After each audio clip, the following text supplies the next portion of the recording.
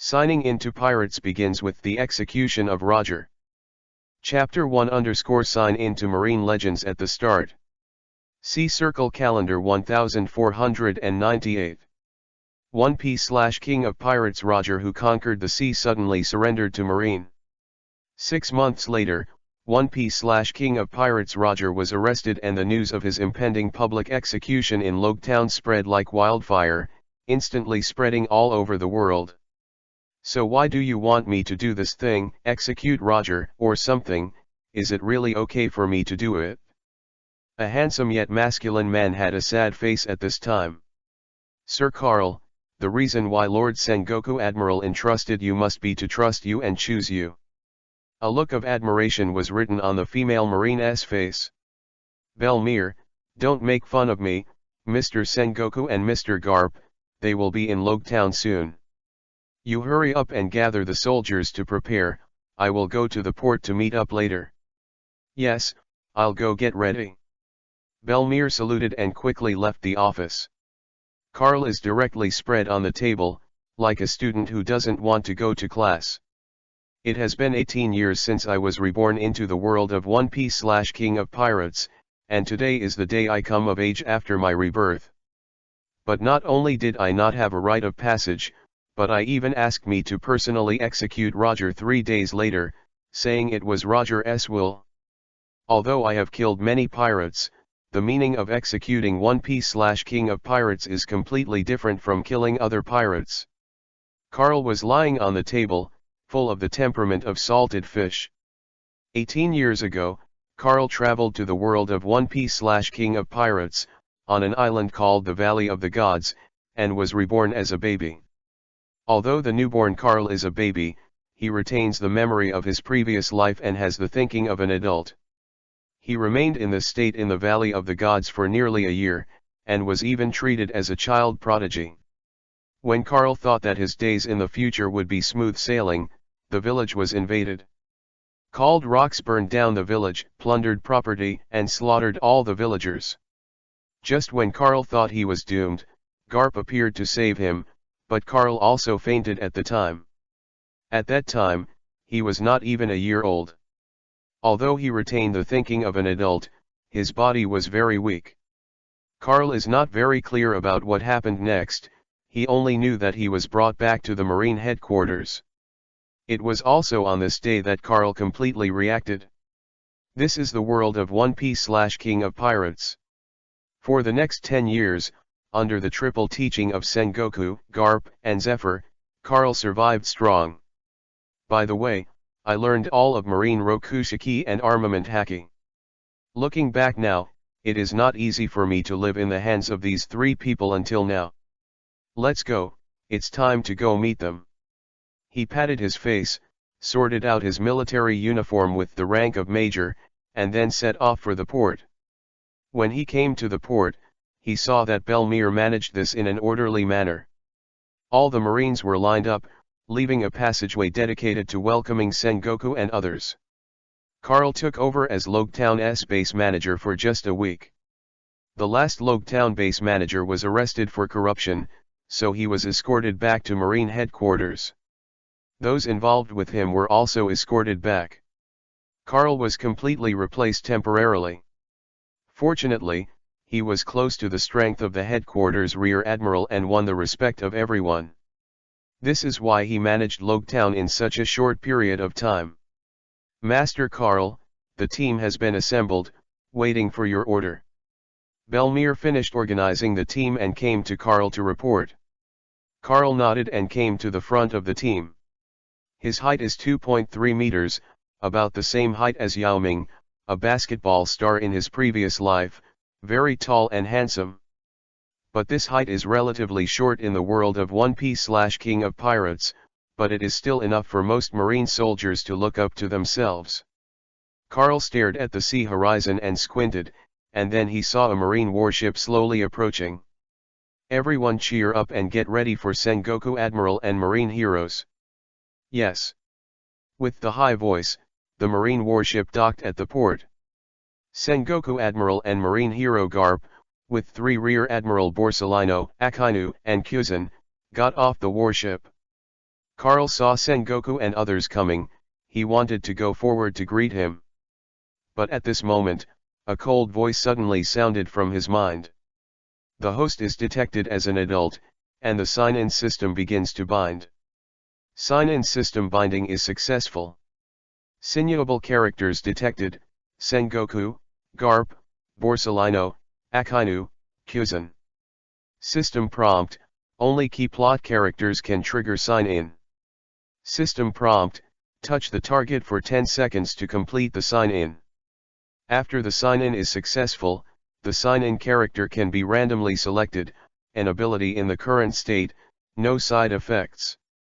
Sign-in system: touch for 10 seconds to complete the check-in. It can also randomly extract an ability from the opponent without any side effects. Hearing this voice in his head, Carl was so moved that he was about to cry. A full 18 years. You are finally here to cross the must-have golden finger. Do you know how my 18 years have been? From the beginning of time, Carl has turned from anticipation to numbness. He already thought that it was impossible for him to appear through time travel welfare, and as a result, the sign-in system suddenly awakened today. Is this the biggest gift for your birthday? Carl thought so. His eyes were a little red. Sir Carl, Sengoku Admiral, they are here. Belmir reminded in a low voice. Carl came back to his senses and stepped forward to meet Sengoku and the others. Master Sengoku, Master Garp, I miss you guys. Carl has a very good relationship with Sengoku and Garp, and the two of them also raised Carl as their godson. Carl went up to a bear hug, which made Sengoku blushed, and Garp was laughing at the side. 10 seconds later, Carl shifted his target and tightly held Garp's big hands. Master Garp, you have no idea how hard I have been this week. You left me with such a mess. It took me a whole week to get Logtown sorted. Isn't it good? It also exercises your ability. You look at the marine around you, how respectful you are. Sengoku said with a stern face. Carl cut and ignored the seriousness. He then shook hands with Borsalino, Akainu, and Kyuzan for 10 seconds. Although the three of them didn't know what Carl was going to do, but Carl's status was special, it was not easy for them to refuse if he wanted to shake hands. After all the handshakes were completed, the system sound was long overdue. Sengoku sign-in complete, get Conqueror Haki, excellence. Sign into Garp successfully, get Strange Power, perfect. Sign into Borsalino successfully, get life back, master. Sign into Akainu is successful, Armament Haki is promoted to proficiency. Sign into Kyuzan was successful, Marine Rokushiki level was raised to excellence. Chapter 2 Roger. Come and shake hands. You little brat, it's a little weird today. Sengoku looked at Carl, who was shaking hands everywhere, wondering what was wrong with him. Carl had already shook hands with all Marines at this point. And 3 future Marine Admiral will trigger the sign-in reward. This made him feel a little lost. Where is Roger? I want to meet him. The route of Roger's escort is secret and inconvenient to disclose, but you can see him when the prison is rehabilitated. By the way, are you ready, you kid? You are going to execute him in 3 days, and you won't express your thoughts? Facing Sengoku's question, Carl shook his head and replied, what can I feel? It's nothing but flattery. Roger was also one of those who destroyed Carl's hometown in the first place, but he was also a member of the resistance to the rocks. That's why Carl is a little tangled, but after thinking about it, it's not a big deal. In the final analysis, it is only to execute a pirate. On the execution ground, Roger is no different from other criminals. After the chat was over, Carl took Sengoku, Garp and others to his office. However, due to his position and seniority, Carl could only sit next to Kyuzan. Sengoku was naturally in front of the desk, while Garp sat down on the desk shamelessly, and even took out a senbei. Then Sengoku began to deploy the execution of Roger. Carl sounded drowsy, and if there was a bed he could fall asleep in no time. I don't know how long it took before Sengoku stopped the meeting. After everyone else had left, he woke Carl, who was drowsy. "Boy, don't you want to see Roger? Come with me." Hearing Sengoku's words, Carl suddenly became interested, and then went to the prison with him. Although it is said that the prison in Logetown is under the jurisdiction of Carl, since Zhangguo and others came, this prison has been temporarily transformed and taken over. Now this place is so well defended that even a mouse can't get in. Of two marine legends is as hard as the sky. After a while, Carl saw the man who was imprisoned in the deepest, even a little downcast. At the same time, the system voice also appeared in Carl's mind. 1P/King of Pirates Roger detected, check-in available. The moment the system sounded, Carl stepped forward to accelerate going. He crossed Sengoku to the fence, looked at the 1P/King of Pirates with a smile on his face, and stretched out his right hand. "Roger. Come and shake hands." "Roger?" Roger's head was full of question marks, but he reached out his hand cooperatively. "Sign into 1P/King of Pirates Roger successfully and get swordsmanship, mastery. Shake hands for 10 seconds and sign in successfully." Carl couldn't close his legs when he heard the system prompt. It's just a pity that Roger's physical condition is at his worst moment, if he signed with Roger when he was at his peak. Carl feels that he can inherit his most perfect swordsmanship. Roger was still being grabbed by Carl at this time, and he had no idea what Carl was laughing at. "Little devil, are you laughing at me for surrendering myself to jail? If that's the case, you've disappointed me too much. Don't get me wrong, I just remembered other happy things that have nothing to do with your imprisonment. But to be honest, pirates like you deserve to be caught. Especially you, Roger. You are still a 1P/King of Pirates.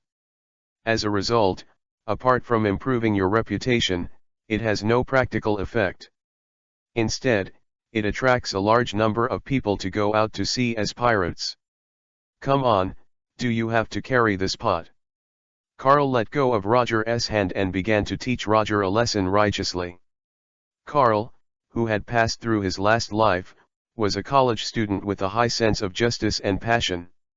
If it weren't for saving lives, he wouldn't have been attacked by thugs and traveled to the world of 1P/King of Pirates. After passing through, he encountered even the Battle of the Valley of the Gods, which led to the loss of his parents and village in this life. This made Carl hate the pirates, and even wanted to kill them all. However, he is still rational. For some adventurers who just call themselves pirates, he relaxes the standard. He didn't want to be a cold-blooded creature who could kill anyone like Akainu. "Carl kid, you are wrong to say that. Pirates are a group of people who are not bound by rules. They are all a group of passionate men who yearn for the sea and enjoy freedom." Ha ha ha. Three views are different, I'm too lazy to talk about this with you. Carl glanced at Roger, then glanced at Sengoku not far behind.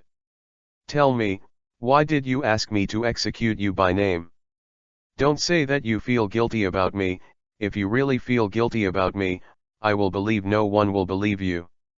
Carl lifted his clothes, revealing a scar on his chest that spanned the entire chest from top to bottom. "I met you with Mr. Garp 2 years ago, and you said you felt guilty about me, and then almost killed me, so don't use that kind of words to prevaricate me." Seeing the scar on Carl's body, Roger scratched his fluffy and messy hair embarrassedly, and his tone became much weaker. "That what? I didn't see you being stubborn at the time, so I wanted to teach you a lesson. But it's been so long, you're all right, and you can avenge the execution in 3 days, can't you?" He.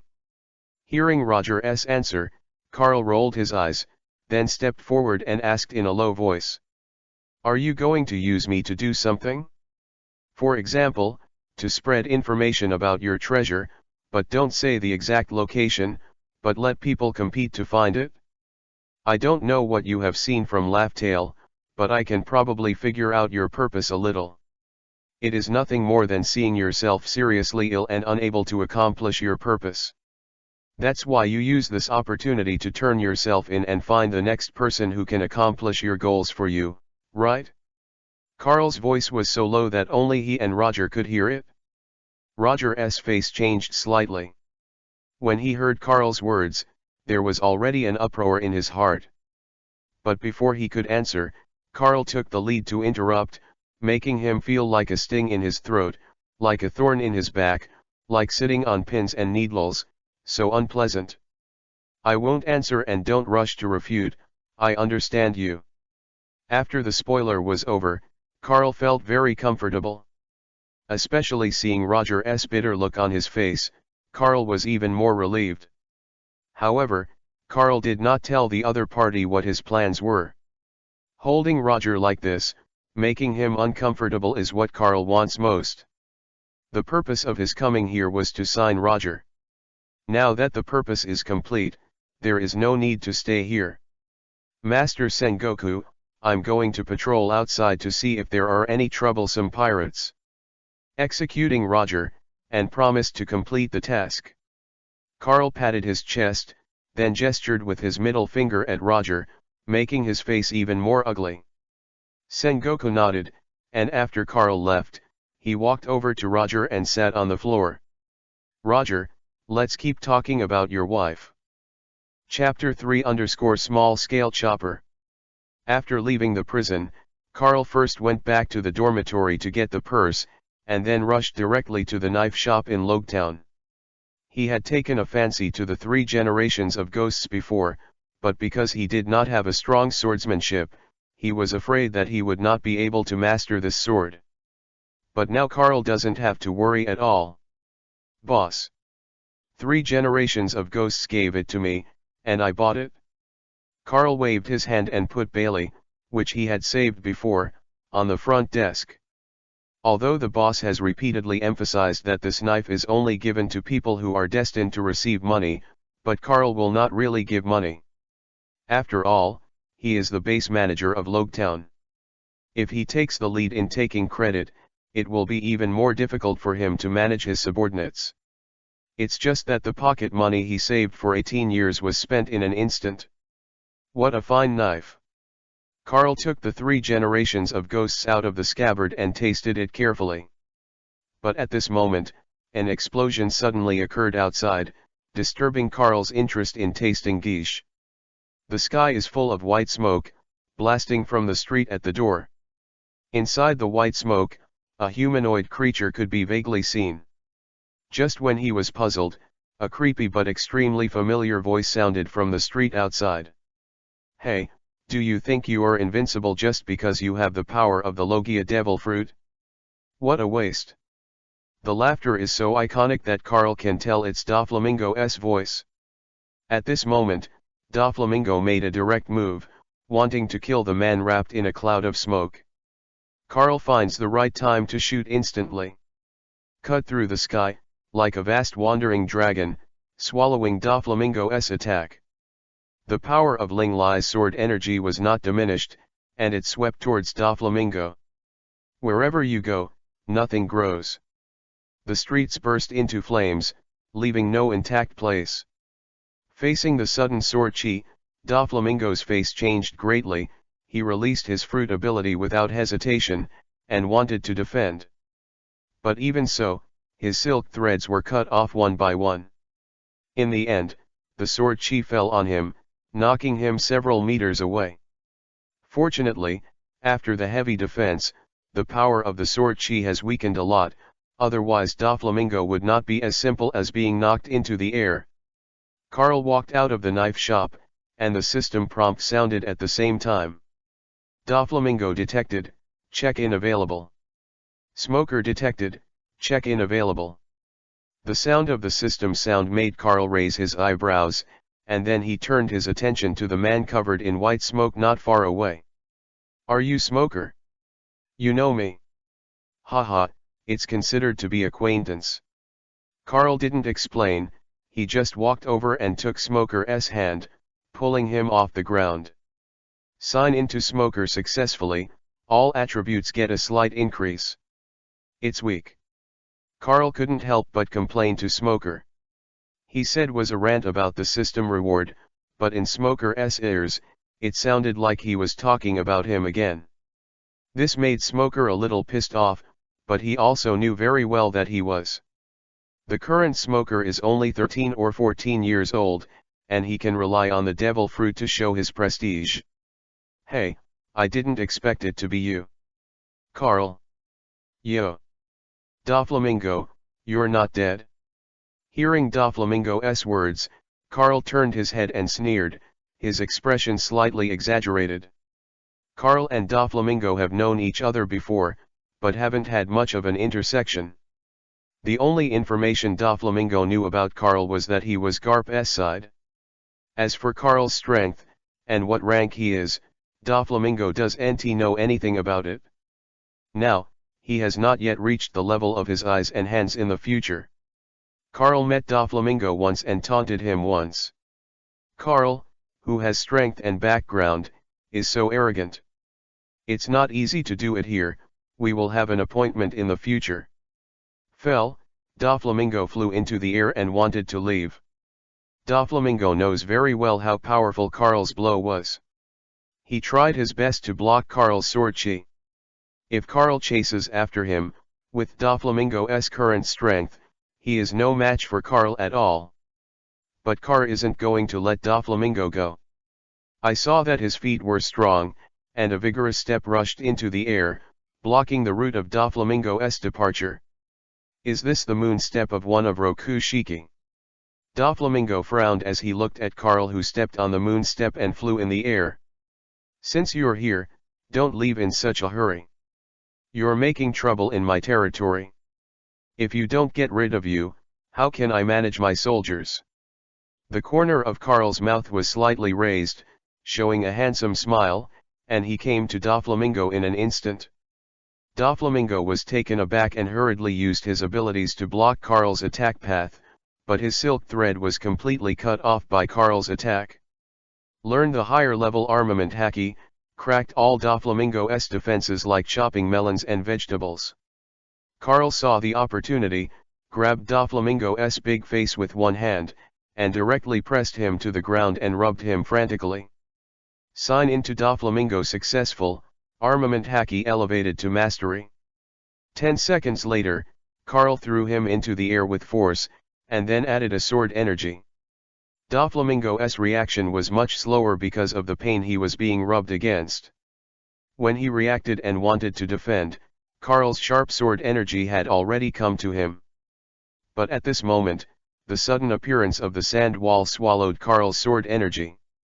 A man in a black coat with a cigar appeared in mid-air to help Doflamingo block the fatal blow. Crocodile detected, check-in available. There are sand walls to protect you, you are really lucky. Doflamingo showed a sinister smile, didn't even say thank you, and chose to run away. Crocodile frowned, he always felt that Carl was scolding himself, but he had no proof. Marine kid, Doflamingo is still useful to me temporarily. If you want to kill him, prepare to be sucked into a mummified corpse by me. Humph. Putting down a cruel word, Crocodile quickly turned into a sandstorm and left here, obviously not wanting to have too much entanglement with Carl. Cut, sand is annoying, it not only escapes fast, but also makes people eat ashes. The enemy ran away, and the sign-in task was naturally impossible to complete, and then Carl turned his attention to Smoker. Smoker, why are you messing with that guy? I want to be Marine, and he's a wanted big pirate, so I'm going to catch him so I can be Marine directly. At this time, Smoker is very young, but already has the arrogance of the future. Hee. Hearing what the other party said, Carl rolled his eyes at him and prepared to leave.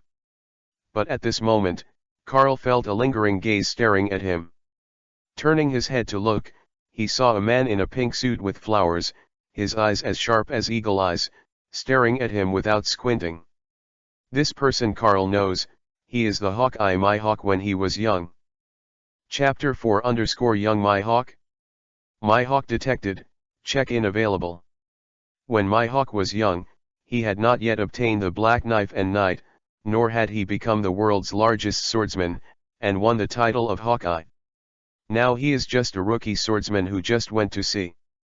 It's just that his eyes are really sharp, which makes Carl a little uncomfortable. What are you looking at? Mihawk. Don't talk and pretend to be a master. Mihawk. Axie. Mihawk didn't say a word, which made Carl's head full of question marks, wondering what he wanted to do. If you don't speak again, don't blame me for being rude. In an instant, Conqueror Haki exploded. Carl took out 3 generations of ghosts and rushed up, pointed at Mihawk, and forced him to do it. Mihawk responded to Carl with his sharp swordsmanship. Clang sound. The 2 famous knives collided instantly, causing violent fluctuations. You are very strong. I want to learn from you. Hearing Mihawk finally speak, Carl pouted, and the backhand was a knife. If you want to fight, speak up. Be careful not to speak and suffocate to death. What a quick knife. Mihawk's sharp eyes, like eagle eyes, instantly caught Carl's movements and avoided Carl's attack. But Carl's attacks don't stop there. Having acquired Roger's swordsmanship, he had already reached the realm of a great swordsman at this time, although he was only able to reach the threshold. However, compared to Mihawk, it is still a lot stronger. He kept firing, each strike just right, at every weak point of Mihawk's defense. This kind of operation made Mihawk extremely nervous, and he didn't dare to relax in the slightest.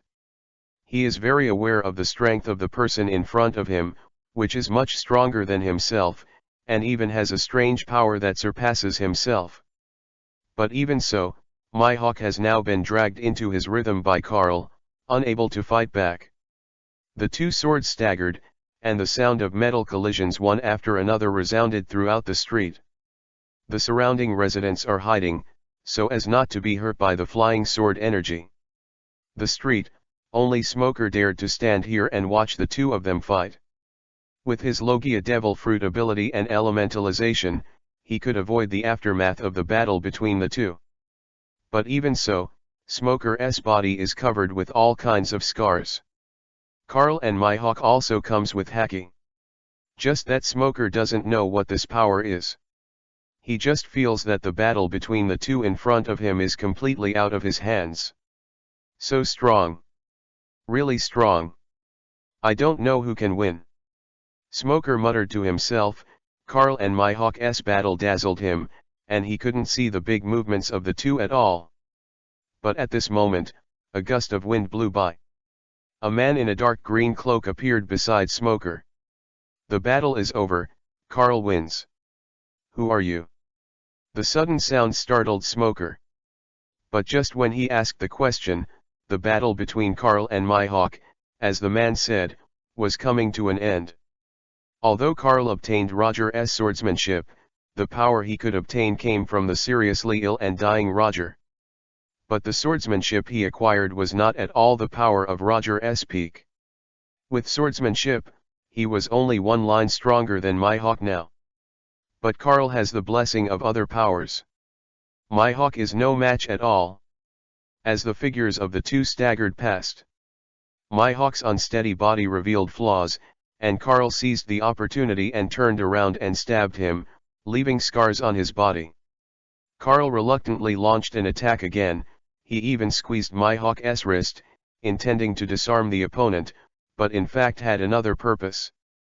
Signed into Mihawk successfully, and the swordsmanship level has been raised to excellence. With the sound of the system, Mihawk also broke free from Carl's restraint and launched a counter-attack. However, the corners of Carl's mouth were slightly raised, and Mihawk couldn't hold back his sword skills. And, Mihawk was the first to be defeated, and Carl pushed the ghost to the opponent's neck. Is this a confession? I'm not your opponent, leave it to you. Mihawk gave up his resistance completely, and even opened his hands to reveal all the vital points to Carl. Seeing this scene, Carl rolled his eyes at the other party and immediately put the knife into the sheath. What am I doing to you? Crazy. Carl buttoned his booger like Garp did, then rubbed against my hawk's body. But at this moment, he saw a familiar figure beside Smoker. At the same time, the system sound also rang. Monkey D. Dragon detected, can check in. The first time he saw the dragon, Carl hugged him without hesitation. Long time no see. Dragon. Can you let me go? We are good brothers who worship handlebars. Is it necessary to resist like this? Hee hee. You're fine with everything, but that's disgusting. Ha ha ha, it's just a hug, not a kiss, do you need to care so much? Sign in Monkey D. Long succeeded, Marine Rokusaki raised to perfection. After hearing the sound of the system, Carl was slightly lost. Bad luck? Obviously, the dragon has more powerful abilities, and as a result, he obtained a Marine Rokusaki. The dragon couldn't bear Carl's embrace, and pushed him away, then tidied up his clothes. Carl, I'm here to talk to you about business. Come with me. It's the same sentence again, I said I don't want to mess with you. Besides, you pushed me away just now. Even if you don't want to do it with me, you can't do it yourself by staying here. Your thoughts and ideas are very important to me, and I need you. What do you need me for? Don't say it, I told you a year ago, it's impossible for the two of us. Carl, just think about it, if the two of us are together, we will definitely succeed. Haha. I don't have this interest. Why don't you come back and do it with me? Wouldn't it be better? Humph. Impossible. Carl and Dragon confront each other, apparently neither can convince the other. It's just an encrypted call between the two of them, and only they themselves know what it means. The meaning of the dragon is obvious, that is, to ask Carl to assist him in setting up a revolutionary army. Carl wants to stay in Marine and change the status quo of Marine.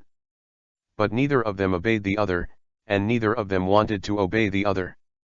When they were young, the two of them often mixed together, and Carl also talked to Long about the socialist concept of the previous life, and Mao's concept. Inspired by Longda, he kept inviting Carl. I want him to do it with me. It's just that the topic of these two is very sensitive. Of course they couldn't say things like revolution, anti-Tenryabito and so on. This caused the two of them to be like encrypted conversations, and Smoker could hear them in a fog, completely unaware of what they were talking about.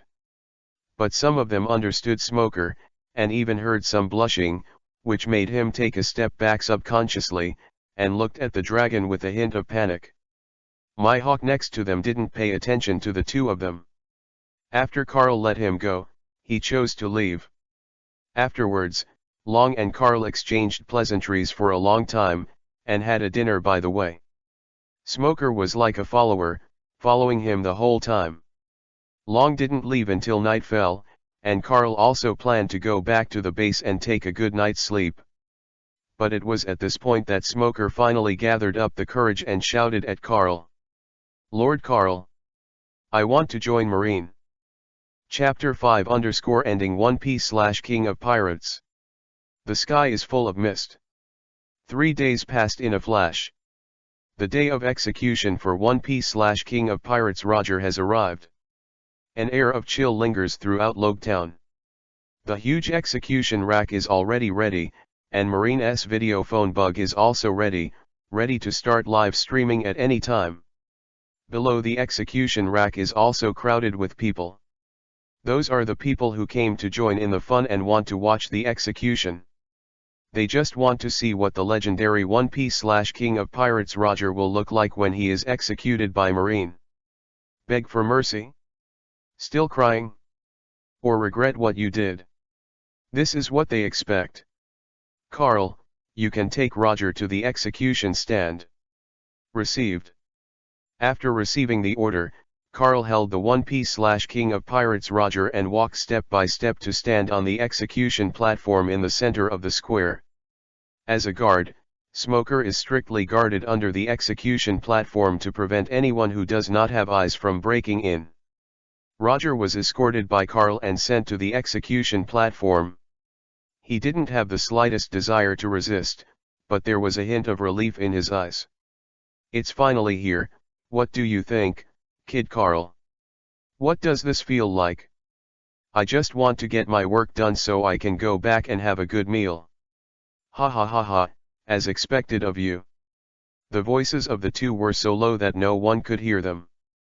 But those who watched Roger could see that Roger was very calm now, as if he was coming home, without any nervousness about being executed. It really deserves to be One Piece/King of Pirates, this kind of aura is daunting. Being so calm in the face of imminent death, I would definitely not be able to do it. Humph. It's just pretending, let's see what kind of expression he will show when he faces execution. The thief he, I'm looking forward to the dignified One Piece/King of Pirates, will he beg for mercy at the last moment of execution? I'm really looking forward to it. The people below you said something to me, and there was a lot of discussion. Carl took Roger to the focal point of the execution platform, looking down at the crowd below with disdain. See Roger, this is the hot-blooded man you're talking about, and they all want you to look ashamed. Don't provoke me in this way, it's useless, but these people are really not the people I'm looking for. Roger showed a pity, while Carl adjusted the video phone bug to face Roger in front of him. In a minute, the execution will be executed. Received.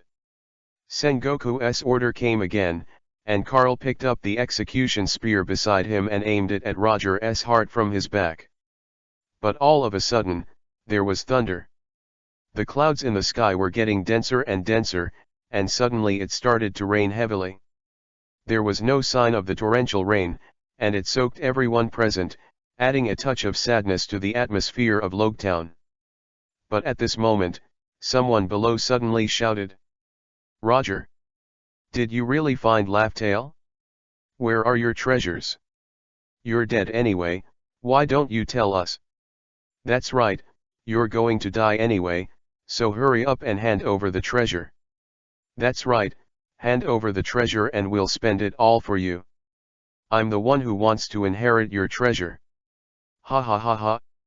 Ha ha ha ha. The people watching the play below laughed, as if they were laughing at these greedy people, as if they were laughing at Roger who was about to die. But their eyes are also full of anticipation, because they also want to know, where is the treasure of One Piece/King of Pirates Roger? But in the face of ridicule, Roger's mouth was slightly raised, and his eyes were extremely hot. A wild voice shouted out from his throat without warning. Want my treasure? If you want, I can give you all. Go find it. I put all my treasures there.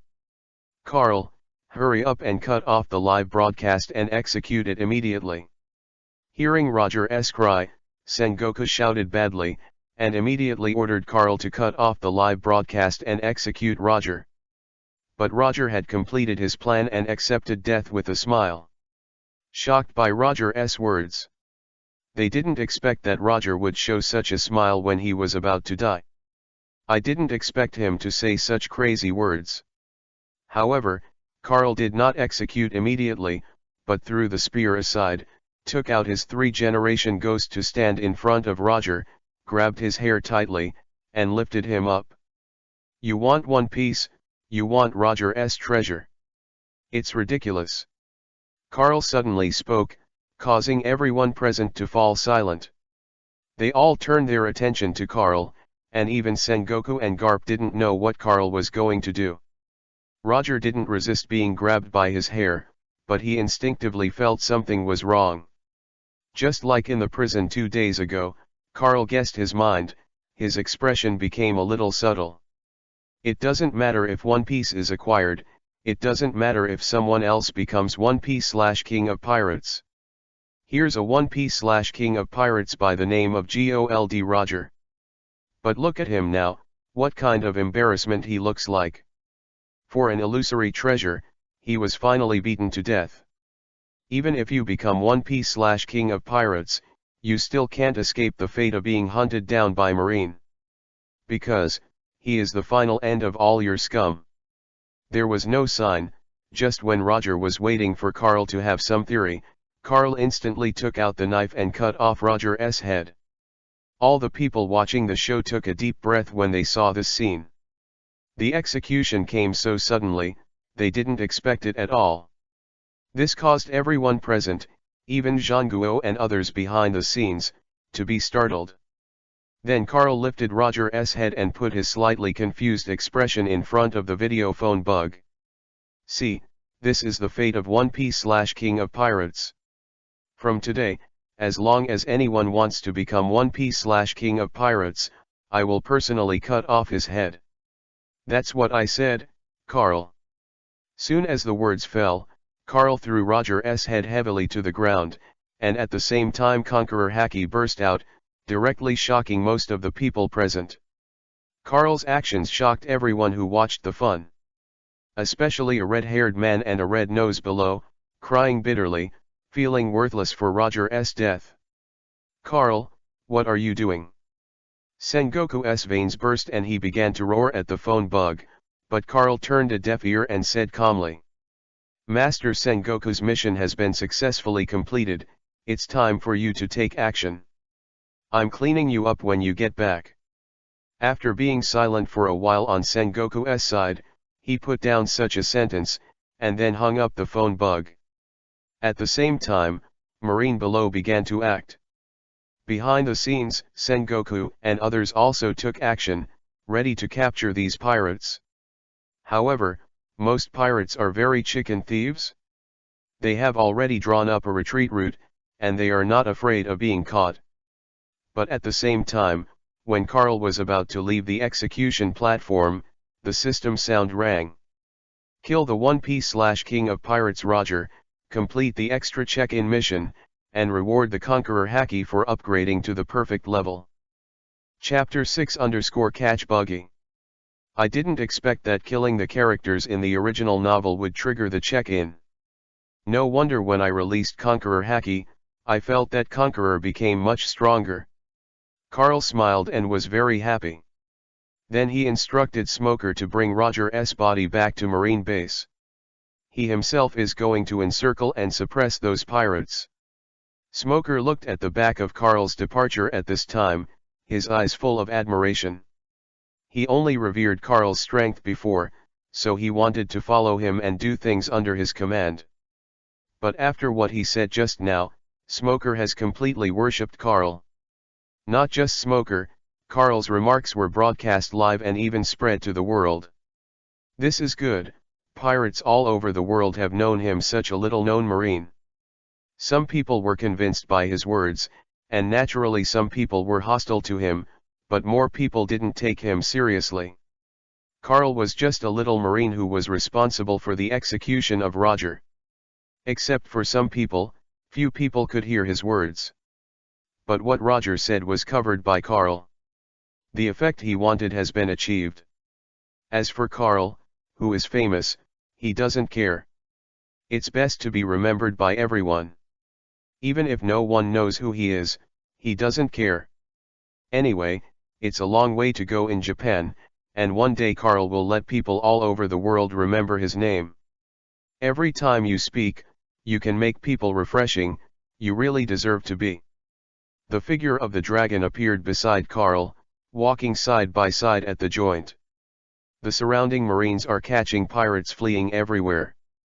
The two of them strolled in this heavy rain, but they were somewhat out of tune with the surrounding environment. You haven't left yet? If you don't leave, I'll go to Mr. Garp. I would like to see how the old man taught you this, a good son who ran away from home. Haha. You are ruthless. Hearing Carl's words, Vivi twitched at the corner of Long's mouth, and disappeared directly into the breeze in Logtown. But before he left, a strong wind blew up. The rain in all the surrounding areas was gathered by him, and then crashed down from Carl's head. Carl turned into a jerk in no time. What a vengeful bastard! Although he was scolding, Carl was not angry, but felt a little reluctant. If we say goodbye this time, I am afraid that the next time we meet again, we will have to wait for several years. At that time, the dragon will really become the leader of the revolutionary army. When they meet again, the positions will be completely opposite. Carl didn't know what kind of mentality he should use to face this brother-in-law.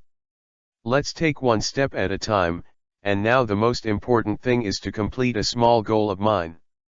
While speaking, Carl saw a red-haired man not far away, evading Marine's pursuit. The first time he saw this man, Carl recognized him as Shanks. At the same time, the system sound also rang. Shanks detected, check-in available. Clown Buggy detected, check-in available. Buggy and Shanks are here too. Hearing the system prompt, Carl stepped on the moon step and rushed over without hesitation. At the same time, Shanks and Buggy are evading Marine's pursuit. But Buggy's fighting ability is really weak. Due to the plan of Sengoku and others, those who participated in the roundup mission were all elites from the Marine headquarters. With Buggy's strength, he can barely hit one or two. However, Shanks' strength is much stronger than Buggy. Marine soldiers in front of him was Shanks' opponent. Buggy, hold on, we'll be leaving soon. Shanks, let go of me quickly, I said I won't go with you. We are enemies. Don't make trouble now, I know you want to avenge the captain, but now is not the time. We are all still weak, and we will take revenge when we become stronger in the future. Isn't it better now to take revenge? I'm here after all. Suddenly, Conqueror Haki covered the two. Buggy's legs went weak and he almost fell to his knees. But Shanks' eyes became extremely sharp, and a domineering aura emerged spontaneously from him. This is the harbinger of Conqueror Haki's awakening. Obviously, Shanks will be able to awaken Conqueror Haki right away, and now there is only one chance left. But Buggy doesn't have such ability. If he hadn't followed Roger and experienced strong winds and waves, he would have fainted long ago. Carl! You bastard! Buggy gritted his teeth and wanted to kill Carl to avenge Roger. But Shanks is much more sensible, he did not impulsive, but questioned Carl. When you were executed, why did you say that? Are you trying to overshadow the captain's speech and make people ignore the existence of Laughtale? Why? It's ridiculous. The mere pirates ask me why, do you have the qualifications? Carl did not answer directly, but instead showed a villain face, mocking Shanks and Buggy. Since you are here, we have nothing to say. Buggy, run away. Wait for me, you bastard. Sooner or later I will avenge the captain. Buggy uttered a harsh word, turned and ran. Shanks didn't want to worry too much, and quickly escaped from here. But Carl wasn't going to let Buggy go. I saw him using the shaver, and instantly pulled Buggy's back and carried him up. Sea stone handcuffs are also arranged for him. Sign in to Clown Buggy succeeded, and swordsmanship has been slightly improved. Cut. Bad luck. Signing into Buggy was successful, but Carl's swordsmanship improved slightly. He was originally going to split the fruit, but since Carl's previous life, the only way to draw cards is to guarantee the bottom line, and the abyss has never shipped. Unexpectedly, the African Emirates Constitution has now been passed on to this life. What do you want to do? Let go of this, uncle. Otherwise, I will never finish with you. Because the Clown Buggy was restrained by Sea Stone's handcuffs, he couldn't use his strength, so he could only take advantage of his mouth. However, Carl felt that he was a little annoyed, and slapped Buggy's neck directly, knocking him out. What a noisy red nose, I'll take care of you later. At the same time, Shanks also found that Buggy was caught, and immediately turned back to save people. I saw him pull out the griffin from his waist, and in an instant, it was a piercing sword energy, like a dragon, rolling up the surging waves, directly evaporating all the seawater in the surrounding area. In the face of such a fierce sword chi, Carl's mouth slightly raised, and a smile was gently sketched out. With the silver slippery falling, Shank's sword chi burst instantly, forming a tyrannical airflow, which formed a short vacuum zone around. All the rainwater in the surrounding 100 meters was evaporated. For at least a few seconds, not a drop of rain fell on the two of them. Chapter 7_Shank's unwillingness. Carl, you guy, you're getting stronger again. Shanks cracked his sword chi when he saw Carl's blow, which made him frown and dare not be careless. With a knife in one hand and Buggy in the other, Carl chuckled softly, hee, you're not bad. Before he finished speaking, Carl carried Buggy and started a fierce fight with Shanks. Due to the sign-in system, Carl's current strength has undergone a qualitative change. Even fighting with Buggy on his back, he can easily deal with Shanks' attack. But the only downside was that the sword energy he released with one hand could not cause effective damage to Shanks. However, Shanks was also unable to attack Carl effectively. Because of Buggy, Shanks couldn't make a full shot at all, which made him very aggrieved. At present, it seems that the sword energy between the two is evenly matched, but in fact Shanks is very clear that he is completely at a disadvantage. This is not only because of Buggy, but more importantly, Carl's swordsmanship and strength have surpassed Shanks. Even armament hacky, Shanks is no match for Carl now. He knew very well that if Carl hadn't fought with Buggy on his back, he would have been defeated very quickly.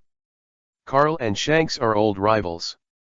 The two of them have fought dozens of times, but every time before, Shanks has the upper hand. This time, it was Carl who had the upper hand.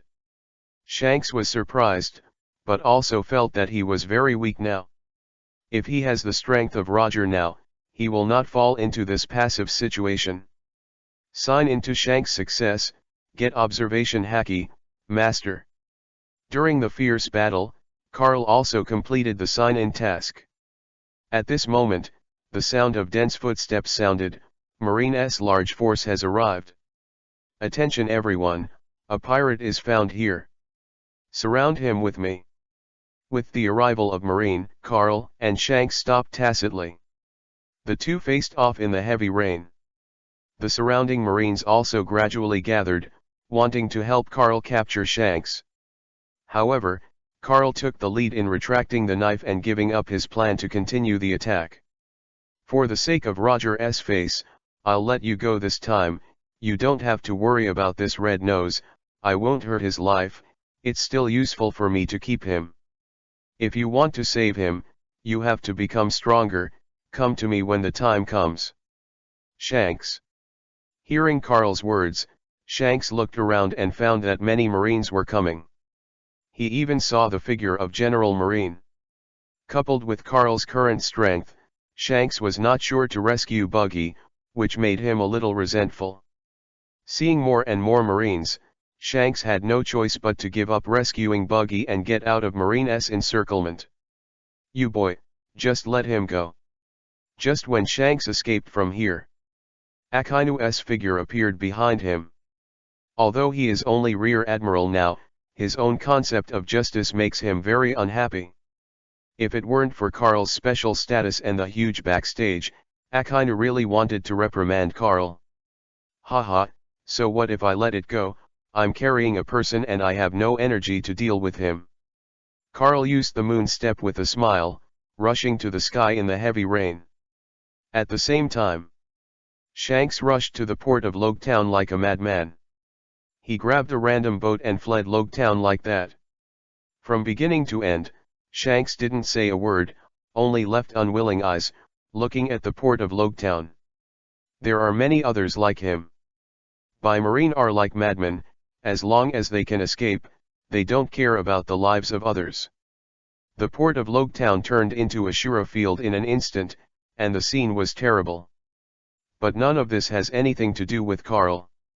He had returned to Marine Base with Buggy in a coma at this time, and changed a set of clothes by the way, waiting for Sengoku and others to return. Master Sengoku, Master Garp, you are finally back. I've made the tea, and now I'll pour it for you. Sengoku and Garp diligently like a child who has done something wrong. Garp laughed when he saw Carl's skillful operation. Sengoku couldn't let it out even if he was angry. When Carl has committed a crime before, he will take the initiative to be courteous and admit his mistakes cleanly. As a result, Sengoku didn't know how to reprimand him at all, and could only simply warn him a few words and then let it go. It's Carl's routine, and Sengoku is getting used to it now. However, Kuzan and the others felt a little strange when they saw Carl's appearance for the first time. Master Sengoku, let me state first, the sentence on the execution platform is entirely for Marine's sake. So I'm not wrong in this matter. But it was my fault to let Shanks go, and I sincerely apologize to you here. I know I'm wrong, but I won't change it. You kid. Hearing Carl's words, Sengoku almost spit out just after taking a sip of tea. Let's put the Shanks thing aside, that guy is not a threat, and the bounty is not high, so let him go. But you have to explain to me what you mean by what you said on the execution stand. Do you know that your words have pushed yourself to the forefront? This is very dangerous for you. Even if you have this idea, how good is it to discuss it with us in advance? In this way, we can also cover for you, and it is convenient for me to explain to Marshal Kong. Sengoku didn't mean to blame Carl, but looked at him distressed. I didn't discuss the going trip with you, and I pushed myself to the cusp of the storm. It was my fault, but at that time, the situation was urgent and there was nothing I could do. But as you can see, after what I said, was Roger's words overwritten? If Roger's words were spread widely, the consequences would be unimaginable. At that time, everyone yearns for pirates and wants to become One Piece/King of Pirates. So what is Marine? What is justice? Are we people shameless? Hearing Carl's words, Sengoku nodded thoughtfully. Garp laughed outright, and then gave Carl a thumbs up. Ha ha ha ha, as expected of you, brat, this old boy Sengoku can't say enough about you, it's absolutely amazing. Okay Garp, do NT compliment him, look at him now that you are used to him, and he will float away if he has a little strength. In my opinion, you should go back to the Marine headquarters with me and exercise for 2 years. I'm not going back. I've only been in Logtown for 10 days, so you're going to let me go back. Isn't that a joke? Carl snorted coldly, disagreeing with Sengoku's suggestion. Sengoku is also a little helpless. He knew that Carl's temper was very stubborn, even though he was obedient at times. But sometimes, like a donkey, Sengoku, Garp, and Zephyr couldn't pull it back. Fortunately, most of the time he is a very calm person. Since this is the case, we won't mention these things. You continue to be your Logtown chief, and I will find a way to help you with your speech on the execution platform. But what about the red nose you caught? Who is he, and I didn't see his name in the reward order? Could it be that he is the little pirate who followed Shanks? That guy's name is Buggy. Although he's a pirate, he doesn't have a bounty, and he and Shanks are old acquaintances. What should I say specifically? Carl rubbed his chin, his eyes lit up, and a word blurted out, mascot. Chapter 8_I? Buggy. Mascot. Play money. Yes, Buggy is the mascot. This guy's luck is outrageous. If he is there, our Marine's luck will not be bad, so I want him to follow me and join Marine. Due to this time period, Buggy has been with Shanks all the time, leading some people to just think that Buggy is Shanks' sidekick. No one can imagine that Buggy is also a trainee crew member of the Roger Pirates. There is no other reason, just because Buggy is too weak, so weak that he can only deal with a few elite soldiers of Marine headquarters. Naturally, people would not associate such weak people with members of the Roger Pirates. That's why, Sengoku and others don't all know Buggy. He really is not qualified to be known. At the same time, The corners of Sengoku's mouth were twitching. He heard Carl's sophistication and didn't know what to say. Carl whistled, looking away, completely ignoring Sengoku's expression. Since you said he was useful, you can deal with it as you like, but when you get into trouble, you also deal with him by the way. Got it? Hey. Don't worry. I will definitely train him hard. And Sengoku agreed to let Buggy join Marine. Carl also burst into laughter. After dealing with Carl's matter, Sengoku briefly held a meeting to explain the impact of the execution. The impact this time can be said to be very bad, even beyond the imagination of Sengoku and Kongsara. Fortunately, Carl's words and his subsequent actions completely covered Roger's speech, causing most people's eyes to focus on Carl at the time. This is also a fortune in misfortune. After the meeting, Kong also made a special phone call and explained some things to Sengoku, and asked him to return to the Marine headquarters as soon as possible.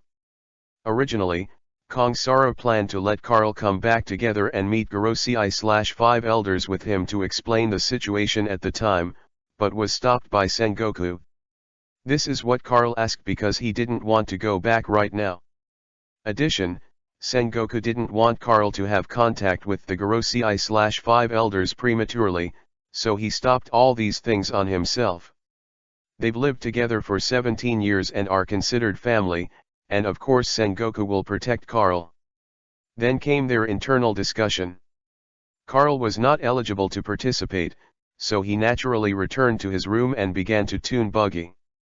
I'll give you the red nose now, the first one is to join Marine and follow me. In this case, I guarantee that you can eat and drink spicy food, and I will even give you a treasure map. But you can also refuse, that is the second choice, I will throw it into the sea to feed the fish. Just these two options, give you 2 seconds to think about it. 2 seconds have passed, if you don't speak, I will treat you as the second choice by default. Without waiting for Buggy to speak, Carl instantly pulled out the 3-generation ghost and inserted it between Buggy's legs. Seeing the extremely sharp blade, less than a millimeter away from his little baby, Buggy was so frightened that he didn't dare to tremble. Don't get excited, Mr. Carl, don't get excited, if you shake your hand, the little ones will be finished. With trembling, Buggy moved back 2 centimeters like walking on thin ice. Pity that he was handcuffed by Seastone and had no strength, and moving 2 centimeters was the limit. Say your choice, and if you don't say it, I'll take it as your default. I am the clown Buggy, I am very longing for Marine. If I can join your command, I will naturally be very proud. And I will be loyal to you, never mind. Buggy said these words with a stiff expression. Although Carl could hear his dissatisfaction and perfunctory, he still retracted the ghost and opened the Seastone handcuffs for him. Go to hell. I will avenge the captain. Carl opened his Seastone handcuffs, the clown Buggy burst into flames.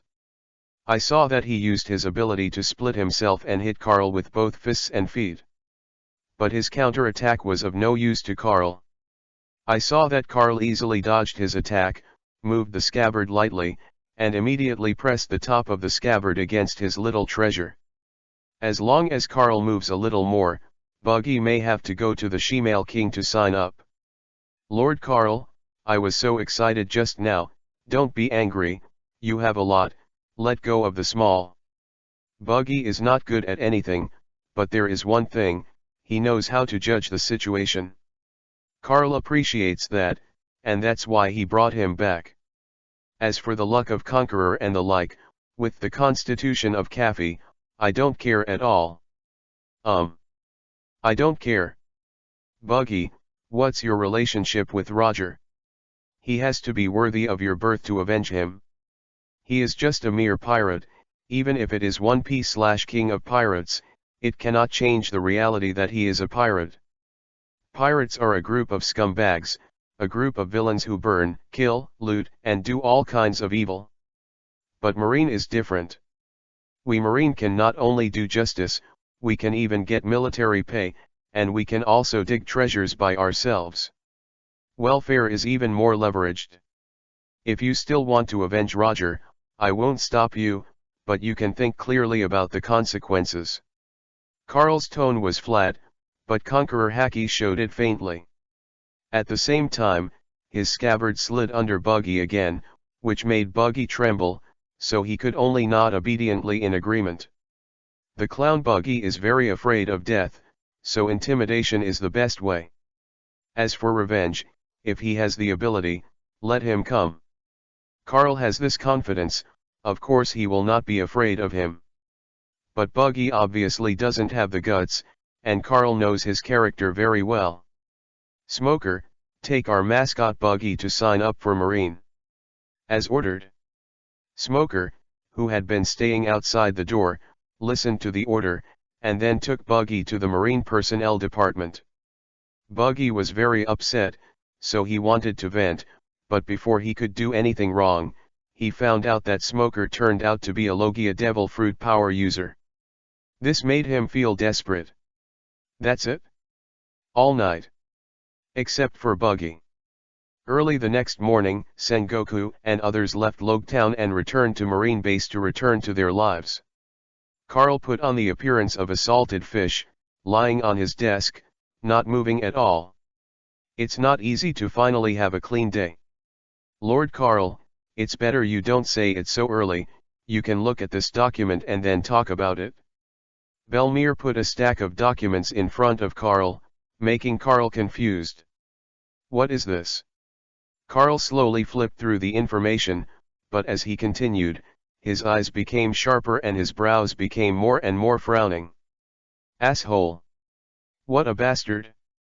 I didn't expect that the bastard who managed Logtown before would do so many wicked things. By the way, why didn't you tell me these things before? Carl was a little sullen, but he did not vent on Belmere, but stared at the window and looked into the distance. Master Carl, I have been collecting this information until yesterday afternoon. These are all evidence of that man, enough to sentence him to death. What we know before is only iceberg. This guy has very strong ties to East Blue's largest pirate group, Admiral Carey, which we didn't know about before. Admiral Carey? Who is this? Chapter 9 Marine Rogue _ Carl looked blank, completely unaware of who this Admiral Carey was. He doesn't exist in the original book at all, that is to say, he is a character before the plot begins. Belmere took out Admiral Carey's reward order. He is the strongest overlord of East Blue, he once went to the Great Root, but for some reason he was seriously injured and escaped from the Great Root. However, since he recovered from the injury, he has never been to the Great Root again, but has been entrenched in East Blue, mastering all the pirate forces of East Blue. His bounty is as high as 79 million Bailey, and he is a tough big pirate. And the most important thing is that the number of the Admiral pirates under him exceeds 10,000, and the ships are more than 100. It's really a big pirate group, but Mr. Garp didn't find them. Could it be that he's too lazy to pay attention to them? Carl thought about it and felt a bit possible. This pirate group looks strong, and the captain has a bounty of 79 million Baileys. In this era when the bounty has not yet been inflation, this bounty is equivalent to the future bounty amount between 100 million and 200 million. People with such strength are indeed invincible in East Blue. But Carl doesn't care, with her own strength, no matter who the opponent is, as long as it's not a monster of the level of Whitebeard and Kaido, he can capture it. Lord Carl, there is one more thing. After thinking about it, I decided that I must report it to you. What's the matter? Seeing Belmere showing such a serious expression, Carl was also a little curious.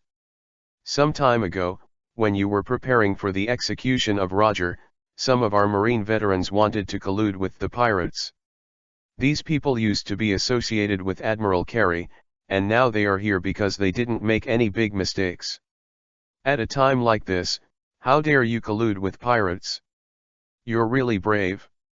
Hearing Belmere's words, Carl thought for a while, and then said to Belmir, "Calling all Marines at once, I have something important to announce." As ordered. Following the order, Belmir assembled very efficiently all the Marine soldiers in Logetown. Smoker even stopped educating Buggy and took him to Marine Plaza to gather Marine in front of him from the stage, and within 3 minutes, the assembly was quickly completed, and he also showed a relieved look. You must know that more than 2/3 of these people are recruits, and they are only those who have been trained for 2 or 3 months. Now even if it is put outside, it is basically useless. However, the speed at which they assembled was trained by Belmir, which saved Karl a lot of trouble. "All the Marines present are my subordinates, but I would rather not have you now, because I am the only one in Logetown, and I can still be strong. You people, one counts as one, all of you are trash. All are rubbish. Except Belmir." Hearing Karl's words, some of the people present bowed their heads, even the arrogant Smoker also bowed their heads. When he first joined Marine, he was taught a lesson by Karl. At that time, he was still a little unconvinced, but after being killed by Karl several times, it was difficult for him to be unconvinced. Buggy even more so. He has been intimidated by Karl now and dare not be disobedient, and the treatment here is really good. At least last night, he slept peacefully after a long absence. The current Buggy simply holds the idea of what it has come to be at ease, being Marine here. Even if he is taught a lesson, it doesn't matter. As long as he manages the food, he doesn't care if he has money. Belmir was a little surprised. She didn't expect Karl to exclude herself, which made her feel a little happy. However, she still maintained a look of indifference on the surface, just stood quietly beside Karl without showing any strangeness. "I know that some of you are not convinced, and there are even people who claim to be veterans of Logetown, and they begin to oppress the newcomers and run rampant. I first took over at Logetown, I made it clear that this would never happen. However, how many days have passed, and some of you have become disobedient, and some of you have even colluded with the pirates outside, right? I know that some of you have made a lot of money by following the previous officer, and now you want to go back to your old business, right?" Speaking of which, Karl didn't look sideways, staring at the group of Marine soldiers in front of him. There aren't many Marine guards in Logetown, including Karl and the others, they're only in the early 4000s. Among them, there are more than 3,000 people, all of whom are recruits who have only been trained for 2 or 3 months. Logetown now, the defensive strength is unprecedentedly weak. This is all thanks to the previous one. If he wasn't too greedy, he directly emptied all the military salaries in Logetown, causing a large number of Marines to leave. Although he said that he recruited a new batch of people, he only recruited a bunch of people who made up the number. If it weren't for Karl's own identity and means, coupled with Belmir's shrewdness and ability, it is really not easy to suppress these newcomers. But even so, most of those veterans still disdain Karl. They just think that Karl has achieved this position by relying on his own backstage. Even if he personally executed Roger, he even made such an amazing declaration. But some veterans still didn't take him seriously. They still go their own way and want to make money from pirates and other civilians. Humph. What are you? Do you think that with your background, you can be domineering in East Blue? You little bastard can make your mark in Logetown. Don't think you've said that, you've participated in the execution and you're a big man. You're always just a kid, get out of Logetown, throw away your background, you're not even a green onion. Ha ha ha ha. Marine soldier with a scar on his face who looked fierce and ferocious came out, taunting Karl. His remarks aroused laughter from some veterans. There were about 200 or 300 people, who had the same thoughts as him, but those people didn't take the initiative to offend Karl. Now that someone has come forward, they will naturally follow suit. However, most of the veterans are still very rational. Although they still disdain Karl, because of her identity, These people naturally dare not make trouble. You bastards! How dare you say such things to Lord Carl? Belmere glared angrily, rolled up his sleeves and wanted to go up and teach him a lesson. Her character was very irritable, and she looked like a little bastard. The head of the rogue marine long ago. Chapter 10 _ Kill the chicken to warn the monkey. Belmere, calm down, forget what I told you before. If I want to be a good secretary for me, being elegant, quiet and calm is the first priority, and maintaining my image and ability is secondary. I'm sorry, Carl-sama. Belmere nodded and immediately took 2 steps back, but her trembling body showed that her heart was not at peace at this time. Carl didn't blame her either. After all, the time they spent together was not very long. When the two of them first met, it was very dramatic. The situation was relatively simple. Belmere was training recruit at sea, and then encountered the pirate group, and everyone, including her, was destroyed by the group. Just when she thought she was going to die, Carl fell from the sky like a hero wearing a pure white cloak of justice. No surprises. Those pirates were instantly killed. Belmere began to admire Carl, especially when she learned that Carl was the new governor of Logetown. She even volunteered to be Carl's personal secretary. Carl refused at the time, but Belmere pestered him every day, and the situation in Logetown was really not optimistic. So Carl agreed to her request, and the effect was good at the beginning. This confirms Carl that Belmere is really capable. You come out and tell me your name. Humph. Laozi's name is Jack. You brat, remember it for Laozi. The ferocious people came out of the queue, still so arrogant. Carl's expression was weird, because of his name, he collided with a certain big pirate. Unfortunately, he is not the big pirate, just a nobody.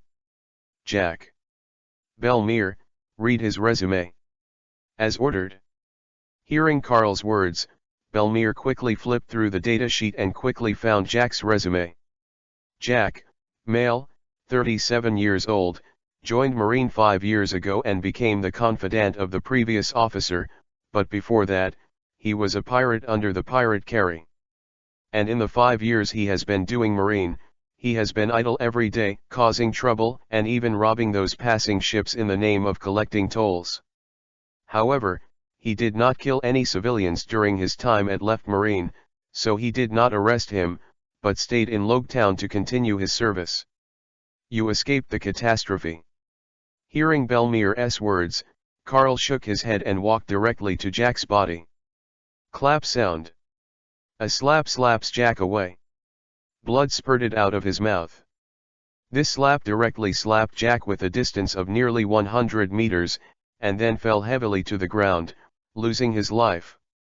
Master, I have a hard background. What can you do? If you are not convinced, you can go together.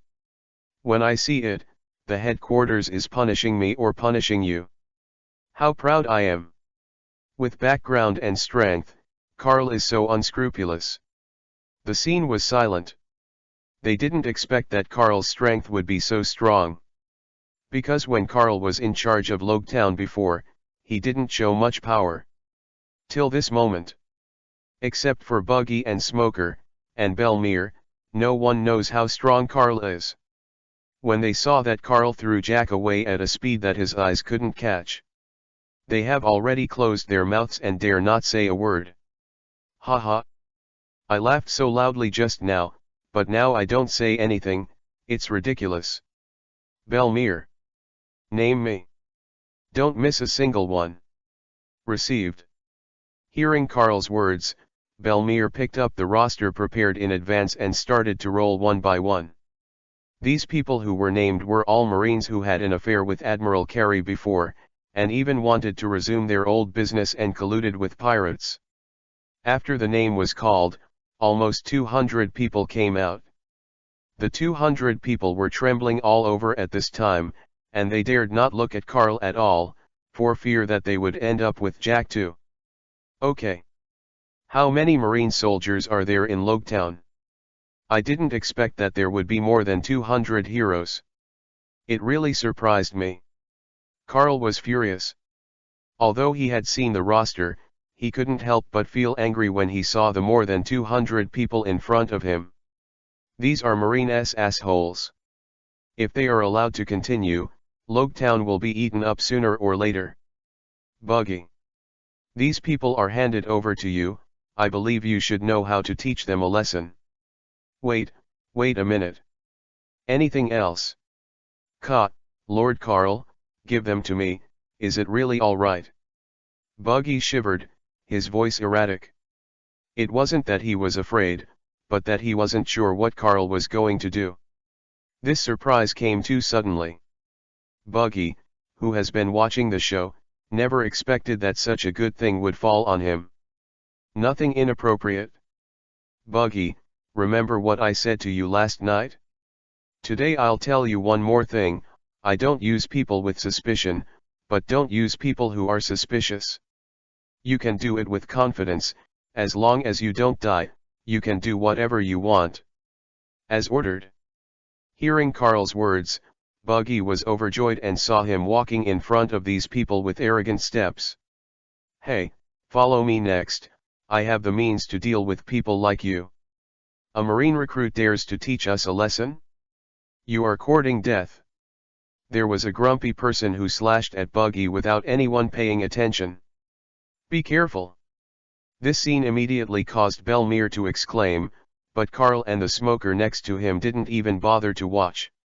Although Buggy's strength is not good, at least it is the strength of the Marine headquarters, above the elite soldiers. Picking up these rogue Marines is no problem at all. The Marine picked up the knife and fell, and Buggy was instantly split in half. But before he could say anything, Buggy's body suddenly moved. I saw his hands suddenly separated, and the two fists hit the rogue Marine's temple heavily, causing him to fall into a coma. The split body also healed automatically, and Buggy even showed an arrogant smile and stepped on the man's face. Seeing this scene, the surrounding Marines took a deep breath. Ha ha ha ha. This uncle is Paramecia, someone with the ability to split fruits, just relying on you rubbish, you still want to hurt this uncle. It's ridiculous. Buggy, stop dawdling, take them away. As ordered. Buggy gave a nondescript military salute, then laughed and drove the men away. When he left, Carl could even see the sinister smile on the corner of his mouth. Obviously, Buggy has thought of a good way to teach this group of disobedient rogue Marine. The rest of the people, although there are also veterans, but these veterans are relatively honest and have not done anything out of the ordinary. As for the immediate recruit, it is better to say. As long as Carl is given time, he will be able to train an elite soldier who is at least invincible in East Blue. In any case, Carl was also trained by Garp, Sengoku, and Zephyr. Carl can completely copy the training method of the three of them, and then simplify it a little to train the soldiers in front of him. Then he turned his attention to Smoker. Smoker, I will personally train you to master Rokushiki as soon as possible. Belmere. The basic physical training of these people will be handed over to you. But don't forget to train, you'll have to learn Rokushiki too. Chapter 11 Krieg _ East Blue, Logtown. The training ground at Marine Branch Base. Belmere is training all the Marine soldiers present, including herself. Been a month since Roger was executed. During this month, a lot has happened. Among them is the news of the battle between Whitebeard and Kaido, and the battle between Whitebeard and the Big Mom pirates. But this is only secondary, the most important thing is that the Golden Lion made a scene in Marineford, destroying nearly half of the Marine headquarters, and then was defeated by Garp and Sengoku together. A generation of pirate legend was finally escorted into the Impel Down, which is known as No One Can Escape. This is the end of a generation of legends, but it has nothing to do with Carl. During the month, Carl kept pushing these Marines beyond their limits every day. Although it will be very tiring, and even cause some people to be injured. However, the people in One Piece/King of Pirates constitution are very perverted. Even if they are injured, they can be alive again after a day. That's why Carl uses them to do this kind of high-intensity training. Buggy and Belmere are also among the training teams. Those marine hooligans were also very obedient at this time, and no one dared to resist. Carl didn't know what method Buggy used to them. Anyway, these people were already obedient to Buggy. Buggy said to go east. These people would never dare to go west. When Carl found out about this, he was also surprised and didn't know what to say. But he was relieved after thinking about it. This guy Buggy has no other means. He has a first-class ability to train people, brainwash people, and make people brains. Otherwise, he wouldn't have gotten along so well in the original work. This is someone's innate ability. Everyone is working hard. I know it will be painful for you to do this, but if you want to become stronger, this is the way you must go. That's how I was trained back then, and that's how I am now. And if the constitution doesn't come, let alone learn Marine Rokushiki, even if you want to maintain the peace of East Blue. Carl stood on the stage, watching the drills below, giving them some encouragement and reprimands from time to time. Smoker, who was training alone. His constitution has surpassed ordinary people, and although he still needs to continue to improve, the conventional method can no longer work. Addition, he is a Logia Devil Fruit ability user, so there is no need to worry about his basic strength, so Carl let him take the lead in practicing Marine Rokushiki. Just that Smoker's qualifications are not too high. Rokushiki has not learned any of them now, and he can't even get started. This made Smoker a little discouraged, so he continued to train every day, and he wanted to learn Rokushiki even if he had to sleep. Carl admired his spirit very much, but he didn't show it on the surface, but scolded it severely. Smoker, your talent is too low. Don't think you are invincible if you have a smoke fruit. In the Great Root, although there are not many Logia Devil Fruits, there are still a lot of them. If you go with your strength, you will die. Especially your smoke fruit, as long as you expand your abilities, your whole body is full of flaws. So as long as you can't practice to death for me, until after you have fully mastered Rokushiki, I'm thinking about teaching Haki to you. Yes. Smoker roared and continued to practice Marine Rokushiki hard. As long as he can learn Rokushiki and cooperate with the fruit ability, the potential of the smoke fruit is actually not small. Carl has even thought of a few combos for Smoker that can go with Rokushiki. He mastered Rokushiki, he trained with the fruit ability. Report to Lord Carl, someone outside is asking to see you. Someone wants to see me. Marine, who was on duty, trotted all the way to Carl. The guy outside called himself Krieg and he said he had something to show you. Krieg. Hearing the name, Carl felt a little familiar, but he didn't care. Take him to the parlor. As ordered. After a moment, Carl met Krieg in Marine's drawing room. Carl felt familiar when he heard the name at first, but now seeing the other party in bronze armor, wrapping himself tightly, all kinds of visual senses rushed to his face in an instant. This Krieg is clearly the one that Luffy met in Carl's previous life, the unlucky guy chased by Hawkeye my hawk. But Krieg is still very young now, and the tenderness and tension on his face doesn't seem to be pretending. What's your business with me? Carl was condescending, completely ignoring the other party. Although his identity surprised Carl for the first time, Krieg was just a small person. If it was Jin, Carl might have another look. Ahem, I'm Krieg, I'm here to negotiate with you on behalf of the Admiral. Previous Logtown base chief, but our cooperation cannot be stopped.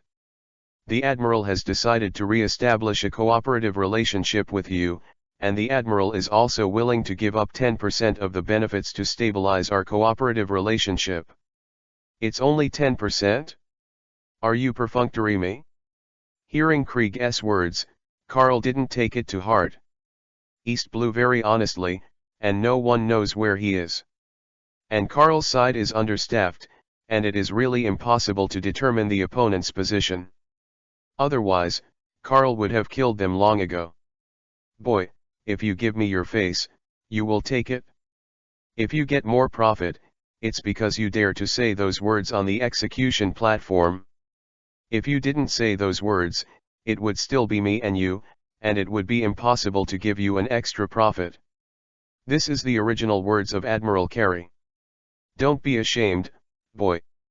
Although Krieg is young and immature, he is backed by Admiral Krieg, the largest pirate group in East Blue. Naturally, he had the confidence to say this to Karl. However, Karl shook his head and used the shaved body to come to Krieg. What? Seeing Karl's teleportation-like speed, Krieg suddenly sweated and his calf started to shiver. Your armor is nice, but it's too brittle. Karl raised his mouth slightly, patted Krieg's shoulder lightly, and then squeezed hard. Just hear a click. Krieg's whole body of bronze armor shattered in an instant, leaving only a drop of residue left here. Seeing this scene, Krieg was taken aback, and his whole body trembled, for fear that Karl would crush himself to death. But Karl didn't do anything to him. Instead, he tidied up the lining on Krieg's body, and then laughed. Tell me to Admiral Carey that if he doesn't have the guts, he can hide forever and never come out. Once I found out where he was dead.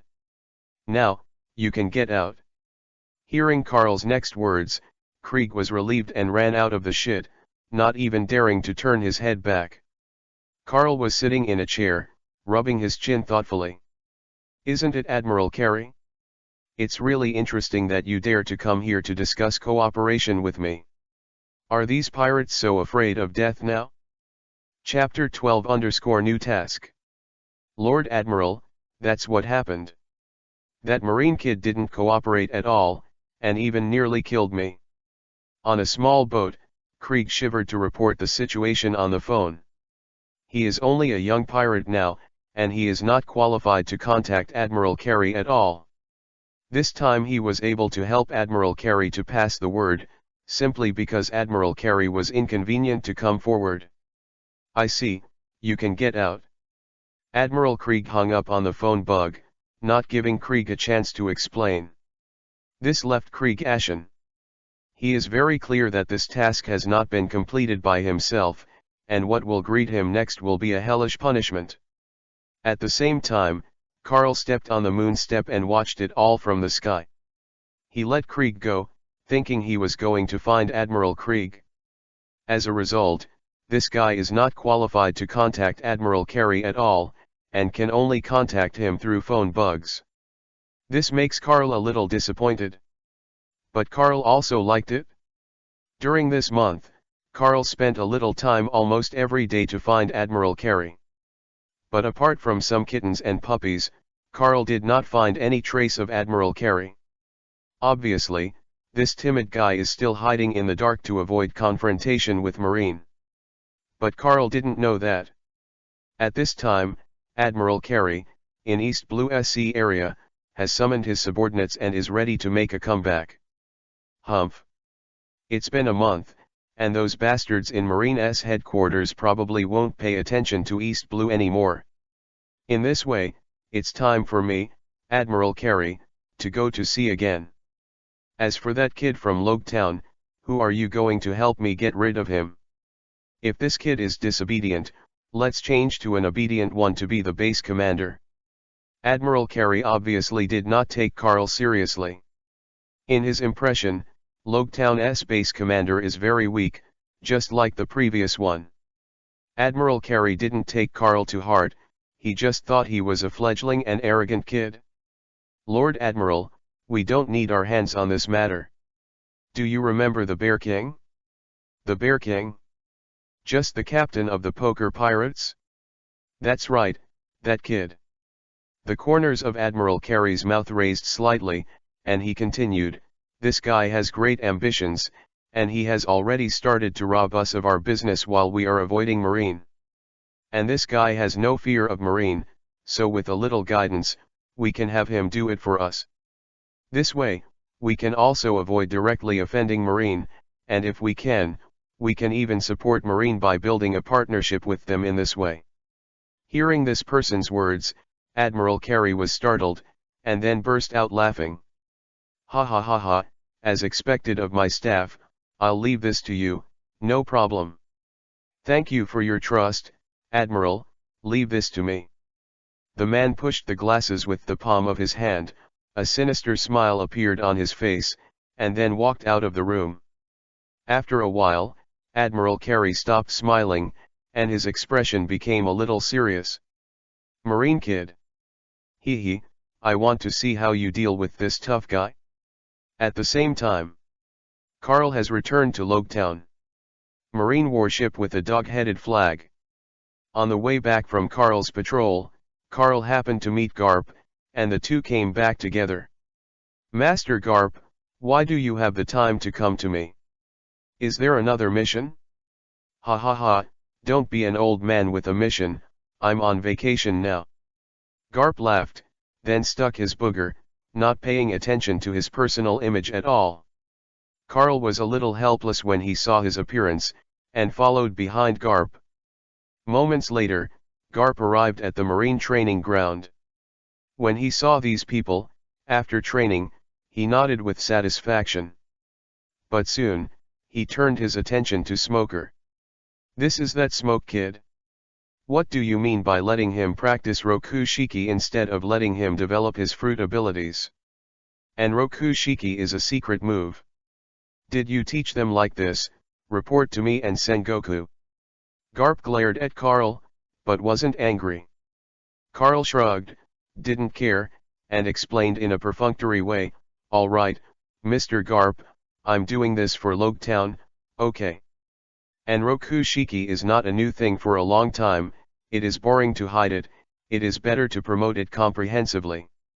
Ha ha ha ha, you've got it right, kid. I won't take anything against you, right? Isn't it? The two looked at each other and laughed at the same time. The other people around heard laughter at this time, and it was only then that Carl came back. But when they saw Garp here again, they stopped what they were doing and stood up to salute. You don't need to salute, you continue to train and don't stop. As ordered. Hearing Garp's words, the Marines continued their training. Garp and Carl left after chatting for a while, saying there was something important to do. But just as Garp left, less than 10 minutes later, the phone worm rang. Hello, who is it? Carl, did Garp go to your place? It's Mr. Sengoku. Mr. Garp is indeed here. Do you have anything to ask him? Carl, I am now ordering you as Marine Admiral, keep Garp in Logetown and never let him go half a step. Hearing Sengoku's angry words, Carl was confused, and after 2 seconds of silence, he answered. Then what? Mr. Garp left 10 minutes ago, you call bug, you're late. This time it was Sengoku's turn to be silent. Fortunately, he did not remain silent for too long, and continued to issue new orders to Carl. Carl, I now order you to assist you in entering East Blue's headquarters, Marine, to find a woman named Rouge. This woman is very dangerous, she must be arrested as soon as possible, the sooner the better. I know Mr. Sengoku, do you have any other tasks? Carl's tone became a little cold. He didn't expect that the mission Sengoku had issued to himself would be to capture Porgas D. Rouge. From the beginning, he didn't want to get involved in this muddy water. And seeing Garp at this time, he probably understands who Garp is for. However, his indifferent tone was not noticed by Sengoku. Sengoku remained methodical, continuing to give Carl the instructions, and the course of action for the operation. Carl is not the main force, all he has to do is to provide information and assist others in arresting Rouge, he does not need to arrest people at all. If Carl can watch Garp, that would be great. Chapter 13 Rouge. _ After hanging up the phone bug, Carl was in a mixed mood. Sengoku didn't make it clear who this person was, apparently to prevent Carl from letting Rouge go because of Roger's business. But Carl, as a traveler, knows everything, and the important information that Sengoku conceals is completely open and transparent in Carl's eyes. That's why he was a little tangled at this time, because he really didn't want to get involved in this matter. Since it's all involved, let's just go through the process. Anyway, with Garp taking the blame for me, I don't have to be afraid of anything. Thinking of this, Carl finished his lunch and left immediately. His memory is not bad, especially after the time travel. Some things that he can't remember in his previous life can now be played back in his mind at any time. Like a movie, this constitution is very convenient when looking for memories. After Carl searched his memory, he learned that the place where Porgas D. Rouge gave birth to Ace was Batarila Island. Is this the island of Batarila? The scenery here is really good and the environment is very livable, but I don't know where Rouge is. Carl was walking on the streets of the small town of Batarila Island, and he felt very harmonious when he saw the people living and working here. But Carl knows that this place will soon become a place of purgatory. Although Marine has not come here yet. But they have already deployed their hands to search for women who are 6 or 7 months pregnant in the recent period. Although those Marines knew Rouge's name and knew she was 6 or 7 months pregnant, they didn't know what she looked like. Result, Marine could only deploy a large number of troops to find the woman who was pregnant in East Blue during this period. And there are a lot of pregnant women on Batarila Island, which surprised Carl a little. Then he contacted the village head of Batarila Island and ordered him as his Marine to take everyone from Batarila Island to Logetown for refuge. And be long before Marine and CP9 arrive. Although Marine would not embarrass those innocent people, Carl could not guarantee that these pregnant women would be completely safe. You know, in addition to Marine, CP9 people are also looking for Rouge. The people in the CP organization are all ruthless, and they will not let go of any questionable target. These people must be evacuated in advance, otherwise once they encounter CP9, it will be really dead. After a simple negotiation, Carl dispatched his own people to bring everyone from Batarila Island to Logetown. Currently, only Logetown is the safest, other places are more dangerous. But what makes Carl puzzled is that he doesn't see Rouge here. Carl knew what Rouge looked like, and he wanted to take this opportunity to protect Rouge secretly. It turned out that they weren't here at all, which surprised Carl. It's weird, shouldn't Rouge be in Batarila? Why is it gone? Put everyone in Logetown and settle them down. Then Carl continued to look for Rouge, and he also wanted to know where the other party had gone. But when Carl was looking for Rouge, a member of CP9 took the initiative to find Carl. I am a member of CP9 and the person in charge of this operation. I heard that you transferred all the people from Batarila Island to Logetown, right? This is just right. You hand over all of them to me to deal with, and then it's none of your business. The CP9 member Carl did not know. But his arrogant attitude made Carl very unhappy. What kind of onion are you, you dare to order me? Haha. The mere Marine dares to contradict the superior, you don't want to live. The CP9 sneered and stepped forward, trying to teach Carl a lesson. But Carl clasped his wrist with a backhand, and Conqueror Haki exploded. Do you have the qualifications to do something in front of me? With the crisp fracture sound, Carl directly crushed the bones of his wrist. The huge pain caused the CP9 member to cry out loudly, attracting the attention of many people around. You bastard! Just Marine, how dare you hurt me, I'm from CP9. Do you know the consequences of offending CP9, you and your family? Don't think about it, just wait for CP9's revenge. The CP9 endured the pain and threatened Carl. But when he heard his threat, Carl laughed instead of getting angry. Hee, it's really interesting, you said you would take revenge on my family, right? You let me do the math first. Master Garp is 1, Master Sengoku is also 1, and Master Zephyr is also my family. Oh yes, I almost forgot Sister Crane. If you want revenge on them, I honestly don't mind, but do you really dare? You, who the hell are you? After the other party heard Carl's words, he immediately softened. He didn't expect Carl to name 4 marine legends in one breath, which made him unable to stand still. My name is Carl, I'm just a nameless marine, you can come anytime if you want revenge, my family and I will be waiting for you. As for now, go away. There is no place for CP9 to speak. Mere marine, don't make me proud. Although very unwilling, the CP9 knew that he was not Carl's opponent. However, he did not believe that Carl really knew the 4 marine legends. Although Carl's identity is not a secret inside Marine. However, the CP organization and Marine did not exchange information at all. Except for high-level officials such as officers, very few people in CP9 know Carl's identity, so the CP9 is so arrogant. But he can't be arrogant now. His wrist was easily crushed by Carl, and if he didn't go back for treatment, he would really be disabled.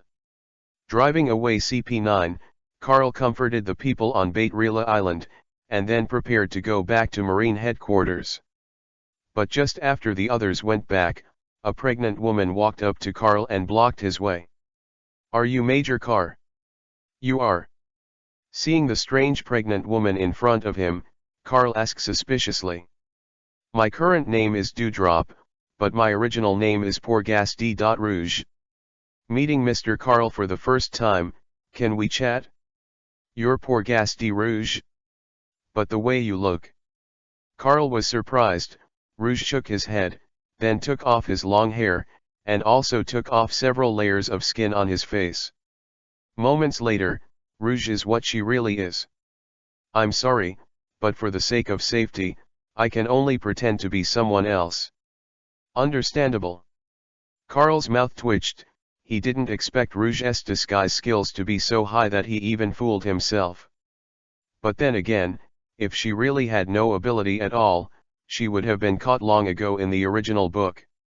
Marine and CP9's joint arrest operation is no child's play. In addition to Garp's escape, her own ability must not be ignored. But when Carl and Rouge returned to Marine base, Garp also came to the empty Bait-Rila Island, alone and messed up in the wind. Who can tell me where all the people here have gone? Chapter 14 Rouge's Mind. Just when the soldiers of Marine headquarters and members of CP9 were looking for Rouge, no one knew that Rouge had been picked up by Carl, Marine base in Logtown. The man who had his wrist broken by Carl went to report to his superior and wanted to sue Carl severely. But he was taught a lesson by his boss. Because of Carl's identity, even the person in charge of CP9 can't afford to offend him. After the complaint, the officer threw the information away and let him see it for himself. When he learned about Carl's identity and background, he fainted with fright. He said before that he would let Carl's family suffer. Who would have thought that Carl's family was really marine legends like Garp, Sengoku, and Zephyr? If you offend these marine legends, you don't know how he died. So CP9, regardless of Carl's thoughts, just let the people in Logtown go. The same is true. The people on Marine's side also knew that Carl took advantage of his position to bring the people from Bait-Rila Island to Logtown for investigation. They also gave up the idea of bothering Carl and focused on finding other suspicious places. Having a background is just that convenient. If Carl was just regular Marine, I am afraid that every 3 days, someone will come to bother him. But Carl didn't know about these things. He didn't know that these people were afraid of their identities, so they didn't dare to investigate. But even if they came, Carl didn't care. What Carl wants to do now is to let Rouge live here in peace. As for what to do in the future, Carl has not thought about it, but he can at least guarantee that Ace can be born normally. Rouge doesn't sacrifice for it either. And Carl also wants to try, if Ace is brought up by himself, will he become a real Marine? Son of One Piece / King of Pirates Roger, taught to be a Marine. It's cool to think about this behavior. Mr. Carl, what are you thinking? Why are you showing such a wretched expression? Rouge, who was sitting opposite, felt a little shudder when he saw the smile on Carl's face. She suddenly felt that she took the initiative to reveal her identity. Wasn't it a bit unwise? It's nothing, I just thought of some happy things. Now let's talk about you. Why do you take the initiative to reveal your identity? To be honest, if you don't jump out on your own, I'll probably wait until the review is over without knowing you're in the crowd. Carl spread his hands and told the truth. In order to save his life, Rouge filled up his disguise skill. With Carl's half-hearted observation hacky, there is really no way to tell. Just that if you change to Garp and others, you may be able to discover Rouge's true identity. But apart from Garp, no one else knew what Rouge was really like. The reason why she made it easy is just to add an extra insurance to herself. Rouge took a deep breath and drank a cup of tea to moisten his throat before explaining. Roger once mentioned you to me, saying that you are a very nice person, but sometimes you are a bit stubborn, your temper is also very stubborn, and you are often rambunctious. But he said, you're a good man, an honest Marine, and you can be trusted.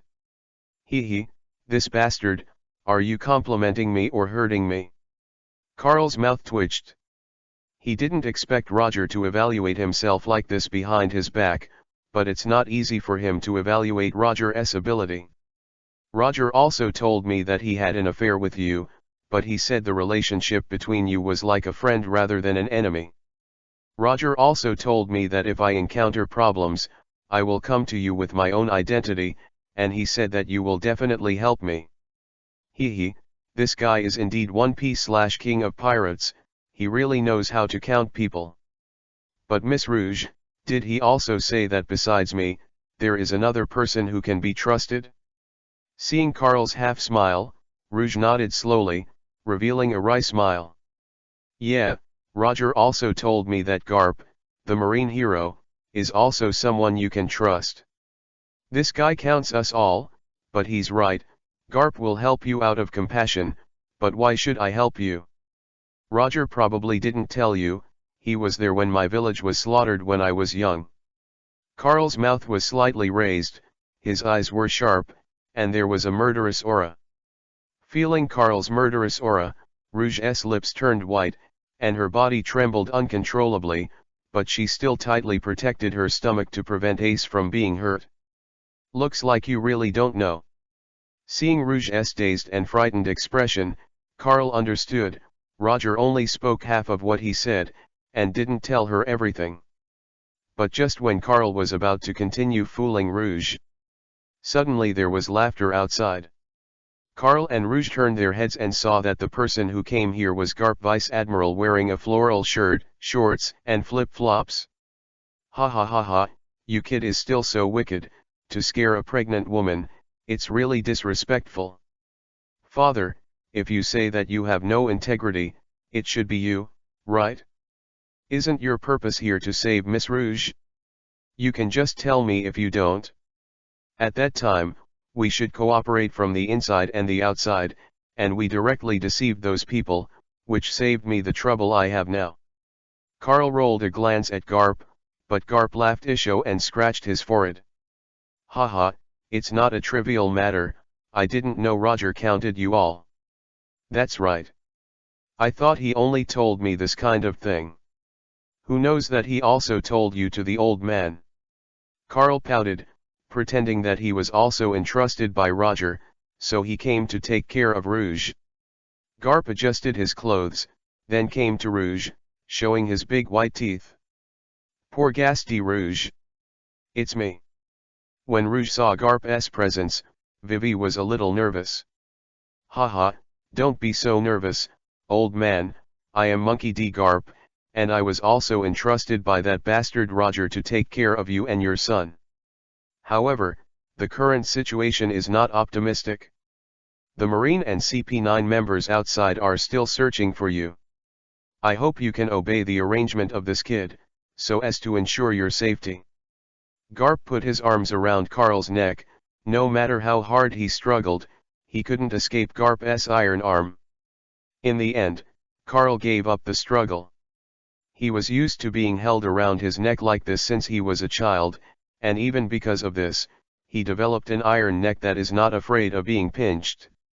Rouge looked at Carl, and then at Garp, kneeling on his belly with tears in his eyes. "Thank you for your help, the great kindness of the two, the little girl will never forget it." Chapter 15 Rouge stunned. "Get up, you are 7 or 8 months pregnant. It's not good for your child to kneel." Carl saw Rouge kneeling down and immediately helped her up. Garp was picking his nose, without any mood swings. Moment for Garp to pat Carl on the back, nearly knocking him to the ground. "Master! What are you doing?"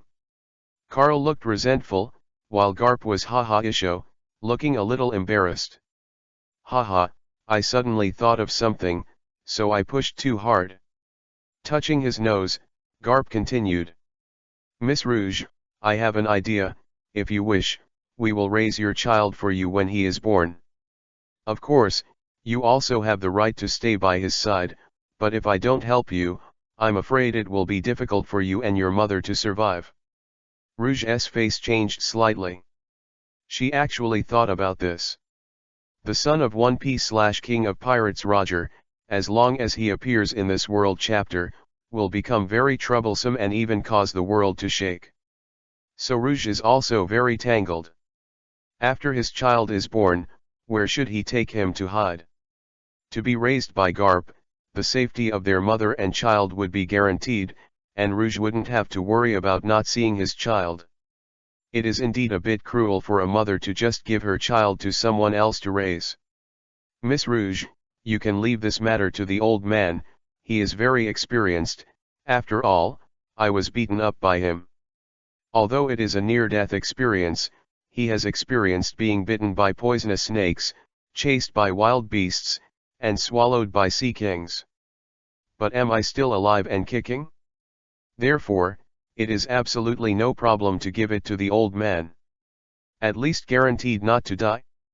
Carl winked, but his gesture turned a little terrifying in Rouge's eyes. Even the look in Garp's eyes became a little frightened. Because Carl's description is really scary. "You brat, what nonsense are you talking about? Aren't those things all for training you? How would you be so strong now without these experiences? What a white-eyed wolf!" Snort. Garp's arrogant hands crossed his chest, obviously dissatisfied with Carl's words. But he refuted, but it was confirmed from the side that everything Carl just said was true, which made Rouge's face even paler. She even had some doubts. Did she really do something wrong by taking the initiative to reveal her identity? Are the two people that Roger trusts really trustworthy? Why are the two of them, one scarier than the other? Unable to stand the surprise, Rouge passed out just like that. Carl and Garp were even more surprised when they saw this, and hurriedly supported her to prevent Rouge from falling to the ground and causing a miscarriage. "The old man is all you have to scare him. What do you call me? Would she be scared if it wasn't for what you said?" "Hee, sir, you are still quibbling. What do you mean by sophistry? Your skin is itchy again, isn't it?" Garp and Grandpa Carl carried Rouge back to the room, and then found someone to take care of her. On the other hand, they were quarreling and bickering for themselves, which made those Marines dare not speak at all, for fear of touching the bad luck of these two people. But just as the two men were arguing and throwing blame at each other, Belmere hurried in. "Something bad. The poker pirates attacked our port, and the Bear King is destroying the buildings there." "Poker pirates? That Bear King with a bounty of 10 million? Hearing Belmere's words, Carl remembered that, in East Blue, the slightly famous Bear King. The strength of this person is not bad, and he has a very good devil fruit. His time at sea was short, not even a year. But in just 1 year, his reputation suddenly skyrocketed, and he was even more invincible in East Blue. Where are Buggy and Smoker? This guy, it's enough for the two of them. Although his strength is not bad, and he also has the ability of devil fruit. But the strength of Buggy and Smoker is almost invincible among East Blue. What's more, they were also trained by Carl for a month, and their strength improved by leaps and bounds. So Carl is not worried, the two of them will lose. But Belmir's expression was still flustered. She glanced at Garp next to her, and said in an embarrassed tone, "Smoker has ruined himself. He has been in a coma since the morning. Although Buggy has passed, he is not the opponent of the Bear King. It's really useless." Hearing Belmir's words, Carl also felt a little embarrassed. Garp next to him even looked at Carl with a good-looking expression, which made his head go big. "Okay, I'll deal with this guy, Smoker. You have to find a way to wake him up. I'm going to ask him what he's doing, and he can even train himself to faint." Carl was a little angry, stepping on the moon step and soaring into the sky, and instantly disappeared from Belmir's sight. "This is moon step. I'm really envious. Haha, you have good qualifications. As long as you improve your physical fitness, things like moon step are easy to learn." Garp comforted Belmir briefly, and then asked curiously, "What about that Smoker? If I remember correctly, isn't he a smoke fruit person? What does it mean when you train yourself to faint?" "Lord Garp, I mean literally, although he is a smoke fruit person, he himself insists on using sea stone as a weapon to train together. As a result, I accidentally hurt myself, and then fainted. Reason is nonsense, but it fits the character of Smoker. After all, this guy will also use sea stone as a weapon in the future. Training now is exactly the path he may take in the future." Garp was thoughtful, but didn't say anything, because Smoker was Carl's pawn. So Garp didn't speak, just sat here quietly eating senbei. Belmir is very discerning, pouring tea and pouring water, and giving Garp a new senbei, which makes Garp very happy. "Your name is Belmir, right? Do you have someone you like?" "No, no." Suddenly being asked this kind of question, even if Belmir is a boy, his face cannot help but turn red. But because of Garp's identity, Belmir did not leave directly. "In that case, what do you think of Carl in our family? Although this kid has a lot of shortcomings, his advantages are also obvious, that is, he is handsome. He is 1/10 as handsome as when I was young. Ha ha ha ha. How is it possible that Mr. Carl is the most handsome? No one. Hey, this is starting to maintain Carl." I didn't." Asked again, Belmir's face turned even redder. "She looks like a ripe fruit, exuding an intoxicating aroma of fruit wine." Then Garp continued to question, causing Belmir to quickly lose the battle, and fled the place like a fly, leaving only Garp laughing. Chapter 16_Bear King. At the same time, Carl didn't know what Garp had done, nor did he know that Belmir was defeated because of shame and completely lost his mind. Now he just wants to kill the Bear King in front of him and his subordinates. The port of Logetown has just been repaired for less than half a month, and it was destroyed by this bastard again. Carl is so sad. Only at home can you know about diesel, rice, oil, and salt. Fix Logetown came out of Carl's pocket. And most importantly, the residents of Logetown were also injured a lot, and their shops and residences were even damaged. These all need money to maintain. Carl needs to compensate them and rebuild their houses. After all, he is a responsible officer, and it is impossible for these residents to fend for themselves. Otherwise, Carl would not have such a high reputation in Logetown anymore. Fortunately, the residents of Logetown ran fast and there were no deaths. This gave him a sigh of relief. "Lord Carl. Help. This guy is so hard, I can't move at all." After Buggy was kicked away by the Bear King, he saw Carl's figure, and immediately ran over and started calling for help. Carl didn't know what to say when he saw Buggy's unpromising appearance. What a shame for Marine. Buggy. At the same time, the Bear King below also saw Carl, who was stepping on the moon step and floating in the air. Originally, he didn't take Carl seriously, because he knew that East Blue's Marines were weak. He's not afraid at all, any Marine from East Blue. But when he saw that Carl could fly in the air, it took him by surprise.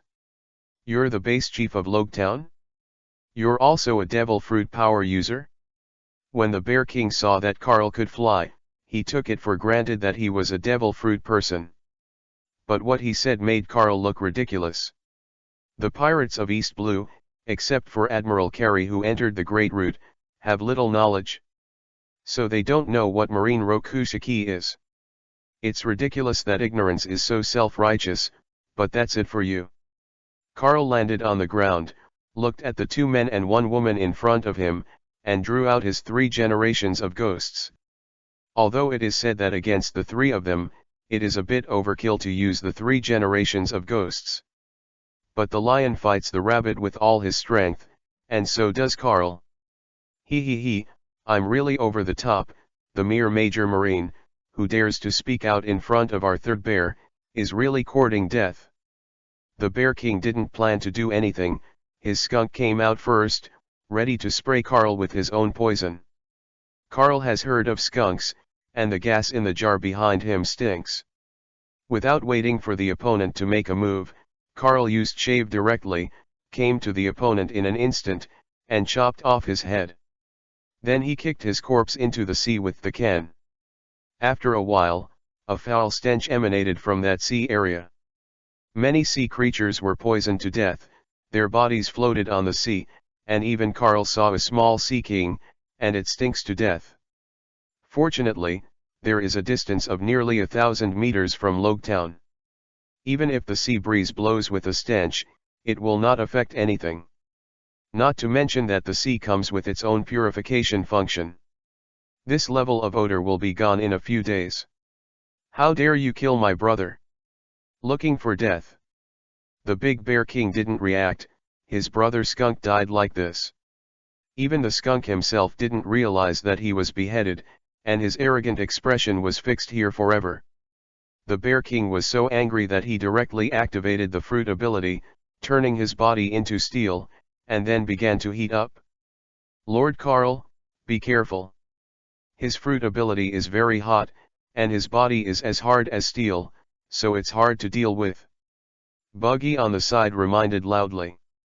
When he first fought the Bear King, he didn't care about the opponent's ability. But when he found that he couldn't beat the Bear King, he realized that the hardness of the opponent's body far exceeded his own attack power. Then Buggy lost. But Carl is not Buggy. Facing the Bear King, who was activating the ability in front of him, Carl simply tried a few knives and found that his body's hardness was indeed comparable to that of steel. But the power Carl used was only 1% of his own, and now he just wanted to see the hardness of the opponent's body. However, in the eyes of the Big Bear King, his performance has become, and he can't hurt himself with all his strength. Ha ha ha, see, this is my strength, sweetheart queen, let's go together. Yes. Lord Captain. The Queen of Sweetheart directly transforms into a stream of water and pounces on Carl. Her ability is to turn into a sticky liquid that looks like water, but it's not. However, to activate her abilities, she needs to take off all her clothes. In addition, she has a graceful figure and looks good. When this move is launched, it can attract the attention of the enemy.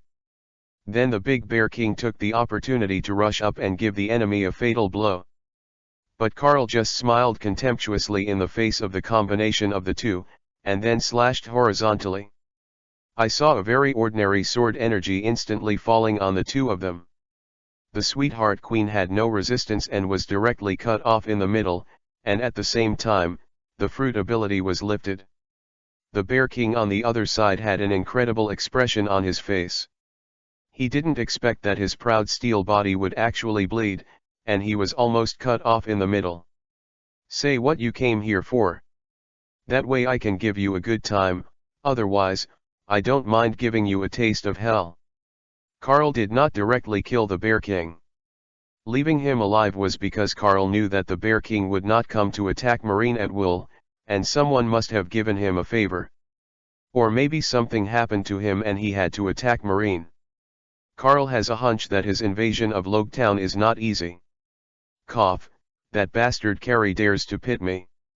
Damn it! If I knew you were so strong, why would I come here to die? It's really abominable. When the Bear King heard Carl's question, his expression immediately became hideous, and his eyes were full of hatred and anger. After all, he was a pirate, and the other party tricked him first, so the big Bear King sold the man behind the scenes without hesitation. Admiral Carey, he asked me to come. He said that as long as I can kill you, he will establish a cooperative relationship with me and share East Blue together. What a bastard, how would I have ended up without him? Is it him again? Before the other party could finish speaking, Carl gave him a good cheer.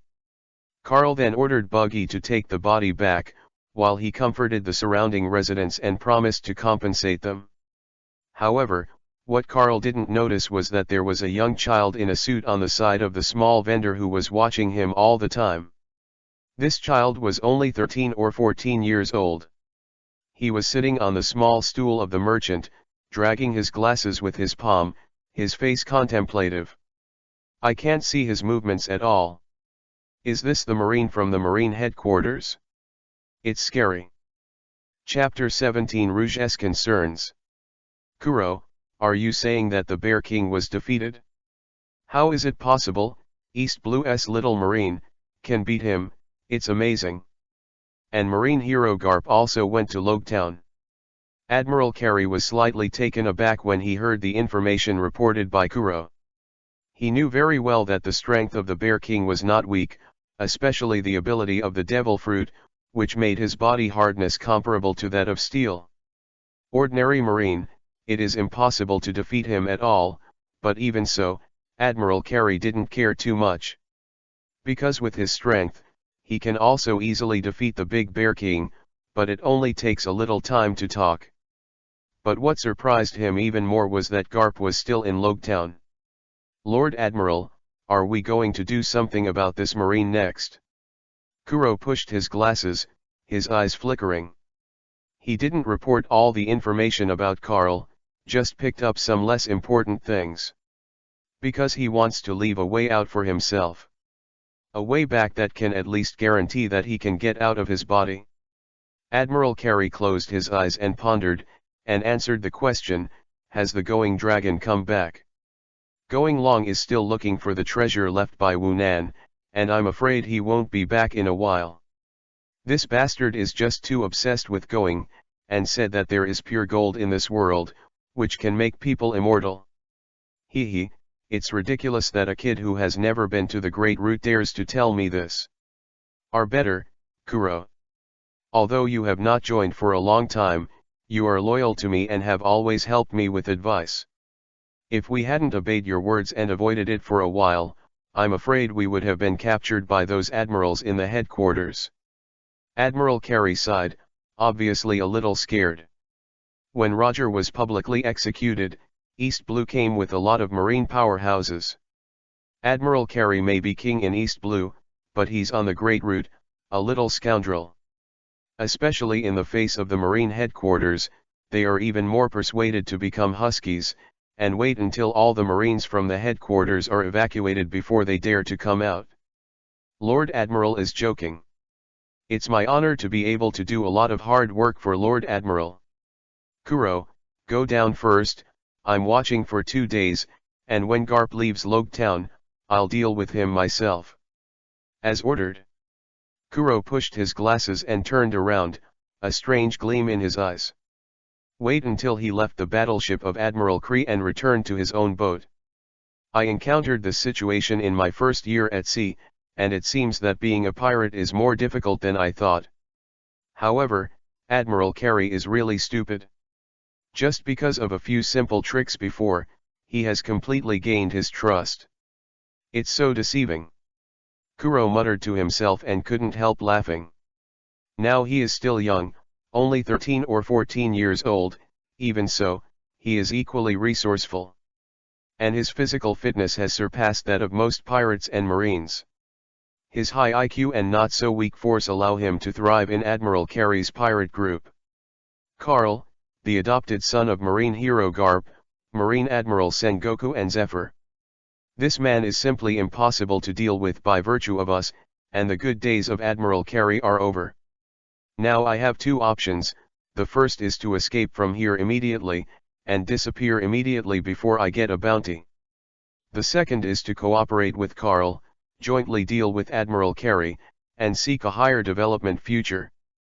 Kuro pushed up his glasses, and there was a fierce look in his eyes. After a while, Kuro walked out of the room and said to Admiral Carey's younger brother next to him, "Back to Logetown." At the same time, Carl and Garp are having a sparring session. However, it is said to be learning from each other. In fact, it is a simple fight with each other. Neither of them use haki, they just use pure belly punches against each other. Until one side falls to the ground, it is considered a loss. Ha ha ha ha, the boy has made progress. You used to be able to hold 10 punches before you collapsed, but now you have not collapsed after 100 punches. This is really gratifying to the old man. Carl's legs are vain, his eyes are erratic, and the whole person is not well. He knew very well that Garp's fists were not something ordinary people could handle. But he has been beaten like this since he was a child, and he has long been resistant. But he no longer has the strength to speak, even the punches he punched out were soft and weak. Seeing Carl's appearance, Garp couldn't bear to continue beating him, but laid him flat on the ground and let him rest. "Do you two do this often before?" Rouge, who was on the side, watched the whole battle, and he was terrified. Garp wouldn't have killed Carl if she hadn't understood, or she would have called for help. "Ha ha ha, this is my way of education. If you want to become a strong person, you must first have a pair of steel and iron bones that can withstand beatings. Only in this way, no matter what powerful enemy you face in the future, you will have the strength to fight. Even if you can't beat it, you can run away." Garp's words made Rouge tremble and his face turned pale. She touched her stomach, swallowed, and regretted agreeing to hand over her son to the two of them to raise. "Son, Mom, I'm sorry for you." Rouge wailed in her heart, but there was nothing she could do, and now she could only choose to trust Garp and Carl.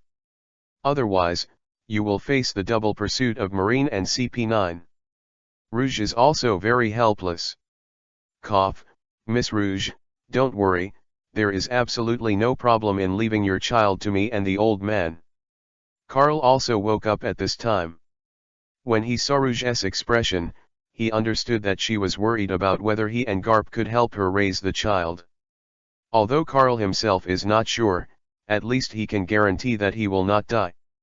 Rouge nodded when he heard Carl's words, and stroked his stomach with his hands, his expression still unrequited.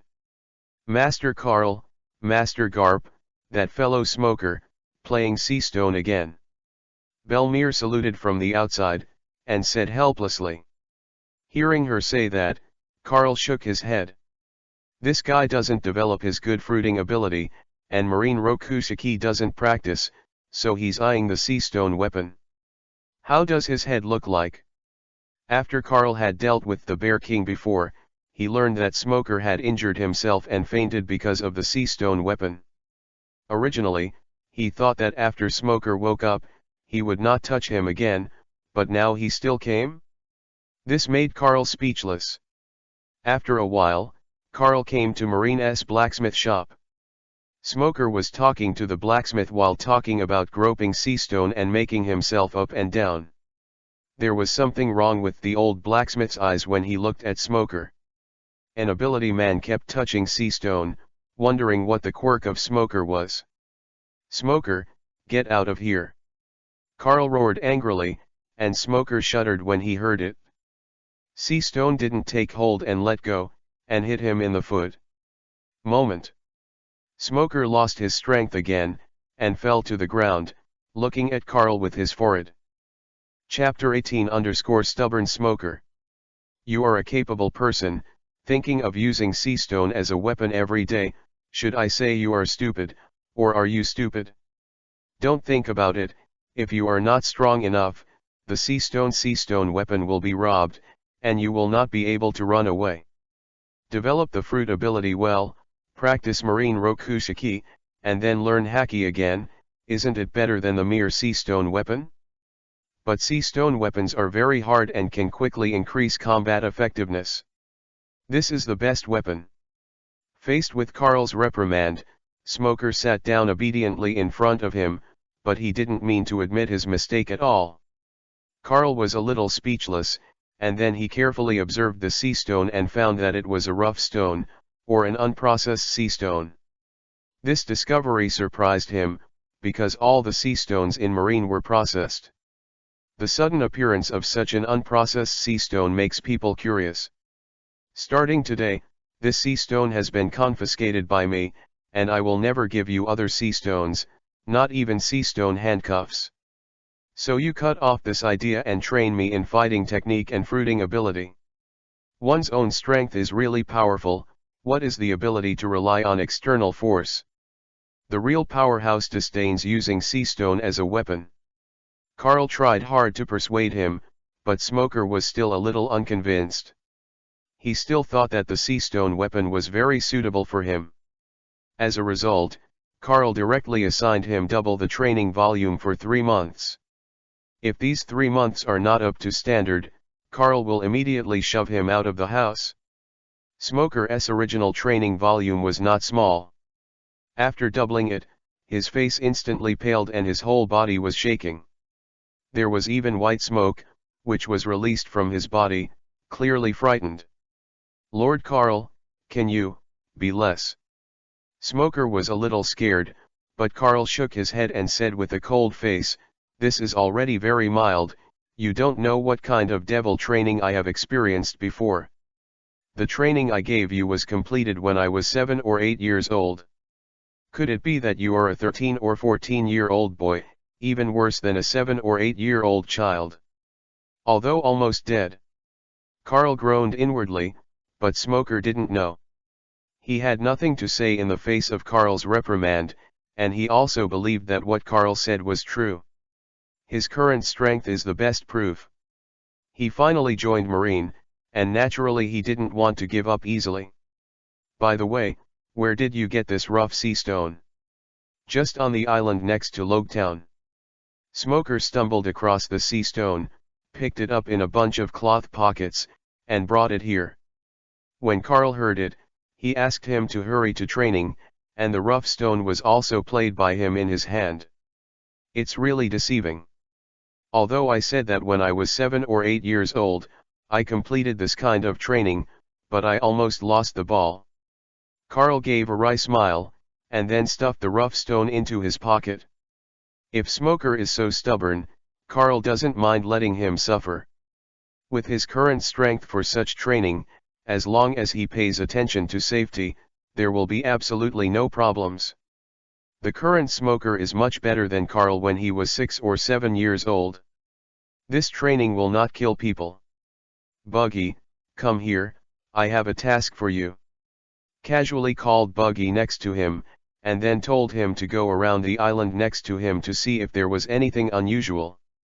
Buggy was a little unhappy at first. But as soon as Carl said there might be a treasure there, Buggy snapped up and accepted the task without hesitation. Buggy a contemptuous look, Carl told him to set out with 100 veterans. "Pay attention to safety. If you encounter an enemy, you must notify in time. I will use the fastest speed to rush over." "Yes, Lord Carl. I will not disappoint you." Buggy saluted excitedly, then ran away without a trace, apparently going to pick up a team. Just leave the matter of sea stone to Buggy to investigate.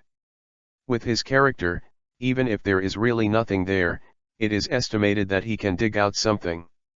So Carl also has some expectations, what Buggy can bring back.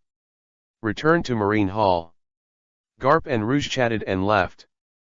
But the phone bug was in Garp's hand at this time. Obviously someone had called the phone bug. "Carl, you're back, that old boy Sengoku is calling again. But don't worry, I've already sent him back, and he won't bother you again, ha ha ha ha ha." When Garp said this, he showed a proper expression, which made Carl very speechless. "Let me guess, what the old man Sengoku said was to let me find you, then watch over you and not let you run around, right? You kid's brain is turning so fast. Tisk tisk, I'm afraid Mr. Sengoku will never understand where Miss Rouge is hiding." Carl and Garp looked at each other the same, then laughed up to the sky, scaring Rouge next to him. "By the way, when will you send back the villagers of Baitrila Island?" "When these Marines and CP9s have all left in 2 days, I'm here to send them back. Now that they are all sent back, those pregnant women are still a little unsafe." Faced with Rouge's question, Carl thought for a while and then answered. Not only him, but even Rouge was a little uneasy about the safety of the villagers on Baitrila Island. Marine is fine, but no one can guarantee what will happen on CP9's side. They are notoriously cruel after all. 3 days later, the Marine and CP9 people, who had no grains, finally all evacuated. Carl also took advantage of the situation to send the people from Baitrila Island back. But Garp had to leave at this time. He wanted to go back to the windmill, and Rouge planned to go with Garp. She was safe in Logue Town, but Carl still had his own business, and Belmere couldn't take care of her all the time. So she didn't want to cause trouble, so she planned to leave with Garp. Carl didn't stop. With Garp around, Windmill Village is safer than Logue Town, so there's no need to worry. Then Carl asked Belmere to escort Garp and Rouge to the Windmill Village with a group of Marines taking advantage of the night. These people are Carl's cronies, and they don't know Rouge's identity, so they are very safe.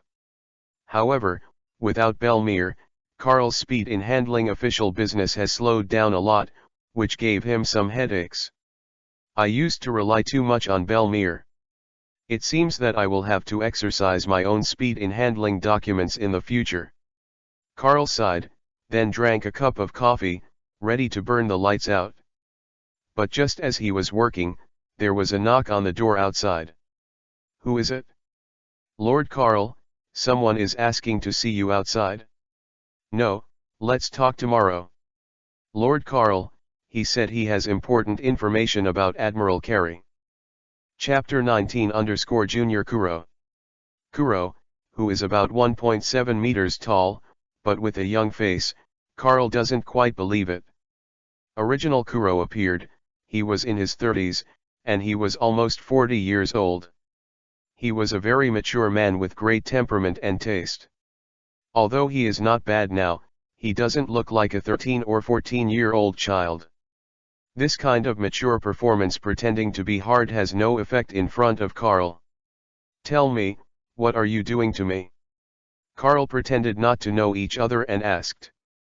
Kuro pushed his glasses with the palm of his hand, and said without being arrogant. "Let me introduce myself first. My name is Kuro, I'm 14 this year, and I'll be 15 soon. My current position is the staff of the Carey Pirates, so I have a lot of information about Admiral Carey. Among them are the location of Going's treasure, as well as the important evidence that the Marines who were captured before contacted Admiral Carey." Kuro didn't make any fuss, and as soon as he came up, he immediately broke out two big news. Because money is necessary to build Logue Town, Carl is also interested in what he calls the Going treasure. If the treasure can be found by then, it is up to Carl to decide how much to confiscate. The evidence that Admiral Carey colluded with other Marines, the Marine headquarters has almost investigated this point, but they are too lazy to do anything to such a small role as him. So the second revelation that Kuro said is basically useless. Kuro is a good name, the two intelligences you mentioned are okay to me, but not very useful. But you, as Carey's staff, why did you choose to betray him? Carl looked at Kuro with interest, expecting his answer. Kuro has hundreds of titles in the original comics, and is officially rated as a pirate with a high IQ second only to Ben Beckman. So Carl wants to know what he is here for. Carl isn't worried that he's here to plot against himself. As long as you maintain the absolute crushing of your strength, any strategy will lose its effect. Master Carl, I want to join Marine. Hearing Kuro's words, Carl just took a sip of tea and sprayed it directly, and just sprayed Kuro all over. Joining the Marine operation made Carl dumbfounded. But equally dumbfounded was Kuro, who was sprayed all over. Carl didn't expect that Kuro was planning to join Marine, which is a bit surprising. Tell me why. Carl took another sip of tea, then sat down on the chair next to him, as if he wasn't the one who sprayed the water just now. Kuro didn't care, only to see him take a cloth from his pocket to wipe his glasses, and said softly, I want wealth, wealth that can't be spent in my life. But Admiral Carey can't give me this, and he will be eradicated by you soon. If I continue to follow him, I will die, but if I leave him, I will continue to fight against you. I have seen the situation on the execution platform at that time, and I admire you, because that kind of thing is not something ordinary people dare to say. Then you chose to rely on me. Yes, no lie. Kuro put his glasses back on and looked at Carl. Carl also looked at the other party and did not speak. After about half a minute of silence, Carl was the first to speak. Go and change into some clean clothes, then go back to the Carey Pirates and stay there. Before I give you an order, don't show any abnormality, just wait for my order with peace of mind. Saying that, Carl threw a phone bug to the other party. Kuro took the phone and frowned. His IQ is very high, and when Carl said the first sentence, he knew that Carl was asking himself to go undercover. But Kuro has no reason to refuse. If he doesn't agree, he has to face Marine, who has a deep background and is still very powerful. Offending such a person outweighs the gain, so he didn't refuse, but nodded and prepared to leave. Wait a minute, this is the training method of Marine Rokushiki, and the basic training of fighting technique. You find a place and remember it all in your mind, then destroy it on the spot, go back to sneak training, and try not to be seen by others. Carl threw the two training methods he summed up to Kuro. Kuro was a little surprised. He didn't expect Carl to be so generous, even throwing out Marine's cultivation method. But he thought about it carefully. Carl's strength is so strong. In his opinion, this kind of thing is the most basic thing of all, and it is naturally not important. But this is a huge benefit for Kuro. Thank you for your kindness, Lord Carl, and I will never betray your trust. Kuro glanced at Carl with grateful eyes, and then hurriedly left here, obviously impatient, and wanted to practice Marine Rokushiki. After he left, the corners of Carl's mouth rose again. It's really interesting, is this the butterfly effect? I didn't expect Kuro to be so smart when he was young, no wonder he will have such a high IQ when he grows up. If such a talent can really be cultivated, his future achievements will be very great. But before that, we still have to test it out. If he is just swindling, he must be eliminated. Kuro is, after all, a person with a high IQ, and Carl has to be careful. As for those training methods, to be honest, Carl really doesn't care, even if they spread it out, it's fine. With his identity and background, no one dared to investigate him. After a while, Carl stretched, and while the night was getting dark, he still had a lot of documents to approve. This day is really exhausting. Early in the morning, Carl turned on the lights and fought at night, and finally completed all the corrections of the one-person high document. But just as he was about to rest, the phone bug rang. Hello, who is it? Lord Carl, I'm Buggy. I found a treasure, it's really a treasure. It's a going treasure. Lord Carl, come here quickly, there are pirates guarding here now, we can't start, if we give up, it will be a big loss. Hearing Buggy's excited, incoherent voice, Carl was stunned. He didn't expect that Buggy found the treasure very quickly. It can only be said that the luck of this product is really against the sky. I see, tell me the coordinates, and I'll go over now. Lord Carl, we are here. After Buggy told the coordinates, Carl simply packed up, made 2 buns for breakfast, and then stepped on the moon step and flew towards Buggy at the fastest speed. That coordinate destination is Going Island, not far from Logetown. Carl flew at the fastest speed, and if he did not count the physical consumption, he could reach his destination in about 20 minutes. Chapter 20_I Buggy. Lucky King. Lord Buggy, what are we going to do next? Wait for Lord Carl to come, or shall we rush in first and grab these treasures? The middle-aged Marine on the side asked. He was the same Marine hooligan who was hit by Buggy in the temple and killed in one move. Because of the tricks of Jack, after being slaughtered by Carl as an example, these people are a lot more honest. Plus Buggy didn't know what method to use to train them. Now this group of Marine hooligans has turned into a group of Buggies. How Buggy did it, I am afraid no one knows except themselves. Are you stupid? That person is the Going Dragon. Although he doesn't have a bounty, his name as a treasure hunter is not a blow. According to Marine's records, this guy's strength is higher than that of the Bear King. I can't even beat the Bear King, so I rushed over to find death? Or is it that you bastards can beat this monster? Buggy didn't even look at these people, he just held the binoculars and kept observing the situation not far away. Marines around, smiled embarrassingly. They know very well that they can't even beat Buggy. Not to mention to deal with the Going Dragon, which is stronger than Buggy. Damn it! That guy dug up the treasure. Judging from his appearance, it won't be long before he leaves. No, that's my treasure, and I mustn't let him go. Buggy's eyes were red and he was shaking. In his cognition, all the treasures here belong to him. When he saw that his treasure was about to be taken away, Buggy was so angry that he even crushed the telescope in his hand. Master Carl will take about 20 minutes at the fastest, I have to buy this time. Buggy rubbed his chin in thought, then looked around at the Marine hooligans around him, and grinned. Ha ha ha ha, there is a way, you leave 10 people here to support Lord Carl, and all the rest come with me. The Marines didn't know what Buggy had come up with, but they didn't dare to resist. Except for the 10 lucky ones named by Buggy, the others followed Buggy to take off their military uniforms and put on pirate costumes.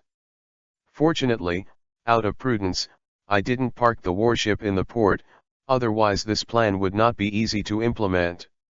Buggy was all smiles, and took his little brothers to the location of the treasure. From now on, we are pirates, and it's all of you who will call me the Clown Boss. Got it? Our pirate group is called the Clown Pirates, do you understand? Understood. Brother Buggy's voice was deafening and caught the attention of Going Dragon's side. What's going on outside? You and you, go out and see. Because the noise outside was too loud, Going Long planned to let his 2 younger brothers go out to have a look. There are not many people here, and they add up to 7 or 8 people. There are more than a dozen boxes of treasures here, and it will take a while to move them all out. Without 2 helpers, it was even slower. They also need to dig a hole to dig out all the treasures buried below. Doing their business is like a tomb robber. But tomb robbers dig graves. They dig treasures that others have buried in the ground, or hidden in the corner of a cave. Speaking of which, their identity as a treasure hunter is higher than that of a tomb robber, and it will not arouse people's disgust. The treasure hunt is purely based on luck, and it is useless to have a treasure map. After all, the treasure map may also be fake. Boss. Help. Just when the Going Dragon continued to dig the pit with his subordinates, the men who were sent outside suddenly shouted, which caught his attention. What's the situation? As soon as Going Long looked up, he saw two of his subordinates tied up with 5 flowers and thrown not far away. A man with a small stature, but with a clown-like red nose, appeared in front of him. Behind him, there is a dense crowd. Going Long roughly estimated that there were at least 80 or 90 people, which made his pupils shrink suddenly, and he suddenly became vigilant. Who are you? Ha ha ha ha, we are the sea. Just when someone was about to speak, Buggy suddenly turned around and punched him, knocking him straight into the air. Then he gave him a stern look. I'm the captain. When are you qualified to speak for me? Don't want to live anymore. Seeing Buggy's winking expression, the man reacted instantly. He almost said the wrong thing just now. Then he immediately knelt to the ground and performed skillfully. Lord Clown, I was wrong, please spare my life. Humph. I'm thinking that you just joined my pirate group, so I'll let you go this time. Buggy snorted coldly, glanced at the others, and then put his eyes on the Going Dragon.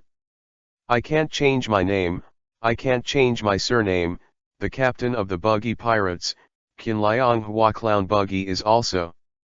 Buggy pointed to his red nose and stepped directly on the back of the trapped naming pirate, using him to increase his height and momentum. Going Long was a little annoyed when he saw his little brother being stepped on. Red Nose, you are courting death. This uncle is the clown Buggy, you dare to call me Red Nose, do you want to die? Buggy glared angrily, staring at the Going Dragon, wishing to kill him directly. But neither of them took the lead. Due to the large number of people on Buggy's side, they all seemed to be well trained. Going Dragon didn't dare to act rashly, because he still had to bring these treasures back. Although he is not afraid of these people in front of him, if all his subordinates die here, he will not be able to take so many treasures with him. Buggy is afraid of the fruit ability of the Going Dragon, coupled with his timid personality, naturally he will not take the lead. So the two of them were deadlocked like this. The Buggy Pirates? Never heard of it? Where did you guys come from? Two sides fell into a stalemate, and Going Long chose to speak first. Buggy snorted coldly and didn't reply to him. Now all Buggy wants is to stall and wait for Carl to arrive. However, Going Long was in a hurry, and he didn't want to waste time here at all. Looking at your appearance, you are also here for the treasure, there is no need to hurt the peace at this time. Since they are all pirates who come for the treasure, how about we work together and take out all the treasures below? Going's dragon eyeballs spun around, as if thinking of something, took a step back with a cheap smile, and moved away from the treasure. Buggy didn't notice anything wrong, and stepped forward unsuspectingly to observe the hole where the treasure was buried. Humph. You are wise. Go to hell, Red Nose. Without any warning, the Going Dragon roared, and a huge laser beam appeared from his mouth, penetrating the ground, causing violent vibrations. But the clown Buggy flew in the air, and his feet were thrown to the back at a critical moment, and he didn't know that he hit the unlucky bastard. As long as his feet are still on the ground, his body can fly freely, which is where Buggy's strength lies. But he doesn't have the heart to pay attention to the Going Dragon now, because he sees a bigger hole in the depths of the ground, and a piece of going jewelry. Get rich. Chapter 21 _ Arrival. How come there are so many treasures? I dug the wrong hole before? The Going Dragon stared blankly at the hollow below, where the going treasures were densely packed, as well as various weapons and treasures. Next to these treasures are the dozen or so boxes of going. In comparison, the weight of these dozen boxes of going is very shabby. Ha ha ha, I got rich, I finally got rich. These are all treasures. Buggy never thought that he would encounter so many treasures by mistake. The total value of this large treasure is much higher than that of a dozen boxes of going. Obviously, the purpose of those dozen boxes of going is to mislead treasure hunters, in order to cover up the real treasure hole. After all, ordinary people wouldn't even think about getting these goings. There is another treasure hole here. The so-called dark under the lights, that's what happened. If it wasn't for the going dragon attacking Buggy and accidentally breaking the surface, these treasures would be relaunched. The Marine soldiers in the back took a deep breath after seeing these treasures. If they hadn't still kept their identities in mind, I'm afraid they would have rushed out and robbed them long ago. Kin Liang Hua Clown Buggy, right? Huh? What's the matter? Hearing someone calling him, Buggy's expression returned to indifference, his hands on his hips, and he looked down at the going dragon not far away. Although you are not famous, but considering your strength is not weak, how about we divide these treasures equally? The dozen boxes of going belong to you, and the other treasures belong to me. Is this fair? Fair your old watch. Hearing Going Dragon's words, Buggy suddenly burst out in anger. He really didn't expect that Going Dragon's face would be so thick. Since you talked about fairness, then all these things belong to me, this is called fairness. Red Nose, you are courting death. As I said, no one is allowed to call me a red nose. Hearing that the Going Dragon was still calling himself a red nose, the clown Buggy rushed down angrily. I saw that he threw out a few needles and stabbed into Going Long's body, and then they fell straight to the ground and fell asleep. Hey, this uncle's special anesthetic, as long as it is mixed into the blood, even if you are a cow, it can make you dizzy. Buggy has a lot of strange inventions, and this anesthetic is obviously his latest invention. Then he turned to the Going Dragon. But Going Long's physical strength is obviously much stronger than those of his younger brothers.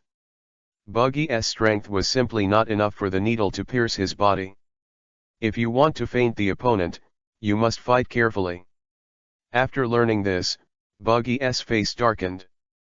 He looked at Going Dragon's sinewy body, and felt that with his small body, if he fought in close quarters, he might be hammered to death by the opponent. Red Nose. When Laozi catches you, you will be dead. The Going Dragon roared loudly, and the laser shot frantically from his innermost. He is a sonic fruit person.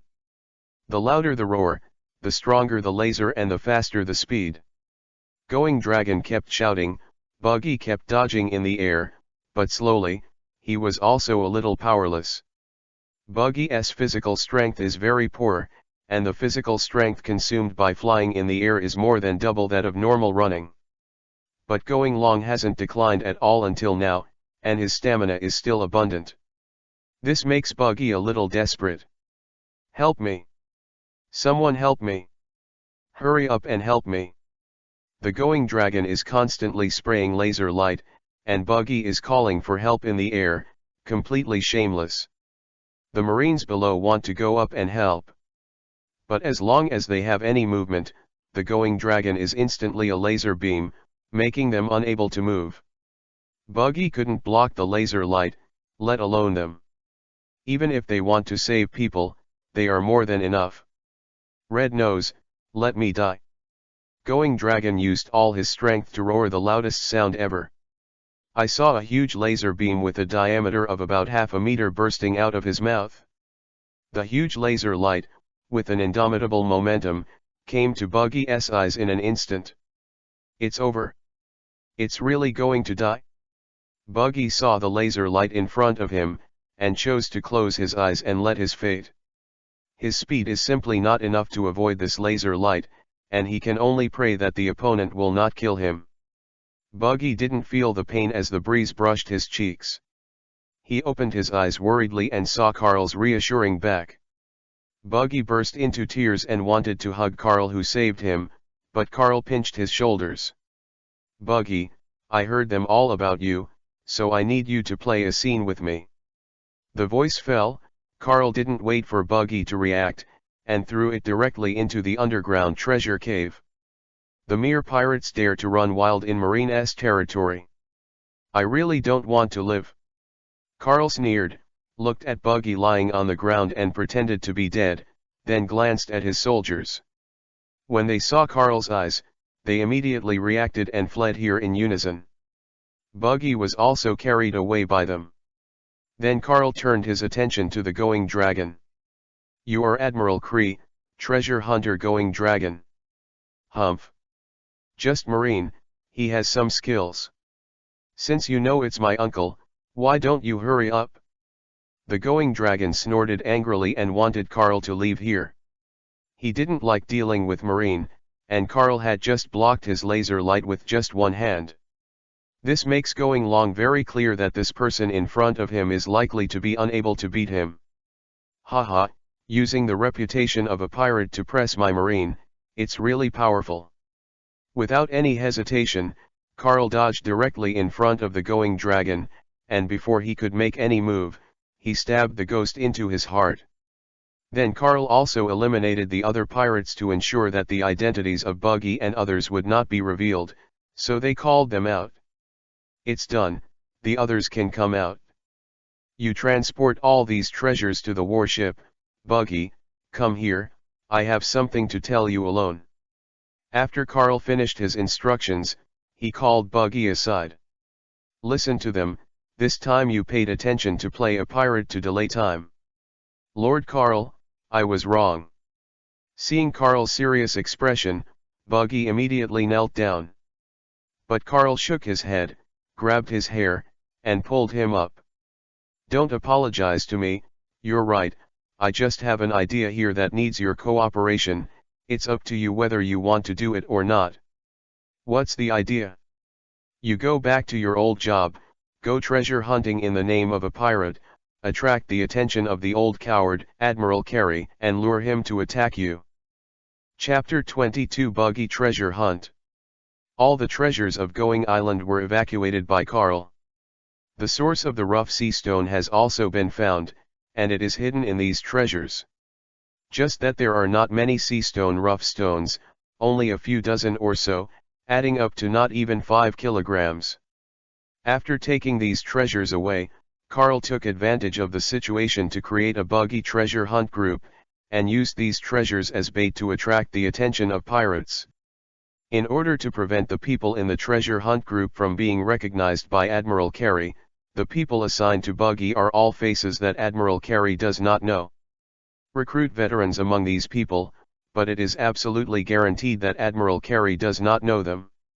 And Carl is very generous, allocating 200 people to Buggy, which is convenient for treasure hunting and extermination of pirates. In this way, as long as they don't confront Admiral Carey, they can almost run amok in East Blue without worrying about any threats. Even if there is, as long as Buggy calls a phone bug, Carl will solve it easily. With the help of Carl, in less than half a month, the reputation of the Buggy treasure hunt group has become the famous treasure hunt group of East Blue. There were a lot of people who wanted to join this group and make a fortune, and Buggy also refused to come. Anyone can join as long as they sign up. But these people can only join the peripheral team, and the core of the treasure group is still controlled by Marine. In this way, Buggy's group is getting bigger and bigger, and it will soon affect Admiral Carey, the hegemony of East Blue. Asshole! What a bastard! What is the origin of this Buggy treasure hunt group, and it has grown to such a scale in just half a month? What a bastard! Admiral Carey was very angry. According to the news spread, the Going Dragon was killed by Buggy. So he hated Buggy very much, but because he couldn't figure out the details of the other party, he didn't dare to take it lightly. Carey, who has suffered a lot in the New World, is like Moria in the original book, and he is cowardly. "Lord Admiral, I've heard the good news. Garp left East Blue a while ago, and now is a good time for our comeback. As for the Buggy treasure hunting group, since they are so high profile, why not let them be the stepping stones for our comeback?" Kuro reminded, the corners of his mouth Vivi raised, revealing a meaningful smile. He knew exactly who Buggy was, and Carl also informed him, trying to guide the hatred of Admiral Carey on the treasure hunt group. In this way, there is no need to worry about Admiral Carey, who will not dare to show his face easily because he is afraid of Marine's strength. Admiral Carey will be afraid of Marine, but he will not be afraid of East Blue's pirates, so Carl will release Buggy as a bait to guide Admiral Carey to take the bait. Coupled with a Kuro by his side, it's hard for Admiral Carey not to take the bait. You're right, I've been silent for a few months, and there are people who dare to search for treasures on my site. It's abominable. Kuro, let everyone pay attention and let everyone pay attention. Anyone who encounters the Buggy treasure hunt group will be killed. Yes, I will go and order them. Wait, I have one more thing to tell you here, about the Marine in Logetown. Let's put it aside for now. Someone told me that his identity background is very unusual. It is said that he is the godson of Marine hero Garp. You should do some research in this area to see if he has any other background, and if so, let me know as soon as possible. If I have him in my comeback, I must not be too high profile, at least not to offend him. While I'm not afraid of this Marine kid, it would be terrifying if his background is real. I see, I'll try my best to investigate. Hearing Admiral Carey's words, Kuro's heart twitched. He didn't expect that Admiral Carey actually knew Carl's identity. In this way, Carl's greatest advantage is directly lost. Fortunately, Admiral Carey didn't know Carl's true strength, otherwise he would have run away by now. However, when Kuro heard Admiral Carey's words, he immediately reacted. In the current Marine, there are still people who secretly contact Admiral Carey. The Marines in Logetown were all tamed by Carl, and they couldn't betray them. Marine from elsewhere, telling Admiral Carey. Kuro, do you have anything else to do? Kuro hadn't left. Admiral Carey asked suspiciously. It's nothing, I just trained too much these 2 days, and my heart is a little uncomfortable. Kuro pushed on his glasses, then rubbed his heart, pretending to have angina. Kuro, you can be my staff at ease. You don't need force. You are absolutely safe with me. I see, Lord Admiral. Kuro nodded and left. This remark made Kuro understand that although Admiral Carey trusted him, he was also worried that he would take his place. That's why he would say this and make Kuro give up his practice. But Kuro betrayed him long ago, and of course it was impossible to follow his advice. Back in his room and locked the door, Kuro dialed the phone bug and contacted Carl. Lord Carl, I have something important to report. At the same time, Marine Branch Base in Logetown. Carl hangs up the phone bug and ends the call with Kuro. I didn't expect that there are people from Admiral Carey in Marine. It seems that the previous cleaning of East Blue did not completely remove the moths. Marine who is hiding in his body will be.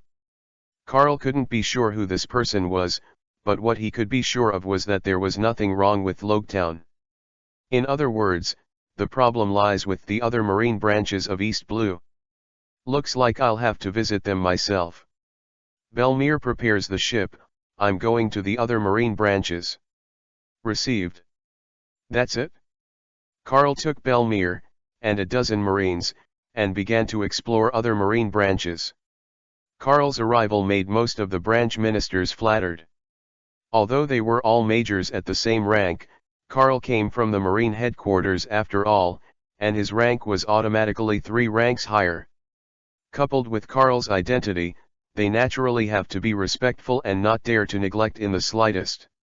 Carl spent a week wandering around most of the Marine branches of East Blue, and deliberately spread the information to them that he was going to do something to Admiral Carey. During this period, Carl also kept Kuro staring at him to see if there would be any response from Admiral Carey every time he visited a place. But Admiral Creed has never responded, which means that they have a high probability that they have nothing to do with Admiral Creed. But this is not absolute. Because Carl still has one last Marine branch to visit. But at this time, Carl got news from Kuro that Admiral Carey had sent someone to attack Buggy. It is said that the person who started the operation is not a member of the Carey pirates, but someone else. It is not clear who Kuro is. And at this moment, Carl heard the Marine base in front of him, and there was the sound of Marine gathering. Everyone listen to me, the buggy treasure hunt group is too rampant, we must solve them in the shortest possible time. For justice. Obligation. For justice. Chapter 23 Guilty Gasp Artie. After running so many marine branches, this is the first time Carl has seen Marine take the initiative to catch pirates. East Blue is Garp's hometown, and there are not many pirates here. As for the other pirates, they have only just gone out to sea in the past year. Carl easily eliminated a lot of them, causing East Blue to be unusually peaceful now. So this marine branch, now dispatching Marine to catch pirates, is very interesting to ask. Kuro just told him that Admiral Carey had sent someone to clean up Buggy, and the person he sent was not a pirate. Immediately afterwards, Carl saw that there was Marine preparing to attack Buggy, which made Carl have to wonder if he had an affair with Admiral Carey. After all, Carl had specially instructed Buggy to keep him away from the Marine branch, so as to avoid a conflict with Marine with a high probability. What's more, Buggy has never been to the sea area, and it is impossible for him to conflict with Marine here. In this way, the other party's purpose may not be as pure as catching pirates. Hello, Major Marine, I'm Commander Carl of Logetown, and I'm visiting from the front row. Before the other party went to sea, Carl greeted loudly, interrupting the other party's mobilization. Major Carl. Hearing the name of the visitor, the Marine commander here was suddenly startled, and there was a trace of confusion in his expression, but he quickly greeted Carl with a smile on his face. Ha ha ha ha, I really admire the name for a long time, Major Carl. I am Gasp Artie, the rank of Major, and the commander here. Please wait a moment, I will arrange someone to go there and dock the warship for you. No need, I'll just go there by myself.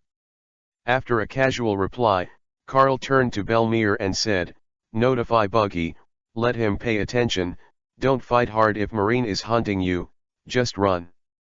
Received. Belmere saluted and went to inform Buggy. Carl stepped on the moon step and flew into the air, and a moment later he landed in front of him under Gasparty's shocked gaze. As for Belmere and others, there is no need for them to come to the port at all. Carl visited these marine branches for a short time at a time, then left quickly. Naturally, there is no need for the warship to dock. Lord Carl, you really deserve your reputation, everyone said that the people from the headquarters are very powerful.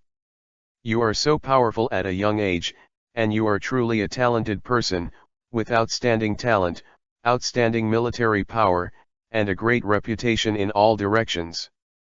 Don't be flattering, I have visited so many branch bases, and you are gathering troops here. Are you acting for me? Carl squinted his eyes, interrupted the other party's flattery, and then turned the topic to these Marines. He didn't directly point out why Gasparty wanted to arrest Buggy, but instead asked in a detour. Marine from the headquarters is naturally 3 levels higher than the rank of the branch Marine. Carl asked this question, which would bring more pressure to the other party. Sure enough, Gasparty was dripping with sweat on his forehead at this time, and his whole person was not very well. Master Carl, don't frame me. I just saw a pirate group destroying everywhere, so I just want to catch them, don't get me wrong. I've heard about that buggy treasure hunt, but what did they destroy? Is there a bounty? This. In the face of Carl's question, Major Gasparty wiped the sweat from his forehead and was speechless for a while. Carl didn't give him a chance to think, and continued to press the other side. Has this treasure hunt group killed ordinary people? Have they killed civilians? Or have they done anything to Marine? None of. Since there are none, what's your reason for taking action against them? Is it because you fancy the treasures they dug up, so you want to be greedy for these treasures? I'm not, I can't do it. Gasparty shuddered, and when he was asked these questions, he suddenly realized that Carl was much more savvy than he thought. It's not like a second-generation gilded East Blue at all.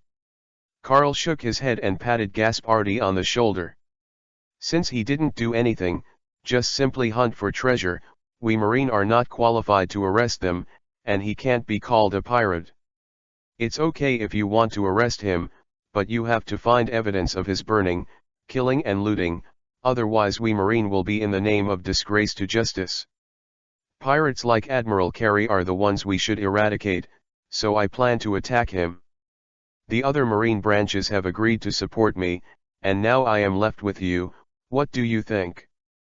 Carl talked eloquently, instilling great truth in Gaspardi here, and then quietly telling him what he was going to do with Admiral Carey. Gaspardi's face changed slightly, his eyes flashed, he hesitated, and the state of the whole person changed again. Carl keenly observed his change and felt a little strange.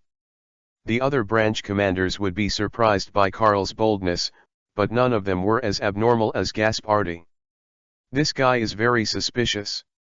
Master Carl, why don't we talk first? Gaspardi cheered up and forced a smile to invite Carl into the branch base. Carl shook his head and looked around the Marines. I won't go in, I'm just here to ask you if you are willing to support some of my troops. But it seems that you don't plan to support, and in that case we have nothing to say. With that said, Carl turned to leave. Gaspardi was relieved when he heard that Carl didn't blame himself, he didn't even hold back, and sent Carl away directly.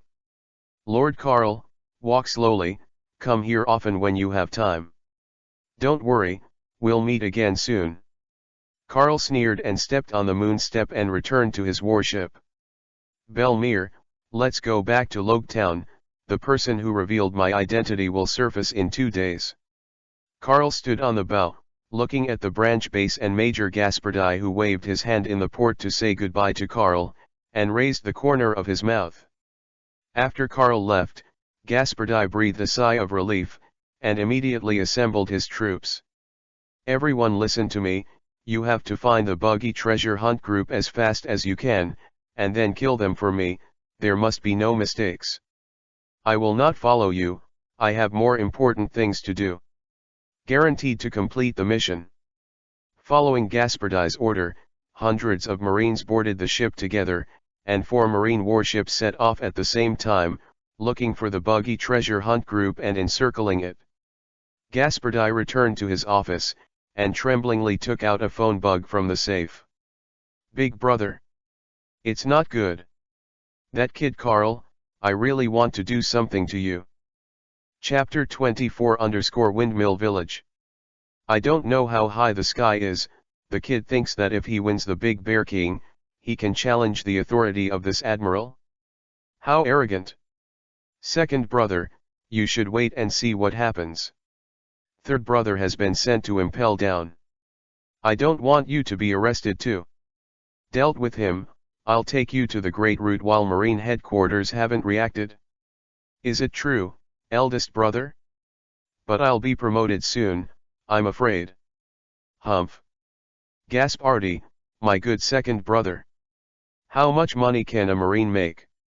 Your big brother, I have already found a way, and then we will arrest Fishman and sell it to Tenryabito. Earn him a big vote. I know the big brother, I'll make preparations now, and I also asked my subordinates to take care of him on Buggy's side, and I can solve it for him soon. Very good.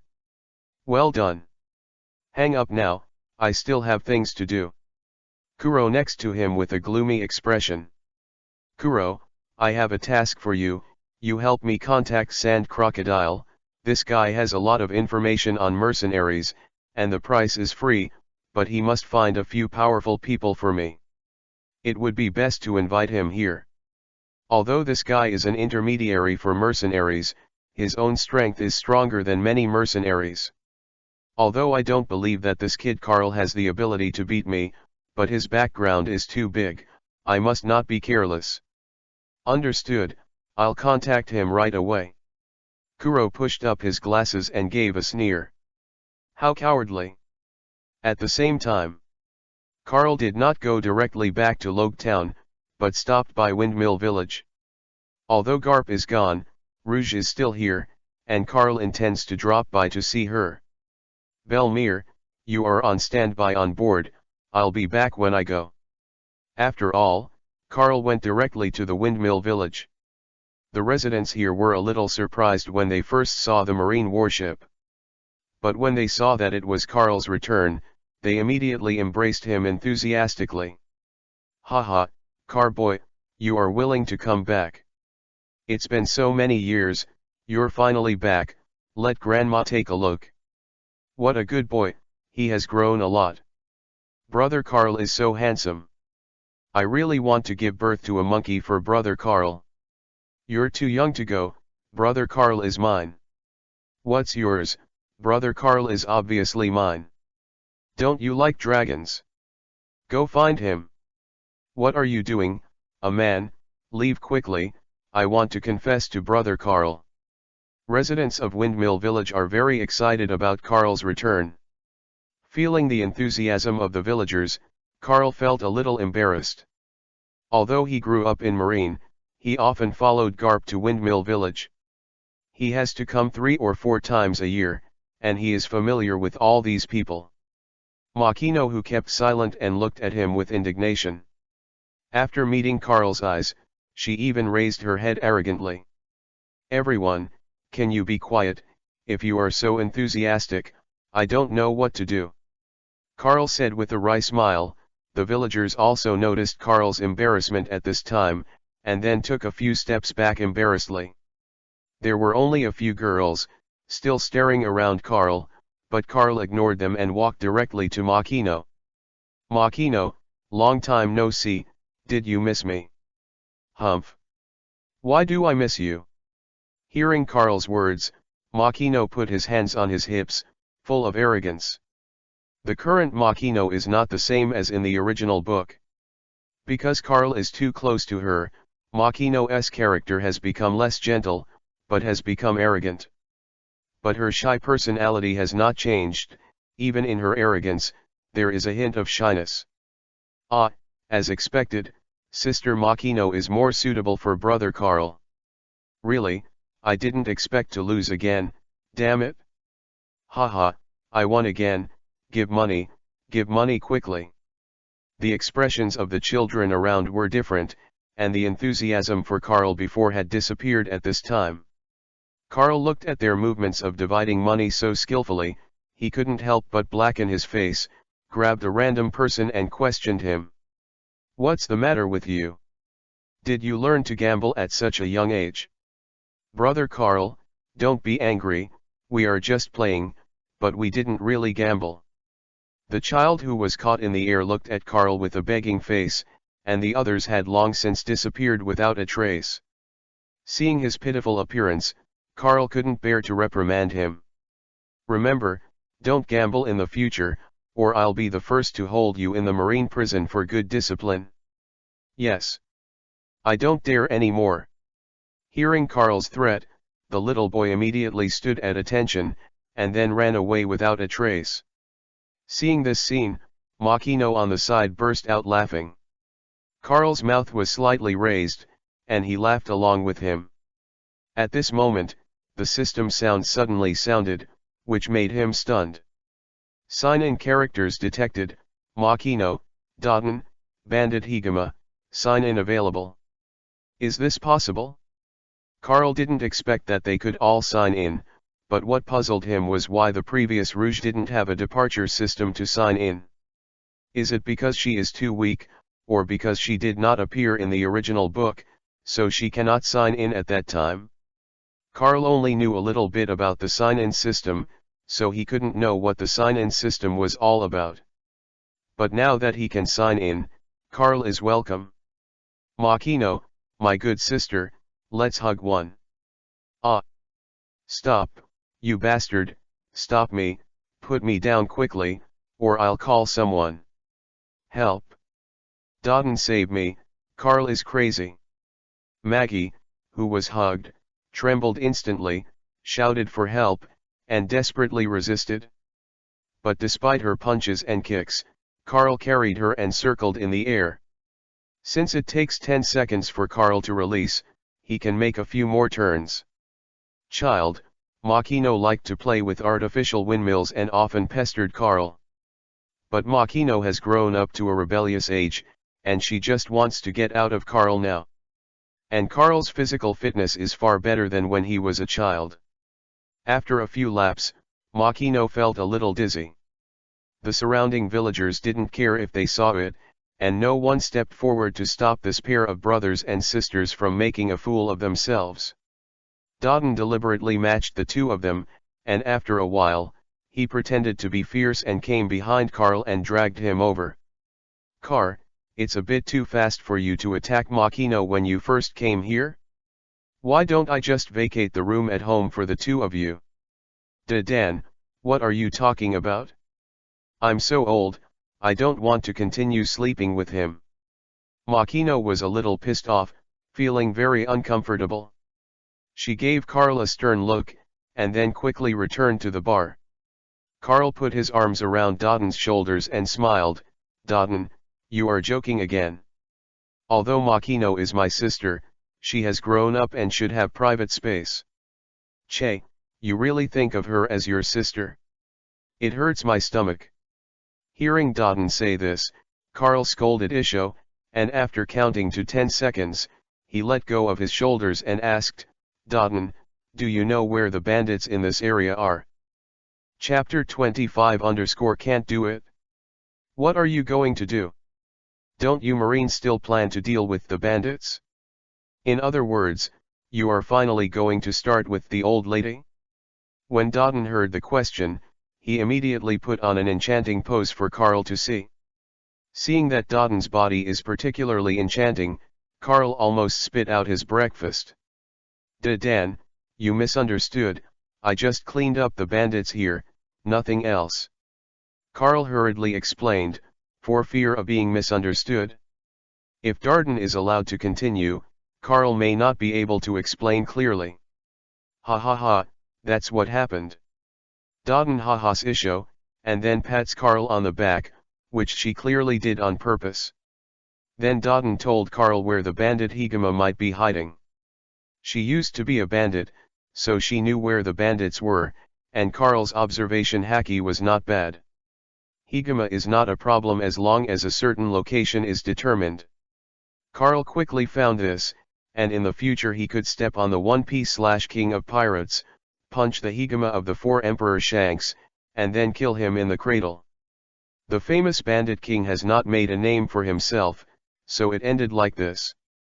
At the same time, Carl also completed the sign-in task and received an additional sign-in reward for killing the bandit king Higama. Signing into Makino is successful, Makino's favorability increases by 100%, and his physical strength is multiplied. The sign-in was successful in Dodden and won the title of Friends of Women. Sign into Bandit Higama successfully and get a reward and face boost. Kill the Bandit Higama, complete the extra check-in task, and get the title Bandit Buster. Title of Women's Friend, all female characters have a higher favorability rating for you. The older you are, the more favorability rating increases. Title Bandit Nemesis, the reward brought by successfully killing the Bandit King has a very high commemorative value. What the fuck is this? What the hell is the title of a woman's friend? Bandit Buster is just a commemorative title. When did this sign-in system become so outrageous? Carl couldn't help slandering in his heart, wishing he could greet the sign-in system thousands of times. However, he held back in the end. After all, doubling his physical strength is not a small reward. As for face enhancement, Carl doesn't currently know what this ability does. Since there is no attribute panel, Carl is not sure what this ability is for. If it can achieve the effect of Shanks in the original book, it may not be bad. Dan, please give me a face, help me rub my shoulders and beat my legs. In the bar, Carl suddenly spoke up, stunned everyone present. Dodden was stunned for a second, then directly picked up his mace and knocked it down on Carl. "You bastard, are you courting death?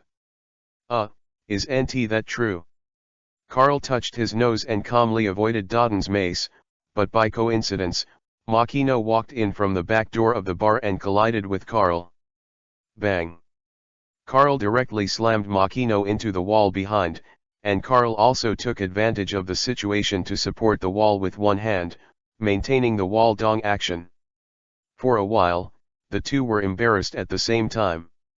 Makino is only about 11 years old now, and his height is only 1.34 meters, which is in sharp contrast to Carl's 2.2 meters tall. The current situation made everyone present stretch their necks and prepare to watch the play. Even Dodon put away his mace, took out the senbei and started to eat. Under the double favorability of the title and the sign-in reward, Makino's favorability toward Carl is directly full. I saw her biting her lip, blushing, she closed her eyes directly, and leaned her body against the wall, completely giving up resistance. That, please be gentle. Carl was stunned and had no idea what was going on. Makino's blushing face in front of him, he immediately felt a sense of guilt, which came from the bottom of his heart. Makino is not only her own sister, but she is also a little loli who is only 11 years old. Carl gritted his teeth and forced himself to wake up. Makino, this is a misunderstanding. Misunderstanding. Hearing Carl's words, Makino's expression changed instantly. In front of so many people, you told me it was a misunderstanding. Makino's sudden runaway, Carl did not expect it at all. She glared at Carl viciously, and then stepped on Carl's toes with her back heel. By the way, he twisted his heel twice, and Carl grinned in pain, but didn't stop him. Humph. Shame on your face? Makino blushed and ran out in shame, but his tone was still the same. The arrogant attributes, coupled with the shy personality, even Carl couldn't resist this contrast. I didn't see such a good opportunity, you deserve to be single. Dodon said such a sentence in disgust, and then continued to drink. Xianbei was also taken away by her. I didn't see a good show, and naturally I didn't have to eat. Since Carl was single in his previous life, he also has no emotional experience in this life, and he has always treated Makino as his sister. He was not sure at all right now, whether Makino liked him because of the increase in his favorability, or whether she really liked him.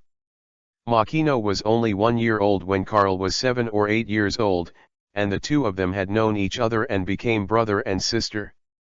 Makino with some bad taste. Just that Makino has let Carl retire.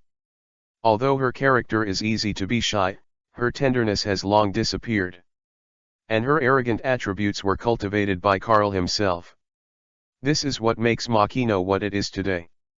By the way, Dardon, where is Rouge? I have something to look for her. Rouge is at Makino's house, are you still going?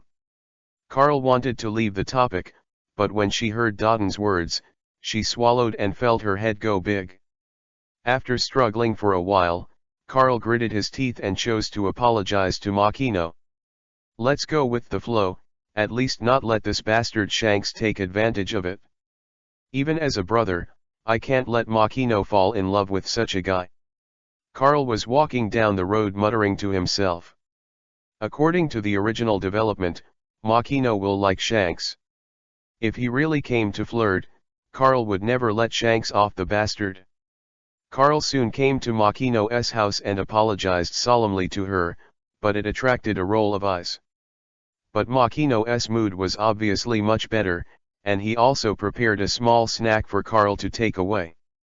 Then Carl had a brief chat with Rouge, telling her that she had something to contact him, and finally got rid of Makino, greeted Rouge and left the windmill village. It was only when he returned to the warship that he found that the effect of women's friends was still shining. Chapter 26_Accidents. Lord Carl, I feel that you have become handsome again. It's really strange. I didn't think you were so handsome before. Mr. Carl, tell me what type of girl you like. I am more forthright, or is it the kind that is gentle and generous, and the type of little bird? Master Carl, why don't you talk? Don't go, I still have something to tell you. When Carl returned to the warship, he realized that something was wrong. Belmere greeted himself with all kinds of greetings, so he almost came close to him and gave him a hug. In addition to Belmere, there were 3 other middle-aged women on board, Maureen, who was in charge of the catering. These 3 middle-aged women, Maureen, looking at Carl's eyes at this time, are full of emotion. That's right, it's love. Belmere is just a little more complicated, feeling that Carl has become more handsome and better looking, and wants to help him pick it up. But these 3 middle-aged women, Maureen, wanted to eat Carl. Is this the power of the title of Friends of Women? Terrible. After fleeing back to his room and locking the door to prevent someone from attacking at night, Carl was relieved. The increase in the favorability of this title is really not a blow. Has Belmere's favorability toward him changed from reverence to liking? If it continues like this, the ghost knows what strange developments will happen next. Carl didn't know was that Belmere did this because of what Garp had made fun of her before. This led to some imperceptible changes in Belmere's attitude towards Carl. This wave, Belmere is on the 1st floor, Carl is on the 2nd floor, and Garp is on the 5th floor. Just that Carl didn't know what Garp did, and Belmere didn't report it to him. System. Can you reply? Can this title be removed? No answer. The atmosphere is awkward. Carl wanted to be angry, but because he had no goal, he could only sigh helplessly. But at this moment, the system sound suddenly rang. The strong will of the host is detected, the check-in system starts to upgrade, please wait. The sign-in system has been upgraded, the personal ability column has been opened, and the title column has been opened, please check the host. Is it really possible? Carl sat up from the bed with a bass sound, and opened his title bar for the first time. Title, Women's Friend, Assembled, Bandit Buster. Remarks, only one title can be installed at a time. After seeing these 2 titles, Carl unhesitatingly removed the Friends of Women. He didn't want to be harassed like this every day. Even if he can take it, the kidneys can't take it either. Then Carl installed Bandit Nemesis, and the title column also underwent some changes. Title, Bandit Buster, Assembled, Friends of Women. It turned out to be the same thing. As long as other titles are assembled, the previous titles will be automatically squeezed out. But I couldn't take the title off myself. Fortunately, I still have this title with extremely high commemorative value, otherwise my kidneys would be unlucky. Carl smiled bitterly, and immediately opened his personal ability column with curiosity. Although he is very clear about his own abilities, sorting them out will be very helpful in the future. To acquire the abilities, Magic Power, Perfect, Swordsmanship, Excellence, Marine Rokusaki, Perfect, Conqueror Haki, Perfect, Armament Haki, Mastery, Observation Haki, Mastery. Then Carl briefly glanced at the explanation and found that these ability levels start from entry, and then go to the level of proficiency, mastery, excellence, and perfection. And after perfection, there is a hidden level that Carl can't see for the time being. But now Carl has 3 perfections and 1 excellence. These abilities add up to Carl's own combat experience.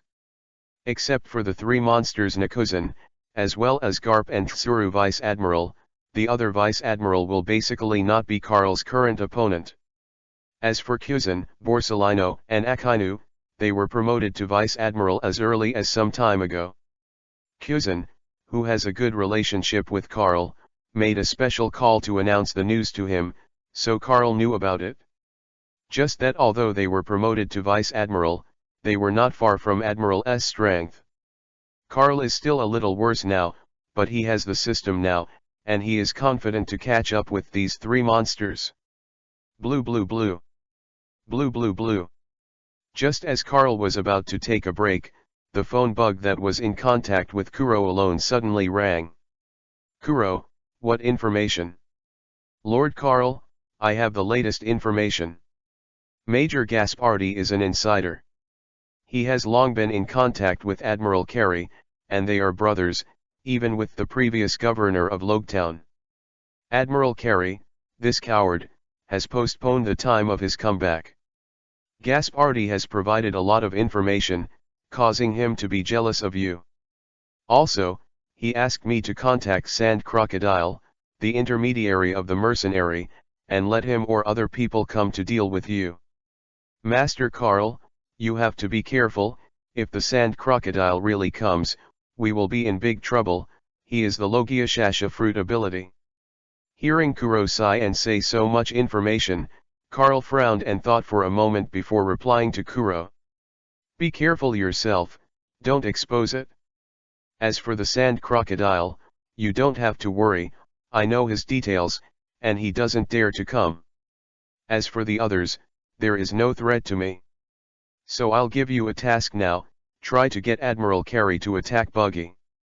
For your safety, if you don't have important information, please don't contact me for now to prevent exposure. I will pay attention when I know Lord Carl. After that, Kuro hung up the phone. Bug directly.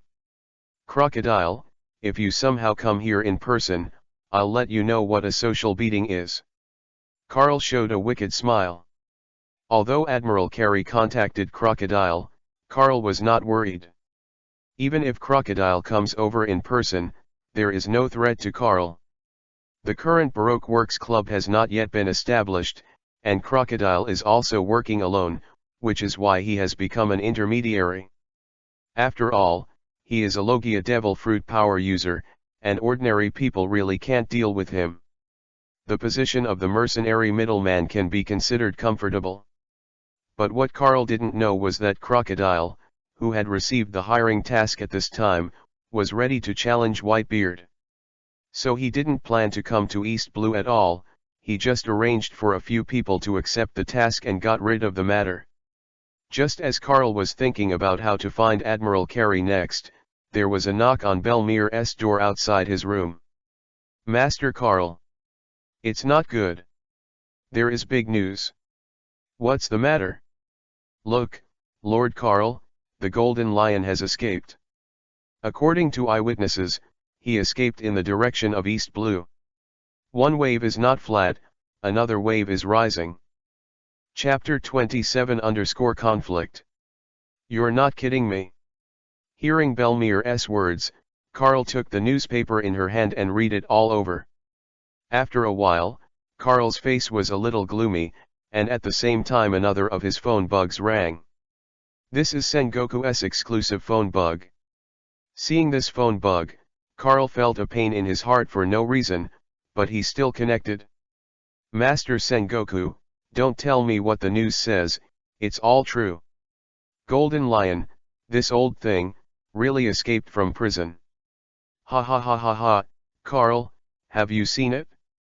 I didn't expect this news to spread so quickly in East Blue. I'll let you know as soon as I finish the meeting, so be careful. But that's fine, since you already know, try to stay in Logetown, don't be seen by him. You know the character of Golden Lion Shiki very well. As one of the survivors at that time, he was very interested in you. If you don't feel safe, I can apply to Marshal Kong now to transfer you from East Blue back to the Marine headquarters.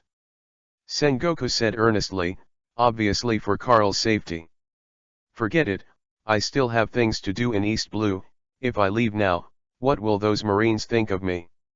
And it's just a Golden Lion, no matter how strong he is, where can he be? A man who broke his legs, I still don't care. Carl knew very well that Golden Lion had become a lot degraded since he broke his legs, and his physical fitness was not as good as before. If Golden Lion at his peak came to East Blue, Carl ran away without saying a word. But the current Golden Lion might not even have half of its original strength, so Carl naturally wouldn't be afraid of him. Since you've made a plan, pay attention to safety and notify me or Garp immediately if you find the Golden Lion. Although the two of us couldn't rush to support at the first time, Borsellino was patrolling around the windless belt, and he could rush over to help you as soon as possible. I know the old man, don't worry, I will be absolutely fine. Carl said confidently, and then he and Sengoku had a few homely chats before hanging up the phone bug. However, Carl's expression was not as relaxed as his tone. Belmere temporarily postponed the plan for Admiral Carey and let Buggy withdraw to the waters around Logetown. Golden Lion knows Buggy, and now Buggy is so flamboyant.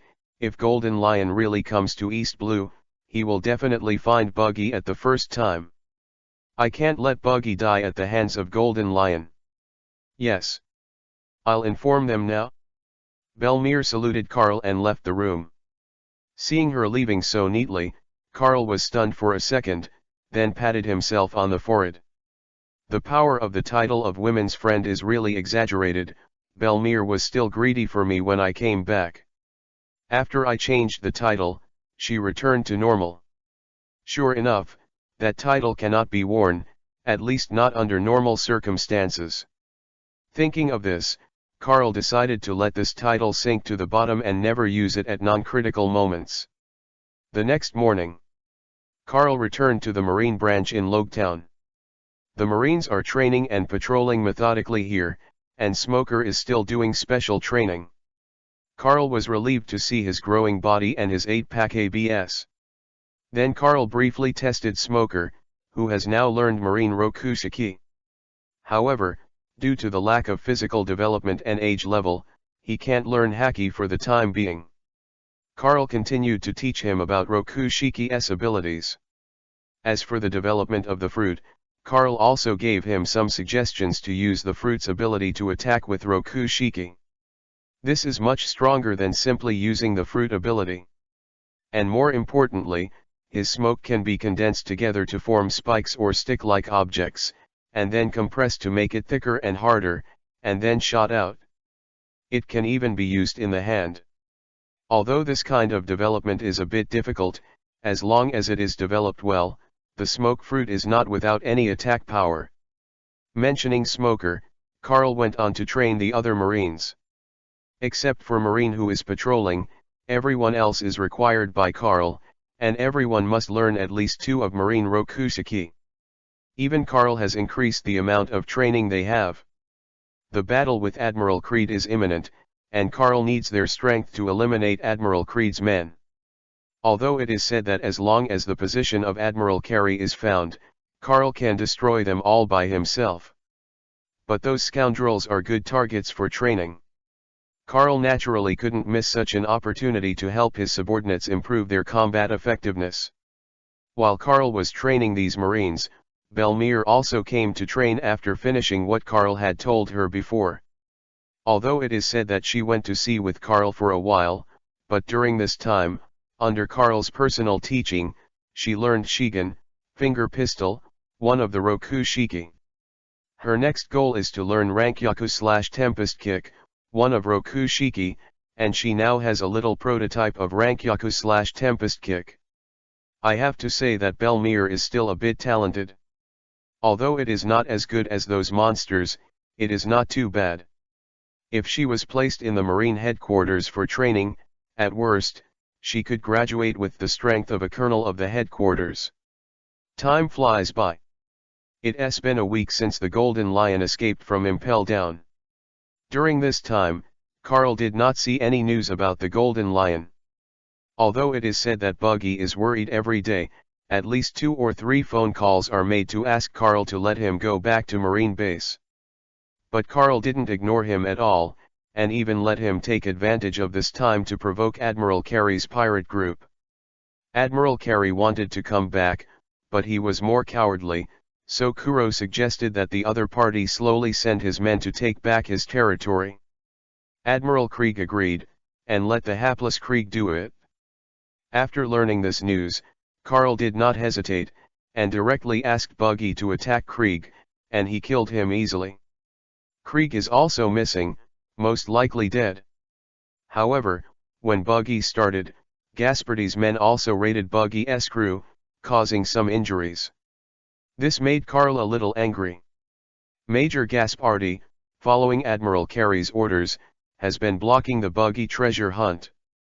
During this period of time, many peripheral members have been killed. The waters near Logetown most of the time under Carl's order.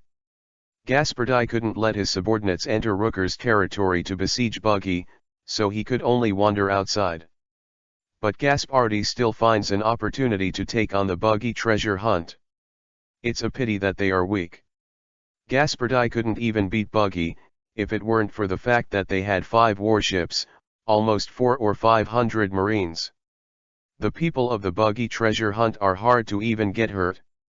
However, Gaspardi was also injured because of this incident and is still resting in his territory.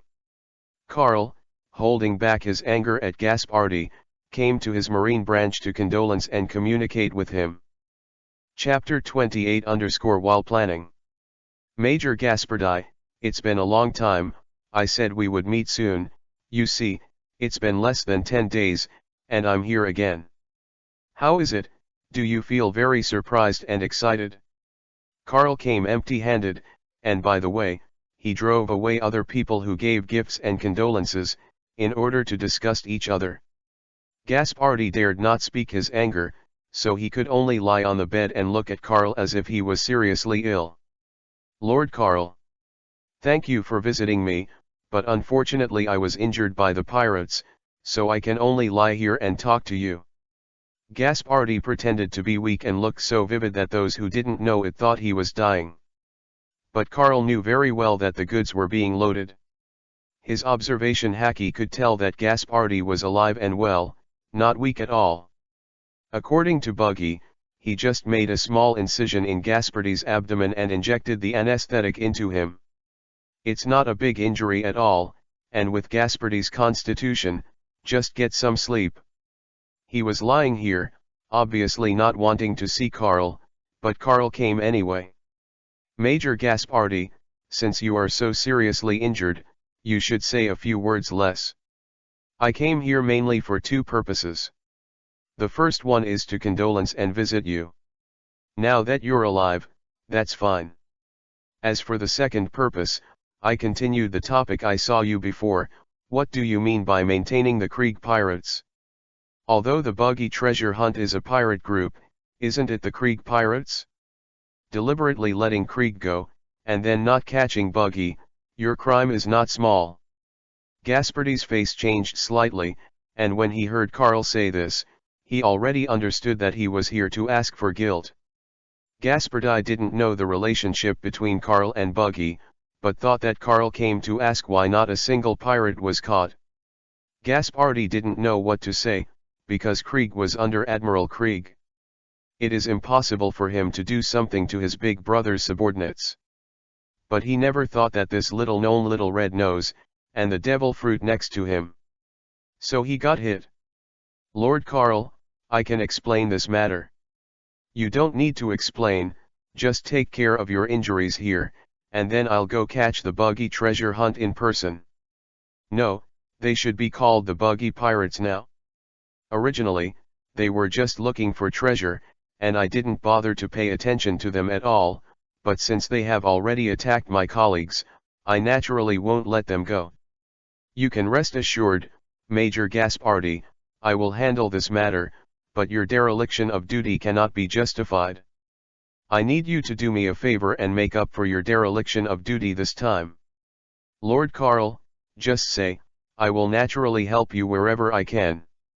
Although Gaspardi had already planned to leave East Blue, before that, he was still Marine, and if he offended Carl, the gain outweighed the loss, and there was absolutely no need for this.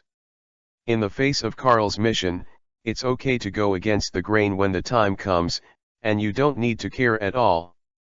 Carl also knew very well that Gaspardi had no intention of carrying out his mission at all.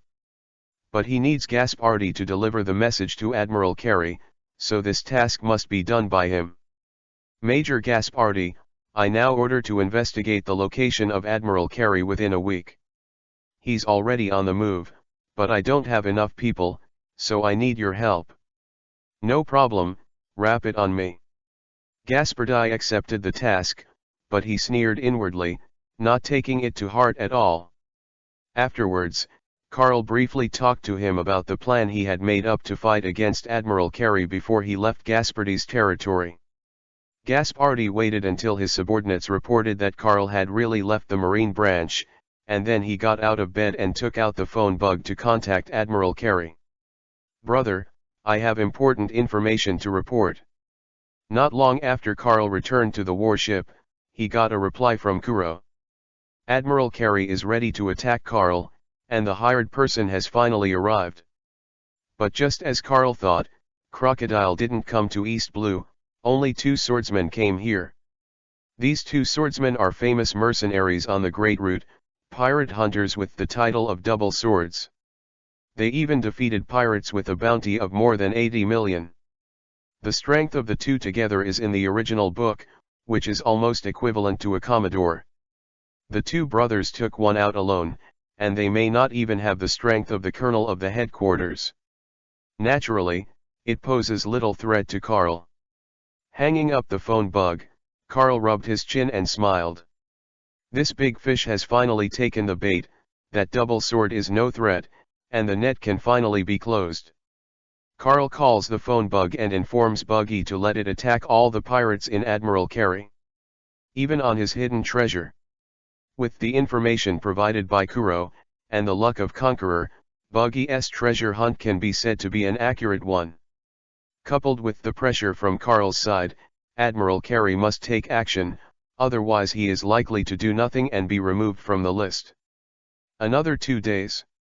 From Gaspardi and Kuro's side, a message came at the same time. Admiral Carey intends to attack Buggy, and the chosen location is a remote uninhabited island. The news from Gaspardi was very inaccurate. He said that Buggy was going to be here and that Admiral Carey was going to ambush him here. Gaspardi suggested that Carl take his seat early and ambush them, Admiral Carey and Buggy. As for Gaspardi, he only intends to send troops, and he does not intend to go there. Carl understood what he was thinking. If Carl really got there early, I'm afraid he would be directly ambushed. Although Carl is not afraid, he does not want to lose too many troops. So he rejected Gaspardi's suggestion, only saying that he must go back. After fooling Gaspardi, Carl deployed according to the news from Kuro. Because Buggy stole too much treasure, Admiral Carey finally couldn't bear it anymore, which led Kuro to prepare a plan to eliminate Buggy's treasure hunt group. By the way, he also made Gaspardi get ready to encircle Carl together. The 2 swordsmen also left Admiral Carey and took their seats in advance to prepare. It's really convenient to have Kuro around. Such a talent must not be allowed to become a pirate. After whispering a word, Carl turned to Belmere and said, "Belmere, you go and inform all Marines, including Smoker, to prepare for battle. Next is the war between our Marine and Admiral Carey, which is the best way to test the strength of our troops. Buggy has to remind him again and again that he is the most critical part of this plan, and he must not go wrong." At the same time, Carl also began to spread false news, saying that Marine was going to conduct military exercises, and leave immediately. What they didn't know was that it was on an uninhabited sky island. There was a blond old man with his head plugged into the rudder, biting his cigar and looking at the newspaper, the news of Roger's execution a few months ago, showing a vulture smile. "The little devil in the Valley of the Gods, it's been a long time since I saw you." Chapter 29_Trap. East Blue. An unknown island. This island is on the edge of East Blue, very remote, and there is no trace of human activity around. But just today, 7 or 8 small pirate ships suddenly appeared on such a desolate island. Everyone's attention, according to the news, the treasure is on this island, give me snacks, absolutely don't miss any place. As ordered. After the leader issued the order, nearly 100 people armed with tools frantically searched for the treasure here. But just as these people were looking for the treasure, the man who gave the order returned to the largest ship. "Sir Buggy, the order has gone out, what should our people do next?" Obviously, the person who gave the order just now was Marine under Carl. It's just that his current image has nothing to do with Marine at all, and those who don't know it think he is a pirate with 5 big and 3 rough. After all, it was Buggy who took them out to sea. Even though Buggy has become marine, his behavior is still the style of a pirate. Other people are also learning Buggy lifestyle and habits, and naturally move closer to the pirates. However, they have not forgotten their mission and still remember that they are marine. Hey, although I have participated in many battles, this is the first time I have participated in a war led by me, which is really interesting. You send the order, let all the corps members spread out, and I will personally lure Admiral Carey to appear. As soon as he appears, all of you will immediately come out and kill him. As ordered. Buggy issued a simple ambush command, and then let the Marines play. After all, he is not a professional talent. When it comes to arranging troops, it is good to let the flow take its course. Buggy sorted through his excitement and dialed Carl's phone. Bug. Master Carl, I have arrived at the designated location and ordered them to ambush. What should I do next? Well done, then you continue to act according to the plan, looking for the treasure of Admiral Carey. Admiral Carey's message to you is not wrong, this island does have his buried treasure. According to the information Kuro has obtained, this treasure should be the entire net worth of Admiral Carey. If you can find me, you will be divided into 30%. Received. I'll look for it. Hearing Carl's words, Buggy suddenly became excited, and immediately hung up the phone and went out to hunt for treasure.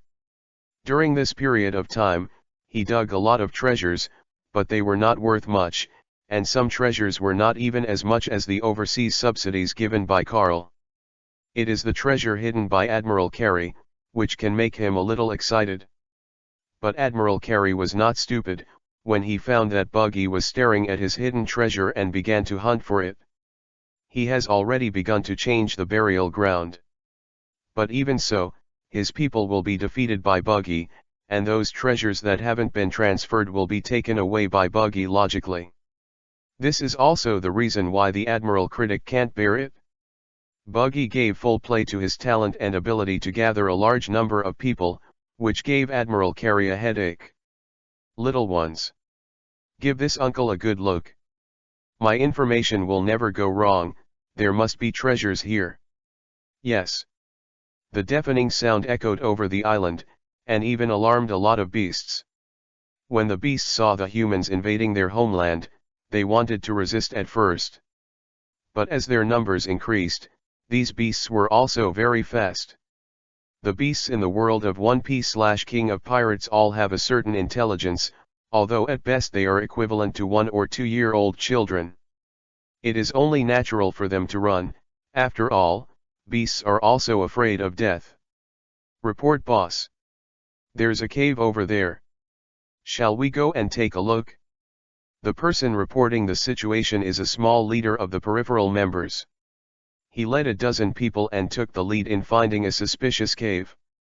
But he didn't dare to go in without authorization. After all, when someone was hunting for treasure before, they triggered the trap because of greed, and then died in Huanquan. After this kind of thing happened many times, they became a lot more honest. After all, Buggy is a fruit-capable person, and ordinary organs have no effect on him at all. I see. Tell everyone to follow me. Although I wasn't sure if there was any treasure in the cave, I called everyone here just in case. Moments later, Buggy came to the suspicious cave. He fell down and took the things by himself, and threw a few throwing knives and needles at random to test whether there were any mechanisms on both sides of the wall.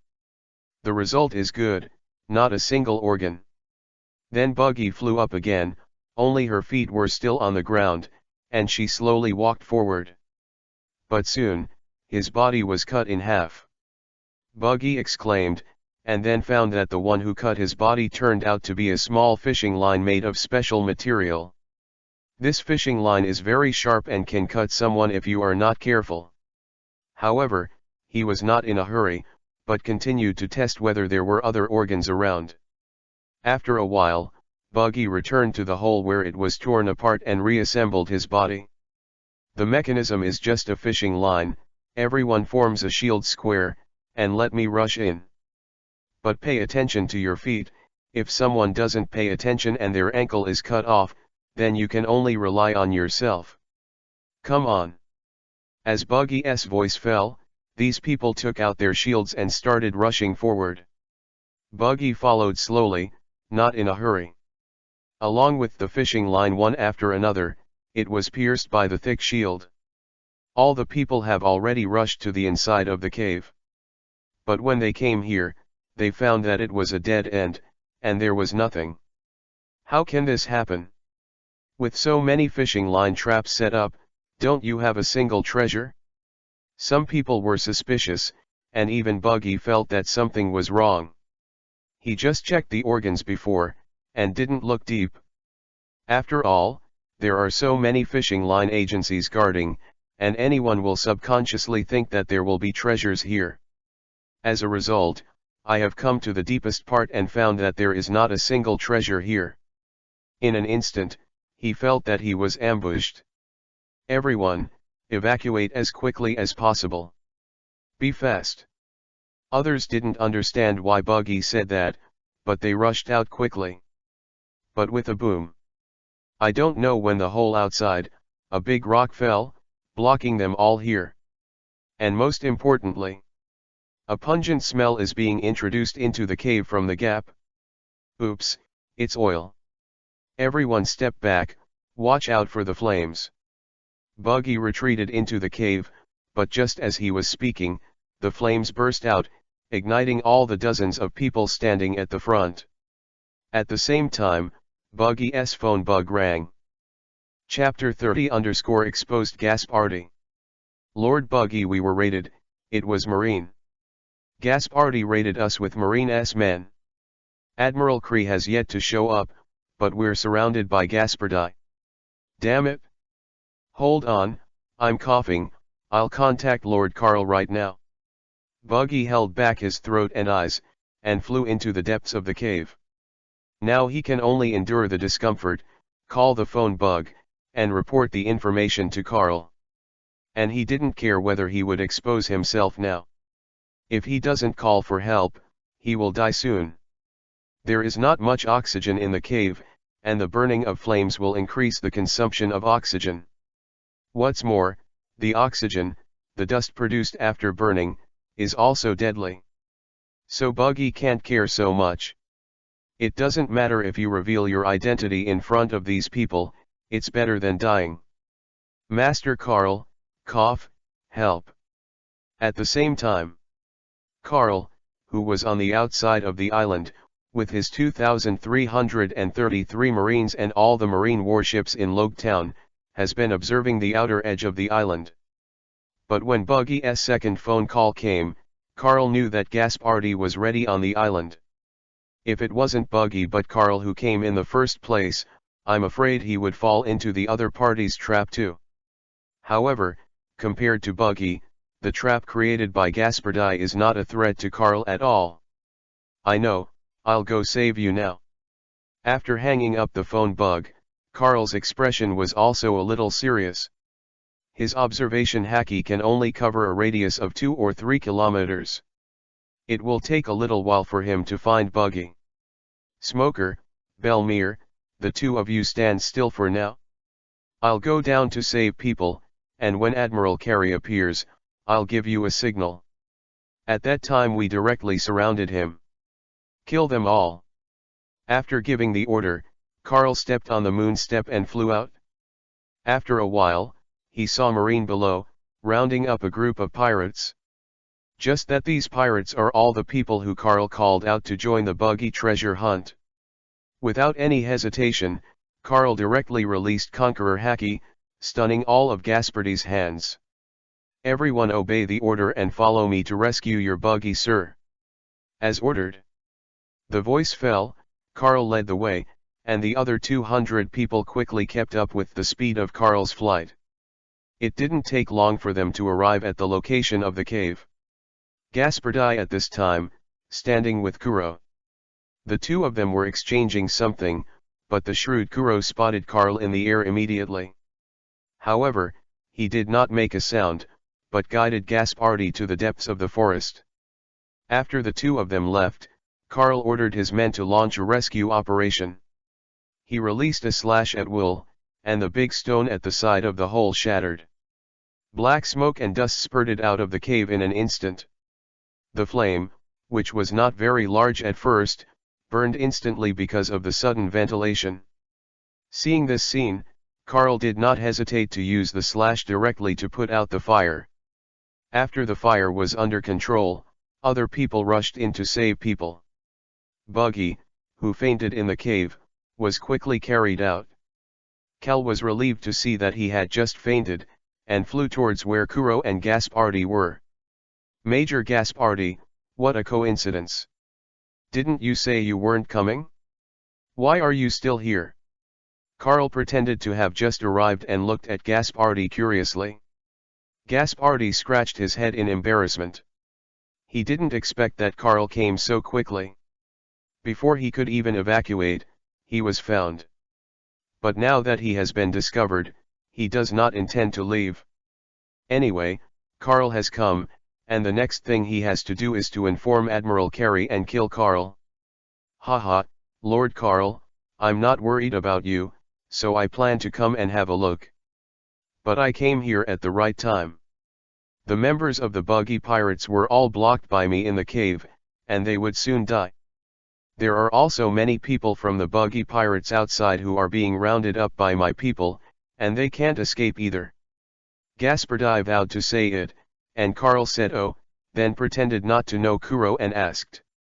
Who is he? I was in your base before, why haven't I seen him? Lord Karl, it's normal that you haven't seen him before. He's my new recruit, and he's just joined Marine not long ago. Gaspardi replied embarrassingly, but obviously a little guilty. Kuro pushed his glasses and stared straight at Karl, as if asking if he should reveal his identity. Karl shook his head, patted Kuro's chest casually, and put the logo of the Carey Pirates that he had prepared earlier on Kuro's chest. This sign was held by Karl as a spare, but he didn't expect it to come in handy now. Since it is your newly recruited subordinate, why is there the logo of the Carey Pirates on his clothes? Major Gaspardi, please give me a reasonable explanation. Karl's eyes were sharp, and he stared at Major Gaspardi in front of him, pretending that he had just discovered it. After Kuro glanced at his chest, he also understood what Karl meant, and without any hesitation, he turned and ran. In this way, he directly confirmed his identity and cheated Gaspardi. Asshole! Seeing Kuro running so fast, Gaspardi can't wait to tear him to pieces. Hee, Lord Karl, stop joking, how could I have something to do with Admiral Carey? We must have misunderstood, so let me take you to the boat first, and I will give you a good explanation. Saying that, Gaspardi slowly approached Karl. The dagger in his cuff suddenly slipped and wiped towards Karl's neck. Go to hell. Marine kid. Gaspardi suddenly burst into flames, trying to kill Karl. But he didn't know that all his movements were clearly seen by Karl's observation hacking. In the face of a non-threatening attack, Karl even stood still, letting the dagger fall to his neck. Clang sound. Gaspardi's dagger, as if stabbed into an iron wall, couldn't pierce Karl's skin at all. How is that possible? Are you also a fruit person? Gaspardi felt a little unbelievable. He believed that his strength was not weak, but he never thought of it. He didn't even have the qualifications to hurt Karl. Fruit ability? You underestimate me too much, this is just an iron nugget of Rokushiki, one of the mandatory courses of the Marine headquarters. As long as it is a Marine from the headquarters, at least 2 of the Rokushiki have been mastered. Hearing Karl's words, Gaspardi turned around and ran without any hesitation. Monsters. Those who came out of the headquarters are indeed monsters. Gaspardi's vision is still too low. If he, like Admiral Carey, has been to the Great Route, he will understand. Marine Rokushiki on the Great Route, people who will be abound. It's useless to escape, you'd better go back with me and confess your guilt. Major Gaspardi. Impossible, even if I die, I can't go back with you. Shuangjian, get out of here, get rid of this kid. Chapter 31 _ Poor Acting. Following Gaspardai's roar, there were a few whistling sounds around him. I saw two sword chi, cut off the surrounding deciduous branches, and attacked Carl. Not bad sword chi, reaching the threshold of a swordsman, but that's all. Carl shook his head, took out the 3 generations of ghosts, and waved forward. Destroyed Vice Admiral with 2 swords halfway. Even Carl didn't release the slash, and Gatu didn't touch the opponent's sword energy. He just used the strong wind brought by wielding Geesh to blow away the 2 sword chi. It's really a marine from the marine headquarters, and his strength is much stronger than those pirates.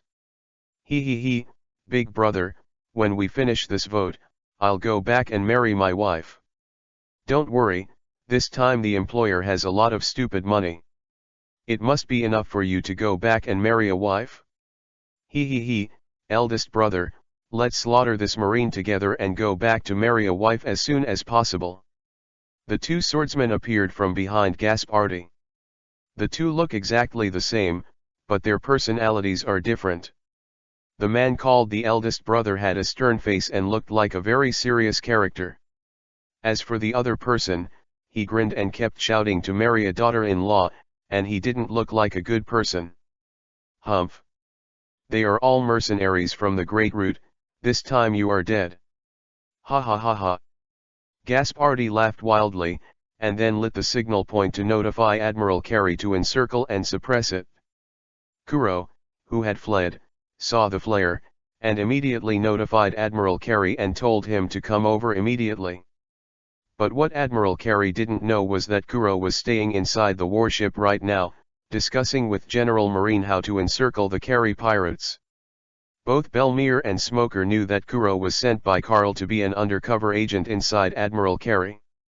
So they didn't catch him, but cooperated with Kuro and implemented the action. All of you, follow me to surround the Carey pirates from the outside. Lord Carl said that Major Gaspardi and the 2 mercenaries are nothing to worry about, so let's not worry about him. As soon as the signal from Lord Carl comes, we will set off immediately. Belmere was a little uncomfortable with Kuro giving orders instead of Carl, but she understood what was most important at the moment. And none of the people who can be sent undercover are simple roles, so Belmere and Smoker didn't make trouble for Kuro. At the same time, Shuangjian brothers too, are jointly attacking Carl. The swordsmanship of the 2 of them is quite sharp, especially when the 2 swords are combined. Each move is aimed at the vital points of the human body. Every move they make is not aimed at the deadly organ, or at the weakest part of the human body. This made Carl a little disgusted and wanted to kill the 2 of them directly. But now the time has not come, he must wait until Admiral Carey comes to him before he can finish acting. Otherwise, what if the coward, Admiral Carey, ran away? He hid from Carl for months, and finally managed to lure him out, and he must not be let go. So it's hard for Carl, he must have excellent acting skills.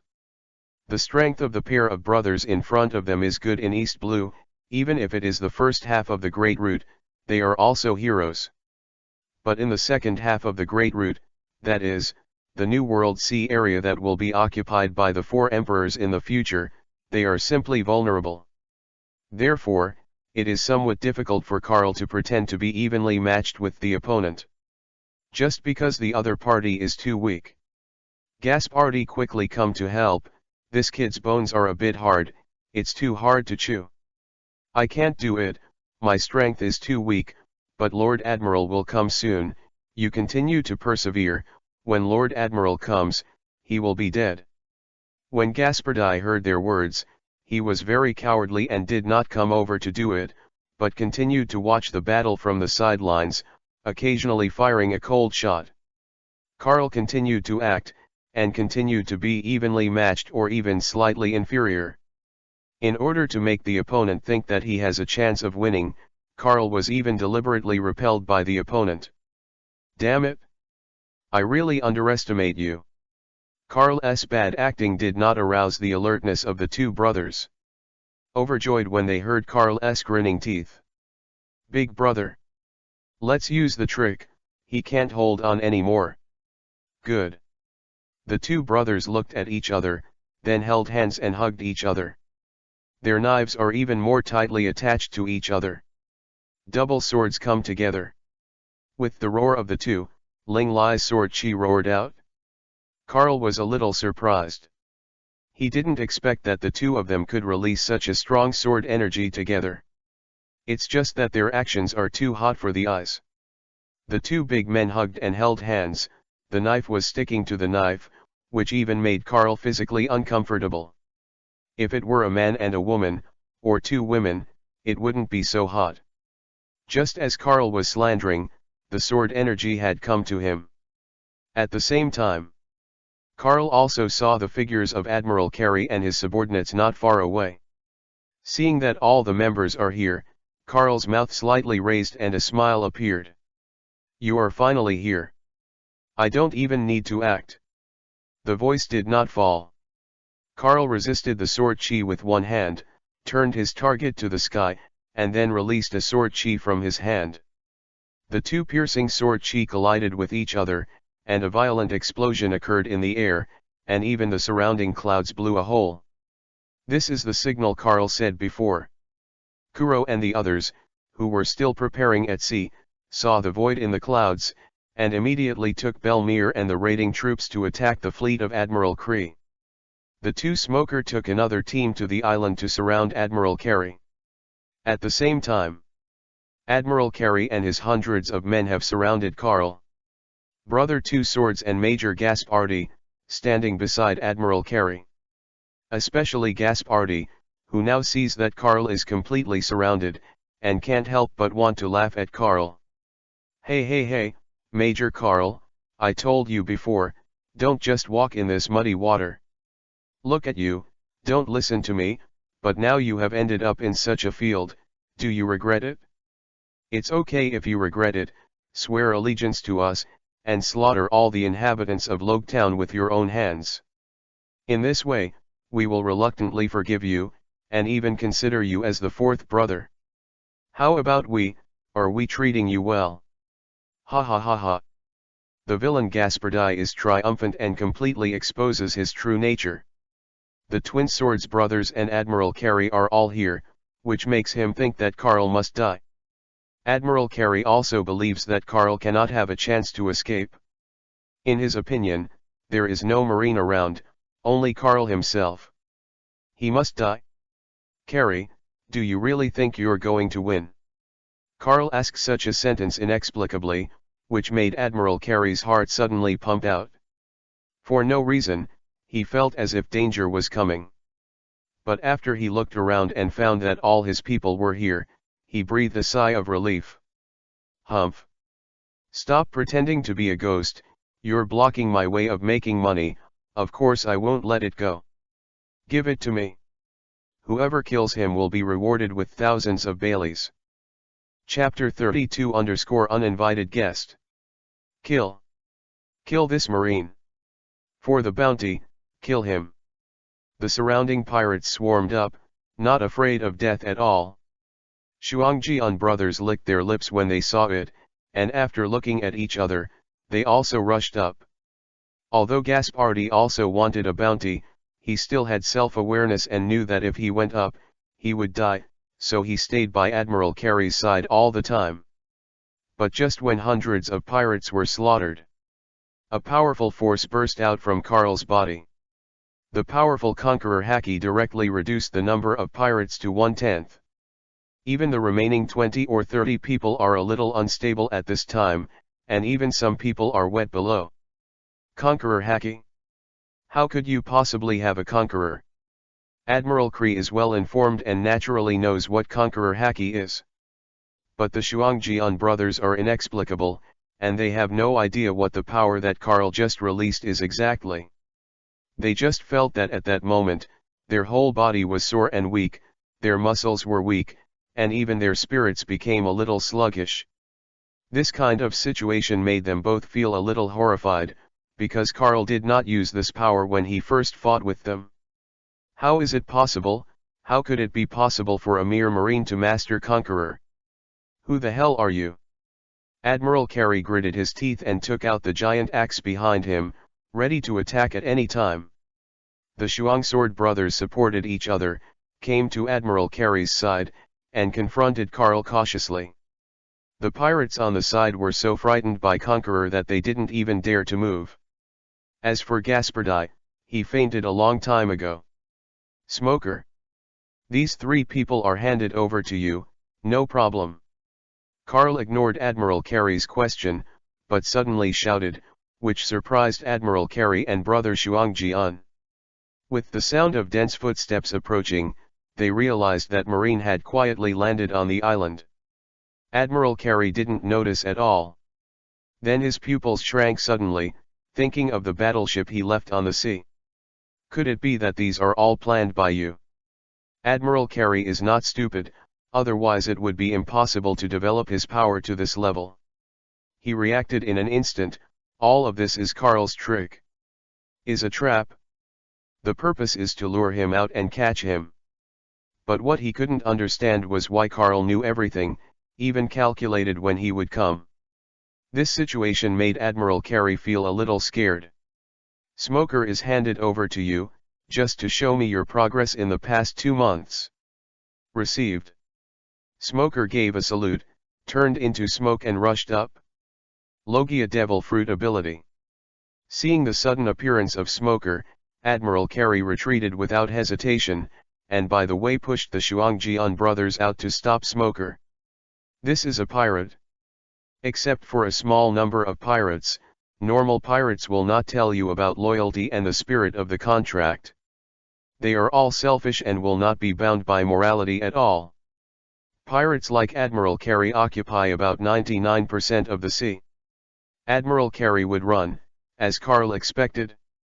But his strength is indeed not weak, those marine soldiers can't even stop him. So Carl still shot himself and chopped Admiral Carey to the ground. Admiral Carey wanted to resist, but with another sword attack from Carl, the armor all over his body instantly shattered. Even his weapon, the huge battle axe, has also become scrap metal. This situation made Admiral Carey and the Shuangjian brothers, who were still struggling to understand that Carl was just acting to delay time.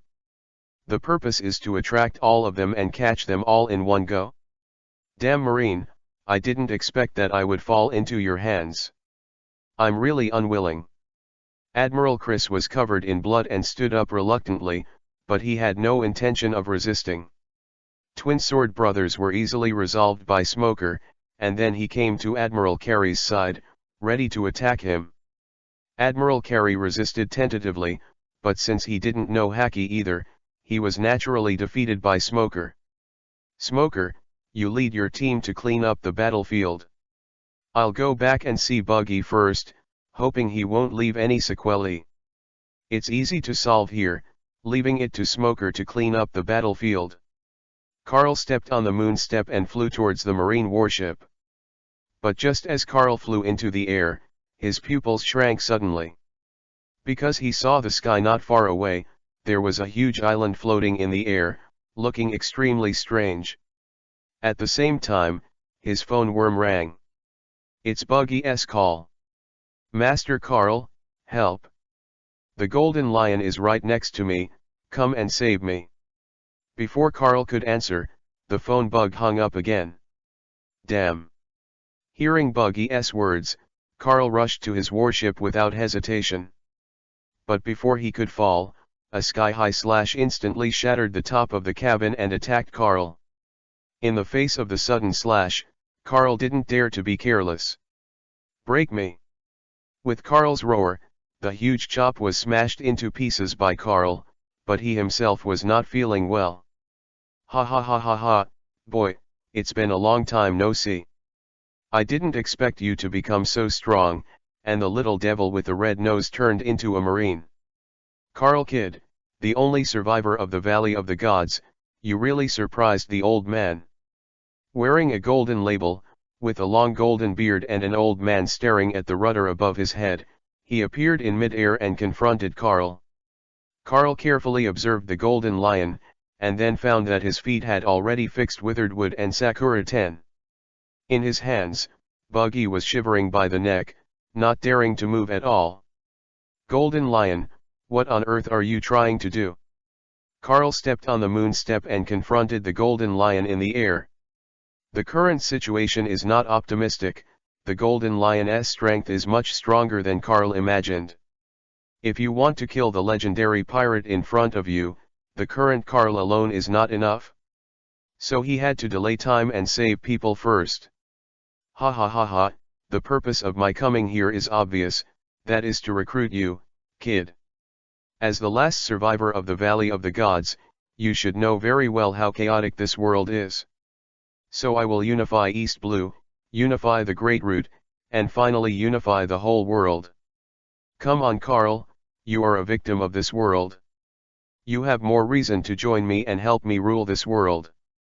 Facing Golden Lion's invitation, Carl squinted his eyes and raised his mouth slightly, Hacky leaked. What if I say no? Ha ha ha, no one can refuse this old man's invitation. The golden lion is free and easy issue, his eyes suddenly turned fierce. Conqueror Hacky burst out and collided with Carl's conqueror. Chapter 33_tentative. Golden Lion Shiki detected, check-in available. The sound of the system sounded unexpectedly, but Carl was unable to sign in at this time. Because Golden Lion is too strong, it's not easy to get close. Master Carl, please help. Buggy was caught in the hands of Golden Lion, and he was powerless to resist. Coupled with the impact of the two conqueror, he was already a little dizzy. If it weren't for Buggy's training on Roger's ship, the conqueror would have been pounded in almost every battle. Probably stunned by Carl and Golden Lion. Ha ha ha, Red Nose, as Roger's crew member, you actually took refuge in Marine, which is really interesting. Car, I think you also take this Red Nose seriously. As long as you follow me to dominate the world, I will spare him, so it's a good deal, right? Golden Lion grinned. Although he said it was a discussion and an invitation, his tone of voice was that Carl would not be allowed to refuse. This is the overlord of the sea, the Golden Lion, who once fought Roger in a tiebreaker. In the face of such a domineering and powerful enemy, although Carl was still a little worried in his heart, he must not admit it on his face. And he doesn't think that the Golden Lion, who is half-aged now, can still have the power of the peak period. Golden Lion Shiki. I'll give you a chance, release Buggy and leave East Blue immediately. In that case, I can spare your life. Carl clenched Geesh tightly, ready to attack the Golden Lion at any time. In the face of such a strong man, Carl did not dare to be careless, and the sign-in task had already appeared. He must find the right time, touch him for 10 seconds, and complete the sign-in. The current Golden Lion, who has just escaped from Impel Down not too long ago, is still at the peak of his age. Although the state has declined a bit, but at least it can be maintained, the level of Quasi-Admiral. If you want to complete the check-in, Carl has to pay full attention and must not make a mistake. Little devil, don't be ashamed. The old man invited you because he saw your identity. Don't really think that you are a character. I saw your manifesto in the newspaper. To be honest, if someone else said such a thing, I would sneer. But as you put it, I think it makes sense. That's the benefit of background identity. Although Carl's reputation has not been conveyed, his identity background, as well as his past, let those bigwigs know his name. His previous speech on the execution platform, as long as those who have experienced the Battle of the Valley of the Gods, will understand why Carl said this. But only a few people can understand him, and Carl doesn't care about it. But what he didn't expect was that Golden Lion became interested in him. That way, things won't work out. It's no use talking. Since you're not going to leave, do it. While speaking, Carl rushed up and draped a knife on Golden Lion's side. With this blow, Carl poured the power of his whole body and armament haki, which directly repelled the Golden Lion. Carl took advantage of the victory to pursue and attack the Golden Lion with several consecutive slashes while the Golden Lion was still a little confused. However, Golden Lion's reaction speed is very fast, and his body flexibility is also very good. Facing Carl's next attack, he controlled Deadwood and Sakuraju with his legs, blocking all of Carl's slashes. But his body was a little numb, and his expression was extremely shocked. This is Roger's swordsmanship. How could you have his swordsmanship? Could it be that he taught you his own swordsmanship before he died? And what's going on with your strange power? You're not born to that bastard in Garp. The Golden Lion fought Roger a lot of times, and it was natural to find that Carl's swordsmanship had a bit of Roger's shadow. Although not all of them, Roger's swordsmanship accounted for about 70%. The remaining 30% is the bonus from Mihawk's swordsmanship. Coupled with Carl's strange power, this made the Golden Lion rush and overwhelmed. Humph. Do you want to know why? Just go down to Huanquan and ask him personally. Golden Lion. Household / Carl roared angrily, and instantly came behind Golden Lion, posing as Iai Jean and closing the sword. With the ghost into the sheath, a bloodstain appeared on Golden Lion's body. Master Carl. Help. Golden Lion and Carl fought before. Buggy, who had been carried by Golden Lion, didn't dare to move at all, for fear of being accidentally injured by the aftermath of the battle between the two of them. Now that Golden Lion has the upper hand, it looks like Carl has the upper hand, so Buggy starts calling for help without hesitation. But Carl was unmoved, and clenched the ghost again. Buggy, wait a minute, I'll save you in a moment. Carl said solemnly, completely daring not to be careless. Although he hit the Golden Lion just now, his hand was very abnormal. That kind of feel is like being stuck on an iron plate. Although it can be cut down, it is very difficult. At the same time, Golden Lion turned around, glanced at the wound that was no longer bleeding, and immediately showed a hideous smile. Although I don't know how your strange power and Roger's swordsmanship came about. But it doesn't matter, if you join the old man's team, the old man can help you become stronger. Back then, the old man's swordsmanship was on par with Roger's. If you are willing to become this old man's subordinate, I will guarantee you to become the strongest swordsman in the world. Hee, I have no interest in the title of the strongest swordsman in the world. If I had to say it, I would be happy to be the strongest Marine King in history. So you've rejected me again, haven't you? You said it? The dialogue between the two has completely made their position clear. Carl's repeated rejection of Golden Lion has consumed all of Golden Lion's patience.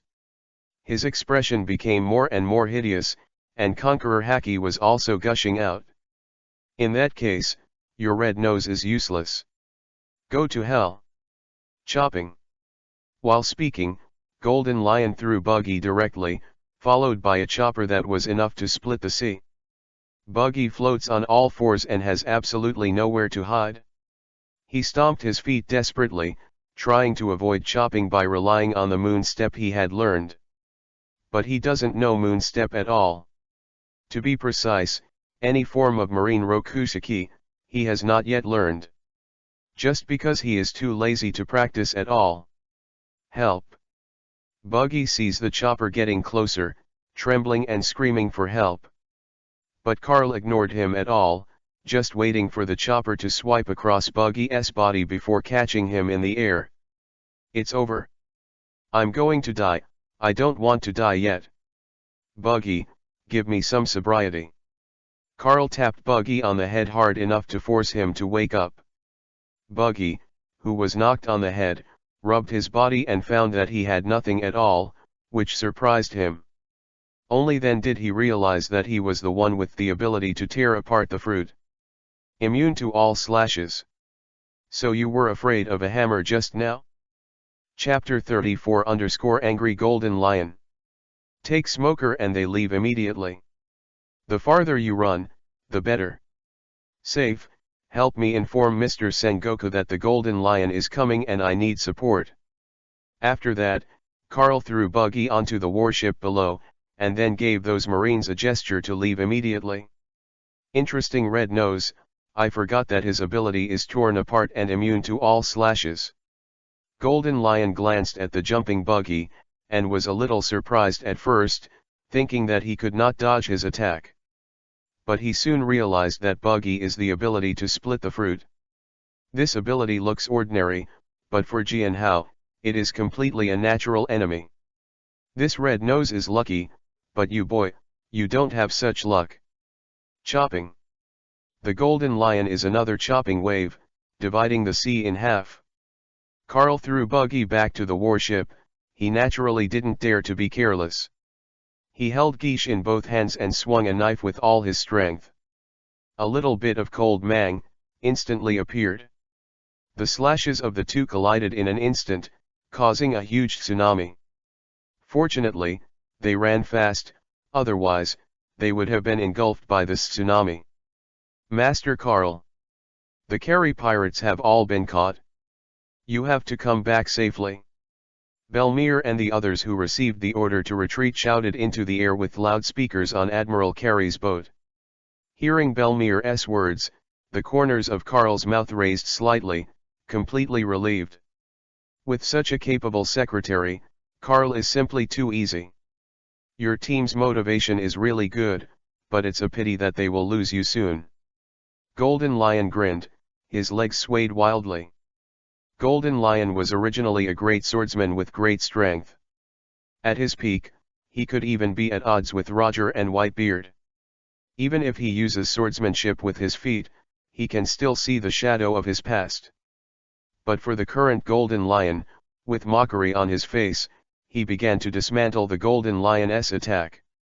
The legs are not as flexible as the hands, this is something normal people know.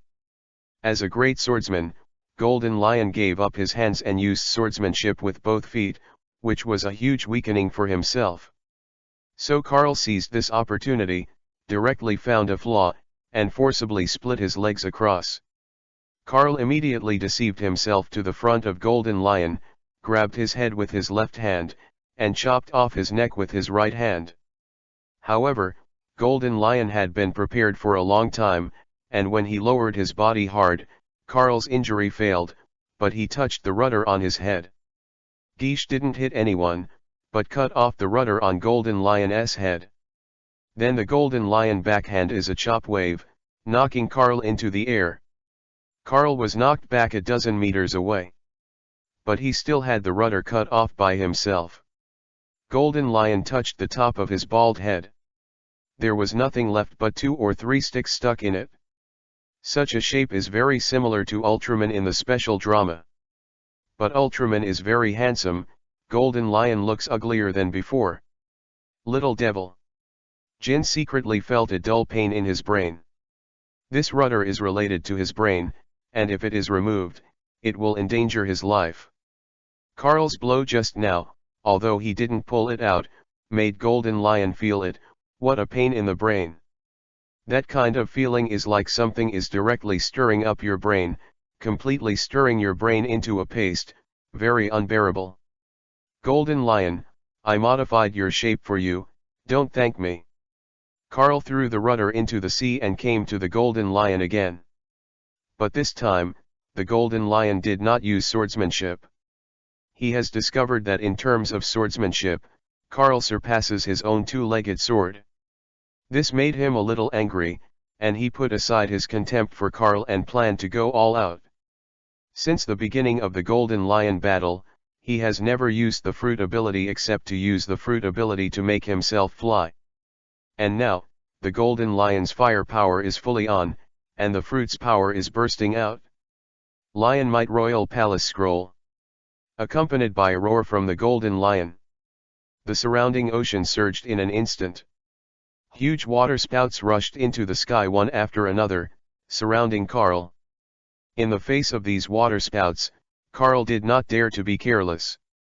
Controlling the power of nature and unleashing the offensive like a natural disaster, it is indeed you. Golden Lion. Carl murmured softly, avoiding the surrounding waterspouts. Now he was a little fortunate that Belmere and others were all evacuated. If they continue to stay here, I am afraid no one can escape the Golden Lion's sanctions. Go to hell, kid. A roar. Howling water dragon. Golden Lion didn't hold back any longer, he fully activated his fruit ability, and controlled the waterspout connecting the world to blast Carl. But Carl is not so easy to be hit. The range of waterspouts is large and numerous. However, Carl's observation haki can help him avoid the siege of the waterspout. Even if there are 1 or 2 waterspouts in the way, Carl can forcefully blast out with his own strength. But in the same way, he himself has become a jerk, and it takes a lot of his physical strength to rush out. If he hadn't received the reward of doubling his physical strength before, Carl might have collapsed by now. Although Carl's strength is not weak, his physical strength is still hard. Rushed directly towards the Golden Lion. He had to stay on him for 10 seconds before Golden Lion could react to complete the sign-in. Otherwise, he has absolutely no chance of winning. Hope Buggy's lucky color can bless me with good ability. Carl prayed and came to the front of the Golden Lion. He completely gave up his restraint and image, like an octopus. The iron wire was firmly on Golden Lion's body, making him unable to move. Golden Lion saw that Carl suddenly hugged him from the front, and he didn't even plan to let go, which made him feel a little bad. Little devil! Hurry up and get out of my way. I won't. You have the ability to bite me. In order to gain the ability, Carl also worked hard. Anyway, there is no one around now. As long as Carl doesn't say it, no one knows. As for Golden Lion, if you can get good ability, 9 kills him and kills him. Even if he couldn't kill him, Golden Lion wouldn't go around saying that he was hugged by a big man. Shame. Little devil. Go away for the old man. Golden Lion desperately wanted to break free of Carl, and even used his fruit ability to reach the highest sky. There are clouds sheltering here, and it is impossible for anyone to see what the two of them look like now. But Carl still didn't let go, and even changed his position to lock the Golden Lion from behind. Look at my trick. The strong man locks the man. Sign into Golden Lion Shiki successfully and get fluffy fruit, awakened. System prompt, the obtained fruit ability has no side effects. The same type of devil fruit can only be obtained once, and other fruit abilities can be obtained multiple times. Chapter 35 _ People's Worries. Make a lot of money. I got the Piao fruit directly, and it is still the most perfect Piao fruit ability. The current Golden Lion may not be as good as the peak period, but his fruit ability has not declined too much. What he has dropped is only his physical strength and swordsmanship, as well as his own spirit. The fruit ability that Carl obtained was the power of Golden Lion at its peak. Little devil! Hurry up and let the old man go. With a roar, the Golden Lion, who was hugged by Carl for nearly 20 seconds, finally broke out in an unbearable humiliation. I saw him manipulating the air, forming a violent airflow storm, and converging everything around him toward him. Although this will also hurt him, the storm maker, but it is better than letting Carl hold himself all the time. Seeing this scene, Carl immediately left Golden Lion. Seeing this, Golden Lion sneered, with a murderous look in his eyes, and controlled the storm to quickly turn its direction. Little devil! I insulted the old man, but still want to run? Death to the old man! Lion Might Royal Palace Scroll. Roaring like a lion, echoing in the air. The roar of the Golden Lion was even heard by Belmere, who had already fled here. They were far away from the battlefield at this time, looking at the cloudy weather in the sky and the storm that was breaking out. They felt what was called fear. Master Carl, is it really possible? Belmere was a little worried, she clenched her fists, and didn't even realize that her fingertips began to bleed because she was too hard. It's over, it's over. The Golden Lion is angry. Lord Carl is so fierce. As the person who knows the strength of Golden Lion best, Buggy naturally knows what will happen when Golden Lion gets angry. Golden Lion's ability to call the wind and call the rain, control islands and warships, as long as it is non-living material, he can control it with fluttering fruit. This is his most terrifying place. This kind of terrifying storm from the outside is just a harbinger of Golden Lion's anger. More terrifying things will happen in the future. Damn it! Is this the strength of the legendary pirate? This guy is so much stronger than Doflamingo, I'm really not reconciled. Smoker slammed the hapless Admiral Carey hard with a grim look on his face. He originally wanted to help, but after Belmere and Kuro's argument, he gave up the idea of helping. Now when he thinks that he still wanted to go up to help Carl and deal with the Golden Lion, he couldn't help but want to slap himself. If he really passes, let alone help, he doesn't hold back, it is the greatest help to Carl. Especially in the face of such a large-scale storm, Smoker knew very well that he would never survive.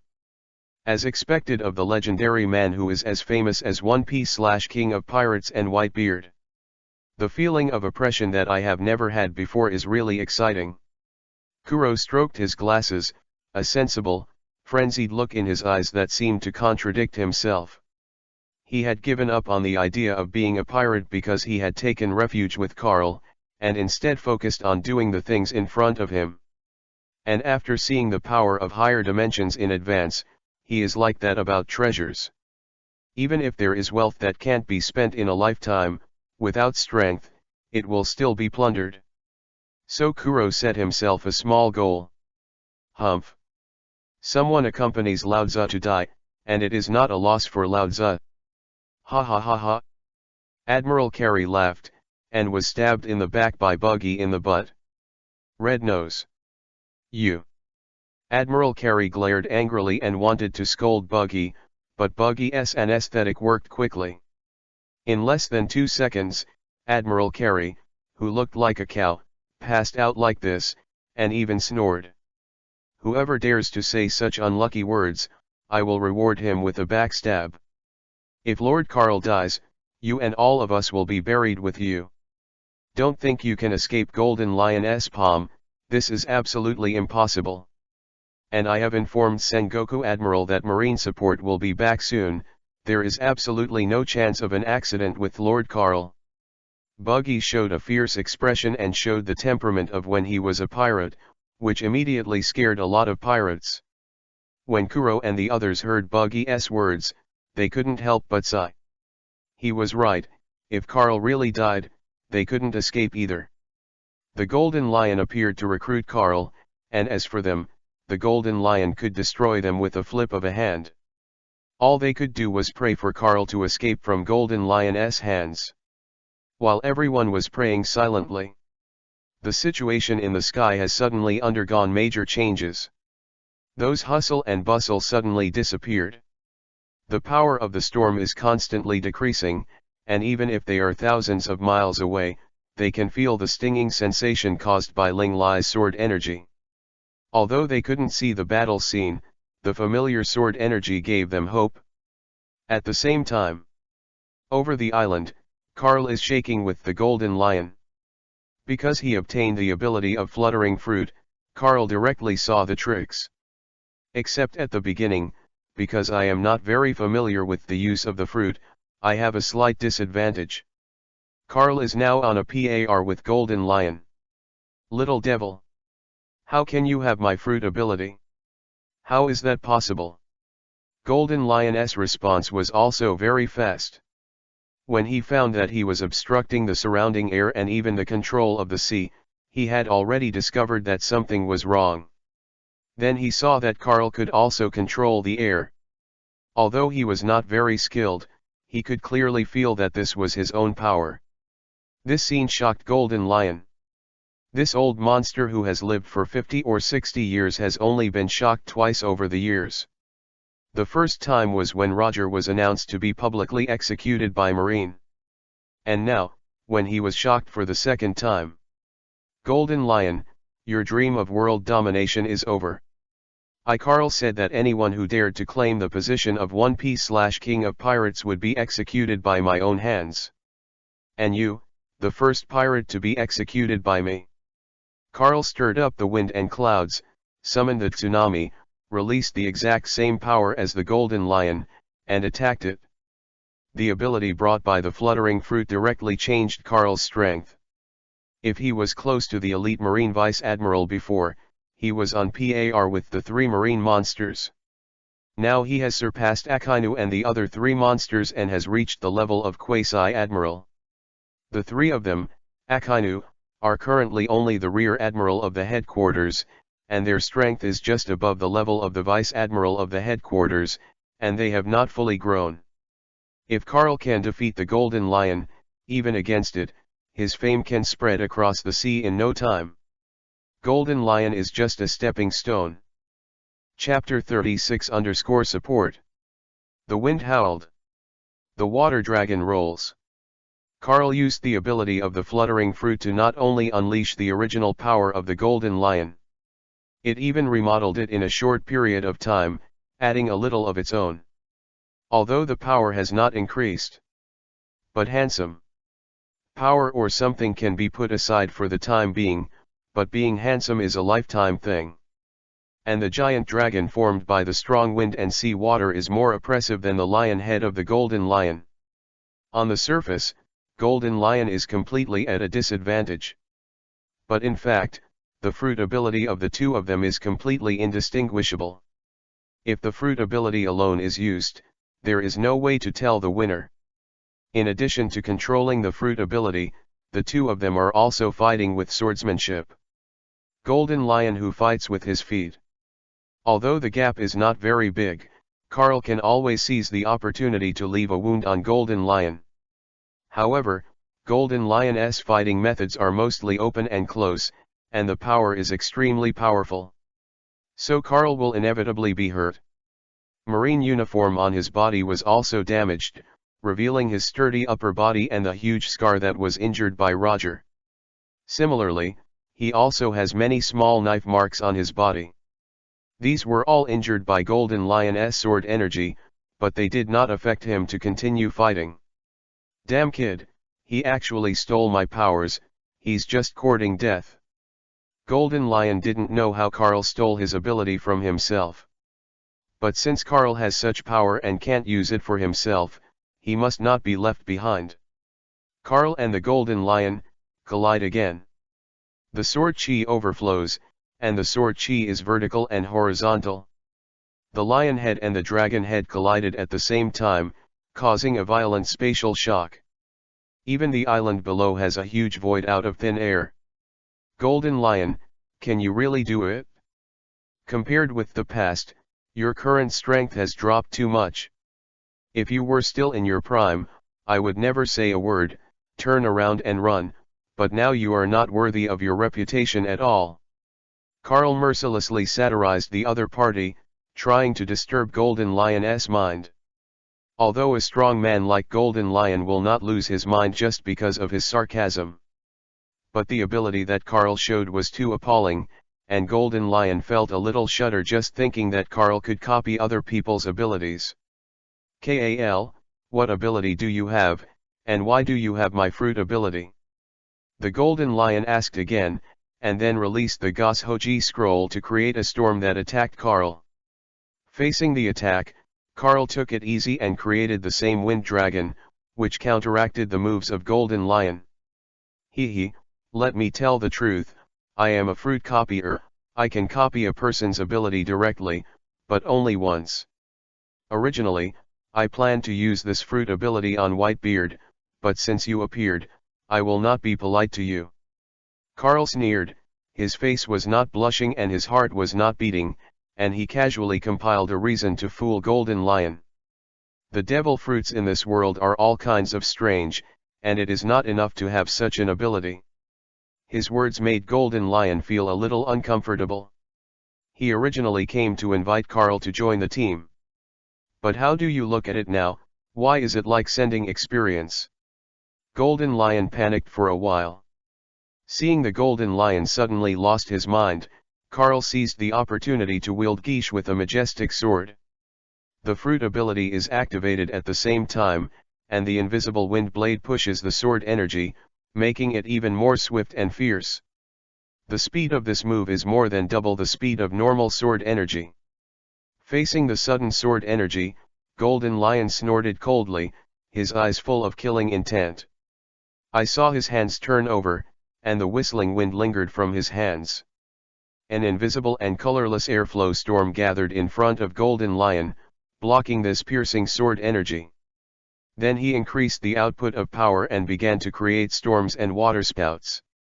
Seeing that the Golden Lion's attack was still the same, without any progress, Carl shook his head and released the same power to cancel each other out.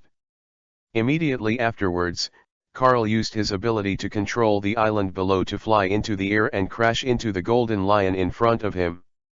This island is very large, and although Carl has obtained the ability of the Golden Lion, it is still a little difficult to control.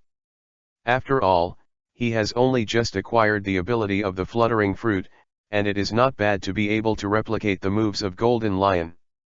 With the ability to control islands like this, Carl is only scratching the surface. But this little fur is enough to control the island and make short-distance movements. The speed of the island's movement was not slow, and in the blink of an eye, it came to Golden Lion's face and knocked him out. Little devil, you are courting death. Golden Lion was furious. He had just been alerting the movement around, his observation haki told him there was danger. But he never thought that Carl had even learned his signature moves.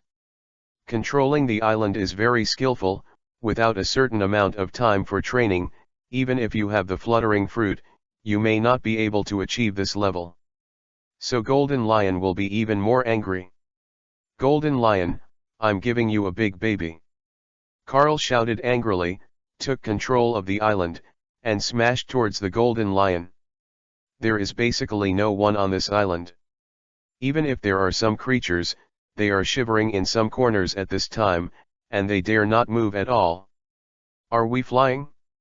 The beasts shivered, feeling like if they could survive, this thing could blow for a year. At the same time Golden Lion angrily withdrew back. He just wanted to release his ability to control the island, but he soon found out. His own power cannot be overlaid on Carl's ability. In other words, he cannot control this island. Golden Lion has encountered such a situation, but he is not a vegetarian either. When the Golden Lion came over, it took control of an island. When he found that he couldn't control Carl's island, he directly summoned his island and smashed it forward. The two islands collided, the earth began to collapse, and a lot of land fell from the air to the sea. An extremely spectacular scene, which happened in mid-air, was extremely shocking. Little devil! Don't underestimate the old man. The Golden Lion has a terrifying face, struggling to control his abilities, and can't stand at a stalemate with Carl. At this time, Carl's head was also covered with beads of sweat, and it seemed that he could not support it. It's really tough. Taking advantage of the collision between the two islands, Carl used Shave to come to the Golden Lion in an instant. Golden Lion's response was also very quick, blocking Carl's menacing blow. But just when the two were at a stalemate, the observation haki of the two of them felt a breath at the same time and was approaching at a very fast speed. After seeing the yellow light, Carl was instantly overjoyed, but Golden Lion showed disdain and did not take it seriously. Another marine kid, just in time to deal with you all. But at this moment, an extremely fast light penetrated his waist, leaving a finger-sized penetrating wound on his lower waist. There is even the aroma of barbecue, which is constantly exuding. How is that possible? Ha ha ha ha, let you squeak, get retribution. Carl gestured with a thumbs up to the figure in the distance, and then chopped off the head of Golden Lion. Damn brat! Don't underestimate the old man. Chapter 37 _Future Admirals _. How is that possible? Feeling that his waist was gone, the golden lion immediately repelled Karl in front of him, staring at the figure not far away. Seeing this scene, Karl suppressed his smile and continued to mock Golden Lion. Let you squeak, you will be punished. Your waist has been stabbed. Ha ha ha ha. Then Karl gestured with a thumbs up to the figure in the distance, and then chopped off the head of Golden Lion. Damn Marine kid. Don't underestimate the old man. Golden Lion broke out, and then controlled the island to smash to Marine, who came to support not far away. Easily dodged by this monkey-like Marine. I saw him turn into a yellow flash and came to Karl's side, showing a wretched expression. It's terrifying, brother Karl, why did you provoke such a tricky guy? This thing is the legendary pirate Golden Lion, it's hard to deal with. Borsalino, can you change your wretched tone, it sounds really awkward. By the way, you came by yourself? Is there any other support? With the two of us alone, I'm afraid it will be difficult to solve each other. Yeah, this is the legendary pirate Golden Lion Shiki, it's really hard to do. But it doesn't matter, besides me, Akainu and Kuzan are also coming to support. Hearing Borsalino's words, the corners of Karl's mouth raised slightly, and he raised his hand to create a storm dragon that filled the sky, rushing towards the Golden Lion. Borsalino, hold him with me and never let him escape. It's terrifying to face the legendary pirates. Yasakani no Megatama. Borsalino's eyes flickered, and he raised his hands to release the sky-filled laser light, covering the sea area. Damn brat! The offensive of Karl and Borsalino, the Golden Lion gritted his teeth and could not wait to tear them apart. But he could see that Borsalino was a Logia Devil Fruit power user. And it's all about light. The speed is extraordinarily fast. In this way, his fruit ability, for Borsalino, is basically half useless. At most, it can limit his movement, so that he can't get close to himself. But Karl's ability is what he is most afraid of. Karl continued to attack, with Borsalino assisting Karl by the side. The current Borsalino is just a rear admiral from Marine's headquarters. He has the goal of continuing to promote, and naturally he is not the Marine Admiral who will clock in the future. Although his strength is not as good as the Golden Lion, it is not too much worse, and with Karl, the Golden Lion will be defeated. Facing the siege of the two, Golden Lion clutched his waist and retreated while fighting. He soon came to the island. Karl saw the Golden Lion escaped into the island, and without saying a word, he directly used his ability to force the island into the sea. Dare to run to the island, it's really courting death. In an instant, the entire island was directly pulled under the sea by Karl's ability. In an instant, a wave appeared in the sea area, sweeping away towards the surroundings. Damn brat! Lion Power Earth Scroll. The Golden Lion roared, and controlled the ability to lift all the ground up, forming a huge lion head, crushing it towards Karl. Borsalino on the other side suddenly came to Golden Lion's side and said his iconic greeting. Excuse me, have you ever been kicked by the speed of light? What? Before Golden Lion could react, Borsalino kicked Golden Lion's waist with the fastest speed and strongest strength. With a burst of bone fractures, and the sound of something popping out. The lower back, which was already injured, was now even more blood spurting, and it could no longer be stopped. Golden Lion's moves, after getting out of control, also disintegrated instantly. Karl held his breath, and a sword wave went from top to bottom, facing the Golden Lion's killing intent. Ling ran. Ordinary knife. Lion Power Kinki Valley. Although Golden Lion was kicked away, his physique is still strong. I saw him twisting his body abruptly in the air, releasing a sky-filled chop, swallowing Karl's chop. At the same time, the remaining slashes also covered both Borsalino and Karl. The Golden Lion is finally working hard. In the face of such a sharp sword energy, the two of them continued to dodge and block, but Golden Lion took the opportunity to fly into the distance.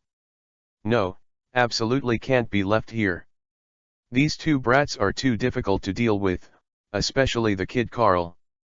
His fruit ability can perfectly replicate my ability, and even his moves can be replicated, which is really exaggerated. I have to leave quickly, or I will most likely die here. Golden Lion is now cowardly, he just wants to get out of here quickly. He still has great dreams that have not been realized, and he must not die in such a place. Since East Blue can't dominate, go to West Blue, North Blue, or South Blue. The world is so big, as long as he doesn't meet someone like Carl, he can swim freely. But just when he held this thought and ran away quickly, in the sky, a dense number of flame meteors suddenly appeared. Seeing this scene, Golden Lion glared in anger, feeling a little incredible. Another Logia. Without any hesitation, the Golden Lion released its fruit ability and directly transferred all the flaming meteors in the sky into the ocean. But at this moment, a smiling blue figure appeared behind him with his feet on Moon Step. Ice Age. As Kyuzin let out a light breath, the Golden Lion didn't have time to react, and was directly frozen. Great/Major Eruption. Akainu followed, directly a Great/Major Eruption, pierced through the chest of the Golden Lion. However, with this blow, he didn't care about Kyuzin's feelings at all, and even Kyuzin was directly elementalized by his hit. Akainu, are you bastard trying to kill me together? Kyuzin tugged at Akainu's collar and questioned sharply. Akainu snorted coldly and broke his hand apart. Logia's ability can't be released to cover Haki, you just need to pay attention and it will be fine. You bastard. Lion Power Kinki Valley. Lion Might Royal Palace Scroll. Before Kyuzin got angry, the voice of Golden Lion appeared again. The sword chi in the sky, combined with the boundless storm, instantly formed a sword chi storm around. Seeing such an exaggerated scene, both Kyuzin and Akainu's faces turned black and fell from the air at the same time. Ice Age. In order to avoid falling into the sea, Kyuzin immediately used the Ice Age to instantly freeze the sea. Meanwhile, Carl and Borsalino catch up. Facing the sword energy storm in front of him, Carl also released a storm with a huge range, which directly offset the power of the Golden Lion. Seeing this scene, Golden Lion was extremely angry, but there was nothing he could do. Then he put his eyes on Akainu and Kyuzin with a ruthless look on his face. Marine has 3 more Logia-capable little devils, it's abominable. Chapter 38_Execution. All the way out was blocked by Carl and others. And most importantly, Kyuzin's ability has frozen the sea. This led to the Golden Lion, which had no way to use its abilities at all, and rolled up the sea to attack. In this way, the biggest killer move against those with ability has lost its effect. Logia-capable users in front of him, the Golden Lion's abilities were simply unable to exert the strongest effect of the fluttering fruit. Golden Lion, as I said, you are destined to be executed. Humph. What an ignorant brat. Who do you think the old man is? The old man is the Golden Lion who is as famous as Roger. Death to the old man. Lion Might Royal Palace Scroll. Lion Power Kinki Valley. It's the same trick again. The storm is roaring in the sky. The ice layer below rose from the ground because of the ability of the Golden Lion, turning directly into a huge frost lion, rushing towards the surroundings. Ling Ji's sword chi became even more swift and fierce under the ability of Golden Lion. This time, the Golden Lion went all out. The wound on his chest is still bleeding, and the back waist is also bleeding. With such a serious injury, if he does not receive treatment, he will probably die soon. So he must resolve this battle as soon as possible. But Carl and others will not give him this chance. The 4 of them glanced at each other, then headed by Carl and rushed up at the same time. Carl and Borsalino can fly, so the 2 of them are the fastest. Carl used his ability to take the lead, directly offsetting the storm created by the golden lion, and at the same time smashing the chopper that rushed towards him.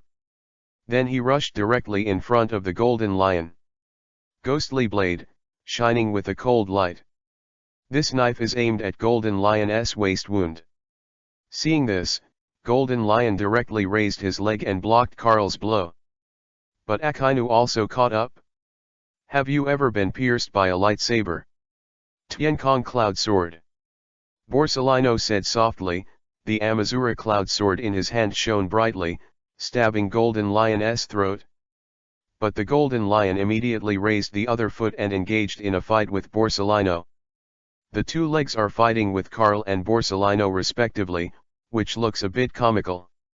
Although Borsalino's swordsmanship was average, he had no problem fighting against the golden lion's leg. Carl's side has the advantage, leaving many wounds on golden lion's body. Fighting Carl with only one leg using swordsmanship, the golden lion is no match for Carl at all. At the same time, Akainu also found the opportunity, stepped on Moonstep and flew into the air. Without hesitation, it was a great/major eruption. Akainu's style is still the same, as long as he fights, he doesn't care about the situation around him. In this way, Carl and Borsalino can only forcibly give up their grip on the golden lion. However, Kuzan also rushed up and made up for the Ice Age. The attack of the two layers of ice and fire made golden lion a little dumbfounded, and the whole person swayed. Those who didn't know thought he was dancing. In front of him is harsh frost, and behind him is hot lava. The taste of ice and fire is not good. Borsalino didn't miss the chance to beat the reservoir dog, and flew directly over the golden lion to make up for Yasakani no Megatama.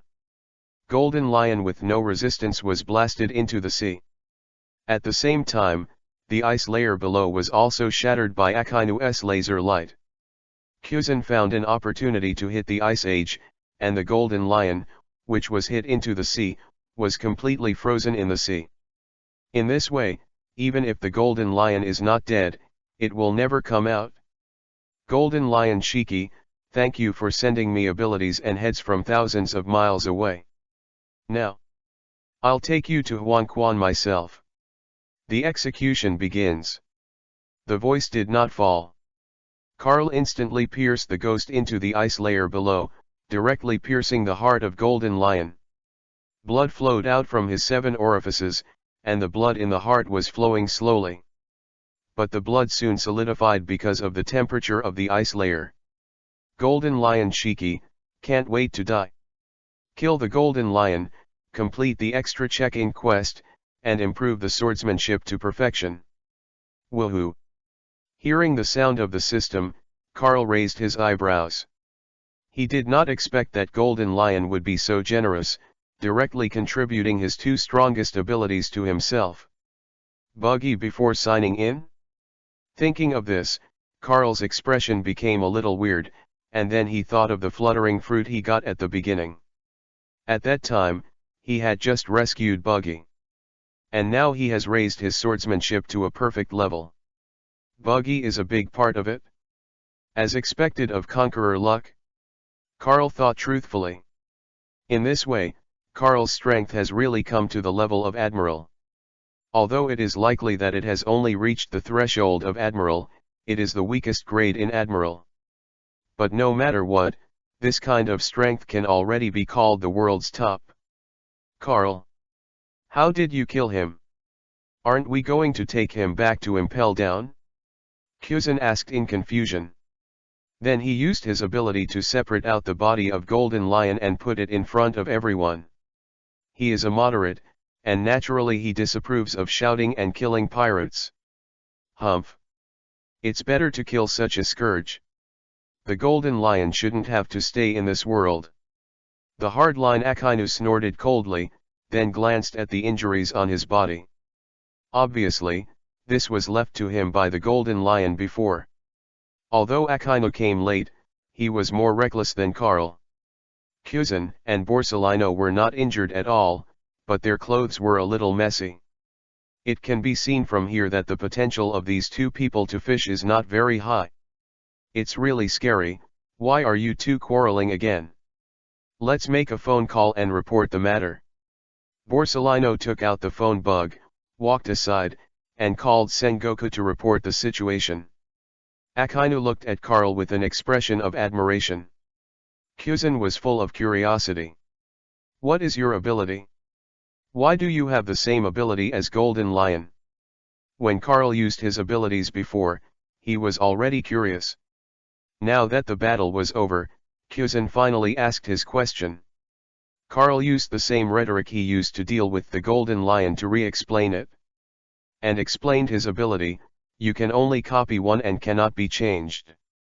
In this way, Carl does not have to worry about being questioned even if there is a second fluttering fruit ability in the future. Kuzan was skeptical, but the devil fruit was full of strange things, and it was no exaggeration what kind of abilities it had. So he didn't pursue it too much. Borsalino on the other side came over with a wretched look after finishing the phone call. It's amazing. Senior Sengoku said that he will give us a great credit this time. This time, the military merits of the three of us are just enough to be promoted to Vice Admiral. But Carl, you may be out of luck. Marshal Sengoku said that when he finishes the meeting, he will call you personally. You have to be mentally prepared to be scolded. Chapter 39-1 year. That night. After sending the three cousins away, Carl also received a phone call from Sengoku.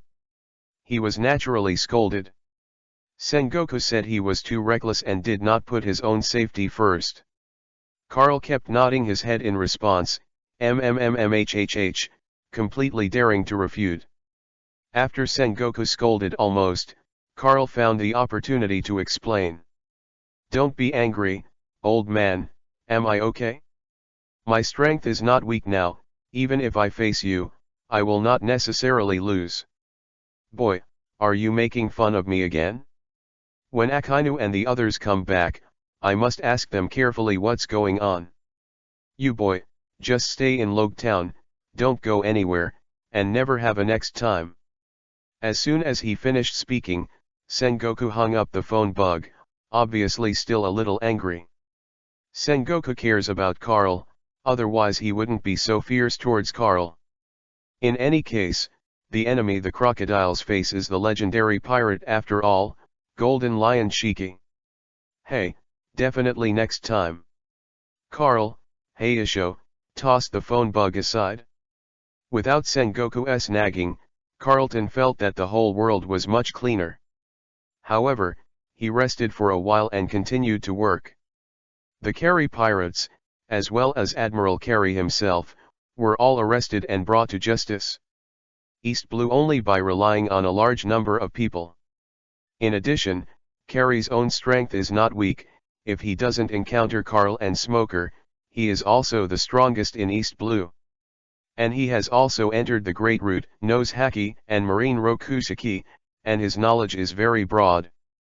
But it is a pity that he has only seen it and has not learned it, otherwise he would not have retreated from the Great Root, and finally returned to East Blue to be the Emperor of the Earth. Carl sent the Carey pirates to the prison overnight, and let Smoker and Buggy take turns guarding them. As long as they have any changes, kill them. Because Carl needs some military exploits to improve his rank. For the past 18 years, although he has been with Garp, he has not gained much military service. Garp goes to sea all the way to Roger. It's no wonder that Carl can get military exploits. This is also the reason why he and Kuzan Akainu belong to the same class, but their rank is very low. After detaining all these people, Carl asked Belmir to notify the other marine branches and ask them to send people to help escort them. Carl wasn't going to go there in person because he was too lazy to run that far. After dealing with these things, Carl reported the situation to Sengoku, and was then scolded again. For Carl, being reprimanded by Sengoku has long since become a routine.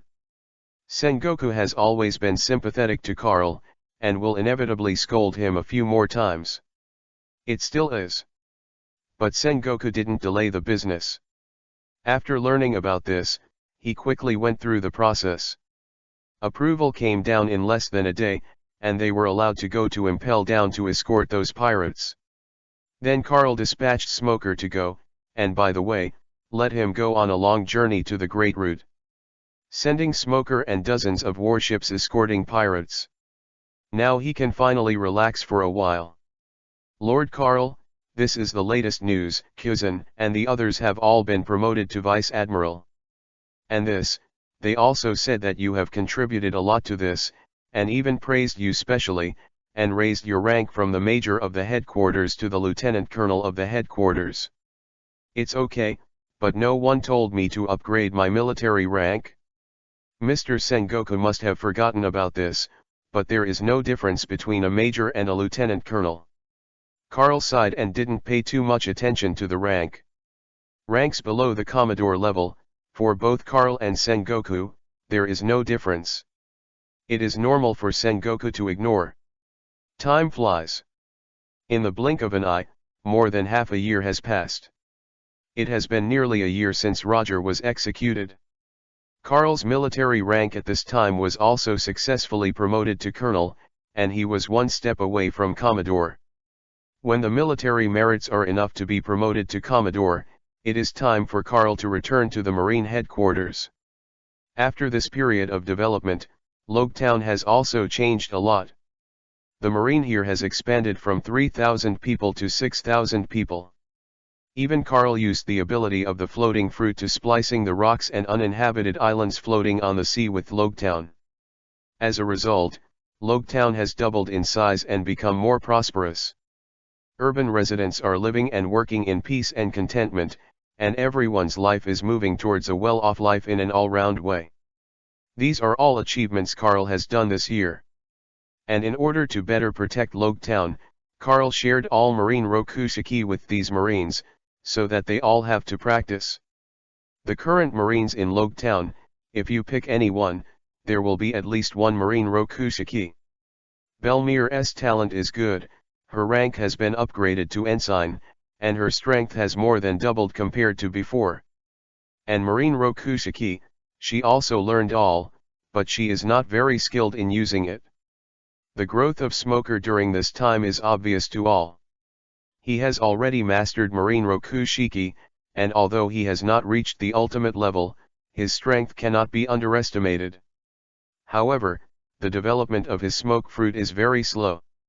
Even if Karl is on the side, he still has not made much progress in the mastery of the fruit's ability. Instead, his fighting technique has become more powerful.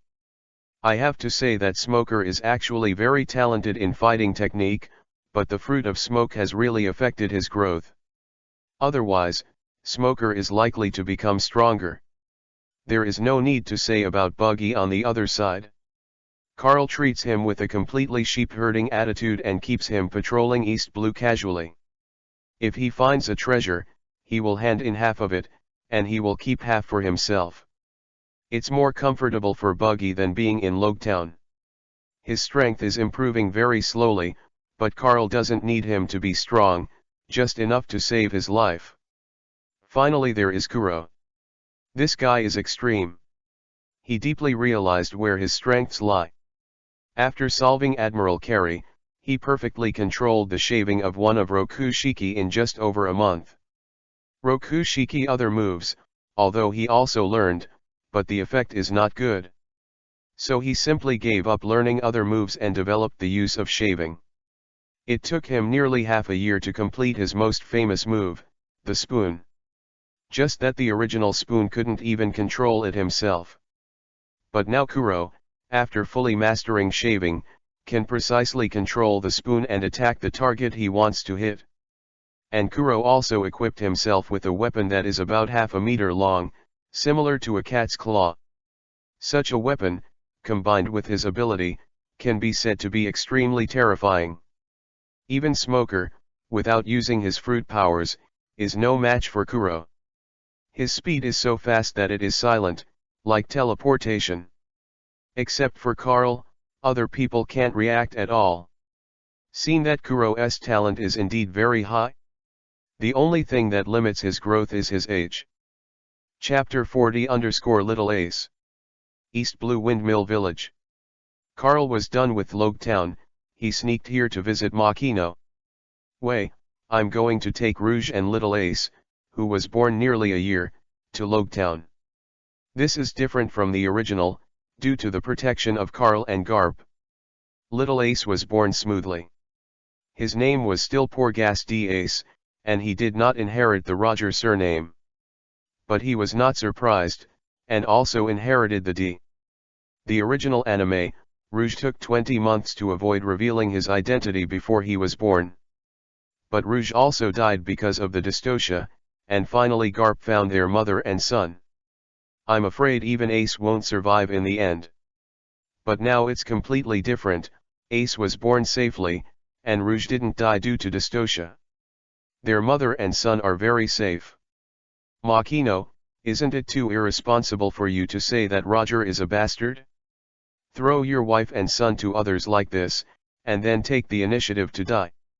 Although it is said that he is terminally ill and has no cure, he still has at least 2 or 3 years to live. If he is willing to stay, it is no big deal to be executed later. Carl complained while drinking. Makino glared at Carl and took the bottle away from Carl's eyes. Look at you, and you're talking about other people's fathers. I think you're drinking too much, and you're not allowed to drink anymore. How much can I drink? How much do you look down on me? Hiccup. Hearing Makino's words, Carl pretended to be angry and yelled, but he burped because of the force. Carl scratched his head in embarrassment and sat back in the chair, and Makino was also amused. Okay, if you want to drink, can you come over anytime? Don't you have other things to do today? I asked you to drink less for your own good. Makino was lying on the front desk obediently, staring at Carl with his big eyes flashing. Suddenly being stared at by Makino, Carl felt a little uncomfortable. You're busy first, I'm going to find Rouge and Ace. By the lovely Makino, Carl felt a little uncomfortable all over. There was no other way, he had no choice but to escape from here first, which caused Makino to sneer. After a moment, Carl came to the wooden house that the villagers built for Rouge. This is Rouge and Ace's home. Although it is very simple, it has all the internal organs. There are a lot of things that should be there. Carl and Garp are there, so naturally they will not treat their mother and son badly. Little Ace, I'm coming to see you. As soon as Carl tightened the yard, he rushed up to hug Little Ace, and then he said hello to Rouge next to him. How have you been recently? Thanks to you and Garp, it's been pretty good recently, but this kid Ace is getting more and more naughty. Rouge chuckled.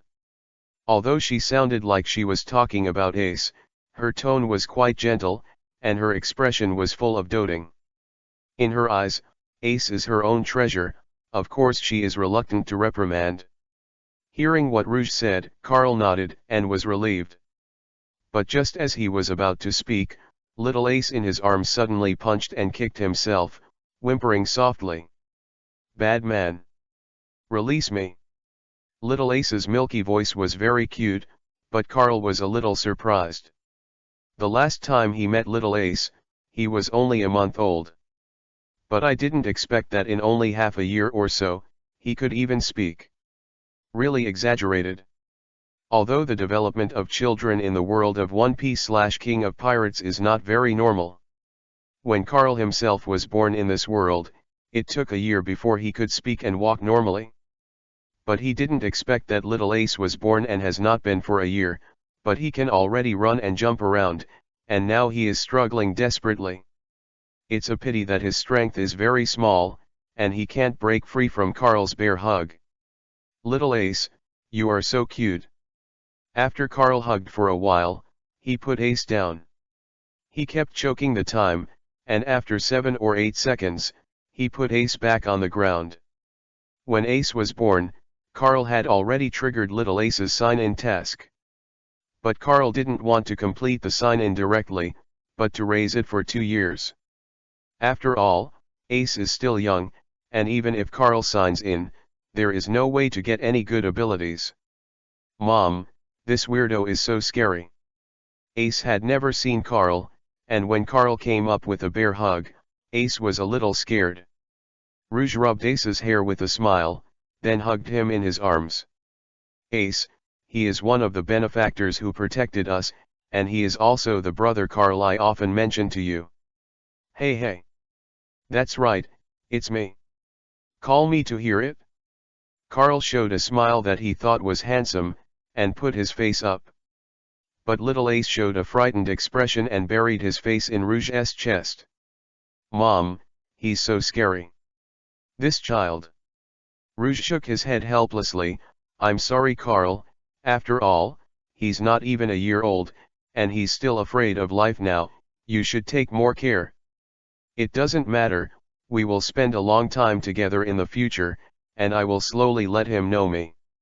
Although Marine is strictly disciplined, you can come and go freely with me, but be careful not to get hurt by those Marines who are training. Hearing Carl's words, Rouge was shocked. Are you going to take him away now?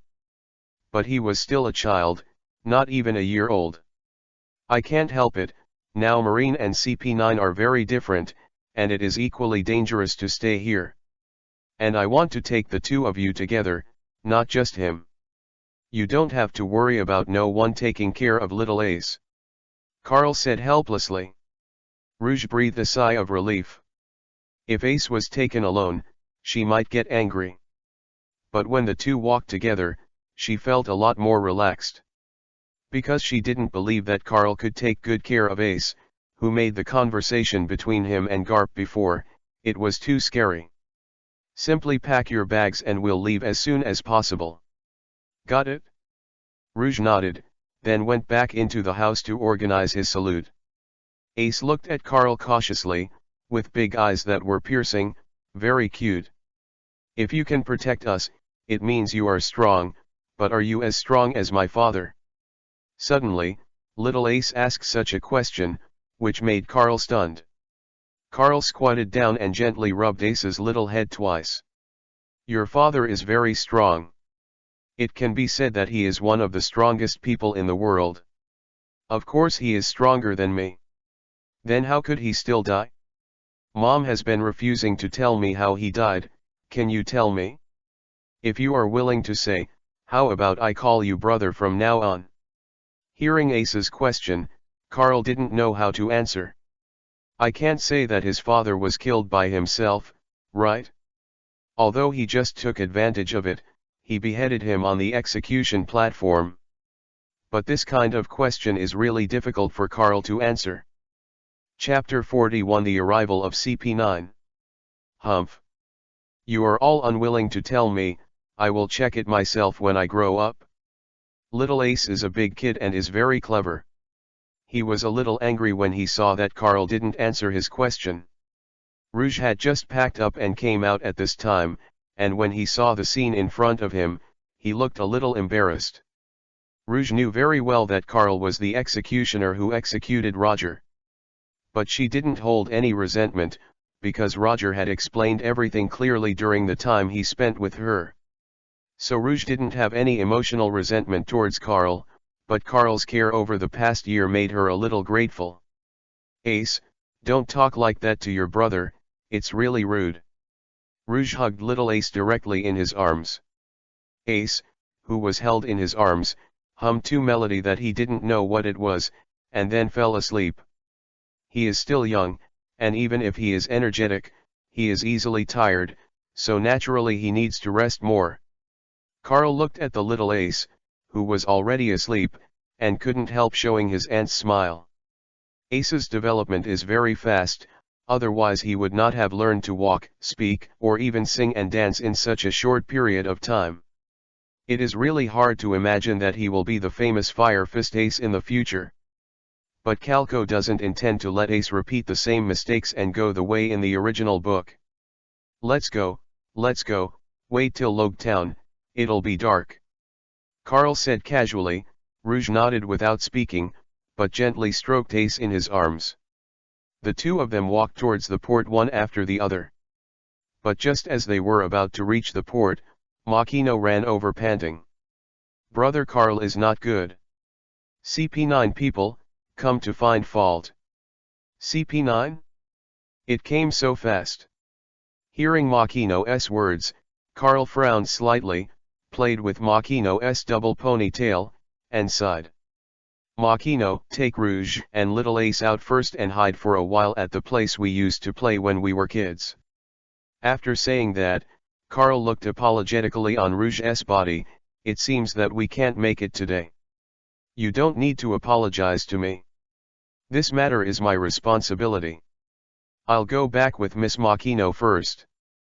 Please pay attention to safety and don't offend CP9.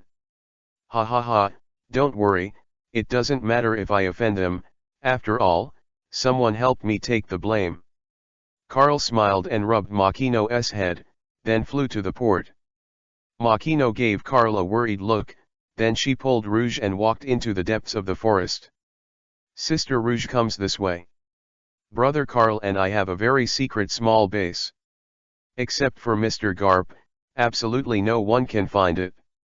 Having said that, Makino took Rouge and walked towards the depths of the Windmill Village.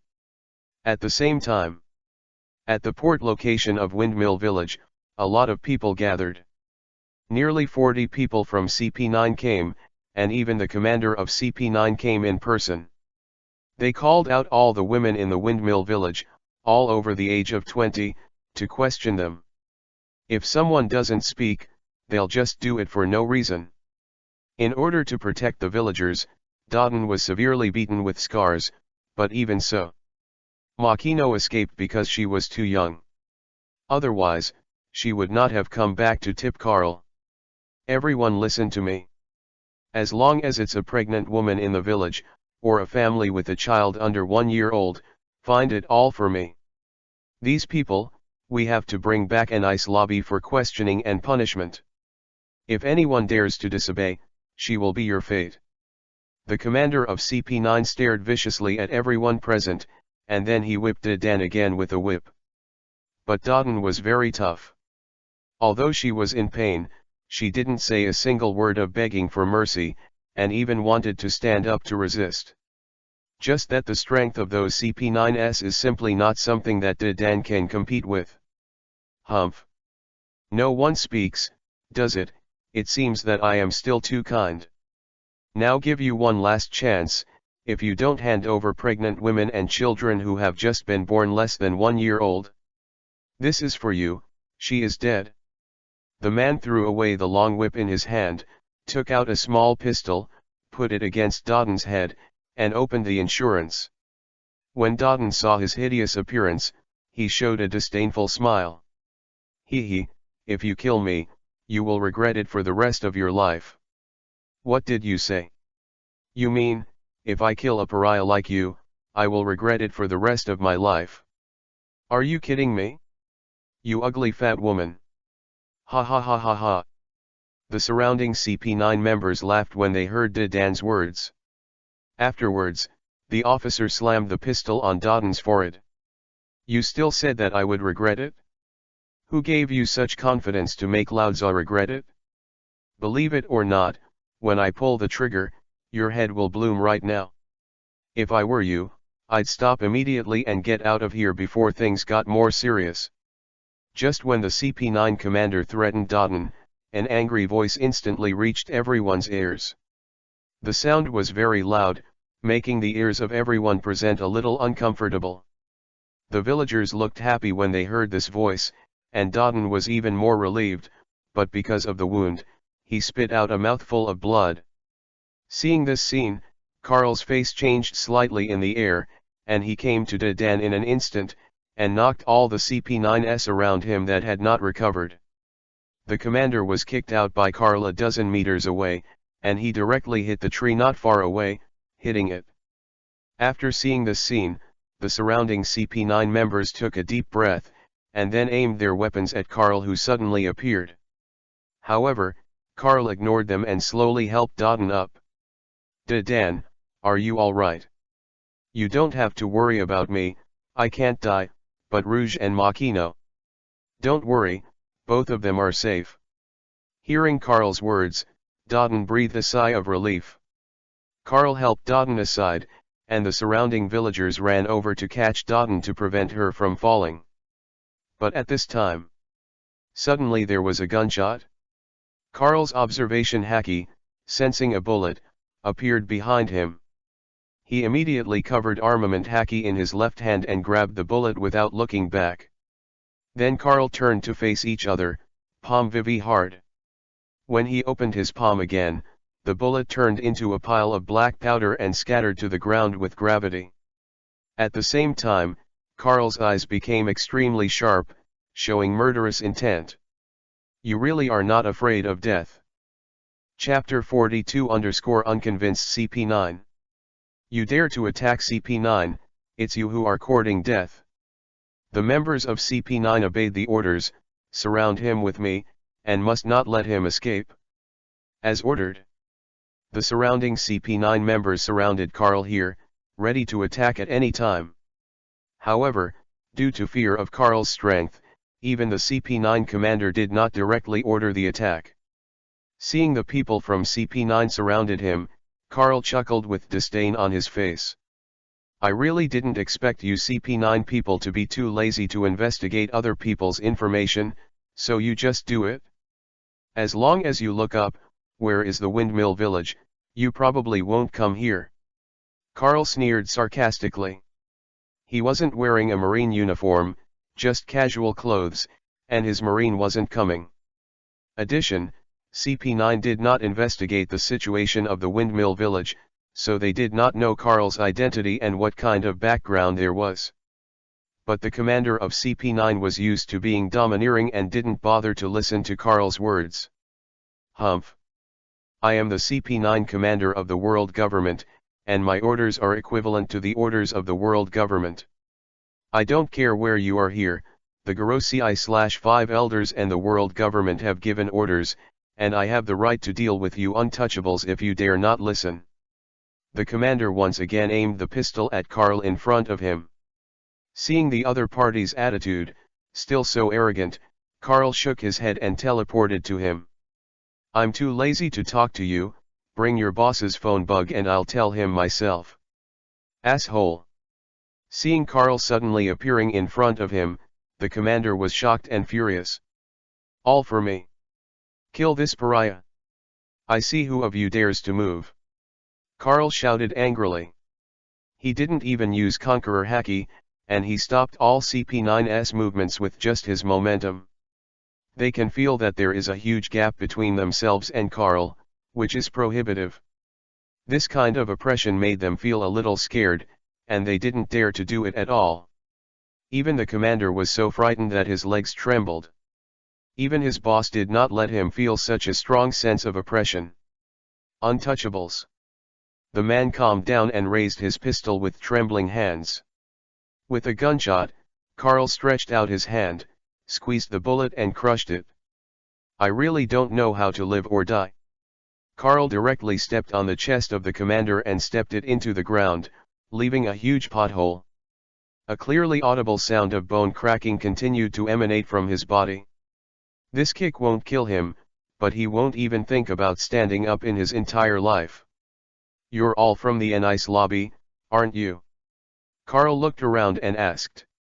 These CP9 members nodded one after another, for fear that Carl would be dissatisfied, so he would do it himself. They don't want to be disabled forever. Find out Commander NICE lobby's phone bug for me, and then you can get out with your commander. Hearing Carl's words, these CP9 members immediately took out the phone bug that contacted the commander, and then squatted aside with their commander. They didn't dare to leave casually, the commander's order had not been completed, and Carl wounded their commander. Although they can't avenge this revenge, but leaving in a sullen way will lose face even more, and it is easy to lose their jobs. Hello? Commander at the NICE lobby? I'm Carl, base chief at Logetown. Are you Carl? NICE lobby frowned when he heard the name, not sure why Carl had his own phone bug. He could tell that it was Carl's voice. When Roger was executed, the commander also watched the live broadcast. And he was extremely impressed with Carl. Ordinary people can't say it at all. Cough cough, I'm Spandane, may I ask Mr. Carl, do you have any orders? Spandane lowered his posture and his tone was a little humble. If it weren't for the fact that Spandane's official position was much higher than Karl's, it is estimated that he could call Karl an adult. This guy is a master who bullies the soft and fears the hard, and looks like his future son Spandam. The voice of the phone bug was not loud, but Karl was on the loudspeaker, and all CP9 members could hear Spandane's humble voice. Even the commander, who fell to the ground, but still had residual consciousness, was strongly stimulated, and then completely fainted. Karl ignored the reactions of those CP9 members, but asked Spandane in a deep voice. Spandane, right? Do you know who is in charge of East Blue now? Yes, of course the little one knows. East Blue is naturally under your management, Mr. Karl. Spandane's tone was very flattering, and his dog-legged personality was obvious. He obviously didn't want to offend Karl. In terms of background, Spandane is not as tough as Karl. In addition, Karl had teamed up with 3 marine monsters half a year ago to kill the legendary pirate Golden Lion. Fame is even more so. Of course, Spandane would not offend someone like Karl. It's easy to say, since you know, now you let all your people leave East Blue for me. I don't care who you are looking for, but in East Blue, I don't want to see the members of CP9.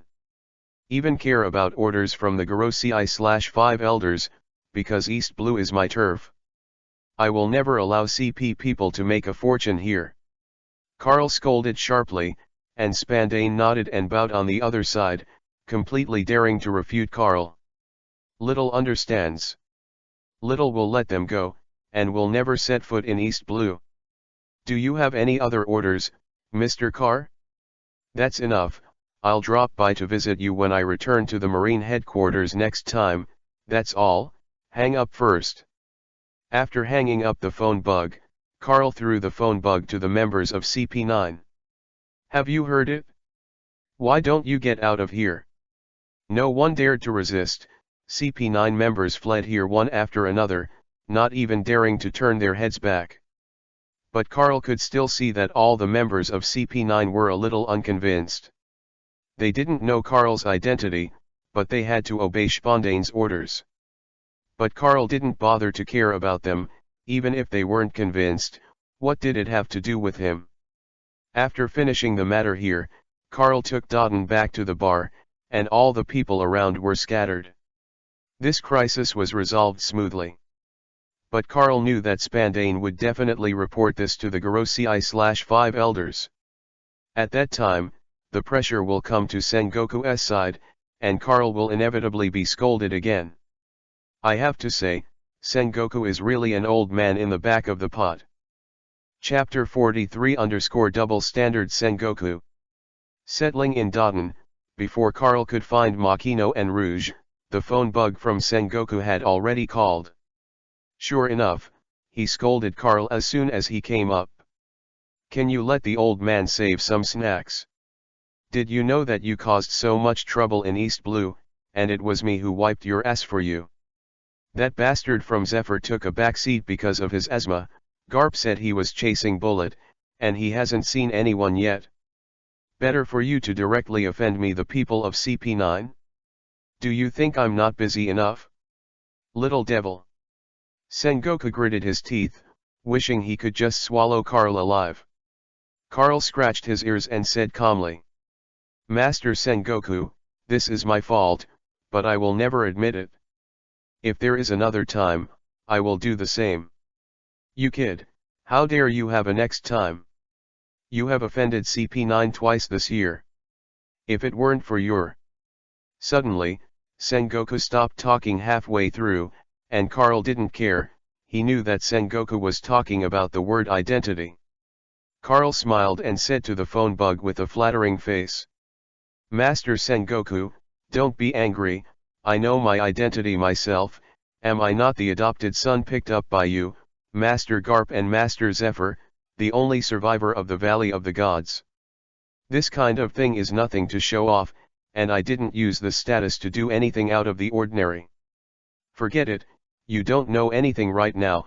When you come back, I will ask Marshal Kong to arrange for you to meet the Gorosei/5 elders. Sengoku's tone softened a lot.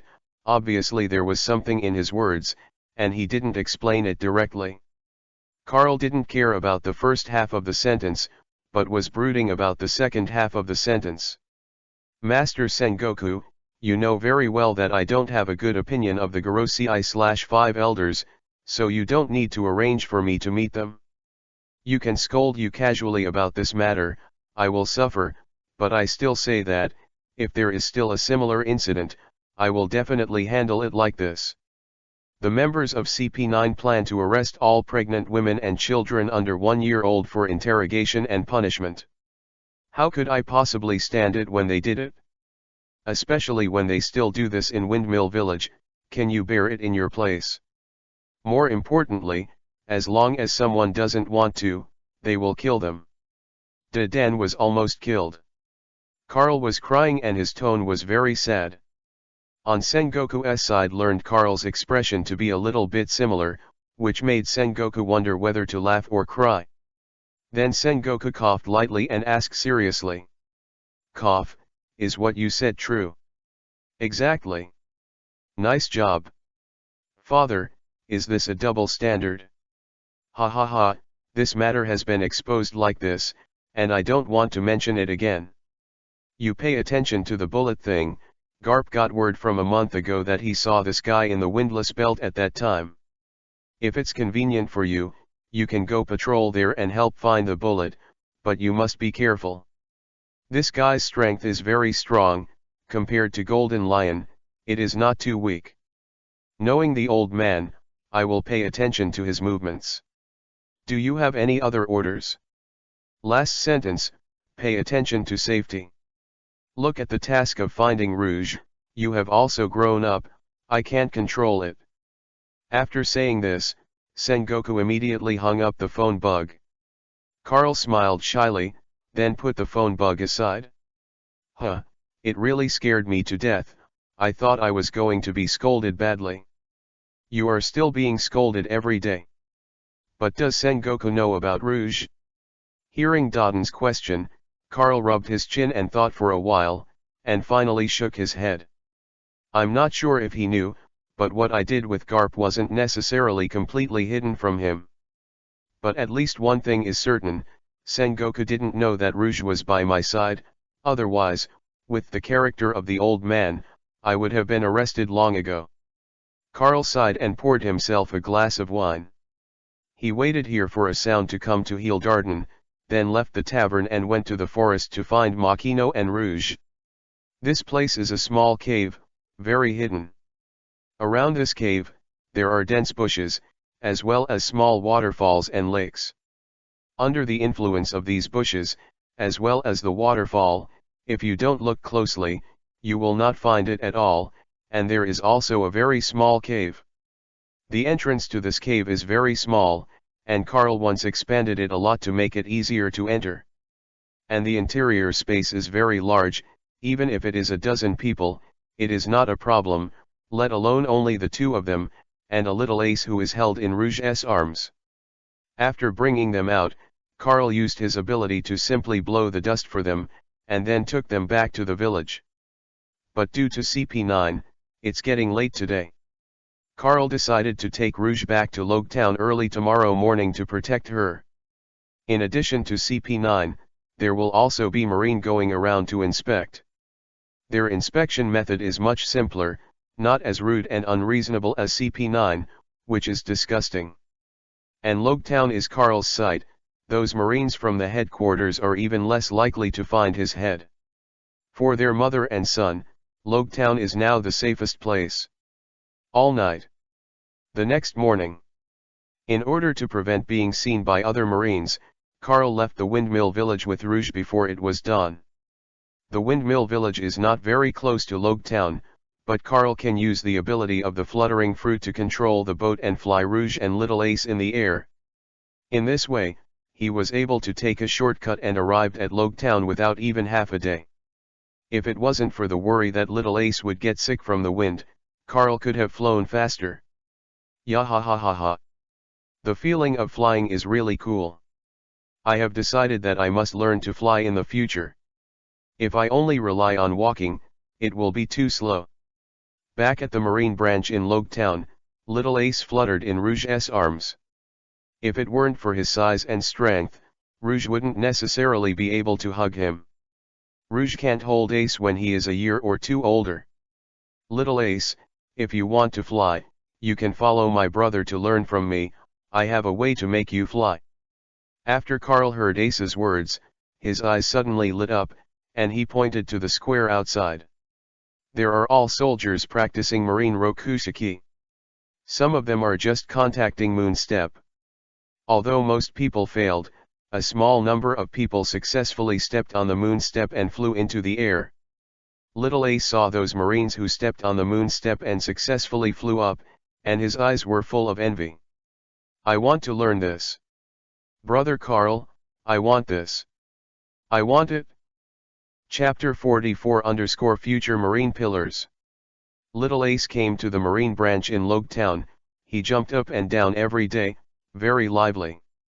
If it weren't for his young age and limited physical strength, it is estimated that the entire Marine branch would have been knocked off the roof by him. In order to avoid suspicion, Rouge will only come out at night when there are few people. At other times, she simply shut herself in the room to prevent her from being seen. None of the Marines here knew the orders of Marine's headquarters, plus Belmere and others, all of whom Carl could trust. She didn't need to be so cautious. But Rouge chose to lock himself in the room for Ace's safety and wait until the storm has calmed down. Carl couldn't dissuade him. This is a mother, out of love for her child, she will be so wronged herself. Little Ace was not aggrieved at all. His physical strength can also support him, come out to play for a little while every day, and then watch those Marines train. Marine Rokushiki is without being taught by anyone. Although it is used once, it is basically close to collapse. But when Carl saw this scene, he was surprised that it was indescribable. He knew that Ace's talent was very strong, but he didn't expect that his talent would be so outrageous.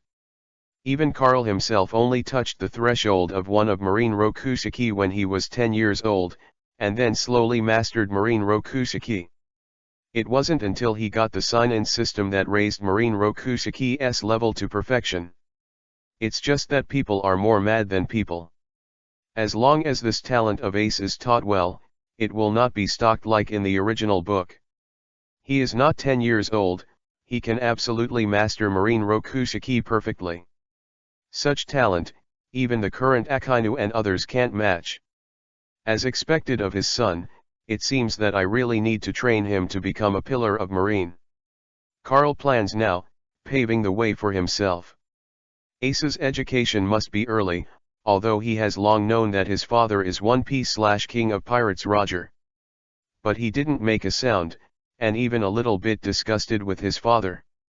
Compared to Roger, what he likes more is Carl, who has been taking him all over Logue Town these days. Are you really planning to train him to be Marine? I think it's a little unlikely. After all, Marine is also his revenge object. Rouge gently stroked the sleeping little Ace in his arms and said softly. Carl smiled and shook his head. It doesn't look like this. His real enemy should not be Marine, but the people who ride on Marine's head.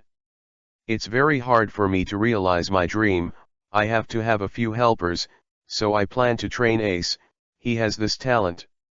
As for the truth, when he is a few years older and sensible, you will tell him all about it. If he really hates me and Marine, I respect his choice and won't force him. But in the past few years, I will teach him completely according to Marine's system. I hope you don't stop me, Miss Rouge. Carl's tone became a rare seriousness. Rouge froze, then sighed. Yes, but you have to keep little Ace safe.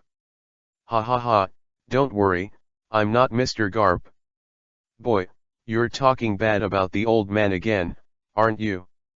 Just when Carl was teasing Garp's voice suddenly came from outside. Hearing this voice, Carl and Rouge were both startled, and then they saw Belmere standing beside Garp with an apologetic expression. Sorry, Mr. Carl, Garp Vice Admiral walked too fast, I barely caught up with it. It's hard work, let's go to work first. Hearing Carl's words, Belmere breathed a sigh of relief and left. Garp glared at Carl, and then put his eyes on Ace. Hey, my little Ace, let Grandpa hug. When Carl wanted to come forward to greet him, Garp pulled Carl away, walked straight to Rouge, and gently picked up the sleeping little Ace. Don't chat so loudly, what if you wake up little Ace? Although he is growing fast, he is still young and it is time to rest. You two are too irresponsible. Garp scolded Carl and Rouge softly, but his expression was unusually gentle. Little Ace melted Garp's iron-hard heart. Seeing this scene, Carl and Rouge were not surprised and didn't care at all. Garp is like this, facing children, he is powerless to resist. I don't know when that boy Long will bring me a grandson. I really want to kiss my grandson.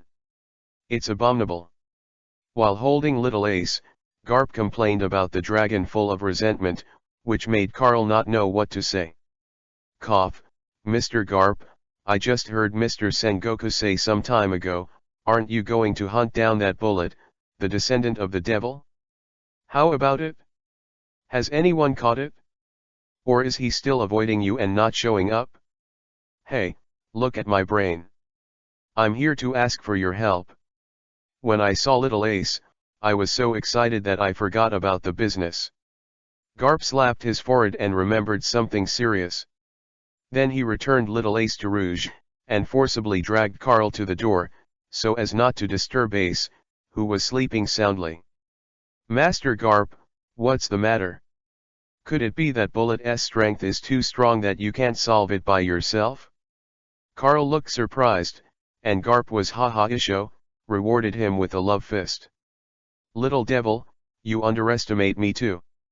Are there people in this world that I can't solve with one punch? Even if there is, then a few more punches, a few hundred punches, a few thousand punches. So many punches can always solve the opponent. But this guy Bullet is really too high profile, but also too cunning, and extremely ferocious. Several countries and islands have been destroyed by him now. If you don't stop him, the world will be disrupted by him. So Sengoku has a plan, which is to introduce him to an uninhabited island and start Buster Call to destroy each other. To deal with a pirate, you have to dispatch a Buster Call? Do you want to be so exaggerated? Although Carl has seen One Piece/King of Pirates, in his previous life, the animation was too watery, so he also saw the anti-chapter, and then became one of the thousands of reborn people. Addition, when Carl followed Garp and chased the Roger pirates, Bullet was no longer on Roger's ship. So Carl doesn't know who Bullet is and why Marine is so jealous. Chapter 45 Into the set. After making a plan with Garp, Carl notified Buggy to find Bullet's location. But when Buggy heard the news, she was so frightened that she immediately returned to Logtown and didn't dare to wave outside. Although Buggy was only a trainee pirate on the Roger Pirates, they spent some time together before Bullet got off the ship. He knew very well how terrifying the Bullet's strength was. With his timid personality, he didn't even dare to go out to sea after learning that Bullet was in the windless belt near East Blue. But Carl still ordered him to find the Bullet.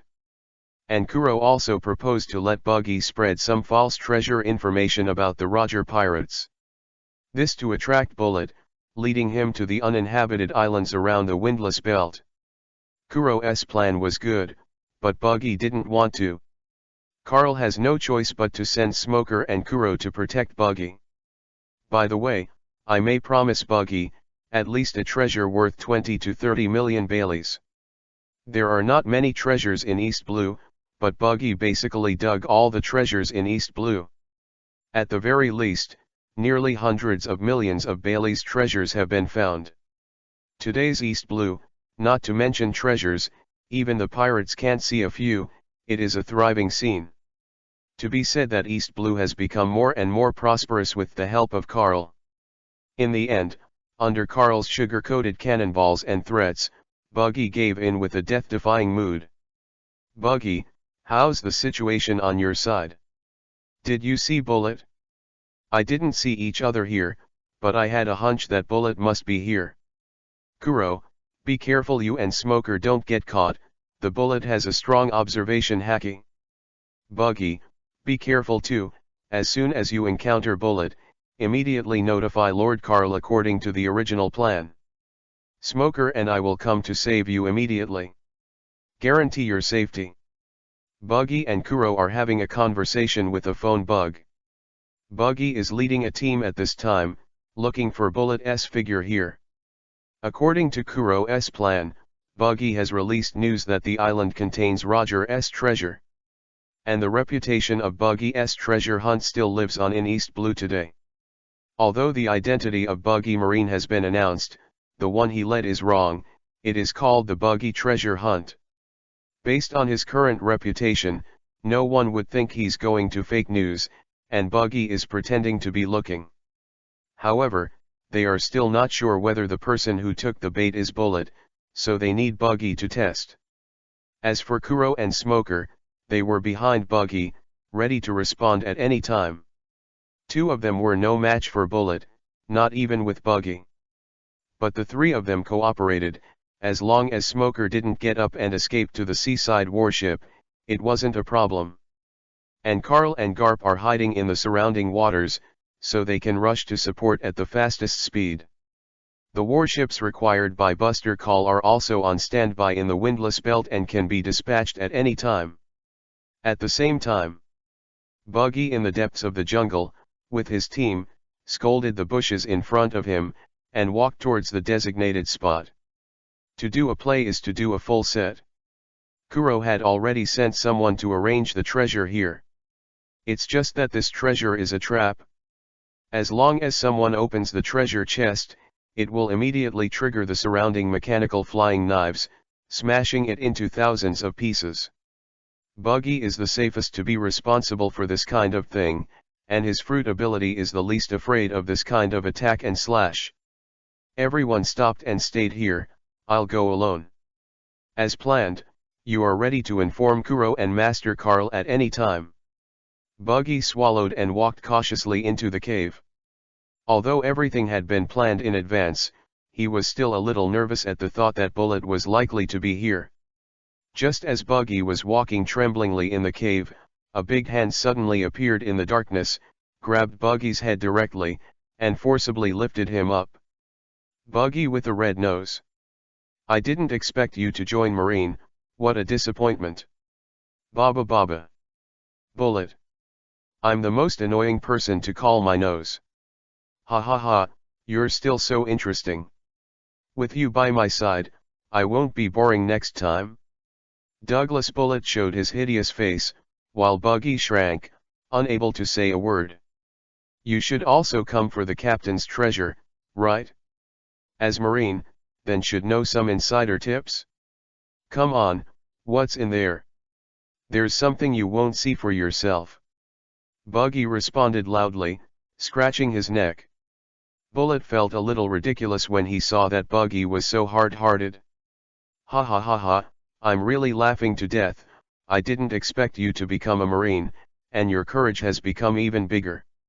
Since you dare to yell at me, open a treasure chest and trigger the mechanism, it should be fine, right? Douglas held Buggy's head and walked towards the cave. Help me. Come and save me. I'm going to die. Bullet is going to kill. Come and save me now. Ha ha ha ha ha. Buggy's cry for help and Bullet's wild laughter echoed in the cave. Those Marines outside, using specialized equipment, heard Buggy's voice, and another rough laugh. Originally, these Marines were a little hesitant, not knowing whether they should inform Kuro and Carl. But Buggy's cry for help, and Bullet's voice, startled the Marines. Everyone evacuated from here, and contacted Kuro-sama and Carl-sama according to the original plan. Received. Long for Smoker and Kuro to receive the news and came here. At the same time, Carl also got the news. Master Garp, the fish is hooked. Ha ha ha ha, you still have a way. I chased this guy for a few months, but this guy is so slippery, he runs away every time. As a result, he arrived at East Blue less than 10 days before he was led to that island by your plan. You really belong to him. Ha ha ha ha ha. Garp laughed and slapped Carl on the back. Carl touched his head, his eyes signaled that the boat could be sailed over there, and then explained. I just provide an idea for this plan, and the specific implementer is still Kuro. He is a rare talent, and although he joined Marine, he did not enter the official formation. My plan is to let him enter that place. The information we Marine has about there is too little. That place? You're talking about the Dark World? He's not even 16, are you sure he can get in?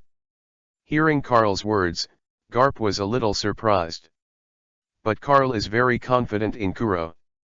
Of course he can. Ha ha ha, it's good that you have confidence, but before that, let's deal with Bullet first. If this guy is not solved one day, more and more people will suffer, and he must be locked in Impel Down as soon as possible.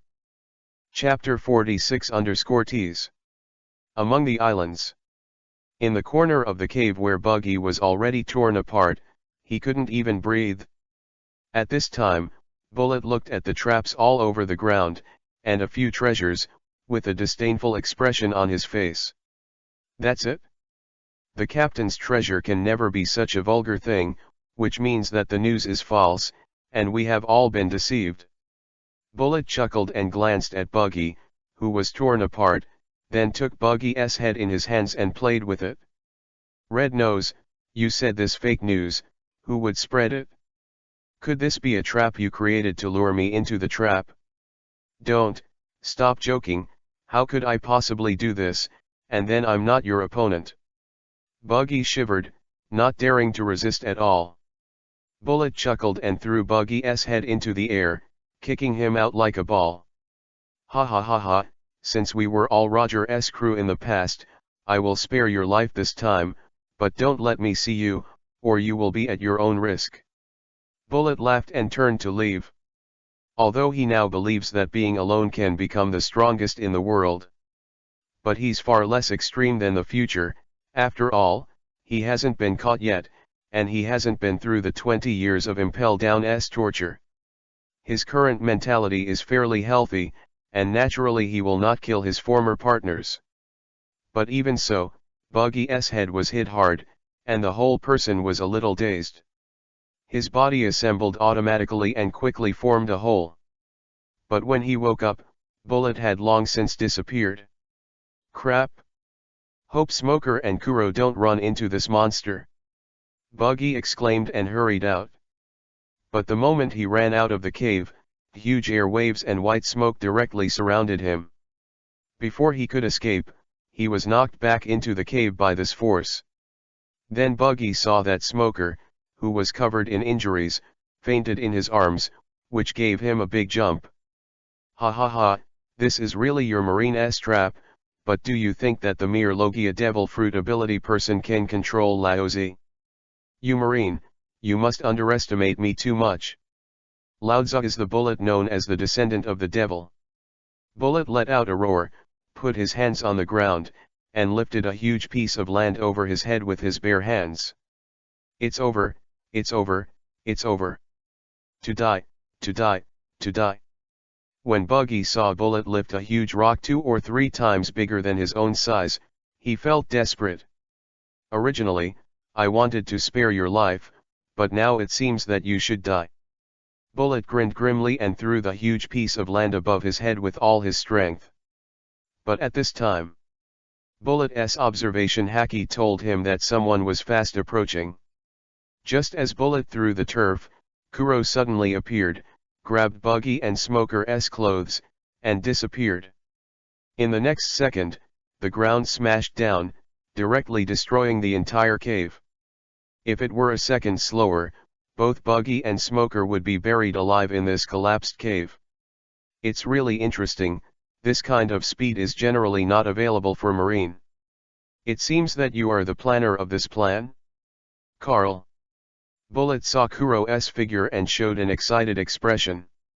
Since Bullet disembarked too early, he hadn't seen Carl, but had only heard of the name. Coupled with the fact that Kuro's speed is really good, Bullet naturally admits the wrong person.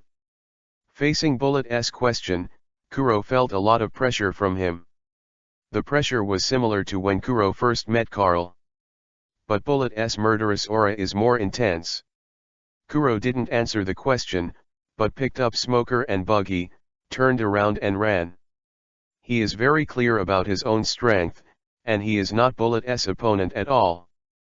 Kuro and Smoker came here only to save Buggy and leave immediately, that's all. But Kuro never thought that Smoker, relying on his Logia Devil Fruit ability and more than a year of training, actually found Bullet and wanted to duel him. This stuff is so inflated. Someone should educate him. So Kuro didn't stop him, but when Smoker and Buggy's lives were in danger at the same time, he came to the rescue. It's just that when he ran away, Bullet was just doing a simple warm-up exercise and didn't rush to catch up. A few Marine kids are still a little talented, just play with them. Bullet opened his mouth wide, showing a hideous smile, and threw his sunglasses aside. Before the sunglasses fell to the ground, his figure disappeared instantly. At the same time, Kuro sensed that danger was coming, and subconsciously ran in another direction. At the same time, a huge pothole appeared where Kuro had just been. With the sound of the explosion, Bullet's figure appeared in Kuro's eyes. Hey, the response is good, and it has the potential to awaken observation haki, but unfortunately you have stopped here. Damn, how could he be so fast? Seeing Bullet catch up in an instant, Kuro's face changed greatly. He knew that Bullet was very strong, but he never thought that Bullet would be so much faster than himself in terms of speed. I'm going to die, this time I'm really going to die. Buggy has no love for life and feels hopeless in life. Being chased by the monster Bullet, the best result is to leave a whole corpse, right? Buggy thought so. Smoker, who was on Kuro's other shoulder, also woke up at this time. The moment he woke up, Bullet had come to Kuro's side and Smoker and Bullet were facing each other. Ha ha ha ha, Marine kid, you woke up so quickly, it's a good material. It's a pity that I'm in a hurry and can't play with you. White smoke.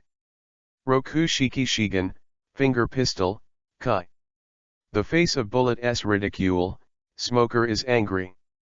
He directly elementalized the sky into white smoke, trying to suffocate Bullet. At the same time, he also uses smoke, compressed into the shape of one finger after another, and keeps releasing Shigan, finger pistol. Facing the attack like raindrops, Bullet showed his fangs, full of killing intent. Suddenly, Conqueror Haki broke out, directly shocking Smoker's attack. His whole person has become extremely stiff, and he can't even use the fruit ability. Similarly, Kuro slipped under the influence of Conqueror and flew out. However, his response was also very quick, one rolled forward and landed safely. But Buggy wasn't so lucky, and he landed on his nose. In order to buffer the damage caused by the fall, Buggy's body fell into pieces again, torn apart, and the ground was covered with Buggy's parts. Chapter 47 Buggy _Forever Drop God.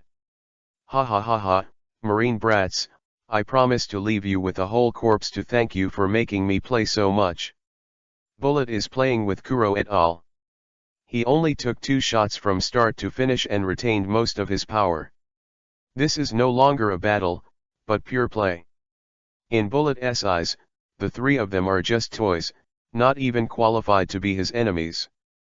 But he is also very clear that if he delays it, he will probably cause more trouble. So he started getting serious. I saw Bullet in front of Kuro in an instant. Kuro is the fastest, knocking him down first can make sure the others can't run away. The face of attack, Kuro's reaction is not slow. Spoon. Kuro used his super speed to dodge the Bullet's attack and counter-attack at the same time. But instead of wearing his own cat's claws, he took a standard saber. Shattered the moment it touched the bullet, leaving only a hilt for Kuro. Bullet opened his mouth wide, showing a cruel smile, and grabbed Kuro's head. Kuro tried to dodge with his own speed, but Bullet was faster than him. "Little devil, just because you want to hurt me? It's ridiculous." Without any suspense, Kuro was directly grabbed by Bullet and lost his ability to resist. Iron block change white fist. Seeing that Kuro was caught, Smoker was very angry, and immediately used his strongest move. "Ha ha ha, with Logia's abilities, I really think I'm invincible." Bullet threw Kuro out, then covered armament Haki with his right hand and punched Smoker. "Ah!" With a scream, Smoker flew upside down, knocked down dozens of trees, and then stopped. And his right hand drooped down, apparently dislocated. "Eat me." Buggy's secret super large missile. Buggy wanted to sneak up on Bullet, but a seemingly ordinary-looking missile flew out from the sole of his foot. But this one exploded as soon as it went out. Thick yellow smoke emerged from the missile, covering the surrounding tendencies. Buggy covered his nose, his face changed greatly. "Oops, the missile has the wrong location, it's a honey stink bomb." Without any hesitation, Buggy turned around and ran, not knowing whether it was because he was afraid of being killed by the bullet or his own stink bomb. Smoker and Kuro were retching in the same place, and they didn't even have the desire to run away. Bullet even frowned, covering his mouth and nose to open observation Haki, looking for Buggy's location. The smell was so unpleasant that it even reminded Bullet of the taste of devil fruit he had eaten at the time. More importantly, the smell persisted, and it was dozens of times more disgusting than the taste of devil fruit. "Red Nose, how do you want to die?" "Baba Baba. It's useless to call your father, if you dare to use a stink bomb, then I'll be the first to deal with you." "Death to Laozi." With a roar, Bullet rushed out of the yellow fog and attacked Buggy. Buggy's secret large missile. Buggy couldn't dodge, but he released another missile on the sole of his foot. When he saw this missile, Bullet was startled and ducked to the side. He was worried it was another stink bomb. It doesn't matter if you get hit, if you stink, it's really shameful. But this time Buggy's missile exploded normally. Instead of releasing a stench, it raised the surrounding area of 100 meters to the ground. The strong airflow even dispelled the smelly yellow fog. That's the power of Buggy missiles. See Douglas Bullet. This is the power of this uncle. Ha ha ha. Vomit. Buggy ran on his feet again, but his body was flying towards Bullet and Akimbo laughing, but he accidentally inhaled a stinky yellow mist and vomited it out. But at this moment, Bullet's big hand also appeared on Buggy's face. Such a coincidence. Buggy's vomit caught by him. Feeling the temperature in his hands, Bullet's face turned green. Buggy smiled shyly, then speeded up and escaped from here. "Mom, help." Under Buggy's extreme desire to survive, his potential exploded. The running speed has more than doubled. Bullet stood there in a daze, shaking the wet mucus in his hands, his face finally turned to black iron. "Red Nose. I'm going to tear you into pieces." Bullet's legs were bent, his face was hideous, and he rushed up instantly. At this time, he completely left Kuro and Smoker behind, and just wanted to kill Buggy. Kuro and Smoker looked at each other. The two of them never thought that they would be rescued by Buggy. Although this method of saving people is really hard to talk about, it still survives. Cough cough, we originally came to save Buggy, but he was rescued by him, what a shame. Smoker gave a wry smile and took his arm back. Kuro picked up his spectacle frame and took it back, said in a deep voice. "As expected of you, Lord Buggy. There is a reason why you can be valued by Lord Carl. It seems that I really underestimated you before." Kuro pushed the frame of his glasses, but the smell quickly rushed into the tip of his nose, making him gag. Smoker is even more unlucky. He is a smoke fruit person himself, and a small part of this yellow smoke with a strong smell mixed into him. For some time to come, this smell will not go away. At the same time, after Buggy used himself to exceed the limit, he went beyond the limit and ran for his life. A sudden, Bullet tried his best, but he couldn't keep up with Buggy. This surprised him at the same time, and even wondered if Buggy was once on the Roger ship, hiding his strength. In his impression, Buggy has no such speed. Then Bullet randomly picked up a stone from the ground and threw it out, trying to find out what happened to Buggy. But at this moment, Buggy fell to the ground with an unstable foot, and then grunted several times and rolled to the beach. Stone, which happened to be attached to Buggy's hat, flew out and fell into the sea, causing an uproar. Seeing this scene, Bullet's face became colorful. He found himself completely unable to see through Buggy. At this time, Buggy, with the scouring of the sea, suddenly became sore and weak. Bullet saw the opportunity and rushed up with a livid face. Red nose. Death to Lao-Tzu. Whoever wants to kill me, have you asked me? The moment Bullet rushed up, a sword chi descended from top to bottom, breaking through the air. This blow made Bullet's face change greatly. He did not hesitate to dodge back, but he still didn't dodge the blow. With the roar of sword energy, the bullet was blasted directly into the ground, raising a cloud of sand. Carl's magic weapon descended from the sky, his face was cold, and he slowly fell in front of Buggy.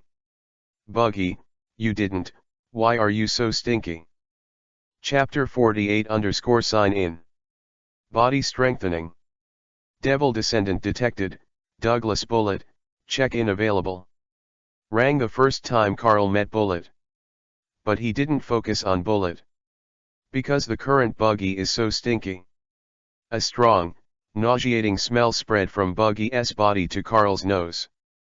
This made him subconsciously take 2 steps back, and then he used the ability of the fluttering fruit to remove the smell from Buggy. The wet Buggy was blown by a strong wind, and the whole person was frozen. He stared blankly at Carl, then gave a smirk. Master Carl, you are here, hee hee. I don't have to die, hee hee. Hee hee, hee hee. It stinks, hurry up and shut up. Carl frowned and motioned to the marine soldiers behind him to take him away. Buggy is so stinky right now that Carl doesn't want to say a word to him. It seems that you are Marine Carl. I heard that you are in the limelight recently, so you can just play with me. Ha ha ha ha. The strongest fist. Bullet suddenly broke through the thick fog, jumped out of the deep pit, and rushed towards Carl. Although he still has doubts about Buggy, he thinks he is hiding his strength. But there was a stronger enemy on paper in front of him, and Bullet was too lazy to trouble Buggy. Punch is attached to armament haki, which is extremely powerful. In the face of this blow, Carl was not to be outdone, and also covered Geesh with armament haki, regretting Bullet's punch. Suddenly, the collision between the two caused a violent explosion. Carl and Bullet exploded in an instant. The powerful air wave even cracked the ground under the two of them, as if it would explode completely in the next second. Ha ha ha ha, I'm so happy. It's so embarrassing to be chased by old Garp all this time. Today, I finally found a comparable opponent, and I can have a good time. It's so happy. Bullet roared, and the other fist also covered armament haki, smashing towards Carl's facade.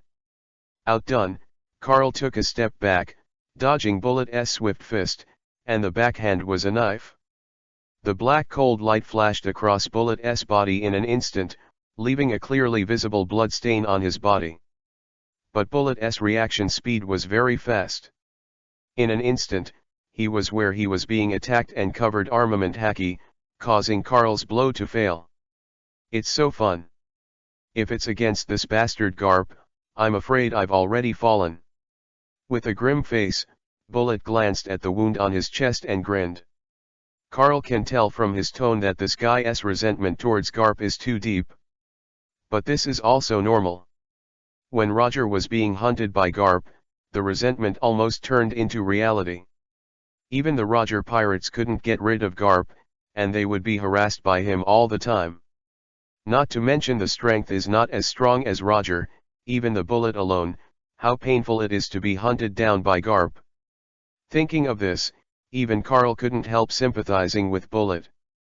After all, not everyone has the opportunity to be chased by the marine hero Garp himself. Douglas Bullet, don't be stubborn anymore, now you are surrounded by our marines, there is no way to escape.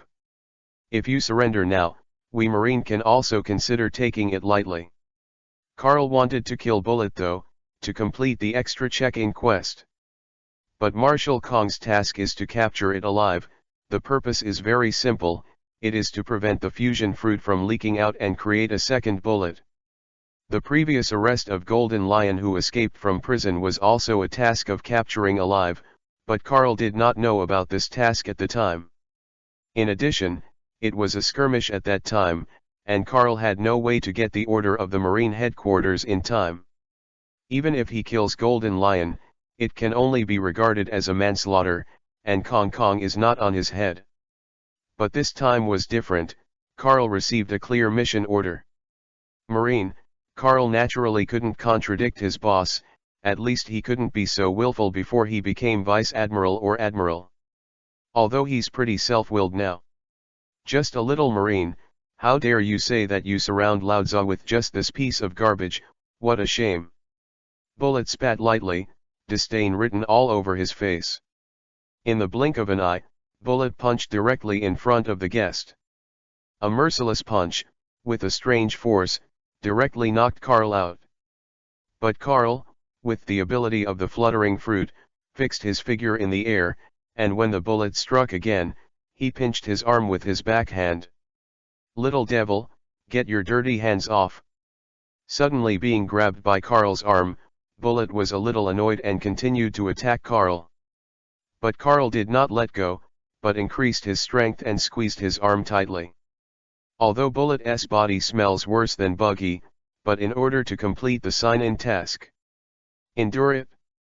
The face of Bullet's counterattack, Carl raised Gitu with his right hand, blocked Bullet's blow, and started wrestling with the opponent. Carl's strange power is very strong, and if he simply competes for power, Bullet has gradually been at a disadvantage. And the most important thing is that the arm that Carl held tightly with his left hand has begun to bleed. This piece of muscle even showed some necrosis. Seeing this scene, Bullet was shocked. He didn't expect Carl's power to be stronger than himself. Get out of my way. With a roar from Bullet, Conqueror Haki rose into the sky, causing a gust of wind. At the same time, he also burst out with stronger power, forcibly breaking free from Carl's restraint. 10 seconds had passed, Carl ignored the opponent's Conqueror Haki, threw away a muscle that was buckled from the opponent's arm, and showed a handsome smile. Sign in the Devil's Descendants, Douglas Bullet succeeds, and gains the ability Hegemony, excellent. Body, excellence 3 times the density of the body. Body density tripled? When he heard the system prompt, Carl was a little stunned and didn't know what was going on. The power of hegemony looks exaggerated, but Carl doesn't know how the increase in body density will help him. This improvement is very vague, and I don't know what the specific improvement is. However, it was in this neutral position that Carl was stunned. Bullet saw the opportunity, covered armament Haki with both hands, and came to Carl's face. Look at my strongest punch. With a roar, 2 punches the size of sandbags appeared in front of Carl's eyes instantly.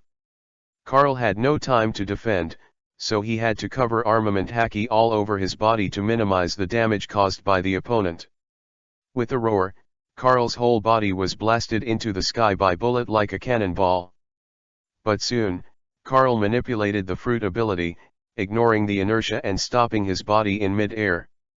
He wiped the blood from the corner of his mouth, removed armament haki from his entire body, and nodded his head suddenly. So that's what happened. The increase in body density will not increase your strength and speed, but it will make your muscles firmer and your fighting ability will be greatly improved. This reminds me of the superheroes in the previous life movies. Their body density is basically 3 or 4 times that of ordinary people, or even higher. Chapter 49_Fight. It's really a good ability, no wonder Bullet's body is so exaggerated.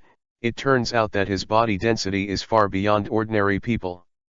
I just don't know if there will be an increase in physical strength, which remains to be determined. Carl stopped in the air, and basically analyzed the ability of hegemony. After this ability has increased his body density, as if he has really gained a physique, he can resist some of the enemy's attacks. Although I am not sure whether the defense will still be so strong when facing sharp weapons, but in terms of fighting ability, it has been greatly improved. At the same time, Bullet also saw that his strongest blow had no impact when facing Carl. This made his face a little ugly. He never imagined that the mere Marine kid would be so difficult to deal with. It seems that if you want to solve you must use all your strength. Bullet murmured softly, then took out what looked like a remote and tapped it. I saw a pirate ship similar to a submarine suddenly appeared on the sea, overturning all the surrounding warships. But Carl's reaction was also quick. He immediately used his ability to let those warships fly into the air, and then put them on the distant sea. In this way, no one will be sacrificed for this.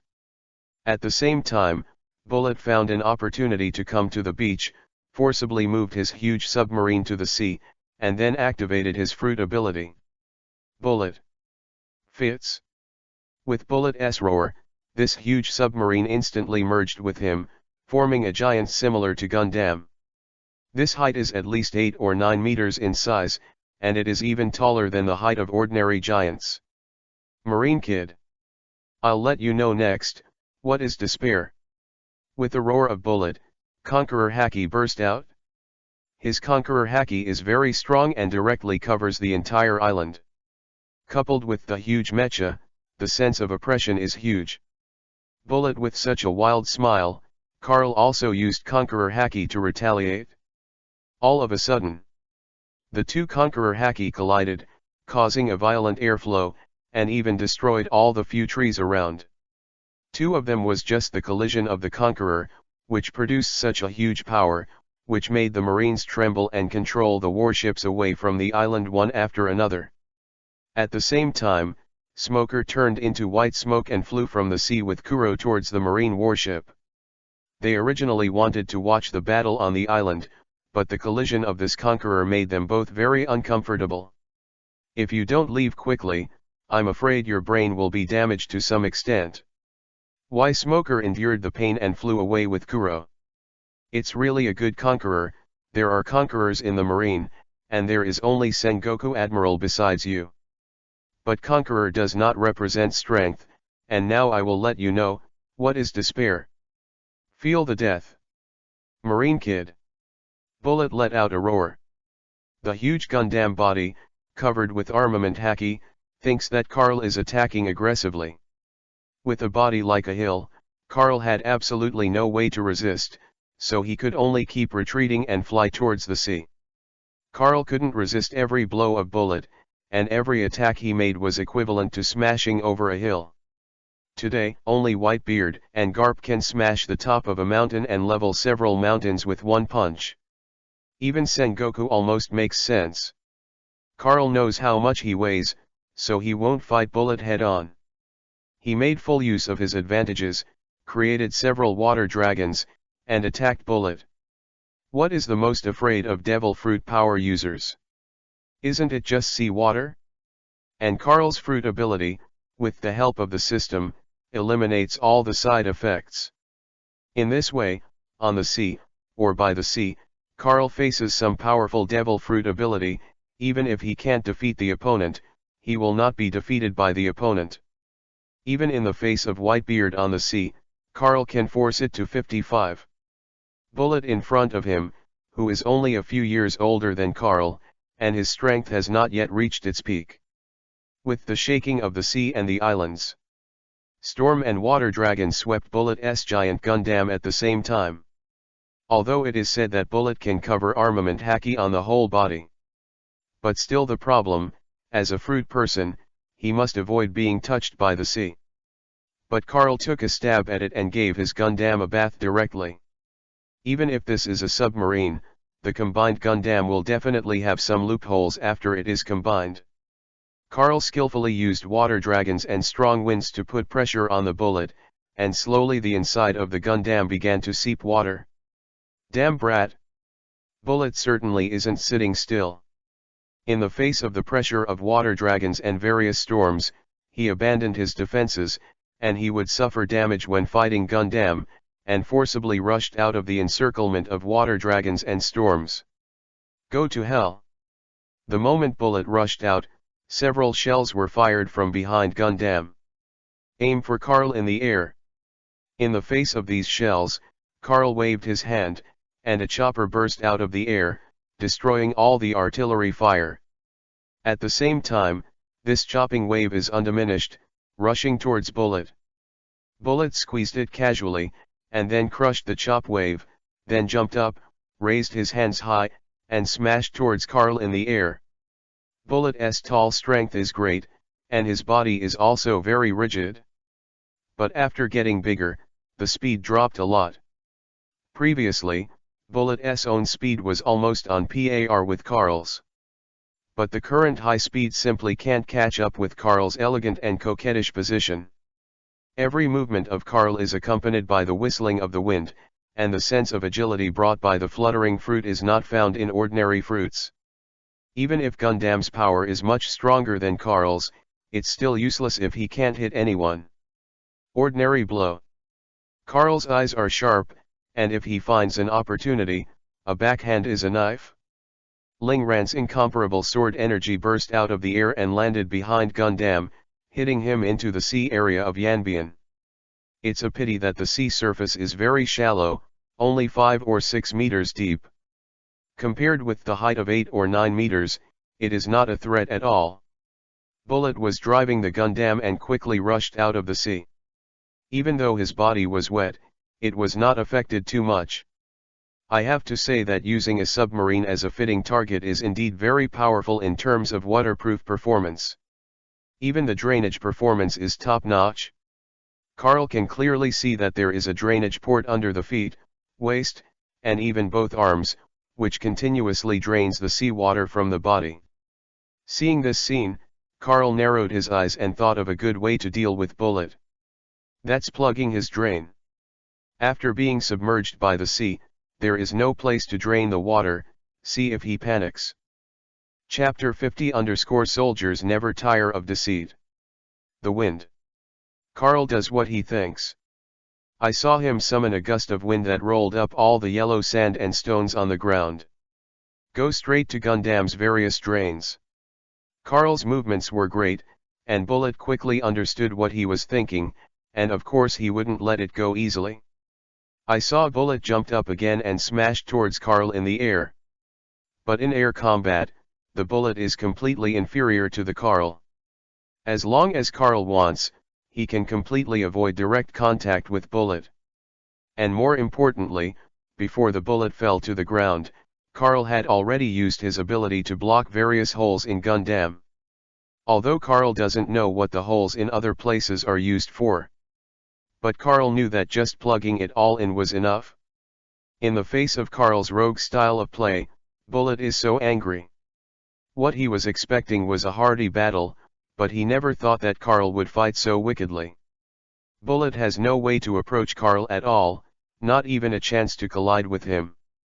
This situation made Bullet very much not to go, and even once wanted to give up the fusion and use the flesh to fight Carl. But he suffered from hand-to-hand combat before, and he was a little afraid of Carl's power. Now he is in a dilemma, not knowing whether he should continue to fit together. But if he continues like this, he will definitely lose. Because there is not only a lot of seawater inside the Gundam, but even less oxygen. In addition to those air vents and exhaust ports, most of them were blocked by Carl. If we continue, this submarine should be scrapped after Bullet's fusion ability is released. You're really good boy, you actually dragged him down with such a rogue style, you didn't lose the old man's face. Ha ha ha ha. A hearty smile suddenly reached Carl's ear. Then I saw a figure descend from the sky, and with one punch, the Gundam of the bullet was knocked into the air by a distance of dozens of meters. Facing the sudden fist, Bullet was obviously unable to cope. In a hurry, he can only control Gundam to stretch out one hand to defend. But the power of this punch is so terrifying. Directly knocked out Gundam's right arm. If this punch can directly hit Gundam's body, although it won't kill it in seconds, he's probably in a state of half-scrap. That's the power of a one-punch Garp. Terrible. Breathtaking. As expected of the old man, this punch has the momentum when he hunted down Roger. Carl gave Garp a thumbs up, and then put his eyes on the dense marine warship behind. Father, is Buster Call still released? Ha ha ha, you kid just want to destroy an island. Buster Call is only a preparatory plan, it is best not to use it if it is not necessary. Understood the old man, then hand him over to me. Hearing Garp's words, Carl licked his lips, with a frenzied look in his eyes, and rushed up instantly. At this time, Bullet recovered his senses, and then controlled Gundam to stand up from the ground. But the moment he stood up, Carl controlled the giant yellow sand dragon in the sky and rushed towards Gundam's wound. Crap! Bullet's pupils shrank suddenly when he saw the menacing Carl and several giant dragons rushing towards him.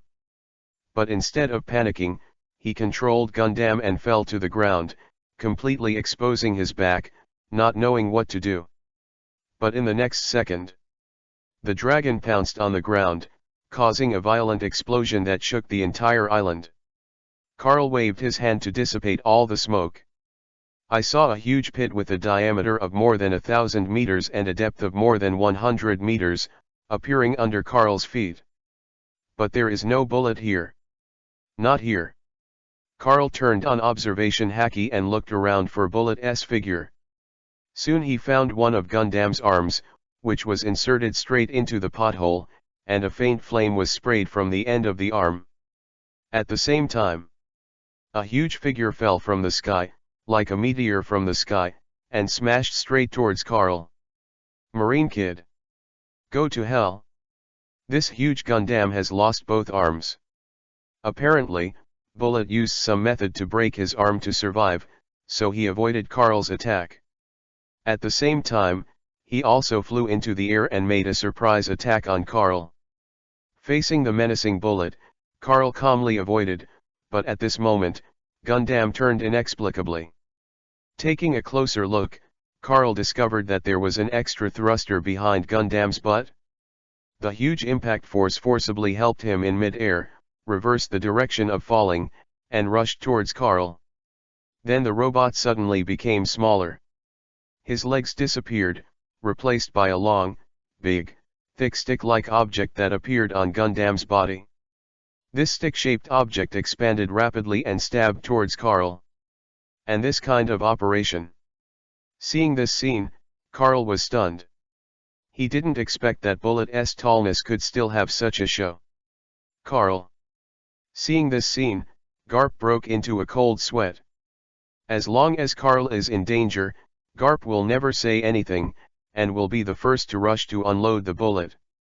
But Carl calmly set up the ghost, and then turned on the fruit ability. Since you can't hide, then take the opportunity to give him a shot. With this thought in mind, Carl barely blocked the bullet's sure hit, and then he was seriously injured and spewed out a mouthful of blood and flew backwards. But Bullet also lost the best opportunity to escape. In an instant, the earth below suddenly shook. The entire island actually moved on the sea. Garp felt the vibration under his feet and felt a little shocked. The surrounding marine warships sped away to avoid being affected by the sudden tsunami. Seeing the island suddenly move, the sandy beach under my feet turned into a rough sea. Bullet was completely dumbfounded. He does not have the ability to fly, and Gundam only has the ability to stay in the air for a short time. Blow just now was already the best chance Bullet had found. But he never thought that Carl even had the ability to move the island, which is really unacceptable. Carl endured the pain and used all his strength, holding a knife in both hands, and slashed at Bullet's body. A serious blow. With a roar, Gundam's body cracked. Cracks like spider webs began to appear on Gundam's body. Carl didn't stop, he took advantage of the opportunity that the other party couldn't resist, and kept attacking Gundam. And, Bullet lost his control over Gundam, and his body involuntarily rushed towards the ocean below. Carl kid. Bullet was full of resentment, unwilling to lose to Carl in this way. As strong as the broken leg and fallen golden lion Bullet, but because he can't fly, he is shot into the sea by Carl and loses the battle. Who will believe this if you say it? Chapter 51 _ Scary Ha ha ha, Bullet, you have today too. Garp burst out laughing and handcuffed Seastone to Bullet's hand. Garp also felt refreshed after Bullet was arrested. Garp was a little embarrassed when he captured Bullet, but now he's completely proud. Bullet's submarine can dive deep, plus he also has a Conqueror haki. This makes him unobstructed in the windless zone, and the Sea Kings will not go to trouble him. Garp's boat couldn't catch up to Bullet, and if it wasn't for Carl's help, the ghosts would never have caught him. At that time, in order to prevent Bullet from escaping again, I am afraid that Garp will order Buster Call to start at the first time. Hee, you Marines are always so despicable.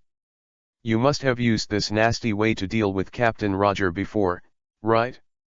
Bullet snorted coldly. Although he was arrested, he was not convinced. Especially the way he was defeated by Carl, which made him very unwilling. Strength of the two sides is obviously similar, Bullet just because he can't fly, and then was shot into the sea by Carl, resulting in losing the battle. He was really unhappy. But now Bullet has been controlled by Seastone's hands and feet.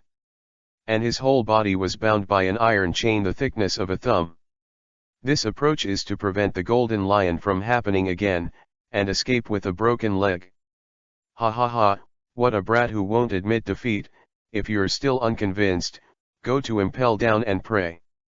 If you can escape one day, you can definitely seek revenge for this kid. Garp sidestepped the fire, putting pressure on both Bullet and Carl at the same time. But he didn't think that Bullet could escape in Impel Down. It's just that Carl was terrified as he listened. If it develops according to the original book, Bullet will really run out of Impel Down and become more powerful. Carl glanced at Garp sadly, then made up his mind.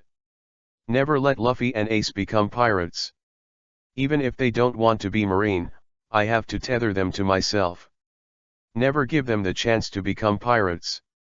Especially the guy named Shanks. Carl will never let him come to East Blue, and make Luffy yearn for him. As long as the source is completely eliminated, it will be easier to reshape the three views. Carl can use the values of his previous life to fool the dragon into a lame, can't he still educate children? If it really doesn't work, I will take 5 years of college entrance examination and 3 years of simulation. I can't believe they can be so alive. As long as the original plot is guaranteed not to happen, Bullet will never come out. Carl sneered inwardly, and his joy was revealed on the surface. Carl, you're back to your senses. You start thinking wildly after defeating such a kid. It's really unstable. Ha ha ha ha. Just when Carl was thinking about how to educate Ace and Luffy, who had not yet been born, Garp's voice pulled him back from his fantasy back to reality. Master, what else do you have to do? Carl asked casually. Old man haha isho and said again, I have nothing to do, just tell you that I plan to leave. Of defeating Bullet truthfully. It is estimated that you will return to the Marine headquarters and accept the deployment soon. So soon? I've only been in Logtown for a year, can't I wait? Carl frowned, not excited by the news. Garp was a little surprised. He didn't think of Carl, so he didn't want to go back to Marine headquarters. Master Garp, I still have things here that haven't been fully resolved.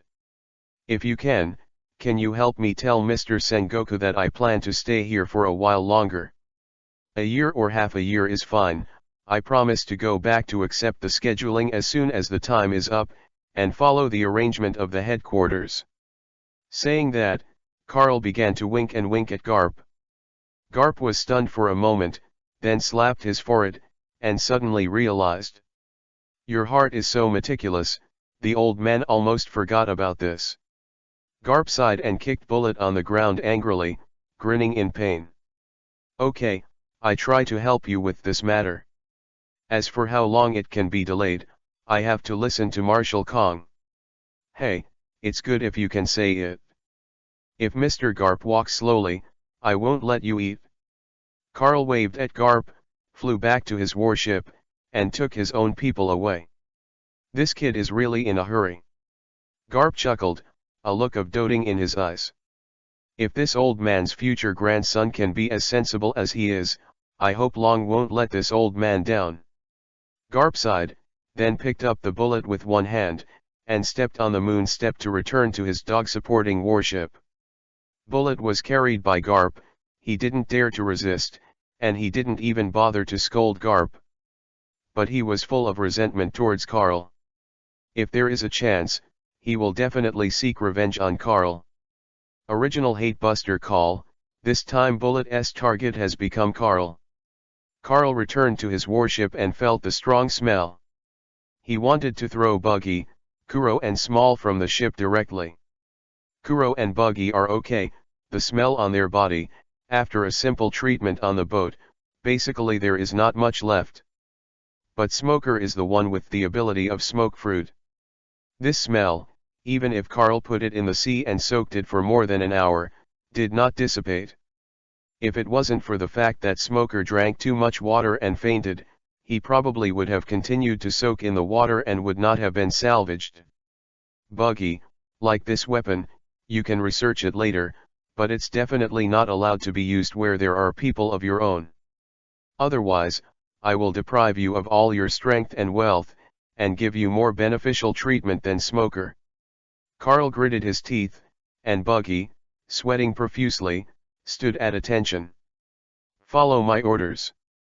I will never develop a stink bomb again in the future.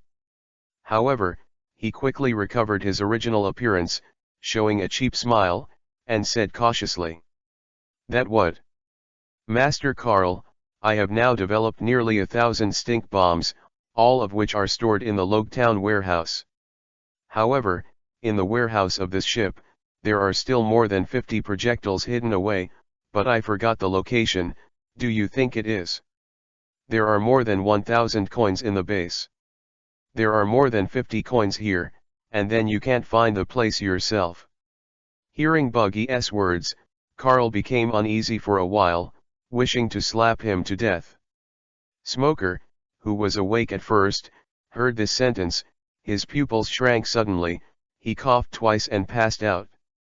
Kuro, who has always been calm, was trembling all over at this time, and shivered and walked outside and shouted loudly. Even his voice trembled with fear. All Marines looking for Buggy's stink bomb and all on deck. The speed should be fast and the action should be light. Be very careful, never detonate, or you will be at your own risk. An instant, all the Marines cheered up and carefully looked for the stink bomb. These Marines' faces are not very good looking, and even looking at Buggy, there is a sense of inexplicable fear. Chapter 52 _ Worried Sengoku. Logetown. Marine Base. Master Buggy, who has been busy for 3 days and 2 nights. He buried the projectile he developed with all his heart into a pothole in Logetown. This is the place that Carl specially opened up to bury the stink bomb for Buggy. And Carl also specially left a backhand for Buggy. If he wants to continue to use it, he will come here to get it.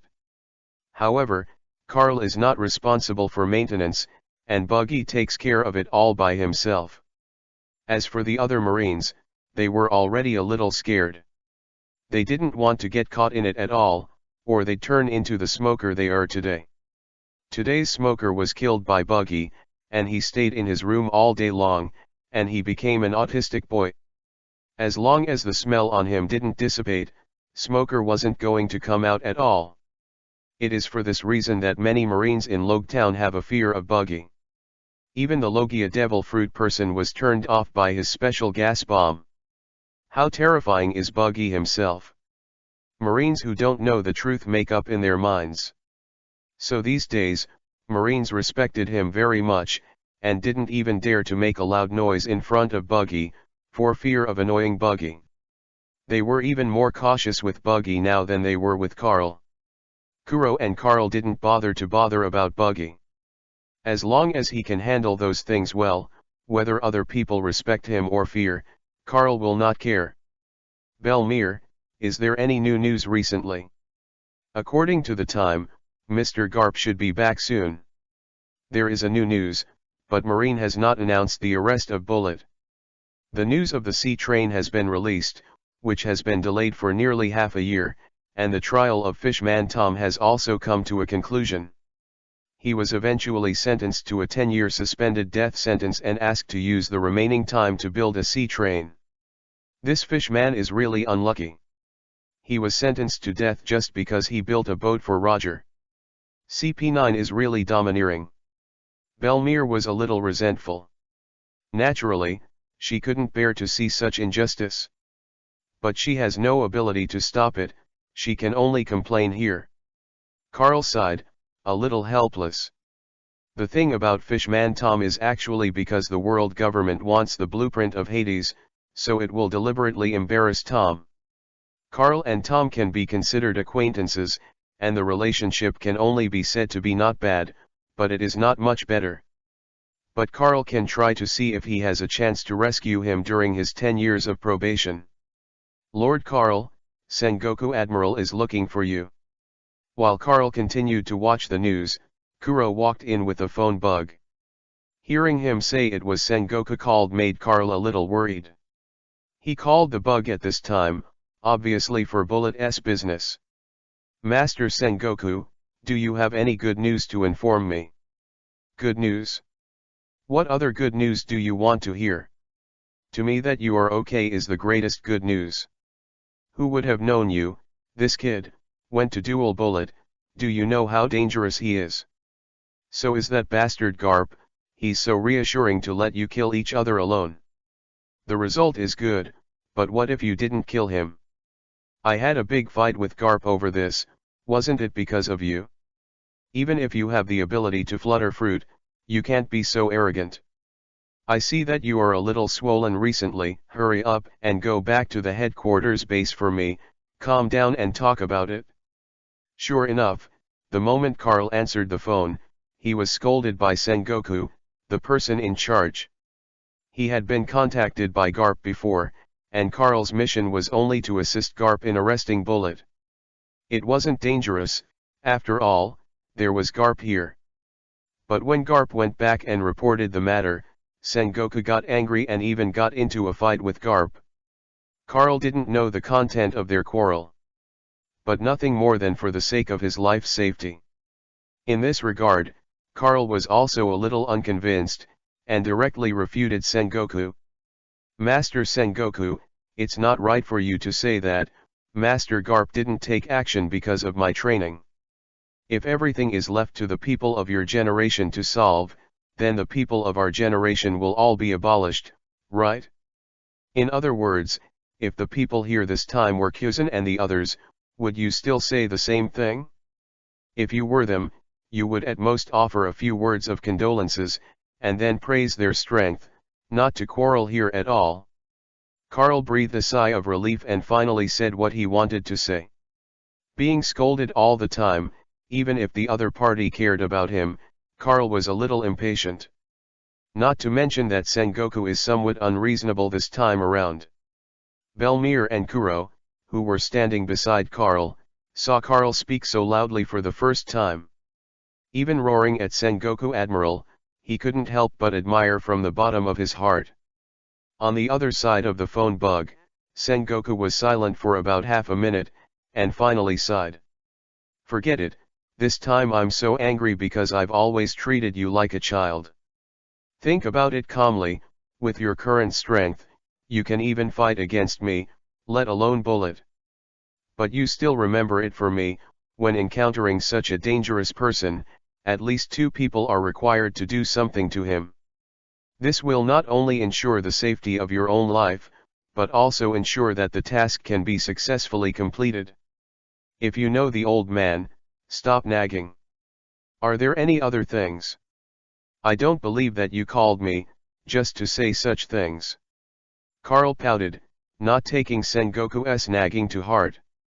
Sengoku also knew very well that Carl didn't listen, so he could only sigh helplessly, and then he started talking about business. "Marshal Kong has recorded your military exploits, but you said you want to come back after a while. In this case, there is exactly one task here, and I will give you the specific meeting time and place in 3 months. After completing this task, you must return to the Marine headquarters. This is the death order of the Empty Marshal.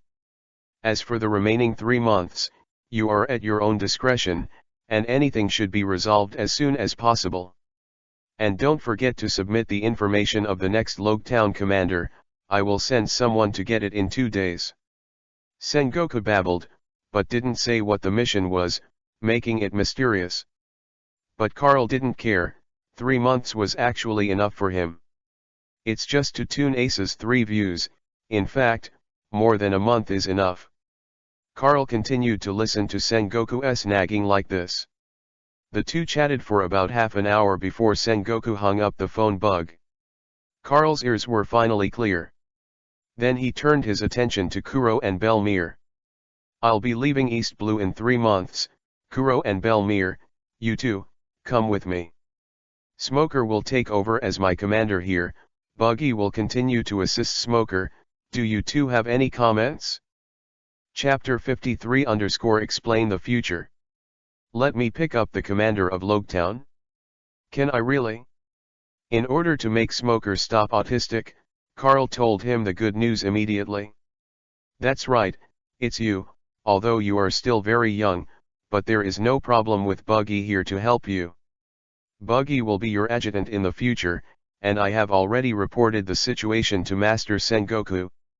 In 2 days, someone will come to review your information and strength, and you can just walk through the scene at that time. Don't worry about it." Carl said indifferently, not worried that there was anything wrong with Smoker. Even though he is very young, he is only 15 years old now, but under Carl's training, he can already be on his own.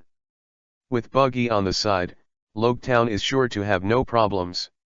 As for the other sea areas of East Blue, there is no guarantee. After all, he is not Carl. Without Carl's strong strength and background, some people will definitely dismiss him. At that time, it will depend on their ability, whether they can suppress these disobedient people. "But Lord Carl, if this is the case, I can't follow you, and I don't want to stay in such a small place." Smoker was a little unconvinced. He didn't want to stay here at all, but wanted to follow Carl to Marine headquarters. Hearing Smoker's words, Carl thumped directly on his head. Smoker covered his head with a whimper, his eyes filled with doubt. "Smoker, listen to me, the Great Root is much more dangerous than East Blue. Just remember Doflamingo who defeated you a year ago. There are so many people with his strength, and there are not a few who are stronger than him.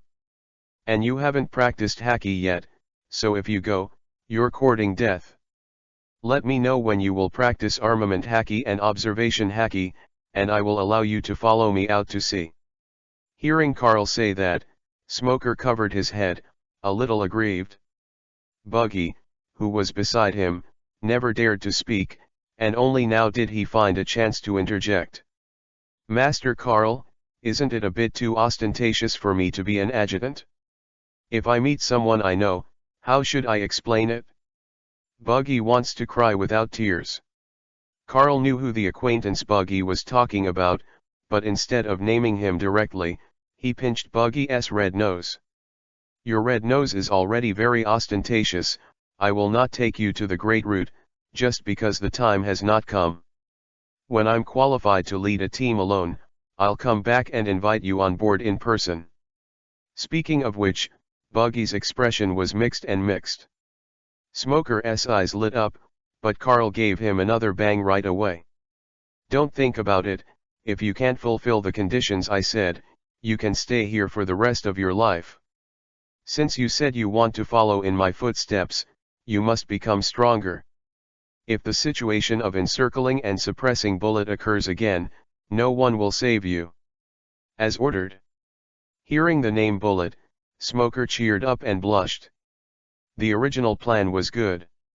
If Smoker didn't want to fight Bullet one-on-one in the middle, it wouldn't have happened in the future. Fortunately, they were all right, otherwise Smoker would feel guilty for the rest of his life. "That's it for the time being. Smoker, you've been following Belmere recently, learning from her how to manage Logetown, and you're still as usual, Buggy." Saying that, Carl left Belmere here and winked at Kuro. Seeing this, Kuro followed Carl out. Them crossed the Marine Base Plaza and walked straight outside. Stop until they came to Roger's execution platform. Seeing the execution platform, Kuro pushed his glasses and asked in confusion, "Lord Carl, what are you bringing me here for?" "Kuro, you are very capable and talented, so I have a task that I need you to complete for me." "What mission?" "Infiltrate the Dark World. Become one of the underground bosses." "Dark World." Hearing Carl's words, Kuro was stunned and had no idea what Carl's words meant. The Dark World is almost a secret to ordinary people, and even the Marine headquarters is rarely known. Carl can know this because of his memory from his previous life, and after the Zephyr family was assassinated, Sengoku and the others leaked. Kuro doesn't know that the Dark World is normal. In response, Carl found a private room in a cafe and explained to Kuro in detail what the Dark World is. The current Dark World is not as exaggerated after the plot begins in the future. The Dark World of this time period. It's only just started, and the future underground bigwigs are now only middle level at most. Some people haven't even entered it yet. For example, Doflamingo and Huang Tesoro.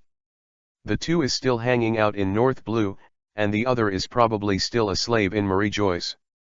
Carl wants to make full use of his foresight, put Kuro into the Dark World to cultivate his ability and power, and increase his strength by the way.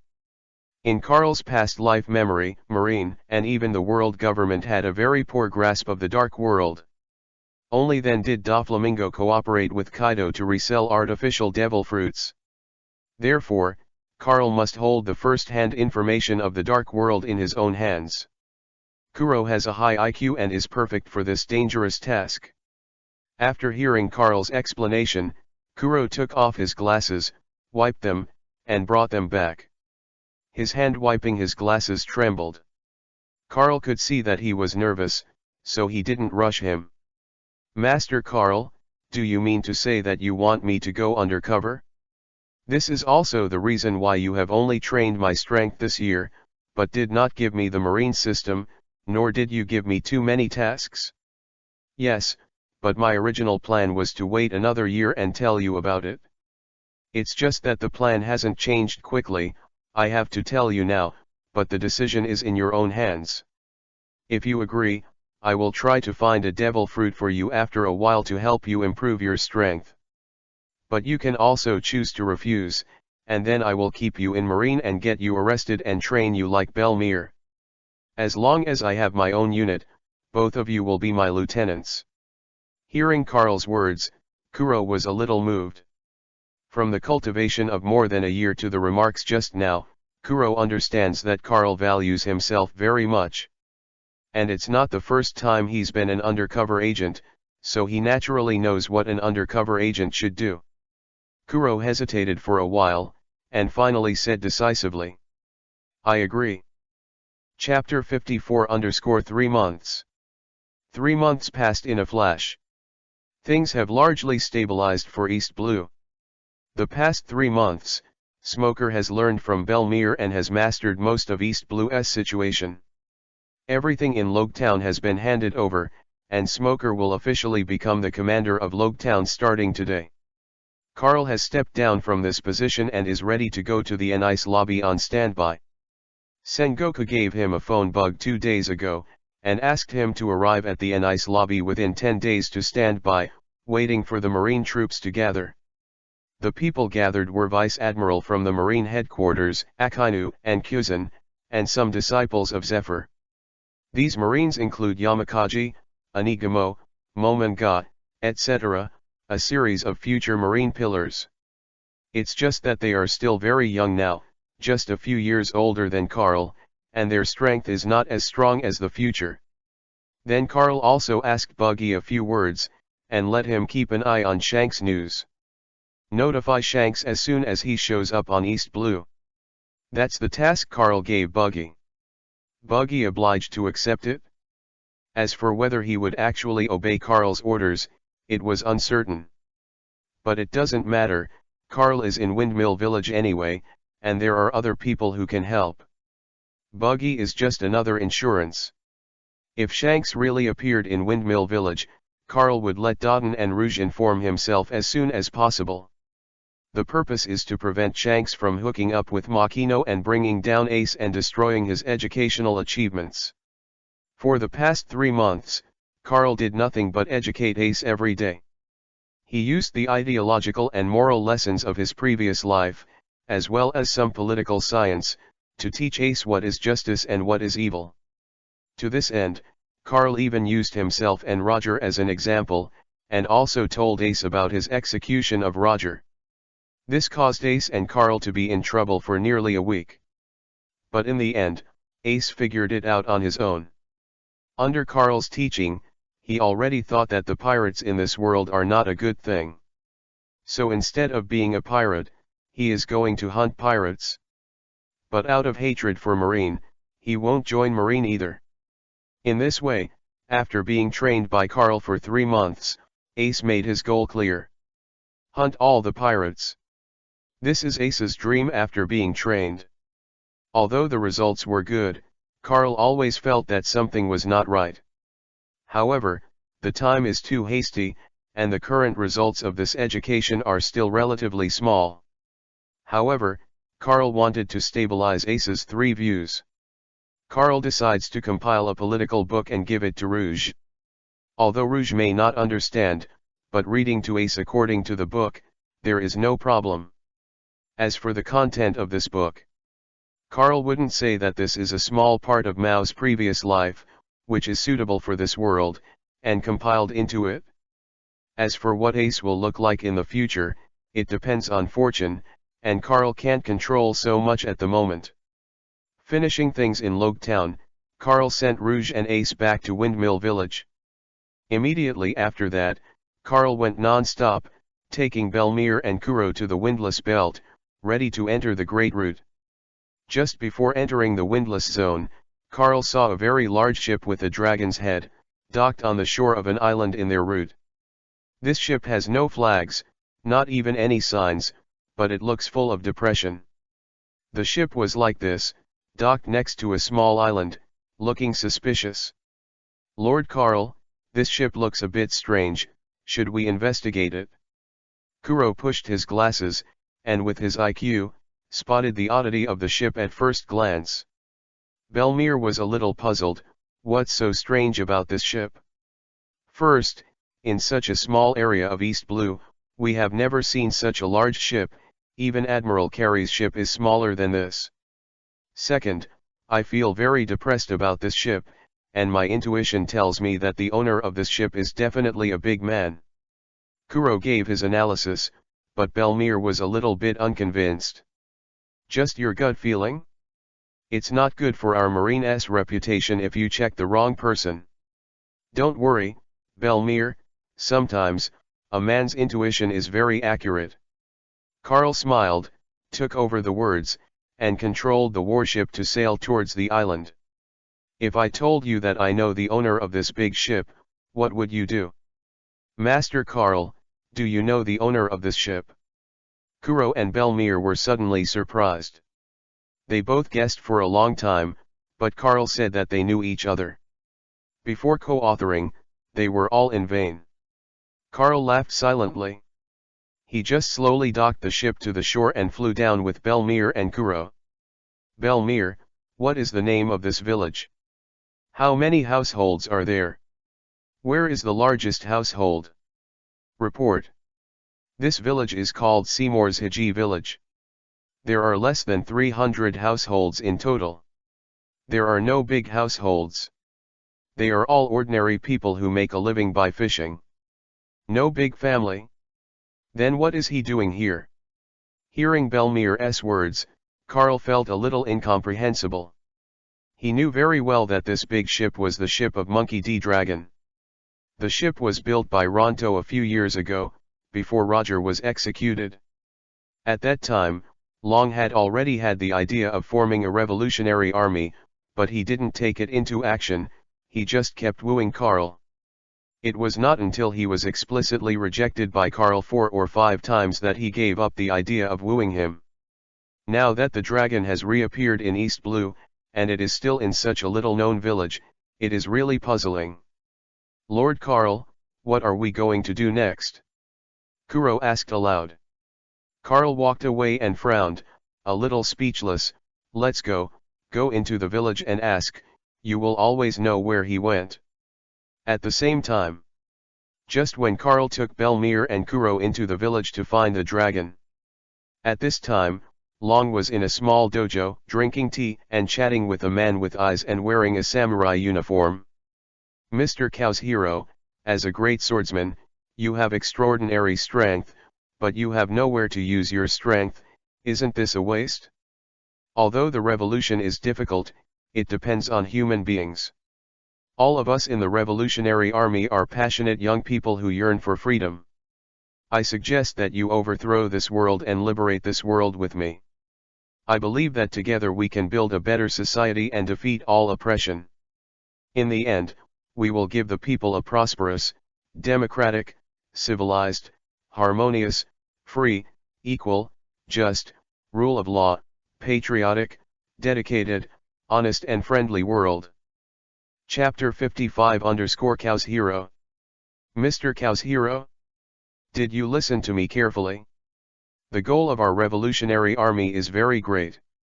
As long as we join the Revolutionary Army, we will all be good comrades who live and die together, advance and retreat together. Long is impassioned and has been spreading his ideas, trying to win Kazuhiro into the Revolutionary Army. The current Revolutionary Army is very small in number, and it is not more than 100 people in full. Moreover, he is the only one with high-end combat power. If he can't find a trusted master, Long's plan will probably be implemented after several years of delay. But Kazuhiro obviously didn't listen. He just put his glasses on the table gently, and then took a sip of steaming tea. Every word you say, I understand it separately, but when you connect it all together, why is it so confusing? To be honest, I was also confused by this theory at first, but gradually I came to understand that this is the way to truly realize the harmony of the world. So please promise me, Mr. Kazuhiro. Monkey D. Long rarely asks for help, this time I will be yours. Long lowered his head and lowered his posture to the lowest level. It can be seen from this that how much Dragon attaches importance to Kazuhiro in front of him. Kazuhiro saw the sincerity shown by the dragon. Although he had some thoughts, he finally sighed. To be honest, it's not that I don't want to follow you, it's that I can't. Mr. Long, although the two of us have a good personal relationship, my baby is about to be born and I can't leave them. The child is going to be born. That's really good news, congratulations, Mr. Kazuhiro. Hearing Kosuro's words, Ryu also sighed. The child is about to be born, and it is even more impossible for Kazuhiro to join the Revolutionary Army. No one wants to risk their life to be the enemy of the world government for the sake of their children. More importantly, if Kazuhiro really agreed, then he would travel around the world with his wife and children and live a hard life. Even the dragon would not have the heart to let his wife and children suffer with him. Not to mention a gentleman like Kazuhiro. So Kazuhiro rejected himself, and dragon accepted it. Since this is the case, I will use tea instead of wine. Today we don't have anything to do with the Revolutionary Army, and we just treat it as an exchange between old friends. That's the best. Kazuhiro nodded and finally relaxed a lot. He was brainwashed by Long's various long-winded speeches before, which made his head even bigger. Now that Long Xiao stopped, Kazuhiro was much cleaner, and Long even showed a naive smile. My wife told me that she also wanted a child, so I planned to have the child out for the next 2 years, which was not a concern for our family, and I just happened to be able to concentrate on my work. Really? Then I also congratulate you in advance, and wish you and your wife an early child. Haha, then I'll congratulate you in advance too, big brother. Just as Kazuhiro and Ryu were communicating, a voice descended from the sky and came directly to the door of the living room. After that, Ryu and Kazuhiro saw figures in marine uniforms appearing here. Seeing his appearance, Kazuhiro immediately clenched the word Hideo by his hand, as if he was facing a great enemy. However, the dragon didn't care, but waved to the person in front of him. Carl? Are you here too? Come in and have a good chat with me? Hee, I have nothing to talk about with you, and it won't do me any good to be with you. Don't tell me you're still using it. The theory I told you fooled others, and the result hasn't fooled you yet? What a blast! Carl poked his thumbs down with both hands, the lines on his face were obviously Joe, and the expression of contempt was revealed on the surface. Koshiro is detected, you can sign in. Kazuhiro. Just when Carl despised the dragon, the system sounded. Then he discovered that the man sitting opposite the dragon was indeed somewhat similar to Kazuhiro. It's just that he is younger and more energetic than in the original book. Just when Carl was observing Kazuhiro, a big face rushed to the door and shouted loudly. Dragon! Marine has entered the village, should we? Ah! How come you Marine is so fast? The big-faced monster is none other than the Shemale King Ivankov. Carl had met him on the street before, but before Carl could catch him, Ivankov ran away. Then Carl asked Belmir and Kuro to go back to the boat and wait, while he flew over with Ivankov. Then Carl's observation Haki sensed the breath of the dragon, so he smelled it and found it. Ivankov ran on his feet, naturally much slower.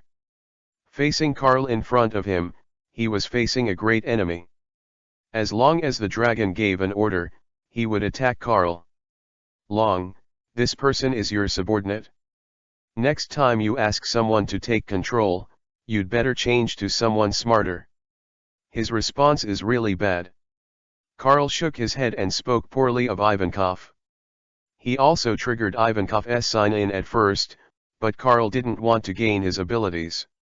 Whether it's a death wink, a hormonal fruit, or the ability of a women's clothing boss, he doesn't want any of them. Hearing Carl's words, Long sighed, then waved his hand. Ivan, go back to the boat first, I know this Marine, there is no danger, don't worry about me. But, dragon. Ivankov was obviously a little worried, but Ivankov glanced at Carl, who was smiling, and the relaxed expression of the dragon, and then he left here a little reluctantly. This should be Mr. Kazuhiro, right?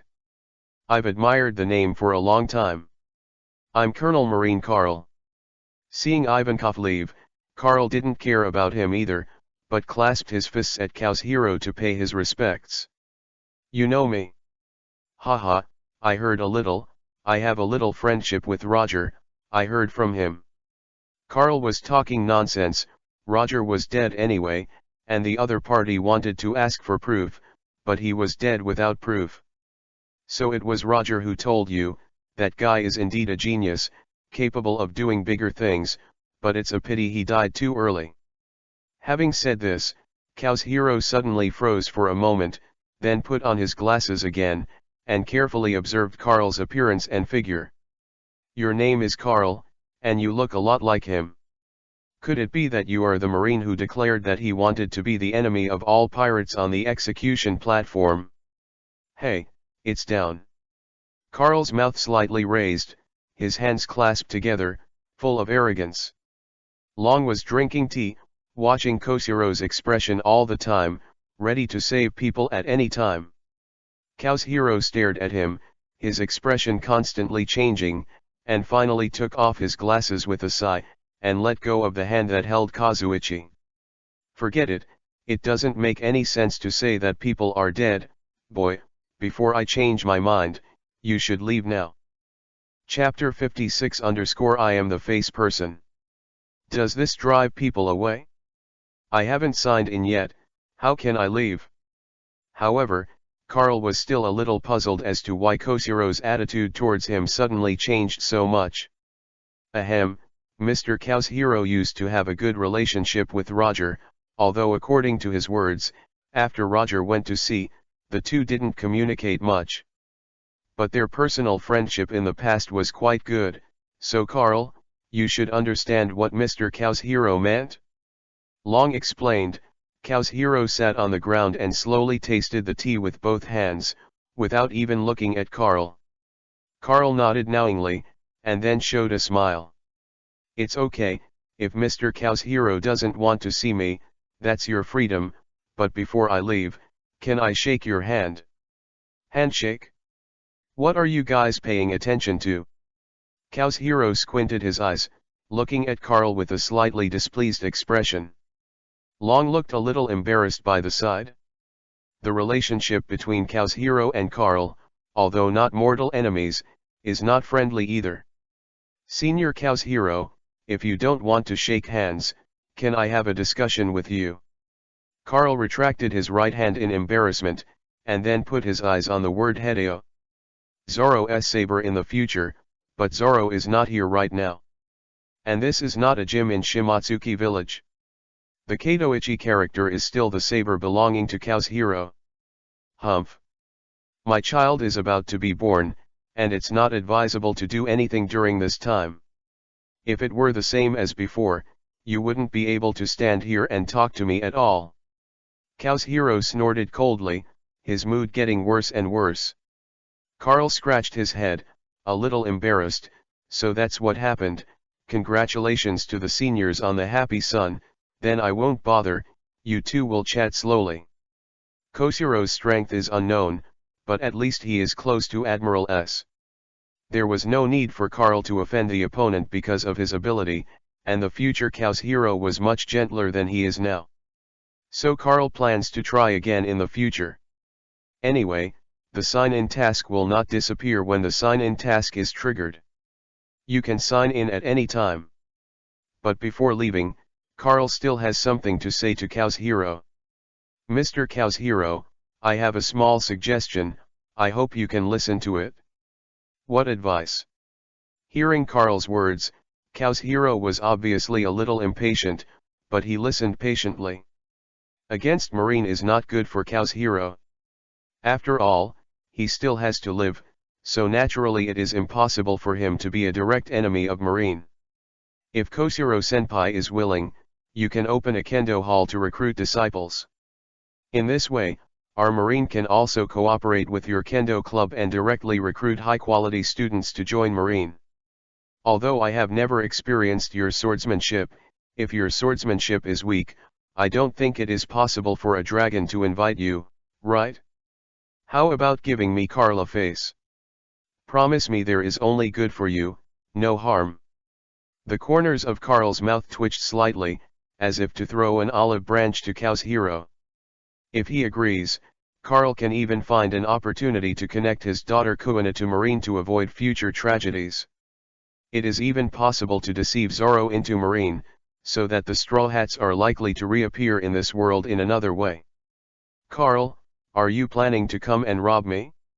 You know the current situation of Marine and the world government, and you want to drag others into the fire pit?" "Long, what you said is wrong, I do not deny your thinking, the Revolutionary Army is a good road.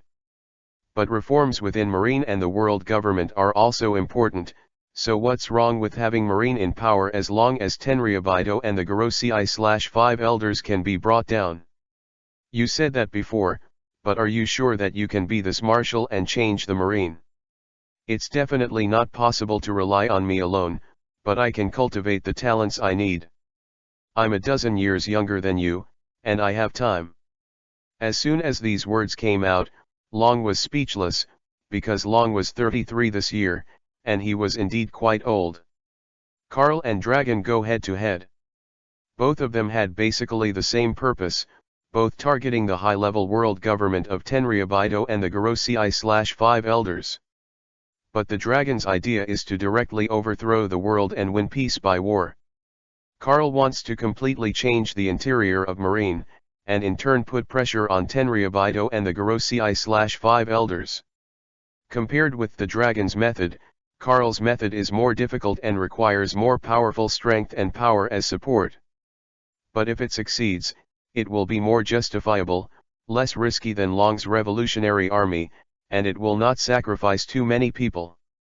It's just that the two of them have been arguing about this all the time. Fortunately, Garp didn't know about this, otherwise the old man would have rewarded both of them, one for each soul. I didn't expect you to think like this, it seems that I misunderstood you. Originally, I thought you were willing to do things for Tenryabito, but I didn't expect you and the dragon to have this kind of ambition. Young people today are really not easy. Kazuhiro sighed, then put on his glasses, got up and walked into the yard with the words Hidoichi in hand. Don't you want to learn from me? In order not to disturb my wife, let's try a few simple tricks. And what you said, the proposal about Kendakang is good, I agree with this proposal, but I will only work with you personally in the future, and it has nothing to do with Marine. Kazuhiro said slowly, and then pulled out the word Hideo, exuding a lingering aura. His eyes have also changed, as sharp as golden lion, making people feel a great sense of oppression. Hearing Koshiro's words, Ryu's expression was a little ugly. He talked so much at length, and in the end, only Kazuhiro disagreed. As a result, Carl said a few words here, and Kazuhiro recognized him. Is this the gap between people? It's so hurtful. Carl was also stunned for a few seconds, and he didn't quite know what was going on, why the other party suddenly recognized him. But at this moment, the system sound suddenly rang. System prompt, hidden attribute give me a face start successfully. Remarks, this property is passively enabled, unlimited, randomly triggered, variable target, and variable duration. After hearing the sound of the system, Carl suddenly remembered that his face was improved after he killed Higuma, the bandit king. But at that time, he did not get any ability, which made Carl think that it was a souvenir like the title. As a result, this ability was triggered today, which is really strange and surprising. Carl quickly opened his system panel, and he saw a hidden attribute next to the ability. Give me a face. It is such an ability that has just played a key role in successfully allowing Kazuhiro to recognize Carl in a short period of time. Who is the face person now? Shanks. Face fruit? Put me back all the way. Chapter 57_simple discussion. Haha, since Senior Kazuhiro has already said so, then I'll be more respectful than obedient, and have a good experience with your swordsmanship. Carl's mouth was slightly raised, and his joy was revealed on the surface. Hidden ability, give me a face, inexplicable trigger, let Carl feel smooth. Was prompted before when Higuma was killed. But Carl didn't care, but he didn't expect that this trivial ability today played such a big role. Senior Kazuhiro, I am a fluffy fruit person and a swordsman. My swordsmanship usually matches my fruit ability, I hope you don't mind. It doesn't matter, just let the horse come over. I don't need to be afraid of a hairy boy like you. Kazuhiro nodded, ignoring Carl's warning. Although Carl and Kuzan teamed up with the three of them, they killed Golden Lion and even defeated Bullet alone. But Kaohiro doesn't think that Karl's strength is so strong, because he is too young, he is not even 20 years old now. Seeing this scene, Long couldn't help shaking his head. Karl grinned, revealing his big white teeth. Haha, then I'll go. Household slash. In an instant, the surrounding space seemed to stand still, and even the air stopped circulating. Karl came to Koshiro's back in an instant, and slowly took the 3 generations of ghosts back to the scabbard. Suddenly, the wind is blowing. There were several traces of slashing on the ground, and even the surrounding walls were blown down by this sudden gust of wind. Only Kaohiro had no trace in front of him. But his expression was a bit ugly, and Vivi trembled as he held Hideyi's hand. This strength and speed are so exaggerated that I could barely hold a knife with one hand. Kaohiro sighed, and then held the knife in both hands, which stopped the trembling of his right arm. Next, it's me. Kaohiro took a deep breath and turned around. A swift silver sword chi charged towards Karl with a lingering aura. The power of this blow is basically the same as Mihawk's attack against Whitebeard in the original book. It is also the sword chi that smashes the sky, opens mountains, and cracks rocks, and also carries the lingering momentum unique to Deji and Hao. Facing the sudden sword chi, Karl held the knife in both hands and blessed the weapon with fluttering fruit, and then reluctantly changed the direction of his sword chi and smashed it into the sky. In an instant, the sword energy rushed towards the mist, completely dispelling the darkness, and even dyeing the sky with a layer of dazzling silver. Under the illumination of the sun, the little silver light should be in the sky, as beautiful as the starlight. Seeing this scene, Karl was also a little surprised. He is a swordsman himself, so he naturally knows what the scene represents. This is the unique sword intent of Kaohiro, and it is the lifelong pursuit of all swordsmen. No fighting, the 2 of us really want to move our hands, and the movement is too big, which is not good for my wife's body and the development of the fetus. However, with your strength, and giving you more than 10 years to grow, it may be possible to achieve what you said. And I have a hunch that your future achievements are even higher than Long. It's a pity that I didn't get to know you earlier. Kaohiro sighed with admiration for Karl in his eyes. This is in stark contrast to the various dislikes he had with Karl in the first place. It even made the dragon beside him a little tasteful. By the way, I heard that you seem to be the adopted son of Garp, Sengoku, and Zephyr, right? So why do you still know Roger? You Marines and pirates, it's generally impossible to have an intersection, right?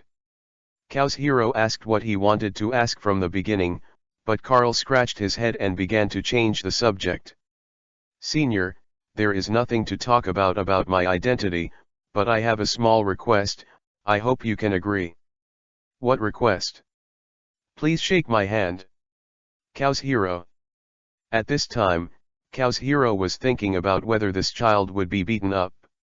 Even at this time, he still thinks about shaking hands, which is really confusing. However, Kaohiro still complied with Karl's request and shook hands with him for 10 seconds. Sign-in has been completed, swordsmanship improved to perfection. The sound of the system sounded, and Karl smiled and showed his excitement. Originally, Karl's swordsmanship was already at an excellent level. Now, after signing in Kaohiro, he has directly improved it to perfection. Roughly speaking, Karl now has at least 4 abilities at the perfect level. However, after the perfect level, there is a very vague level, and Karl can't see what level it is. It's just that for now, the perfect level is the highest level, and that vague level is estimated to be unlocked only after the system is upgraded again. Is it so exciting to shake hands? But it's good for you. Only by maintaining the heart of a child can you go further in the path of the sword. Kaohiro felt more and more that there was something wrong with Karl's head. However, he did not say it explicitly, but expressed his experience in the tone of a person who had come over. Karl Vivi nodded and accepted it humbly. Long looked a little uncomfortable from the side, and didn't know whether it was because of Karl's vinegar or because Kao's hero was fooled by Karl. But he found one thing from here: in terms of flickering ability, he is still inferior to Karl. Otherwise, he would not have been convinced by Karl's theory, and then he had the idea of creating a harmonious society. Then the three of them briefly chatted for a few words, and Karl left the table first. Karl also needs to go to the NICE lobby to assemble, can't stay here for too long, naturally he has to leave quickly. Kao's hero said that when his wife and children are stable, he will open a kendo hall to recruit disciples, and he will discuss the cooperation with Karl in detail at that time. After the two of them exchanged phone bugs and Vivre cards, they said goodbye to each other reluctantly. This scene made the dragon even more delicious. What a big cheat! Leaving Seymour's Hiji village, Karl continued going with Belmir and Kuro. Because of the delay of nearly a day, Karl intends to speed up the sailing. It will take a few hours from here to the windless zone. But under the influence of Karl's fluttering fruit, they had arrived at the center of the windless belt in less than an hour. Since this warship is just an ordinary warship, around them, there is a group of sea kings who want to wait for the opportunity. After seeing these sea kings, Belmir's face was pale, his body trembled, and he felt a little scared. Even Kuro couldn't help but get nervous. I am afraid that they have not seen as many sea kings as they have seen since childhood. Are you afraid of the sea kings? Although the number is indeed a bit large, the horror of the Great Root is far more than here. All cheer me up, there will be sea kings attacking us in a while, and let the two of you solve it. This is my test for you. Chapter 58_9 Snake Pirates. Karl's voice just fell. A huge sea king sprang out of the sea, rose into the air, and opened its bloody mouth toward Karl's ship. The size of the sea king is nearly a kilometer, which is considered to be the smallest among the sea kings. But even so, its size is far larger than Karl's warship. For the convenience of going to an ice lobby, Karl just set off with Belmir and Kuro. Therefore, the total length of the boat they were on was only more than 100 meters. Compared to the giant sea kings that are nearly 1,000 meters in front of them, they are like toys. You two give it a shot and see if you can get it back. In the Great Root, there are many people who can kill the giant sea kings of about a kilometer in one blow. Therefore, if the two of them want to occupy a place in the Great Root, such training is essential. Although Karl doesn't have to let the two of them kill the Sea King in seconds, at least they need to connect their courage. Otherwise, it would be a bit embarrassing to see his Sea Kings in the future and still be scared. I see. Kuro took a deep breath, put on the cat's claw gloves, and his eyes gradually narrowed. Spoon. Kuro jumped up and rushed towards the bloody mouth in front of him. This blow instantly hit both eyes of the Sea King, causing it to suffer, and then relying on his own speed, he left many scars on the Sea King's body. But unfortunately, his strength is not enough, and it is not enough to hurt the root of the Sea King. But Belmir is close behind. She stepped on the moon step and instantly came to the front of the Sea King class, and hit a blow with all her strength. Iron Nugget change Iron Fist. Boom. Under the action of this force, the entire head of the Sea King was instantly sunken by more than 10 centimeters. This blow knocked the Sea Kings back into the ocean, but the opponent did not die, but escaped after being severely injured. Although Belmir has mastered Marine Rokushiki, he is not proficient in using it. Iron Nugget is one of her strongest moves, but even so, she tried her best and couldn't kill the Sea Kings. Not even Kuro could deal a fatal blow to the Aquaman. It can be seen that the current strength of the two of them is simply not enough to enter the Great Root. Sure enough, the time is too short. If you give me another year, the strength of the two of you should not be so weak. Karl shook his head and swung a sword. A huge chopper blasted into the sea. In the sea behind the warship, a huge ocean canyon with a meandering kilometer appeared in an instant. Slash the sea with a knife. Karl is very satisfied with his current swordsmanship. At the same time, Kuro and Belmir gasped. The two of them even saw that dozens of giant sea kings with a body size exceeding 1,000 meters were followed by them in the rear, and they were divided into two by Karl, and none of them survived. It can be said that the one that was beaten away before was the luckiest, because it survived by accident and was spared death. Although Kuro and Belmir knew that Karl's strength was very strong, every time they saw Karl's shot, they would feel extremely shocked. I don't ask you, you can definitely reach my strength, but you must not slack off. Otherwise I can't keep you safe, especially Kuro. Only me, Belmir, Garp and Sengoku know how you entered the dark world. Although very few people know you, your strength is especially important for safety. Got it? I will definitely live up to your expectations and do my job well. Kuro stood at attention and saluted, with a serious expression. Karl nodded, and then continued to control the warship to sail forward. Navigating in the windless zone will always have Neptunes appearing. In order to exercise both Belmir and Kuro, Karl began to exercise them. Conqueror Haki to drive away these sea kings only when the two of them can't bear it anymore. During this period, you can also taste the difference between the sea kings in the windless belt and the sea kings in other regions. After a day and a night like this, it was about to sail out of the windless zone, but Belmir discovered that there was a pirate ship not far away. There is actually a pirate ship here? Isn't the other party afraid of death? Hearing Belmir's words, Kuro also picked up the telescope to look into the distance. I haven't seen the flag before, and there are 9 snake heads around the skull, which looks a bit weird. Skull surrounded by 9 snake heads? Isn't this the 9 snake pirates? How did they appear here? Hearing Kuro's words, Karl was shocked for a while, then he picked up the telescope and looked at the pirate ship in the distance.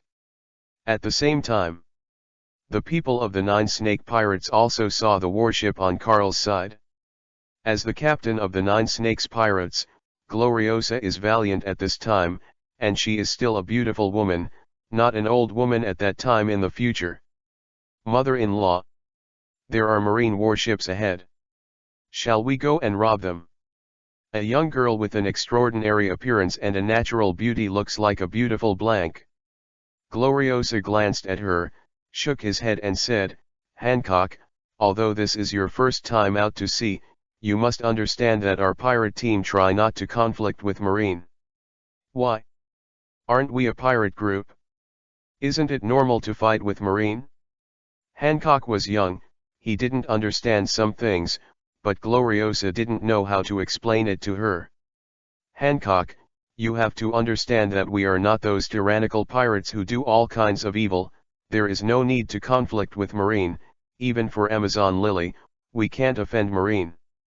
And you're only 10 years old now, with your strength, if you really fight marine, you won't be able to help at all. So listen to me, stop fantasizing about fighting with others, it's not good for you. Humph. Stinky Granny. Hearing Gloriosa's words, Hancock put his hands on his hips and pouted, his face full of arrogance. Gloriosa sighed and continued to observe Marine's position. But then she discovered a terrible thing.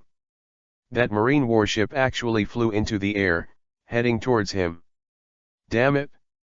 Everyone listens, turn the bow, and retreat at full speed. As ordered. Following Gloriosa's order, the surrounding Amazons did not understand why she was so nervous, but still obeyed her order. Hancock was a little puzzled, then snatched the telescope from Gloriosa's hand and looked into the distance. But she soon opened her mouth wide with an incredible look on her face. Mother-in-law. Their warships can fly? Yeah, their ships can fly, just like the Golden Lion's fleet. Chapter 59 _ useful name. Gloriosa detected, check-in available. Boa Hancock detected, check-in available. Karl stopped the ship in the air and came to the ship of the 9 snake pirates alone. At the same time, Karl took advantage of the trend and put the title of Friends of Women on himself. All the Amazon female warriors here are still a little nervous when they see Carl. But when they found out that Carl was a man, they suddenly started whispering, and even their faces flushed. They didn't know what they were thinking. Even Gloriosa and Carl had an inexplicable urge to tie the knot with him. However, her will was still firm, and she quickly put this idea behind her. In the field, only the youngest Hancock was not affected too much. Carl's friend of women title, which works better with older people. But if it's just for a little girl, unless she already has a good opinion of herself, it's difficult for a strange little loli to directly have a good opinion of herself. This is also the result of Carl's research in the past 3 months when he was bored. The oldest present was naturally Gloriosa, who bore the brunt and suffered the most. Hey! Stinky Marine! Are you a man? You look handsome, so are you trying to arrest us? Hancock put on a fighting stance, showing his slender white arms and legs, ready to attack Carl. Gloriosa, who was still in a trance, suddenly woke up when he heard Hancock's words, and then grabbed Hancock's little hand and dragged her back. It's such a terrifying charm ability. Even I was recruited, but aren't you a fluttering fruit ability? Why do you have other fruit abilities? Gloriosa asked with lingering fears. Hearing her words, the other female warriors around came to their senses at the same time, and they picked up the guys and surrounded Carl. Fruit power? You underestimate me too, Ms. Gloriosa. It's just that I'm naturally handsome and my own charm attributes, but this kind of thing is not worth mentioning. The corners of Carl's mouth lifted slightly, revealing a handsome smile, which once again made Gloriosa's heart skip a beat. No. Absolutely don't look at him. This Marine is so weird. That's what Gloriosa was thinking, so she just lowered her head and kept staring at Carl's feet. When she did this, the waves in her heart quickly calmed down, which made her suddenly overjoyed. Everyone obeys the orders, all look at his feet, and must not stare at his eyes and face. Gloriosa let out a loud roar, and the surrounding Amazon female warriors were gone, and then they all looked down at Carl's feet. But those who are not determined will still secretly look at Carl's face. After all, with such a handsome face, they have never seen them at sea for so long. Especially some female warriors, who have never even seen a man.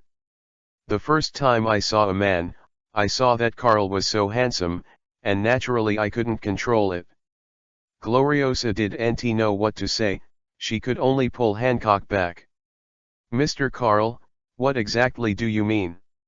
Our 9 Snakes pirates have always been around in the windless zone, and we have never sinned against you Marine, and we have never even robbed a merchant ship. If you Marines are going to do something to us, wouldn't it make sense? After all, we haven't done anything wrong. Gloriosa is full of desire to survive and is extremely humble. Carl's reputation is huge, whether it's his previous execution of Roger, or his teaming up with other Marines to defeat Golden Lion, and defeating Bullet alone. These are enough to make Carl famous. Gloriosa naturally knows Carl's name taboo. However, she is now the acting emperor of Amazon Lily. She is responsible for her country and the 9 Snakes pirates. Naturally, she will not be hard on this handsome ruthless man in front of her. Carl was a little surprised to see her showing such a humble side. Gloriosa is a contemporary of Roger, even rocks.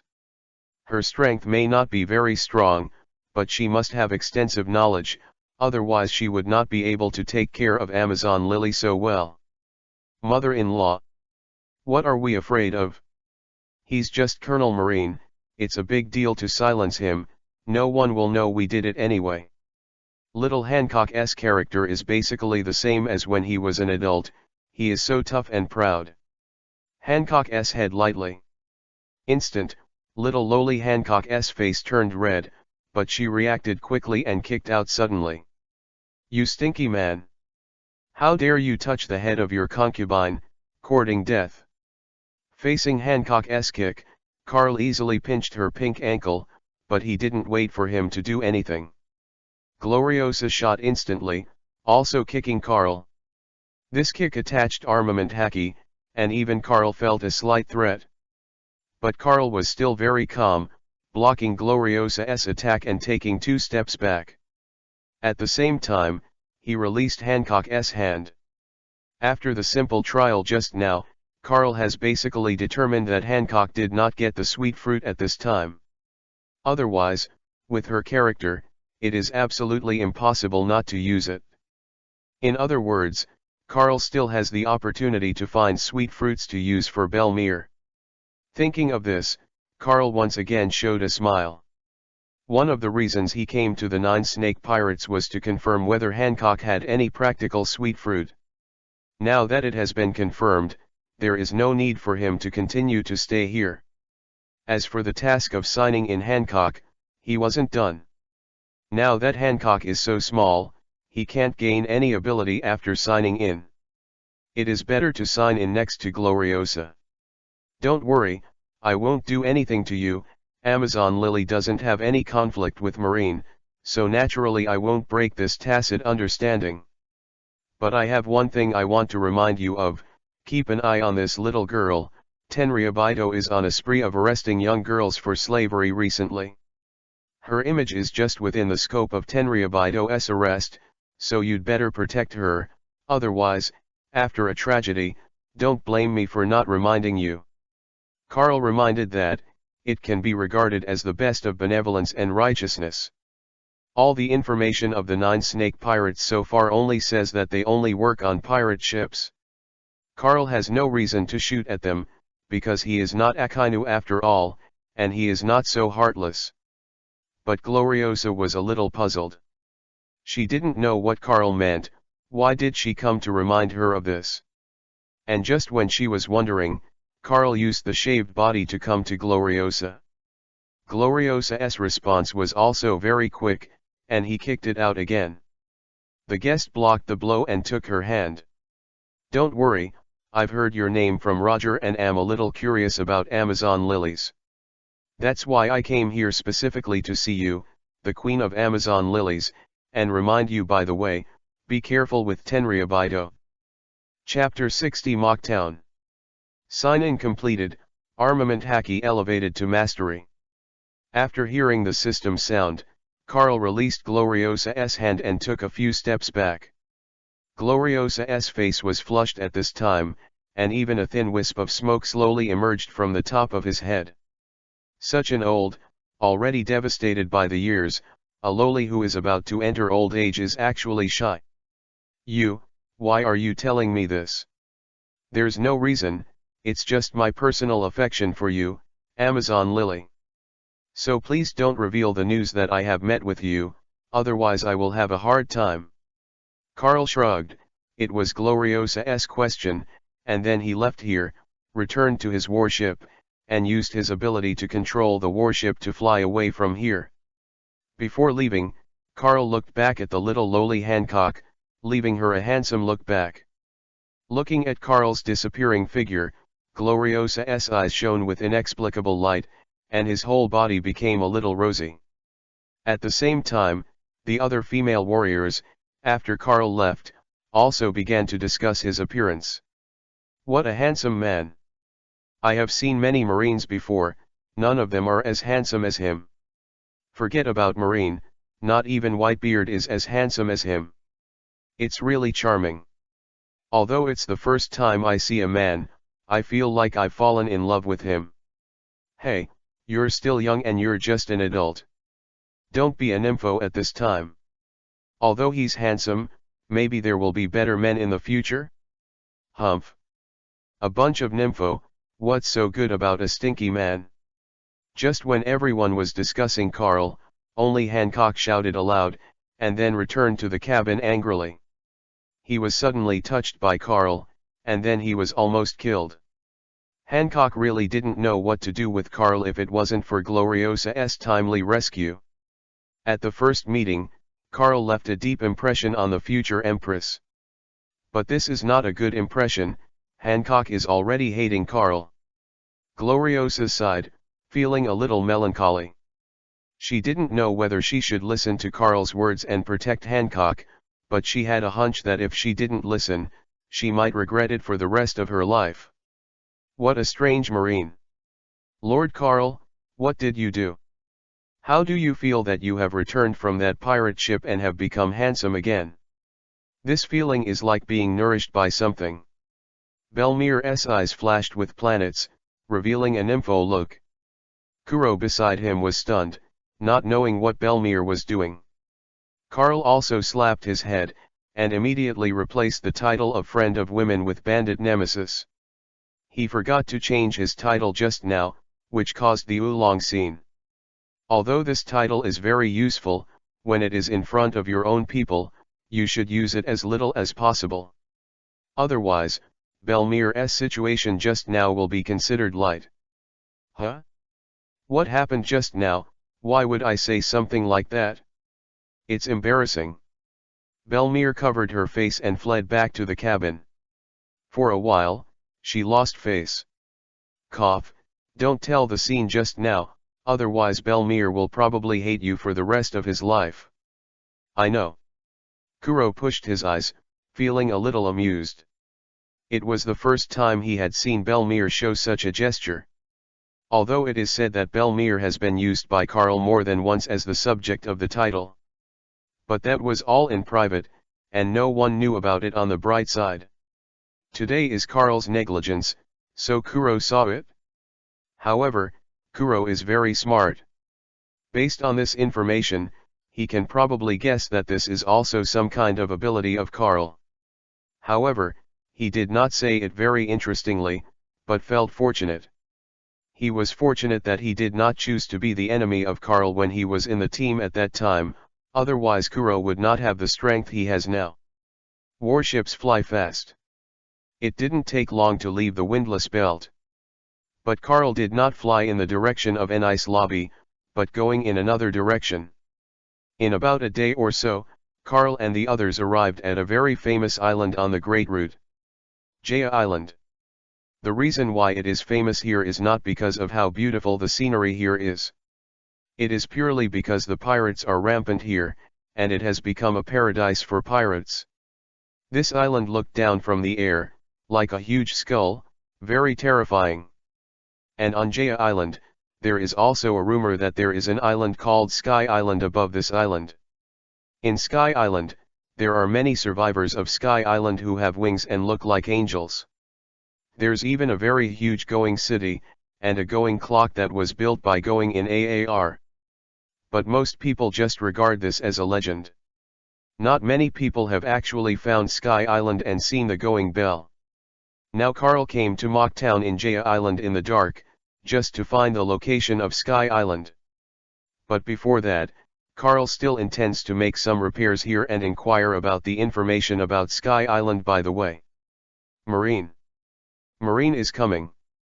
Attention everyone, Marine is here. Just when Carl and others appeared in Jaya Island, Mocktown.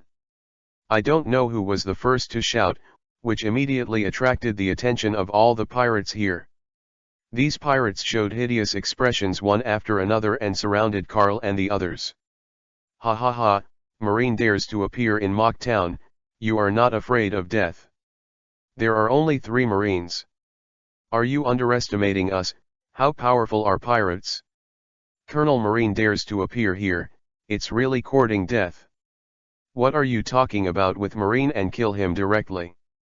I don't know who said what, the pirates around were excited and rushed towards Carl.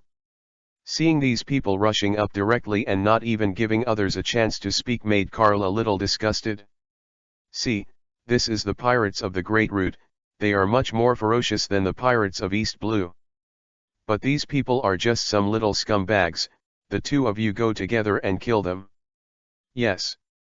Lord Carl. Belmir rushed up instantly, punching a child. Kuro wears a mask and disappears instantly. The power of the spoon exerted its greatest effect in the group battle. In an instant, dozens of pirates were instantly captured. After dealing with these little pirates, Kuro subconsciously wanted to raise his glasses, but found that he only touched his mask. made for him in order to prevent Kuro's face from being seen. Kuro enters the dark world, safety is the first priority, so Kuro's face should not be exposed on the Great Route. It doesn't matter on the East Blue side, because he basically rarely shows up in East Blue. Even those who have met him are all trustworthy people Carl can trust and will not leak secrets casually. As for his signature moves, don't care, because Carl has already thought about what kind of fruit he will give Kuro to improve his strength. At that time, Kuro's moves will definitely change. Chapter 61_shot. With excited expressions, Kuro and Belmir rushed into the place where the pirates gathered and began to kill the quartet. These pirates are not the opponents of the two of them at all. Although the strength of Kuro and Belmir is barely qualified in Carl's eyes. But for these little pirates without any reputation, it is an irresistible behemoth. In the face of the pressure of the two of them, the pirates broke into an army and fled in all directions. But at this time, a huge fist suddenly appeared in front of Belmir. Iron block. Faced with the sudden fist, Belmir reacted quickly, stomping on the spot and using the iron block. But this huge fist swelled rapidly in an instant, and even grew yellow fluff. Seeing this scene, Belmir was taken aback, it was too late to run. But Kuro relied on himself, with a speed like a teleportation, and rushed to the Belmir with his arms crossed. Iron block. Kuro is the type that specializes in shaving. Therefore, the iron nugget is not deep, but even so, his iron nugget use is higher than Belmir. That's the difference in talent. But even so, after Kuro used the iron block, he blocked the huge fist, but he was also hit in the chest at the same time. His iron claws were hit by a huge force and shattered instantly. Kuro was also knocked out and hit Belmir behind. But Belmir also flew backwards with Kuro in the aftermath of this power. But at this moment, Carl appeared to catch their bodies and gently put them both on the ground. Have you seen the gap between yourself and these pirates? And he's just a trivial scoundrel in this sea. Hearing Carl's words, Kuro licked the blood on the corner of his mouth and nodded, showing an excited look. Belmir was a little disappointed. She never imagined that the pirates of the Great Route would be so much stronger than those of East Blue.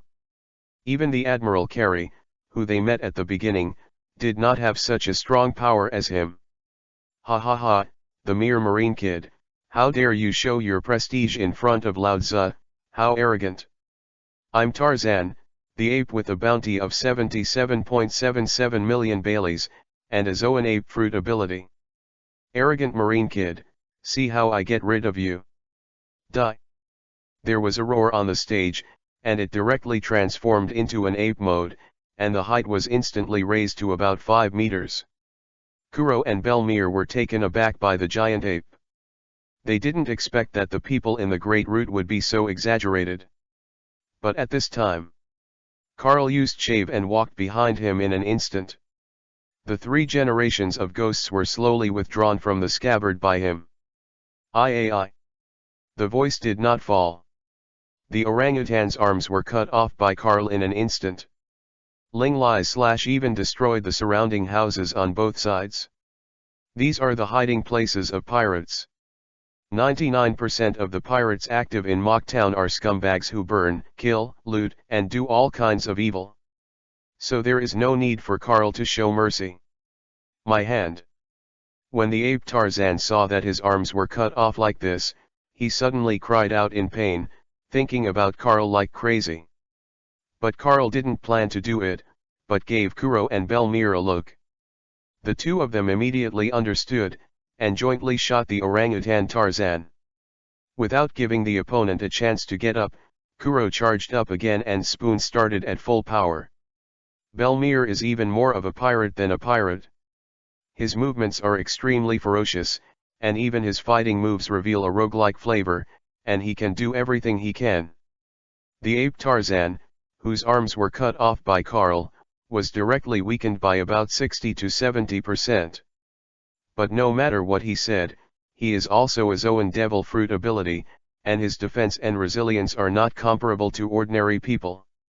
Relying on his strong resilience, he insisted for more than 10 minutes, almost exhausting the physical strength of Kuro and Belmir, and this was solved by the two of them together.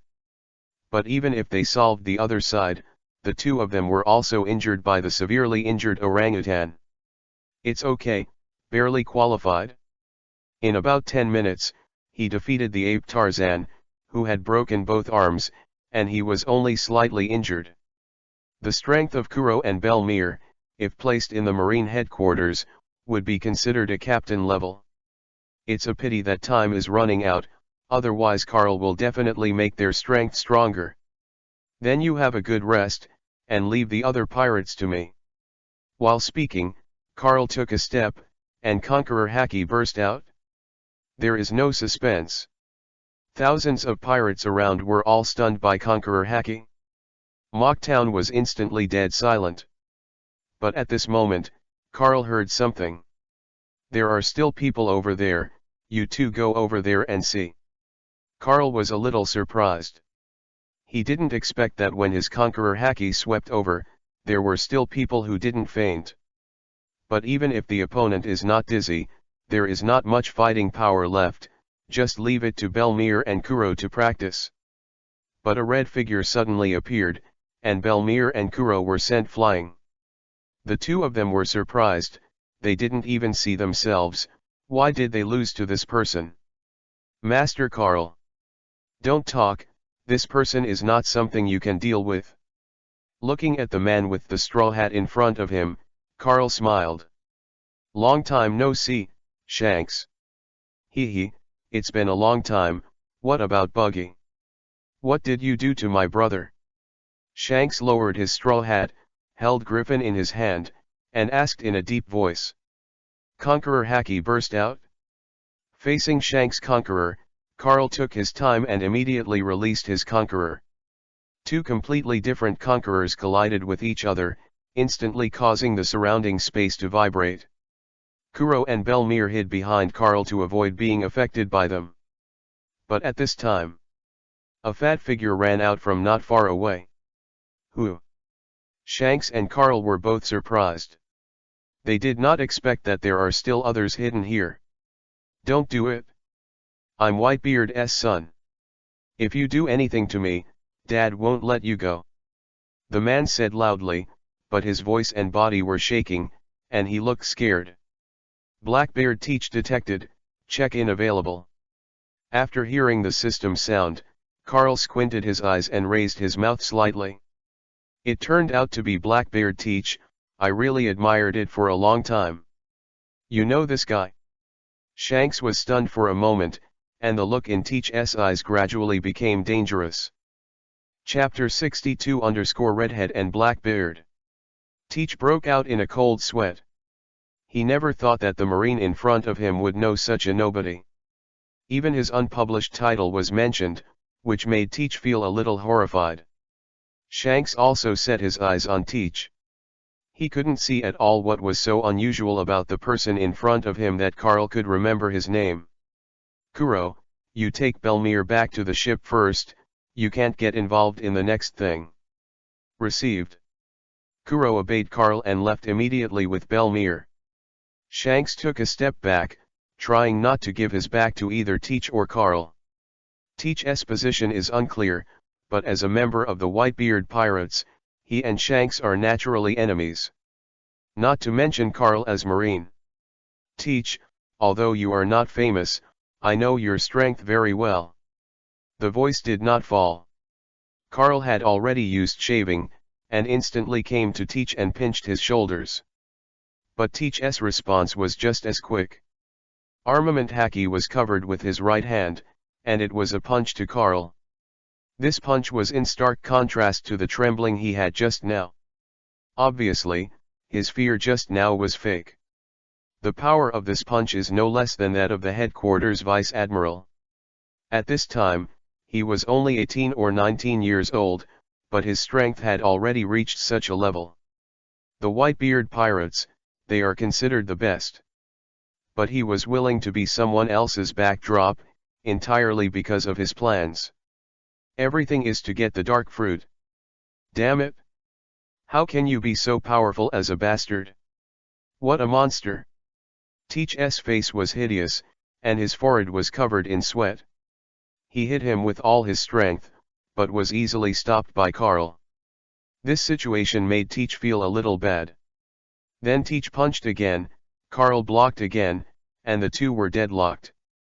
Signed into Blackbeard Teach successfully, and the physique has been improved to perfection. Body, perfect. The density of the body is increased by 5 times. After signing in, Carl immediately threw Blackbeard aside and collapsed a place called Pirate Bar. 5-fold increase in body density. Carl probably felt that the difference between 5 times and 3 times was not very big. Could it be because I didn't bring Buggy with me, so Huang ran out of luck? Thinking of this, Carl couldn't help but sighed and silently accepted his African Emirates constitution. Last time I played Golden Lion and Bullet, Buggy was on the sidelines. That's why Carl's luck was so good, and he directly got the ability he wanted. Now that there is no Buggy by his side, it seems that when he continues to sign in the future, he must be more cautious.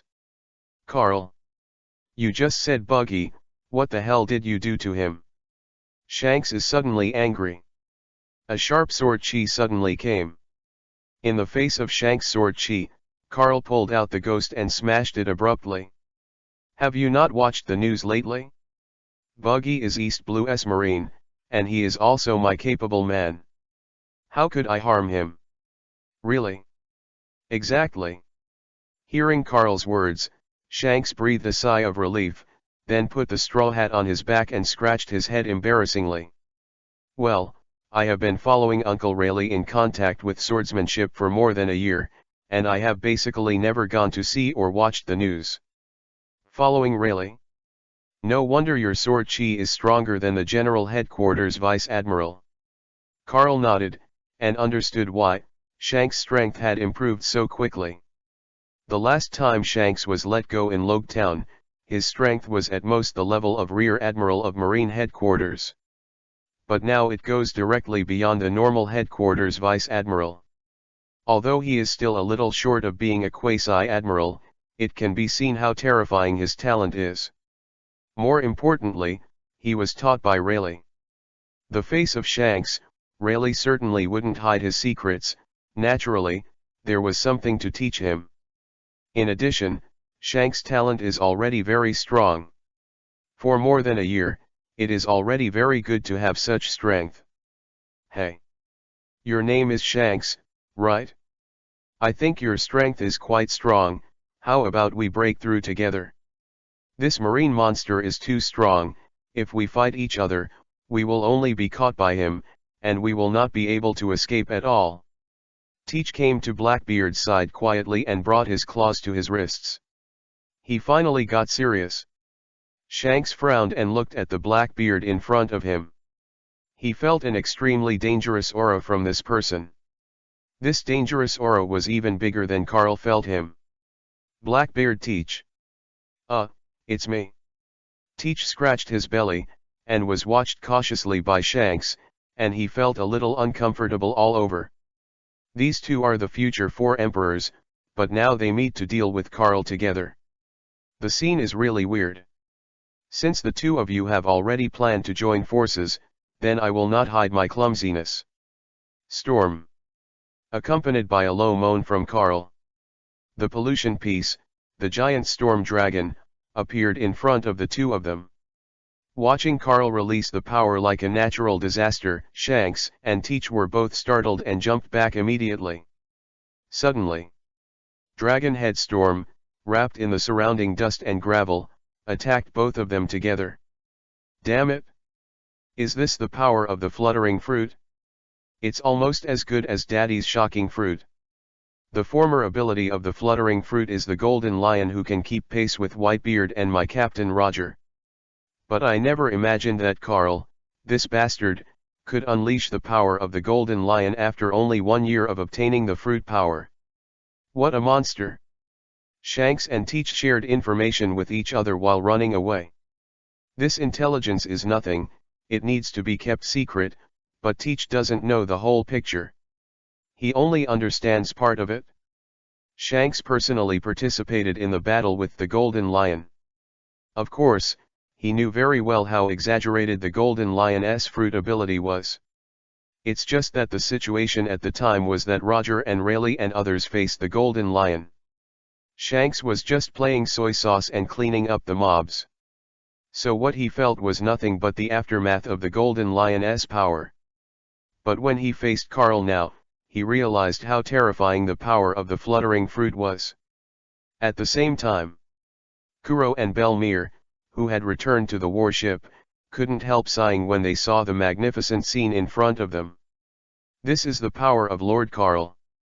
We are really far behind. Mr. Kuro, do you think we have a chance to catch up with Lord Carl? Probably. Chapter 63 Carl's power. What a monster! When did Marine appear again, such a monster? Teach was sweating profusely, and ran away while guarding Carl. Shanks is in a similar situation to him. Neither of them is Carl's opponent. The one who was chased by Carl fled. But the strength of the two of them is not weak, as long as they join hands. Even in the face of today's Sengoku Admiral, there is a certain chance of escaping from his hands. Carl's current strength is almost beyond Admiral, but he has not reached the Admiral level. Naturally, there is no way to quickly capture Shanks and Teach. Carl plans to drive Shanks away first, and then kill Blackbeard in the first place. If it was a heads-up, neither Teach nor Shanks could be Carl's opponent. It's just that the two of them joined forces, and it was indeed a bit difficult. Shanks, I don't want to target you, but this guy Teach is related to the Rocks Pirates. I will never let him go. What? Are you related to the Rocks Pirates? Hearing Carl's words, Shankston was startled and immediately jumped away from him. Carl saw this, the corners of his mouth were slightly raised, and it was a swift chopping wave, rushing towards Blackbeard Teach. What rocks? What the hell is going on with the two of you? Blackbeard Teach panicked in his heart.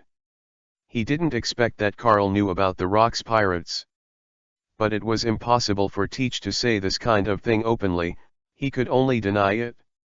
Facing Carl's chop, Teach tried his best to knock him into the ground, causing the ground to tremble. Shanks changed his face slightly and looked at Carl. Carl? Are you sure this black fat guy has something to do with rocks?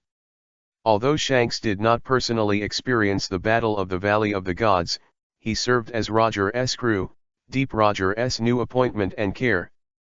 He knew a thing or two about the Valley of the Gods, and he also knew that Carl was a survivor of that battle.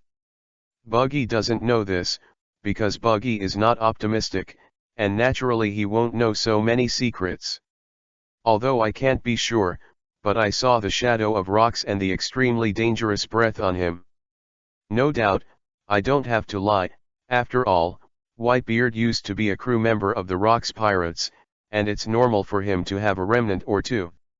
As for you Shanks, give you a minute to think about it. If you don't go, I'll execute both of you here at the same time.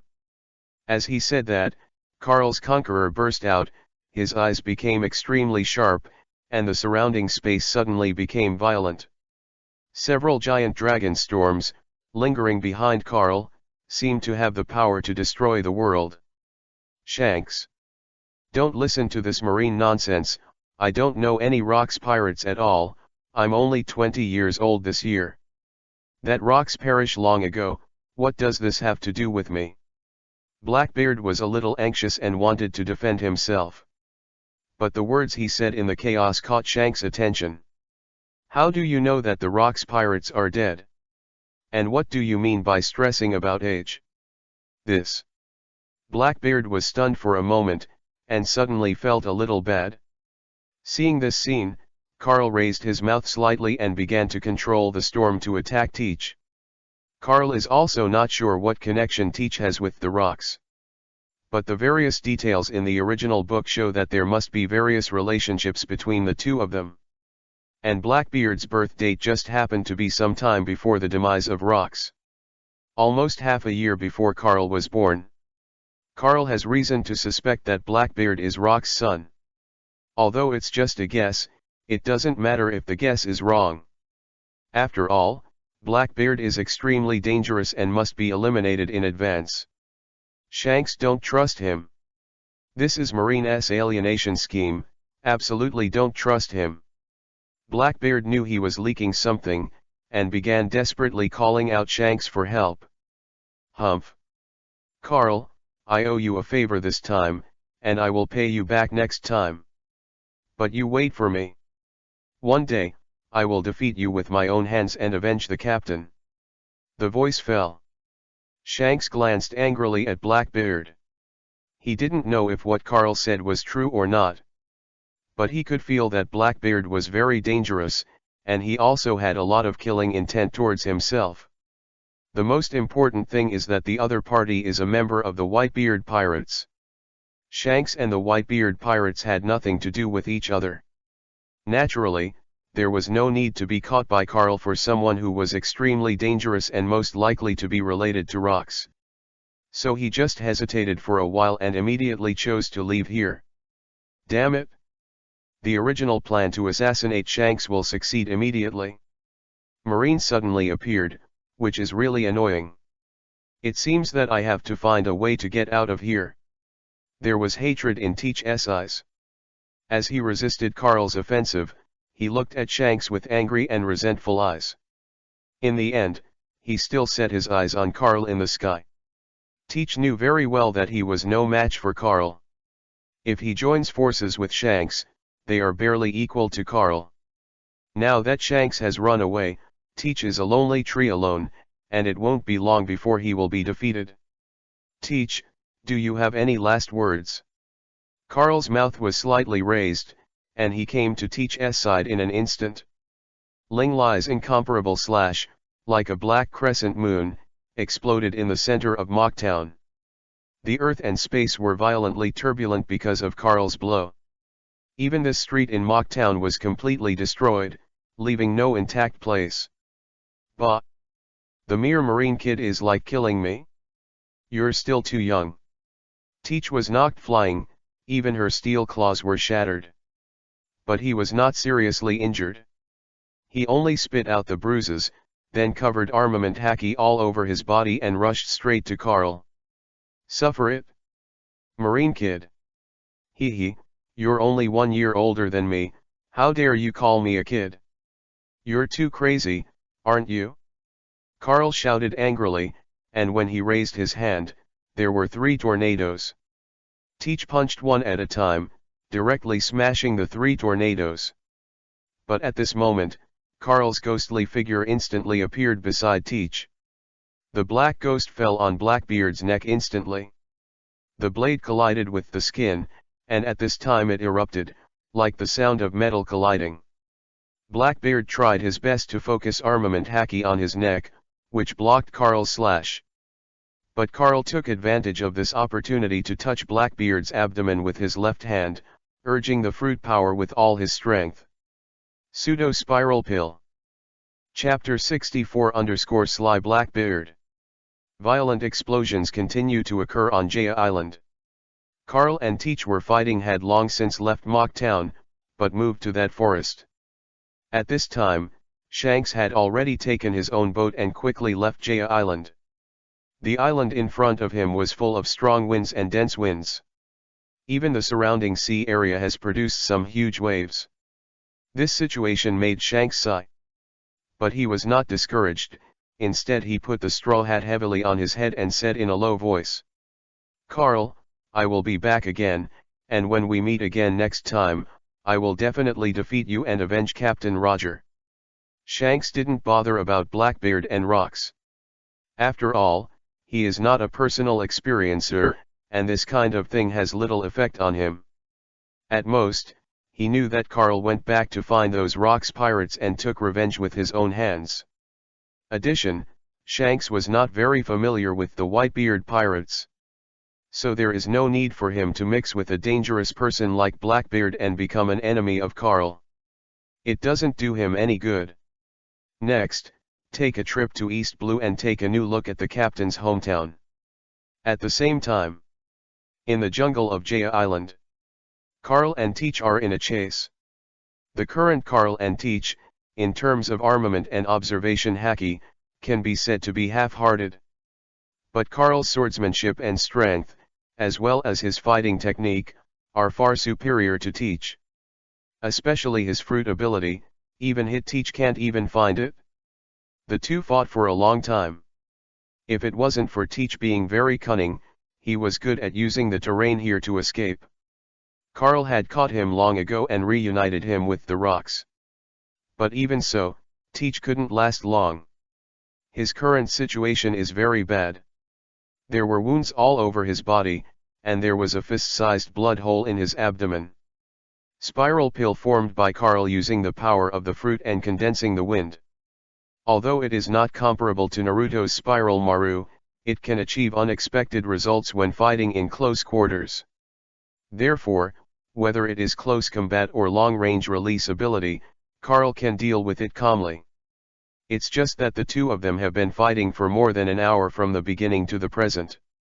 Carl's stamina has been drained by a small part, which makes him feel a little bad. Carl's physical strength is a minor weakness. But Teach is still alive and kicking, and it seems that the physical strength is not consumed. This reminds Carl of the official introduction to Teach in his previous life. He is a monster who can always stay full of energy without sleep, physically and mentally. And that's why he can get stronger so quickly. After all, his time is double that of others. As long as he is diligent and cultivates day and night, he will definitely not be weak. Thinking of this, Carl gritted his teeth, accelerated his pursuit, and hit Blackbeard's back. Although Buggy is not here, but Carl wants to try, whether his face is still black. Tough Marine. Die for Laozi. Just as Carl chases Teach, he suddenly turned around and rammed Carl head-on. The face of Teach's sudden attack, without any suspense, he swung his sword to look at each other.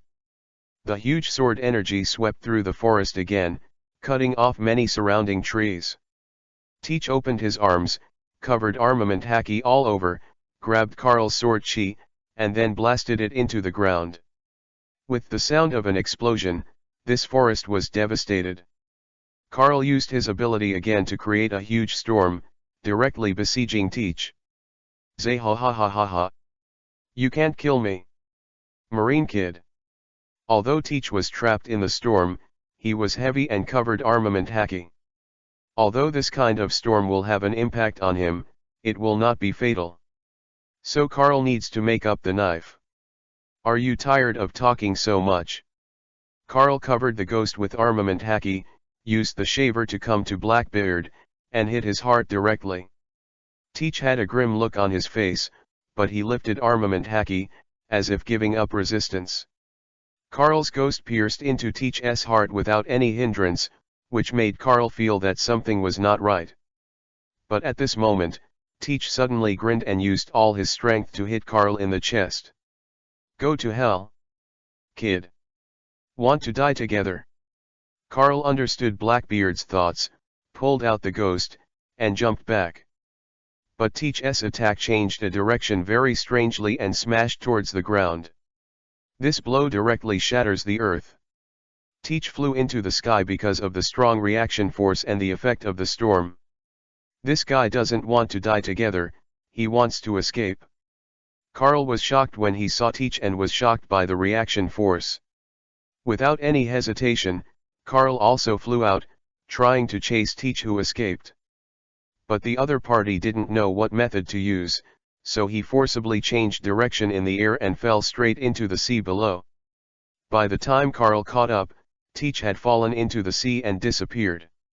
Even if the observation haki is used to cover the sea area, in such a place, it is just sinking into the sea, and Teach cannot be found at all.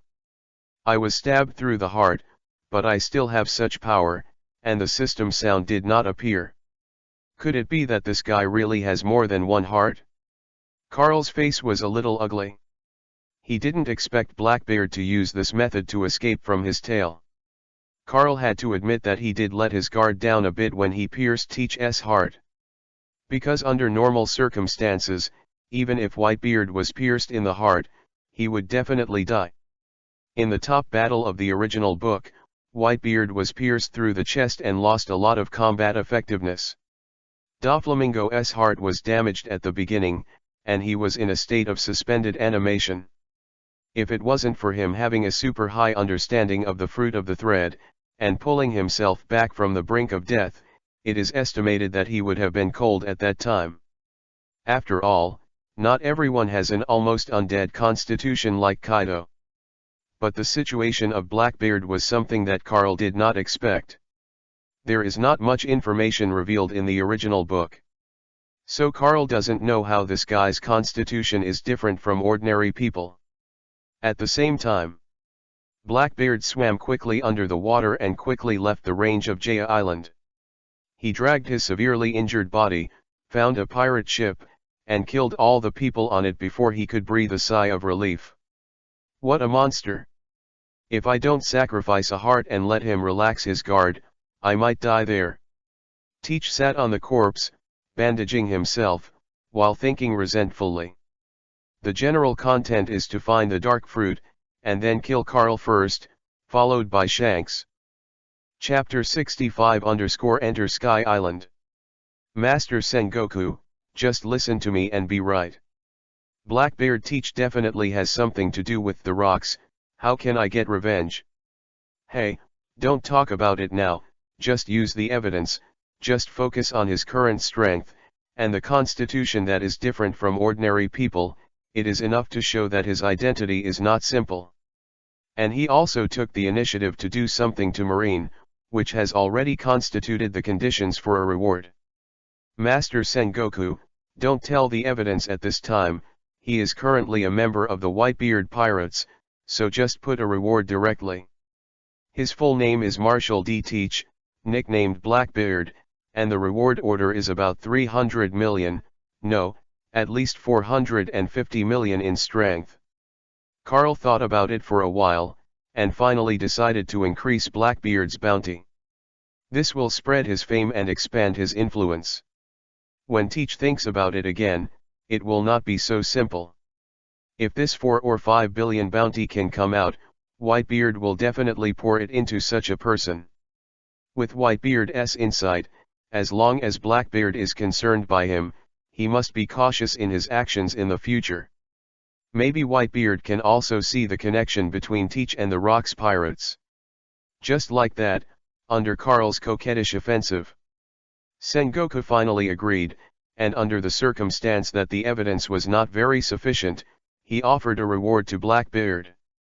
But the bounty didn't come as Carl said, it just gave him a bounty of more than 100 million Bailey. According to Sengoku, it's the rule, and he can't break it. As for Shanks, Sengoku also gave him a reward of 30 million Bailey. When Carl reported the situation, he naturally did not miss Shanks. Just that Sengoku didn't care about him. If it wasn't for Shanks, he was a trainee crew member of the Roger Pirates. Sengoku didn't even bother to offer him a reward. Then Sengoku asked the card to go to the Enice lobby as soon as possible and wait for the next instruction. Carl agreed, and after chatting with Sengoku for a while, hung up the phone bug. There are still about 6 days before the scheduled meeting time, and he still has time to go to Sky Island to find Goro Goro no Mi Rumble Rumble Fruit. Although Carl can't use Goro Goro no Mi Rumble Rumble Fruit, he has already figured out that as long as Goro Goro no Mi Rumble Rumble Fruit has not been eaten, he will give it to Kuro. Whether or not you can find it is purely up to luck. Carl controlled the warship and flew towards the sky. His ability is to systematically extract the ability of Golden Lion and attach it to himself. So don't worry, the sea will restrain your ability. After a simple inquiry, he found the exact location of Sky Island, and then flew to the sky with Kuro and Belmere. At the same time, Carl is also praying silently in his heart, hoping that Buggy's conqueror will be lucky and can share a little with him. At the same time, Buggy in East Blue, holding a handsome selfie of Carl in his hand, with a somewhat complicated expression. It always feels a little wrong, as if something has been taken away from the body. It's uncomfortable. Wow! Is this Sky Island? Are we in the sea of Sky Island? It's really spectacular. The warship at this time had already entered the EPUB Sea and continued to fly upwards without any hindrance. Belmere saw the ocean in the sky and felt incredible. She had never seen such a spectacle. Even Kuro's eyes widened at this time, feeling a little weird. It turns out that Sky Island is real, not just a legend. Ha ha ha, Sky Island is of course real, but the reason why Sky Island is regarded as a legend is that few people can enter Sky Island. Therefore, in the eyes of most people, Sky Island is just a legend, so there are rumors that Sky Island people are angels. All I can say is that the brain-boosting ability of those people is really interesting. Carl couldn't help but express his inner spit out. Belmere's head was filled with question marks when he heard Carl's words. Lord Carl, are the people on Sky Island really not angels? There are no angels in this world. Sky Island people are also people. The only difference from us is that they have a pair of wings that cannot fly. Hearing Carl's explanation, Belmere and Kuro were dumbfounded and couldn't understand Carl's meaning at all. Seeing the two of them, Carl didn't understand what he meant at all, and Carl shook his head. When you get to Sky Island, you'll know what I mean. Hurry up now, I'm going to start accelerating. Before he finished speaking, the warship suddenly accelerated sharply. Kuro and Belmere didn't stand firm and almost fell. Carl couldn't help laughing when he saw these two people looking so embarrassed. In this way, the warship quickly passed through the White Sea and continued to fly towards the sea area in the sky. There is also a White Sea above the White Sea. Only after crossing the EPUB can you reach the real Sky Island. Belmere and Kuro, looking at the spectacle of the ocean connecting up and down in front of them, suddenly felt that even if they fell from here, it was worth it. This kind of landscape, most people may never see it in their lifetime. Just as they sighed, the warship plunged into the White Sea. It didn't take long for Carl to control the warship and came to the real Sky Island. It's just that the warship was a little damaged because Carl rushed too hard. Now this warship is completely supported by Carl's ability, so it has not completely fallen apart. Is this the Sky Island? Why do I think it's a little different? Belmere frowned, feeling a little disappointed. Because the ocean in this area in front of you is pitch black, and even the sky is covered with dense clouds. More importantly, there are many shipwrecks here, and most of these ships are in the style of pirate ships. You can even see some broken pirate flags, slowly fluttering in the wind. These Sky Island pirate ships look like they are wrecked. Are there any dangerous creatures here? Kuro suddenly became nervous, and when he was nervous, Belmere was also nervous. Carl looked around and shook his head helplessly. Relax, these pirate ships are not from Sky Island. According to my speculation, they were all hit by the upwelling current and then forcibly pushed here. And these pirate ships seem to be a few years old. Without 10 or 8 years, these ships will never decay into what they are now. Carl controlled the warship and flew towards these pirate ships. Then the three of them saw bones one after another on the deck of these pirate ships. These bones are obviously the crew of these pirate ships. It's just that after they were killed at that time, there was no hope of survival, and they would naturally die here. Good luck, the two of you split up and see if you can find something useful. If you can find a devil fruit, please call me as soon as possible. Received. Chapter 66 Goro Goro no Mi Rumble Rumble Fruit. Carl asked Belmere and Kuro to split up to expand the search area. This sea area is very large, but there are not many ships washed up because of bad luck. There are only a dozen ships in total, and the two of them will be able to search for them soon. Carl is around, observing the environment here. It is true that this is Sky Island, but it does not appear in the original book. And there is not even a single figure around. It seems that this place should be the edge of Sky Island. Carl continued to expand his scope of observation, and soon found the border of the White Sea. Seeing this scene, Carl recorded the location here with a pointer. At this moment, the voice of the phone bug rang. "What did you find?" "Lord Carl, we found a devil fruit here and a boy who is only 16 or 17 years old. There are still people here." Hearing Kuro's voice, Carl frowned, and the first thing that came to his mind was that kid from Enel. "You stay where you are, and I'll go right over."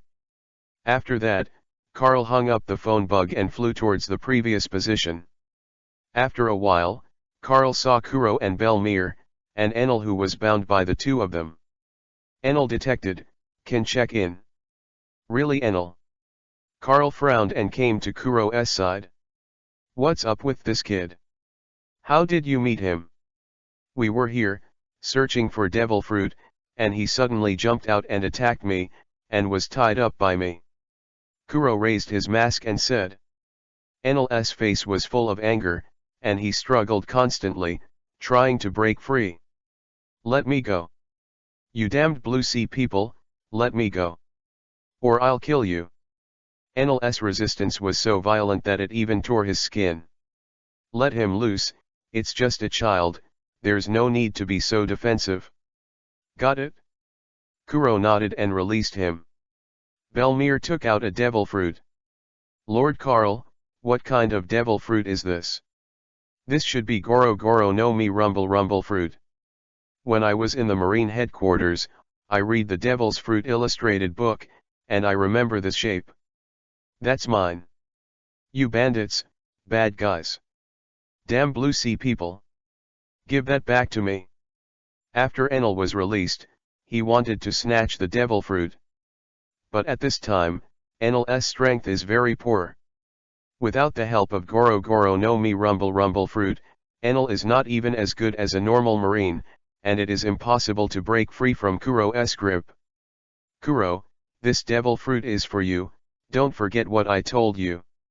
As for this person, I will personally train him, and then throw it to the Marine headquarters to train him." Carl glanced at Enel before releasing the Conqueror Haki, stunning it. At this time, Enel was weak, and his combat power was almost equal to 0. Easily placed by Carl's Conqueror. And after he wakes up, I am afraid it will also have some psychological shadows on Carl. After all, Conqueror is not as simple as just stunning others. Carl then handed Enel over to Belmir to take care of him. Kuro ate the devil fruit directly. As a feeling of retching came up in his throat, Kuro's body kept bursting with various sparks of lightning. After a while, Kuro swallowed all the devil fruit with difficulty. I saw him make a random move, and he summoned a huge thunder, which slammed into the wrecks of the ships not far away. In an instant, those wrecks turned into ashes. Then Kuro took off again, turned into thunder, and flew around in the air. "Is this Goro Goro no Mi Rumble Rumble fruit? It's too strong. Ha ha ha ha." Kuro was extremely excited at this time. This excitement has never been seen before. Even Kuro can sense any movement within a kilometer range through radio waves. Pity that Kuro's observation haki didn't wake up because of this. After all, observation haki also requires talent. Siang Enel was born, he got a very large network of hearts, and then cooperated with Goro Goro no Mi Rumble Rumble fruit to cover the entire Sky Island. Kuro didn't awaken observation haki, and it's not bad to be able to feel the surrounding kilometer range through the radio waves that come with Goro Goro no Mi Rumble Rumble fruit. And this is also the harbinger of the imminent awakening of observation haki. As long as he keeps working hard, observation haki will wake up soon. "Lord Carl, who do you think is more powerful than Smoker?" Kuro had had enough, and when he came to Carl's side, he asked in a swollen manner. To be honest, the Logia Devil Fruit power user, without Haki's assistance, it is difficult to tell the winner. So after you gain this power, don't waste Haki's practice, after all, Haki is the root. Yes. I understand. Kuro answered excitedly, and then continued to fly into the air, beginning to exercise his abilities. After about half an hour, Kuro came back out of breath.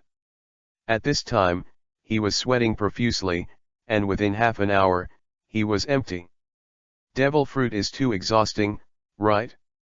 It seems that my physical fitness is still too bad, I must hurry up and exercise. Kuro was a little lost. Carl shook his head and said, "You are still young and your body is still growing, so you naturally consume a lot more stamina than the average person. Your current strength has actually surpassed that of most of your peers. At least when I was the same age as you, I definitely didn't have the power you have now." Carl didn't skimp on his compliments and told the truth. When he was 14 or 15 years old, his strength was really not very good. After all, his talent was limited, and at most his ability to fight became stronger. "It's getting late, I'll show you guys a tour of Sky Island, and then it's time to go." Carl glanced at the time, and then took Carl and Belmir to the real Sky Island. Here, they saw an unprecedented spectacle, as well as the inhabitants of those Sky Island. Even Carl took the two of them to the Island of God and saw Going Township and Going Bell. As for the historical text below the Going Bell, it did not interest Carl. This kind of thing is of no use to Carl. He doesn't have any interest in the so-called blank history, and naturally he doesn't care about such things. However, Carl was very curious about this Going Bell, and he also rang the Going Bell twice, causing a huge noise. Originally, when Carl entered Sky Island, it did not attract the attention of Ganfal, the god of Sky Island. But when the bell rang, Ganfer rushed over immediately. It's just that when he came here, no one was seen. Only this Going Bell is still swinging continuously, exuding a crisp and pleasant sound. At the same time, the descendant of the big talker Rolando, the leader of the Saruyama Alliance, Mont Blanc Kulik, was already in tears. The legend is really true, the Going Bell finally rang. Chapter 67_undertuned Enel. Well, my head hurts. Hey, what is this place? Let me go now, or I'll be rude. Enel slowly woke up from his stupor. But when he woke up, he found that he was tied to the mast of the warship. In such a situation, he was afraid of making money, but the superficial momentum must not be cowardly. Boy, you better be quiet. Now we are at an altitude of 10,000 meters. If you are thrown down, you will be dead. Carl sat not far from the mast and said softly. Kuro and Belmir are not here, they are still resting in the cabin. A bit fun at Sky Island yesterday, so they were both a little tired. The people of Blue Sea quickly let me go, I am the god of the future, and you will die if you offend me. Yeah? You're young, and your temper is worse than mine. It's really embarrassing for you. Carl raised his eyebrows, his hands lined up on his head, and his voice was very clear, just like slapping a watermelon. Hey, it hurts. Enel felt the pain in the top of his head, and suddenly grinned and trembled. Since his whole body was bound, there was no way to touch his head. Bastard! Hurry up and let me go, or I want you to look good. Do you want me to look good? I'm already handsome, why do you want me to look good? The corners of Carl's mouth were slightly raised, and he chopped several times in a row. Enel was trembling all over, and his expression was unusually hideous. He can't even hold his head and squat in defense now, so he can only let Carl bully himself. Finally, Enel cried out with a wow. Whoa, you Blue Sea people, like the people from Sky Island, are a bunch of bad people. Enel has no wings due to lack of love since childhood and his constitution, which is different from normal Sky Islanders. As a result, he has been excluded since he was a child, and he has no way to live a normal life at all. Enel grew up in such a harsh environment, which created his distorted three views. However, he is still young now, and although his three views have been distorted, he still has a chance to correct it. And Enel's talent is very high, even if he doesn't have a devil fruit, as long as someone carefully teaches him, it is not impossible for him to become a strong man in the future. Even gain strength beyond the original. Anyway, the current Enel, just like Kuro, has many possibilities. Then Carl began to train Enel in various ways. There are still 4 days before the meeting time. Carl's current location is not far from the Nice lobby. As long as he flies normally, 2 days are enough. But in order to tune Enel, Carl deliberately put the speed full. In the past few days, Carl directly instilled in him the same set of educating ace. On top of that, Carl only slept 3 hours a day and spent the rest of the time training Enel. This caused Enel, who struggled from the beginning, to slowly become submissive. Carl's training was initially successful. It's just that due to time reasons, Carl can't continue to train him.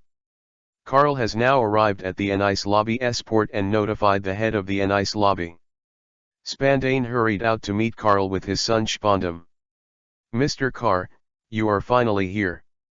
I have been waiting here for a long time. Do you plan to eat first or rest first?" Spanda said flatteringly, looking a little disgusting. "Spandane, your rank is higher than mine, you can help me arrange the next thing. But the 3 of them can't stay here for too long, I need you to provide a boat to send them back to Marine headquarters." With that said, Carl cancelled the fruit ability attached to the warship, and the boat that carried the 3 of them to this place suddenly shattered. This little boat has endured too much pain that it cannot bear. Without the protection of Carl's ability, the ship would have fallen apart when it crossed the White Sea at that time, and it would not last at all. "Understood, I'll make arrangements right now, Mr. Carr. Do you need sailors?" "Never mind the sailors or whatever, the 3 of them are enough." "No problem, leave it to me." Hearing Carl's words, Pandane arranged the ship neatly. This ship is not very big, but it is about a circle larger than the one before Carl, and it is a relatively normal warship. Be careful on your way, if you encounter a pirate, just kill it. As for Enel, just as I said before, let him do those questions until he arrives at the Marine headquarters, and he must not stop. You arrive at the Marine headquarters, tell them directly, I asked you to go, and then find Mr. Sengoku. Regarding your next training and tasks, I have already discussed with Mr. Sengoku. After Carl explained the matter, he gave Kuro a look. Kuro nodded in understanding. Enel shivered beside him, completely afraid to speak. The eyes he looked at Carl were very complicated. In addition to fear, there were other emotions mixed in. "Don't worry, Lord Carl. I will definitely bring the 2 of them to the Marine headquarters safely." Belmere stood at attention and saluted, and said with an oath. Carl nodded, and then watched them board the boat and leave. After the ship completely disappeared from Carl's field of vision, he turned to look at the Spandane father and son who had been waiting here for a long time. "About the mission of this gathering, you should know about it, how about you tell me?" "According to the rules, no one can reveal the information of this mission until everyone gathers." Hearing Spandane's words, Carl didn't care. Since he can't say it, the big deal is to wait for a day, it makes no difference. Tomorrow is the time to gather, and Marine's people will gather here and announce the mission this time. Since that's the case, I won't ask any more questions. Take me to rest. I'm a little tired after traveling for so long. Mr. Carr, this way please." Hearing Carl's words, Spandane breathed a sigh of relief, and then led Carl to the luxurious dormitory of the Nice lobby, where he rested. After Cal was settled, Spandam dared to speak. "Father, why are you so sullen to a Marine? You are the commander of CP9, with Tenryabaido behind you, why should you be afraid of a Marine?" Spandane was very puzzled, while Spandam sighed, looked at his useless son, and said solemnly. "This matter is too involved, Carl's identity is more than that simple. Even he himself may not know his true identity. Chapter 68_Gather. Buster Call. Early the next morning, Carl opened his eyes, looking a little tired. He was in a bad mood, so he didn't sleep all night, which made his face a little ugly. Yesterday, he and Spandane had a brief chat at dinner time. At that time, Spandane said that he was the commander-in-chief this time, and that he had obtained special permission from Sengoku to activate this unconventional summoning authority. As for the subsequent mission goals and mission events, he couldn't help revealing a little to Carl. This time the mission is to go to West Blue and the goal is to destroy an island. As for the reason, Spandane did not say, and Carl did not ask. However, the information Carl currently knows is that Akainu and Kyuzen will bring the marine warship to gather here. But based on this information alone, Carl thinks of a possibility, and that is Buster Call. If it is really Buster Call, and it is activated at this time, it can only be done against O'Hara. Thinking of this, Carl felt a little shudder. At first, he just obeyed the order, so naturally he didn't need to think too much, and then he came to an ice lobby. But when he came, he found that the mission this time was most likely to destroy O'Hara. This made Carl really confused. He tossed and turned all night and couldn't sleep at all. It's really uncomfortable. Although the scholars in O'Hara have nothing to do with me. But I never thought that this Buster Call would allow me to participate. Mr. Sengoku, are you such a fool? Carl sighed, a little helpless. Buster Call is not handled well this time. It will have a great impact on Carl's own reputation. Because of this Buster Call, Akainu was called cold-blooded and ruthless. Because of Marine's ruthlessness and Akainu's ruthlessness, Kyuzen became a lot more lazy and less passionate. As a traveler, the O'Hara incident was the last thing Carl didn't want to touch, because the water in it was too deep. If you are not careful, you may fall into the abyss. Forget it, take one step at a time. Those scholars kill themselves, even I can't save them. But at least Robin and her mother, as well as those civilians, are innocent, and if conditions allow, they should be saved. Carl sighed and opened his personal panel. Abilities: Magical Strength, Perfect; Swordsmanship, Perfect; Marine Rokuseki, Perfect; Conqueror Haki, Perfect; Armament Haki, Proficient; Observation Haki, Proficient; Dominance, Perfect. Hidden Attributes: Give me a face. Title: Bandit Buster, Assembled, Women's Friend. At present, Carl already has 4 perfect levels of ability. And Carl could vaguely feel that after the perfect level, there should be a higher strength. Because his Conqueror Haki did not reach the level of Shanks in the original work, which could destroy the entity at his peak. So Carl guessed that the perfect level is just the use of this ability, reaching the peak. But above this peak, there may be more powerful forces waiting for you. However, Carl is only guessing, because he himself does not know how to continue to upgrade. He can only take one step at a time. Just as Carl was studying his abilities, a voice sounded from outside. Mr. Carl, Kyuzen, and Akainu Vice Admiral are coming soon. Why don't you come out ahead of time to prepare? And breakfast is also ready, you can come and eat anytime. Hearing Spondane's voice, Carl hit gate of opening, just in time to see his flattering smile. I didn't eat breakfast, I lost my appetite. Saying that, Ka left here and walked towards the port. Sponda followed behind him, showing all kinds of subtle warmth to Carl. I don't know, I thought Carl was his boss and Spandane was his subordinate. Long for Akainu and Kyuzen to bring more than 20, nearly 30 marine warships to the outside of the ice lobby. However, these warships did not come directly, but only Kyuzen and Akainu, as well as some warship leaders, landed at the ice lobby. Haha, it's been a long time, Carl. After Kyuzen saw Carl, he came up to greet him immediately. Akainu glanced at Carl, but there was no emotion in his eyes. As for the others, they looked at Karl with admiration in their eyes. Marine who came here, the lowest rank is the colonel of the headquarters. But they admired Karl very much, and there were even a few fans who wanted to find Karl for an autograph. Karl was not stingy about this, and he wrote his name with a wave of his hand. Cough, now that we have all arrived, it is time to announce the specific goals of this mission. And I will also disclose all the information about this mission at the meeting, so please follow me, Marine. Spandane was rarely serious, and then led the way. After a while, they came to the conference room. After everyone was seated, Spandane handed down some of O'Hara's information and their mission objectives. This time our mission target is the island of O'Hara and all the scholars on the island. They violated the prohibition of the world government because of their private study of blank history, and must be erased.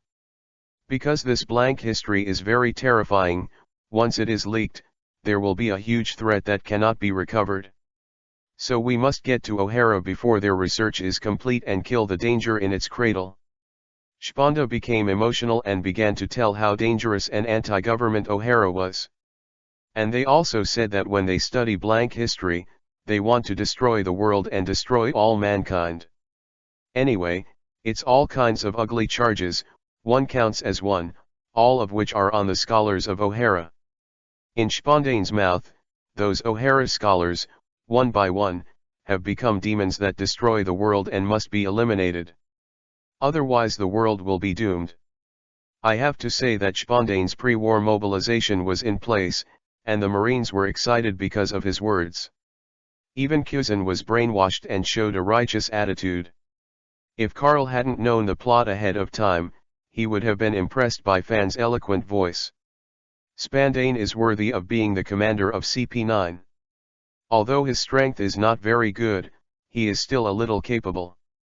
Otherwise, he wouldn't be in charge of CP9 here, and he could even pass the seat to his son. Chapter 69 _ Get reliable teammates. O'Hara. Buster call. It's so frustrating. Karl sat on the deck, looking at the scenery with some boredom. This time the Buster call, he had no way to refuse, he could only follow along. Karl could probably guess what Sengoku meant, though. He just let himself follow the fleet, go to the military, and when he returns to the Marine headquarters, he can directly be promoted to Commodore. Although Karl's current rank, there is basically no problem in being promoted to Commodore, but the problem is that he is too young.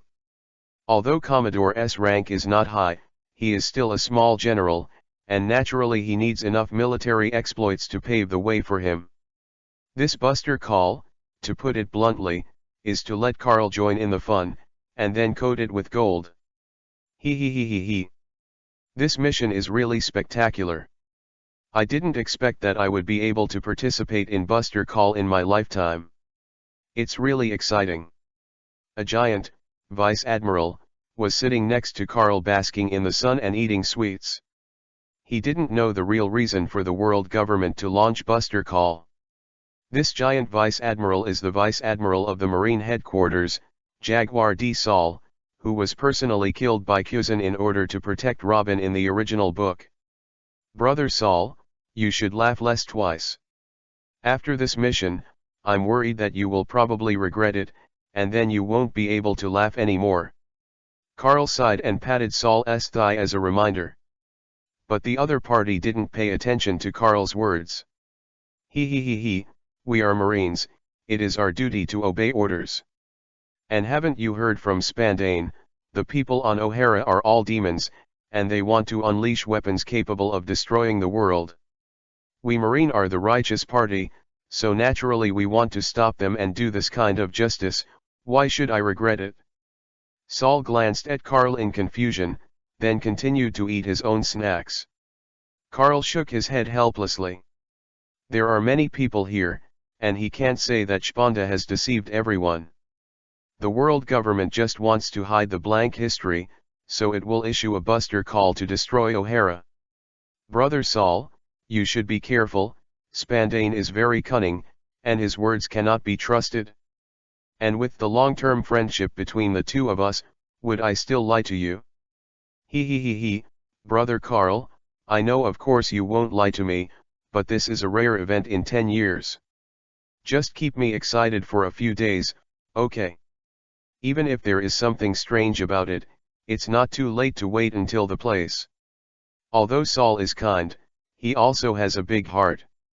And until you see what O'Hara really is, it's useless to say anything, Carl says.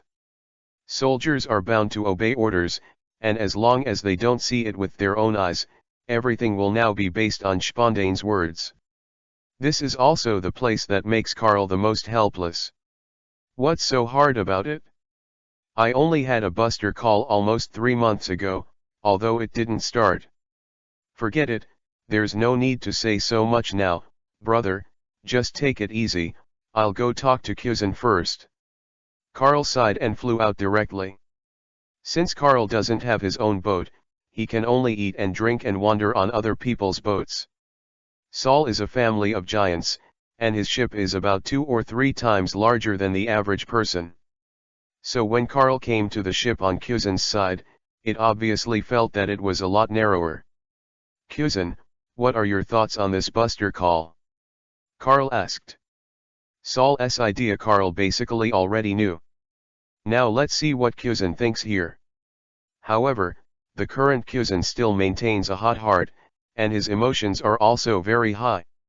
It can be said that the current Cousin and Saul are basically the same, and both maintain a 100% new position for Marine's orders and Spondane's intelligence.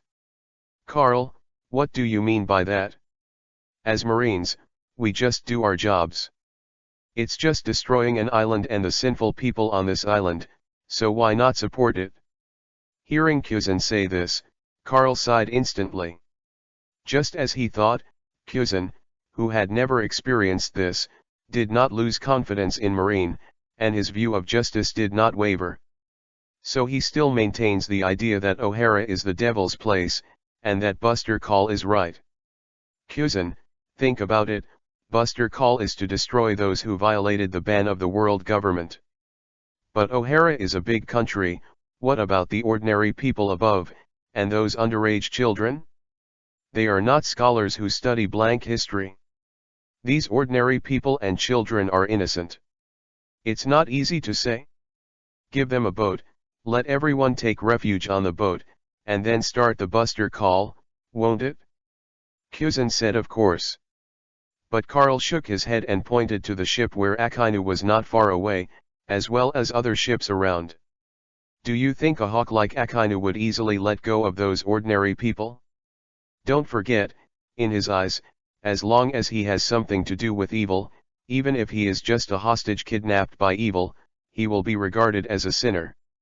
Hearing what Carl said, Cousin was stunned for a moment, and his expression became a little ugly. He was only concerned with excitement, completely forgetting that Akainu is such a person. Very Akainu's style, very in line with the habits of the world government, that's why he was allowed to come here. The purpose is to prevent O'Hara's scholars from escaping. As for whether civilians will be accidentally injured, this is completely out of the consideration of the world government and the Gorosei/5 elders. Damn it, that's true. Cousin's expression was a little ugly. As their rank gets higher and higher, their fame naturally grows louder. 3 future Marine admirals, Akainu is the most famous. His hardline style and extreme fighting methods that do not distinguish between enemy and foe have led to his reputation within Marine, and the 2 strikes are extremely divided. Cousin is also a vice admiral, and he knows more than the average person. If that's the case, what can you do, Carl? I do have a solution, but I need your help to persuade Saul to let him give up his boat. With my ability, I can completely guarantee the safe evacuation of ordinary people. That's right, you copied the ability of the fluttering fruit, which is indeed suitable for doing these. As expected of you, Carl, your head is spinning so fast, if it were me, I would only be able to react when something happened. If it really develops according to the original, I am afraid you will regret it for the rest of your life, and Saul will have to sacrifice. Carl murmured, and then took Kyuzin to Saul's ship, and persuaded Saul to wake up. Chapter 70 _ Carl's plan. Akainu Vice Admiral, Colonel Carl, Kyuzin Vice Admiral, and Saul Vice Admiral are all talking bad about you. Do you want me to stop them? A Marine general came out of the cabin and informed Akainu. Akainu glanced at the Marine and said casually, "They are all colleagues, they can say what they want, as long as it doesn't delay my execution of justice. Of course, if you're looking for trouble, I won't stop you, as long as you can beat all three of them." Hearing Akainu's words, the Marine, who wanted to take credit, was at a loss for words. Face also looked like he wanted to eat Zhao. It was very ugly. "What? Don't dare to go? What a waste." Akainu snorted coldly and took his place with a flick of his cloak. The Marine didn't speak, but saluted and left here embarrassedly. He never thought that the hot-tempered Akainu would be so obedient this time. This is completely different from the Akainu he knew. But what he didn't know was that even if someone told him behind his back, as long as he didn't betray Marine's interests, he wouldn't care. But if this is replaced by pirates, or non-marine people, so please be yourself. At the same time, Carl and Kyuzin spent nearly a day doing ideological work for Saul, who had a little access. In the end, the Emperor paid off, and the ideological work of the two of them finally succeeded. Jaguar D. Saul finally obeyed Carl's suggestion, be careful, and no matter what happens, he will not be impulsive, and everything follows Carl's arrangement. Because only in this way can Saul be prevented from dying at the hands of Kyuzin. Saul is one of Kyuzin's few friends. In the original book, Kyuzin killed him with his own hands, which also caused Kyuzin to be exhausted for a while, and the whole person seemed to have lost his soul. Plus Akainu slaughtered a boatload of children and civilians. This created the lazy Kyuzin of the future. So what Carl has to do now is to avoid these tragedies, and still let Kyuzin maintain the current blood. You know, Kyuzin in the original book is so lazy, he can eventually become an admiral, which is comparable to Akainu's strength. If he still maintains his blood and becomes more diligent than he is now, his strength may surpass the original. And Saul is also a good marine, except that he is a bit of a rib, a bit of a shaft, and a big heart. There are no shortcomings. There is no doubt about his strength, the standard headquarters of Vice Admiral. The reason why he was so weak in the original book was entirely because he wanted to protect Robin from being chased and killed by Marine, resulting in very serious injuries. Otherwise, he wouldn't be killed by Kyuzin in one move. Keeping him is also for future consideration. Brother Saul and Kyuzin, I roughly calculated that it will take at least 3 or 4 days to get from here to O'Hara, and it will take me at most 1 day to fly there. So I'll let them take refuge first. If Akainu and Spandane ask, just say so, I'll take care of anything. Carl relied on someone behind him, and became more and more confident. And he wasn't worried that the Gorosei/5 elders would fire themselves from Marine for this. He still has this confidence, otherwise he wouldn't always refuse to return to Marine headquarters. But punishments and the like are definitely indispensable, but Carl doesn't care about them. Anyway, he violated the military order to save people not once or twice. Too much debt does not weigh you down, and too many lice are actually the same. Saul and Carl have known each other for a long time, so he naturally knew Carl's style, so he just gave a thumbs up and didn't say anything. Kyuzin and Carl have known each other for a relatively short time. When he saw that Carl was not afraid of violating the military order, he left the fleet without authorization to save people, and he truly admired it. As expected of Sengoku, Garp Senpai, and Zephyr Sensei's adopted son, what a guts! I'm ashamed of myself. Kyuzin is telling the truth, and he is almost worshipping. Basic, don't make such a fuss. It's getting late, it's time for me to go to bed. I'll set off tomorrow morning, and you two will help me let go. If Akainu sees it, I'm afraid I won't be able to leave. With that said, Carl hit a hatch. Since he didn't sleep last night and it was still dark, he was a little sleepy, so naturally he had to take a good rest. Early the next morning. Dawn, Carl picked up himself and the breakfast that belonged to Kuzan and Saul while all the Marines were resting, and flew away. When Kuzan and Saul got up and saw that their breakfast was missing, they were dumbfounded. Hey, Carl's brother is really too interesting, but he eats so much in the morning, will it be panicked? Saul, you are too embarrassed to laugh. The breakfast in the fleet is originally one for each person. He took the two of us away. What will we eat later? Kuzan sighed helplessly, and sat on the deck casually, a little melancholy. Saul laughed, not caring that Carl took his breakfast away. It looked like he was used to it. If you don't have breakfast, how about a share of my breakfast with Sir Spandane? At this moment, Akainu appeared beside them both with a cold face. Beside him, there was Spandane in pajamas with a smirk on his face. He didn't look like he was awake when he was dragged out of the cabin by Akainu. Hi, Marine Vice Admiral, good morning. Spandane waved weakly. Akainu snorted coldly and threw the breakfast for the two on the ground. What a waste. Just know how to eat, you are with this bastard Carl, don't you know how to stop him? If it wasn't for my moon step being slow, I would have rushed up to stop him, but you guys are good, just watch him escape like this, you really belong. This guy escaped from the battle and has seriously violated the military order. I have to report this matter to Sengoku Admiral. I'll see how Sengoku Admiral shelters this guy this time. Akainu was outraged, apparently seeing what Carl looked like when he left. But he didn't know what Carl was doing, which made Saul and Kuzan a sigh of relief.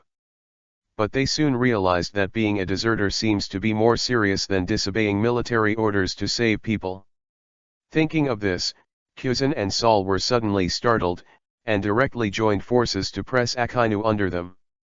Akainu! Stop! This is not what you think. Since it's not what I thought, let me get up quickly. No, the two of us won't get up unless you promise not to call bugs. Assholes. It's all a bunch of bastards, get me up quickly, I have to report this matter to Sengoku Admiral. Then I won't let you get up.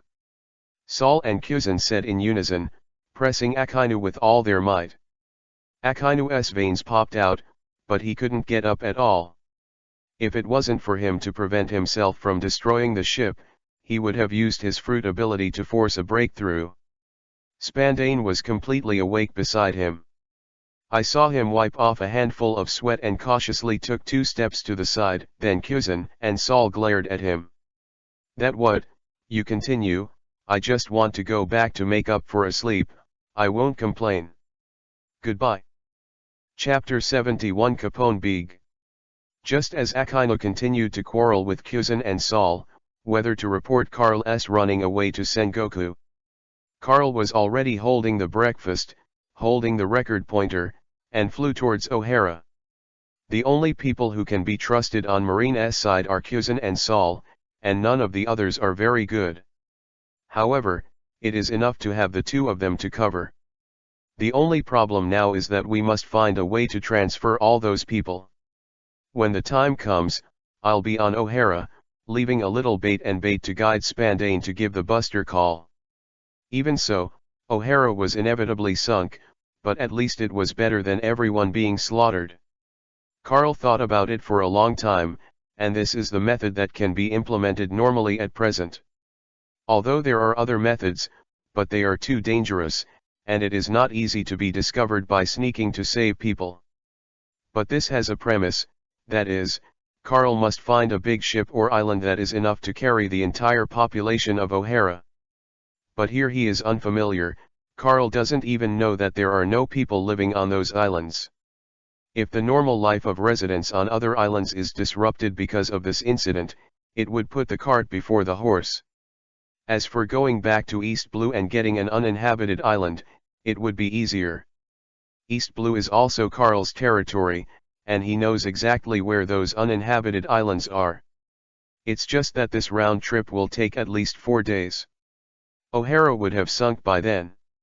So Carl had to source materials nearby. In this way, Carl has been observing the surrounding islands along the way to O'Hara. However, most of the islands are inhabited.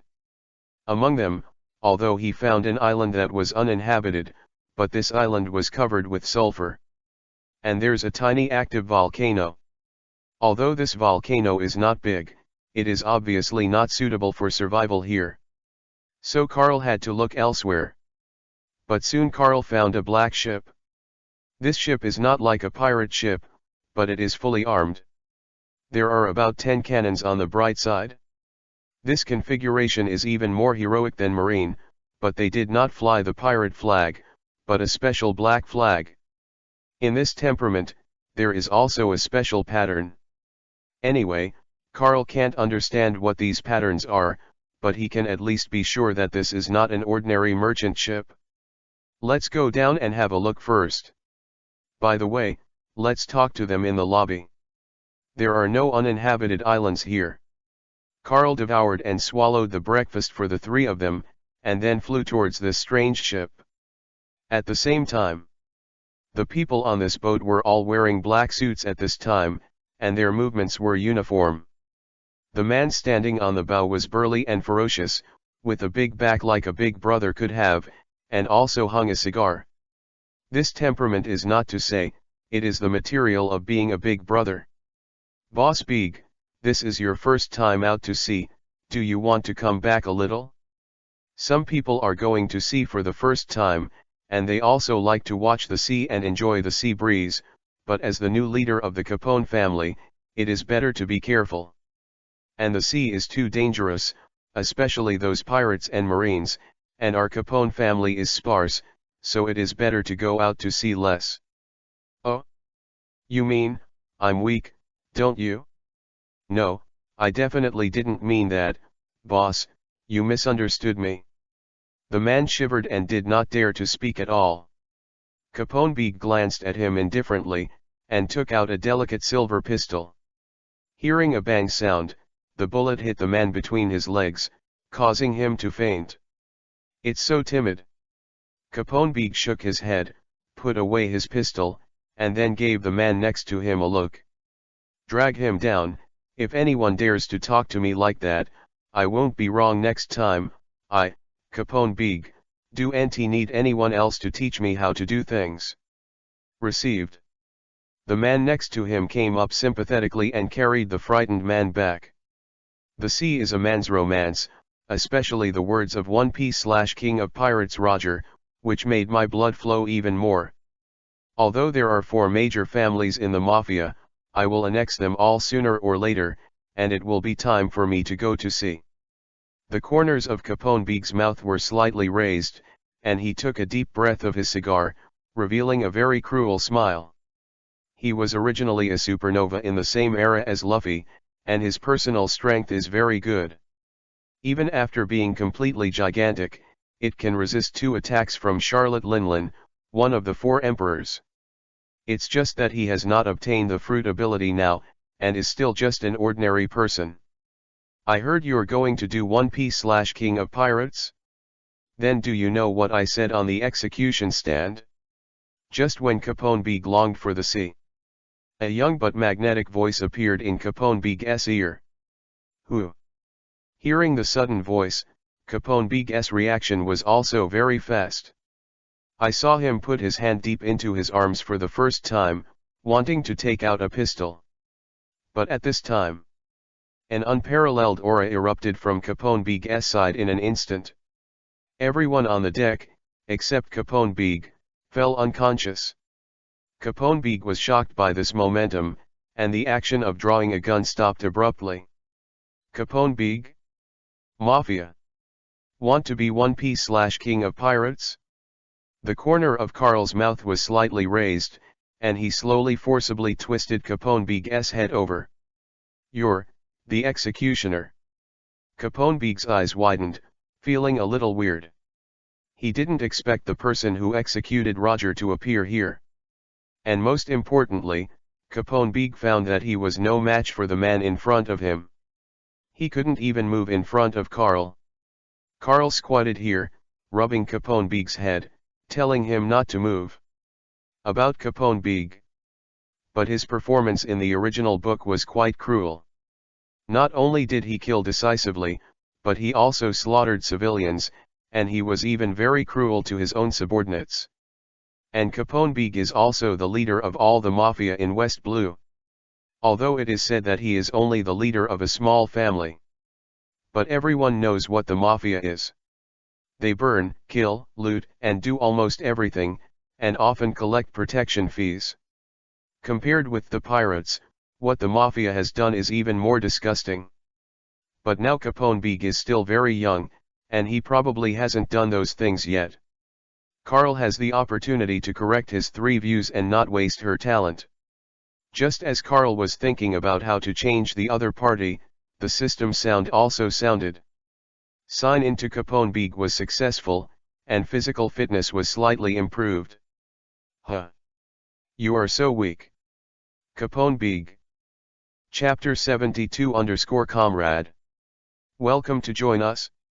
Carl flicked his head with disgust on his face, and directly ejected Capone Beeg several meters away. It didn't stop until he knocked the mast off, and a mouthful of blood protruded. But he was still able to move. I saw Capone Beeg pulled out his pistol and raised his right hand tremblingly. But when he found that his arm was shaking with fear, his left hand immediately grabbed his right. But even so, his hands were still shaking uncontrollably, and he couldn't even hold the gun steady. Carl looked at Capone Beeg, who wanted to resist, and instead of killing him, he left him alive. There are too many mafia in West Blue, even Marine can't count them. In addition to the 4 major families, there are other mafia organizations. They have to be integrated so that they can be easily controlled, and it is best to find someone with such talent. Capone Beeg is such a person. Although Capone Beeg in the original book is cruel and ruthless, he treats his subordinates ruthlessly.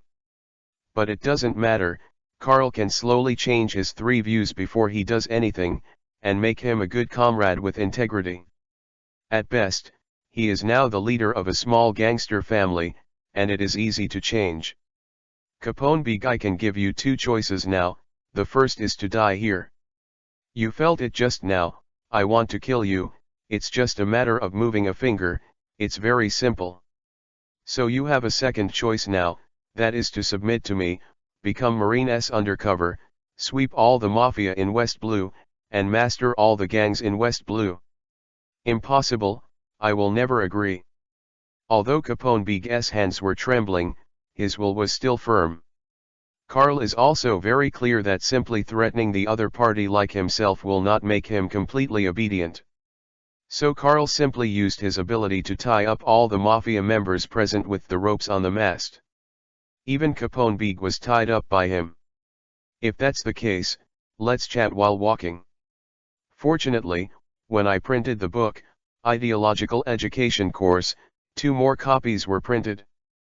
I gave Enel a copy before, and now this one is just for you. So you listen to me carefully, and once you let me find out that you don't study hard, don't blame me for being rude. As for the others, listen to me too. Whoever dares not study hard, I will let him feed the fish directly.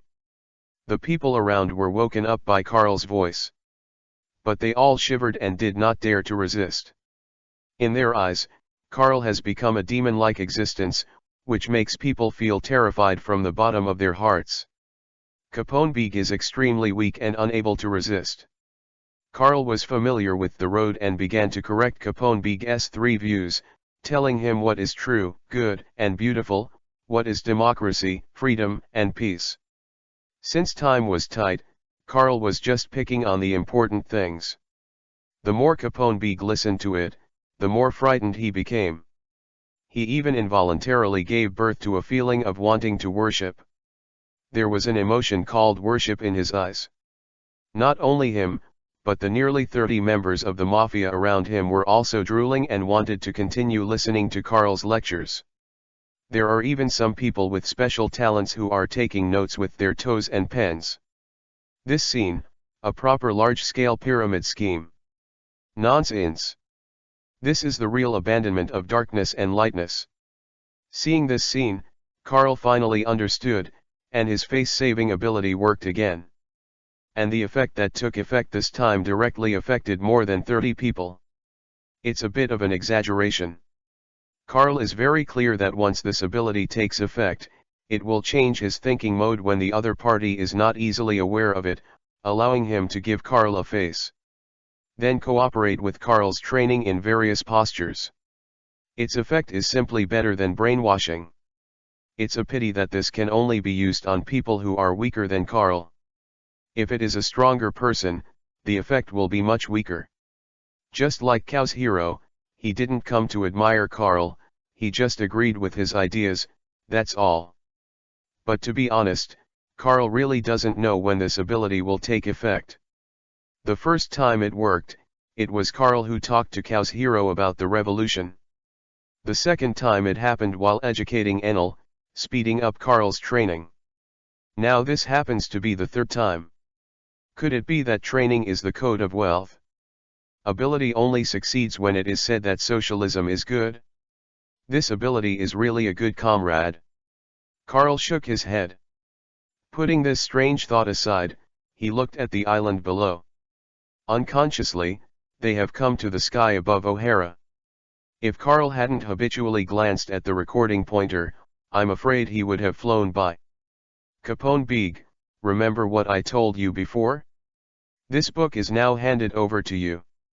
From today onwards, you and your subordinates are all missionaries of socialism. I have one request, however, that you must not reveal the origin of this book, nor any information I have come into contact with you. But don't worry, I will help you during this time, eliminate all the mafia of the 4 major families, and let you go all the way unimpeded. The voice fell. Carl waved his hand, and the rope that tied them was instantly untied. But these people didn't run, they even came over and took the initiative to tell Carl and me. Sir Carl, thank you so much. Lord Carl, if it wasn't for your teaching, I might never have known that the world could still be so beautiful.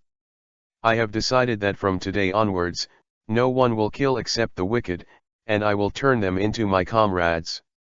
Thank you so much, Sir Carl, you gave me a new life and made me understand the meaning of life. The gang members were talking, bursting into tears, and even making various declarations. Every one of them is so decent. Stand up for me. Capone Beg finally couldn't bear it any longer, and with an angry shout, he forced those people back. The gangster's momentum is undoubtedly revealed. He glanced at the little brothers, then stepped forward and held Carl's hand tightly, and said with admiration, Lord Carl, I will not fail your will. Carry forward the revolutionary spirit. From today onwards, I, Capone Beg, quit the gang to form a new party, which is bound to complete the task of liberating West Blue. Done. This kid is totally lame. But that's fine. With Capone Beg around, West Blue can at least stabilize. As for what Marine and the world government would think, it had nothing to do with Carl. I'll let you down now, but there's one more thing I want to ask you. Carl paused and thought for a while before speaking. Which mafia has the most ships in West Blue? Chapter 73_Nicole Orbia_. Releasing Capone Beg and his subordinates, Carl entered O'Hara. The current Capone Beg's strength is very weak, and it is almost the same level of strength as Belmere. Letting him unify West Blue to maintain order here is only Carl's temporary idea. But you can look forward to seeing how far Capone Beg can do it. Is this O'Hara? The surrounding environment is really good, especially this ancient tree, it's really spectacular. Carl walked down the street and sighed as he looked at the refreshing environment around him. It's a pity that such a good place will soon be destroyed by Buster Call. It's really a pity. As Carl said, he walked in the direction of the Tree of Omniscience. When the surrounding villagers saw Carl, they all showed curious expressions. They saw Carl's uniform and knew he was Marine, so they weren't scared. But the arrival of Marine made these villagers a little curious, and they stuck their heads out one after another, wanting to know what Carl was doing. Carl stood with the simple villagers and couldn't help but sigh again, feeling a little melancholy. It's still early, at their speed, even if they sail at full speed, it will take 3 days to get here. These 3 days were enough for me to save everyone, but there was a premise that I had to find a way to gather them all in one place. Carl thought as he walked. At this moment, Carl saw a young and beautiful little girl holding a book and ran out from the side with a smile on her face. Nicole Robin detected, check-in available. Is this Robin when he was young? But Robin stumbled suddenly and was about to fall. Seeing this scene, Carl was startled, and immediately went over to support Robin. Are you all right? Well, thank you, Brother Marine. Robin opened one eye nervously, and then found himself in Carl's arms. However, after Carl supported Robin, he immediately released his embrace and turned to touch Robin's hair. Such a move even made Robin blushed and shyly stuck in place. Robin when he was young was not as bold and strong as he was when he was an adult. Now she is just an ordinary little girl, and it is no different. Carl rubbed her head and asked knowingly, "Little girl, what's your name?" "Well, my name is Robin, Nicole Robin." Robin shrank very shyly and avoided Carl's palm, but from time to time he peeked at Carl. Obviously, he was attracted by Carl's handsome appearance. Is that Nicole Robin? She's cute as her name suggests. Thank you handsome Brother Marine, he. Robin grinned isho with a cute smile. But Carl captured that the surrounding villagers were a little afraid of Robin. The keen Robin also noticed this, and immediately took a step back, holding the unknown book on his chest. Brother Marine, you should leave quickly, I'm not a good person. How cute are you, why are you not a good person? And how can a bad person say that he is not a good person? Are you kidding me? Hearing Robin's words, Carl was dumbfounded. Robin shook his head and used his fruit ability to create another arm on Carl's arm. Seeing this scene, the surrounding villagers felt a little scared. Especially the children, who mocked Robin for being a monster. Hearing those jeers, Robin disarmed his ability and cried a little aggrieved. But they all say I'm a monster, a demon. The poor and helpless little Loli, with tears in her eyes at this time, melted Carl's heart. You are so cute, how can you be a monster? This is just the power of the devil fruit, it's no big deal. Look at me, I also have the ability of devil fruit, isn't it still Marine? Having said that, Carl directly taught his own fruit ability, and immediately raised the ground on which the two of them were standing into the air. Seeing this scene, Robin was stunned and collapsed to the ground. The villagers, as well as the children who laughed at Robin, were also stunned. With the ability of your long arms, you can also be called a monster, so what is my ability? Carl shook his head, helped Nicole Robin up, and then slowly returned the land to its original place. Robin hugged his book tightly with a complicated expression. Carl rubbed her head, wanting to ask about the scholars here, and wanted to complete the check-in by the way. But at this time, gunshots sounded. Carl's palm-covered armament hacky without even looking at it. Get it right back. A still-hot bullet was caught in his palm. Then Carl saw a woman in a white coat holding a shotgun aimed at him. Mom. Seeing such a valiant woman appear, Robin was moved to cry, and jumped up to hug him tightly. The check-in was interrupted, and the system sound sounded again. Nicole Orbias detected, check-in available. Hearing the sound of the system, Carl was a little surprised, because Carl didn't expect that the whole person would be Nicole Orbia.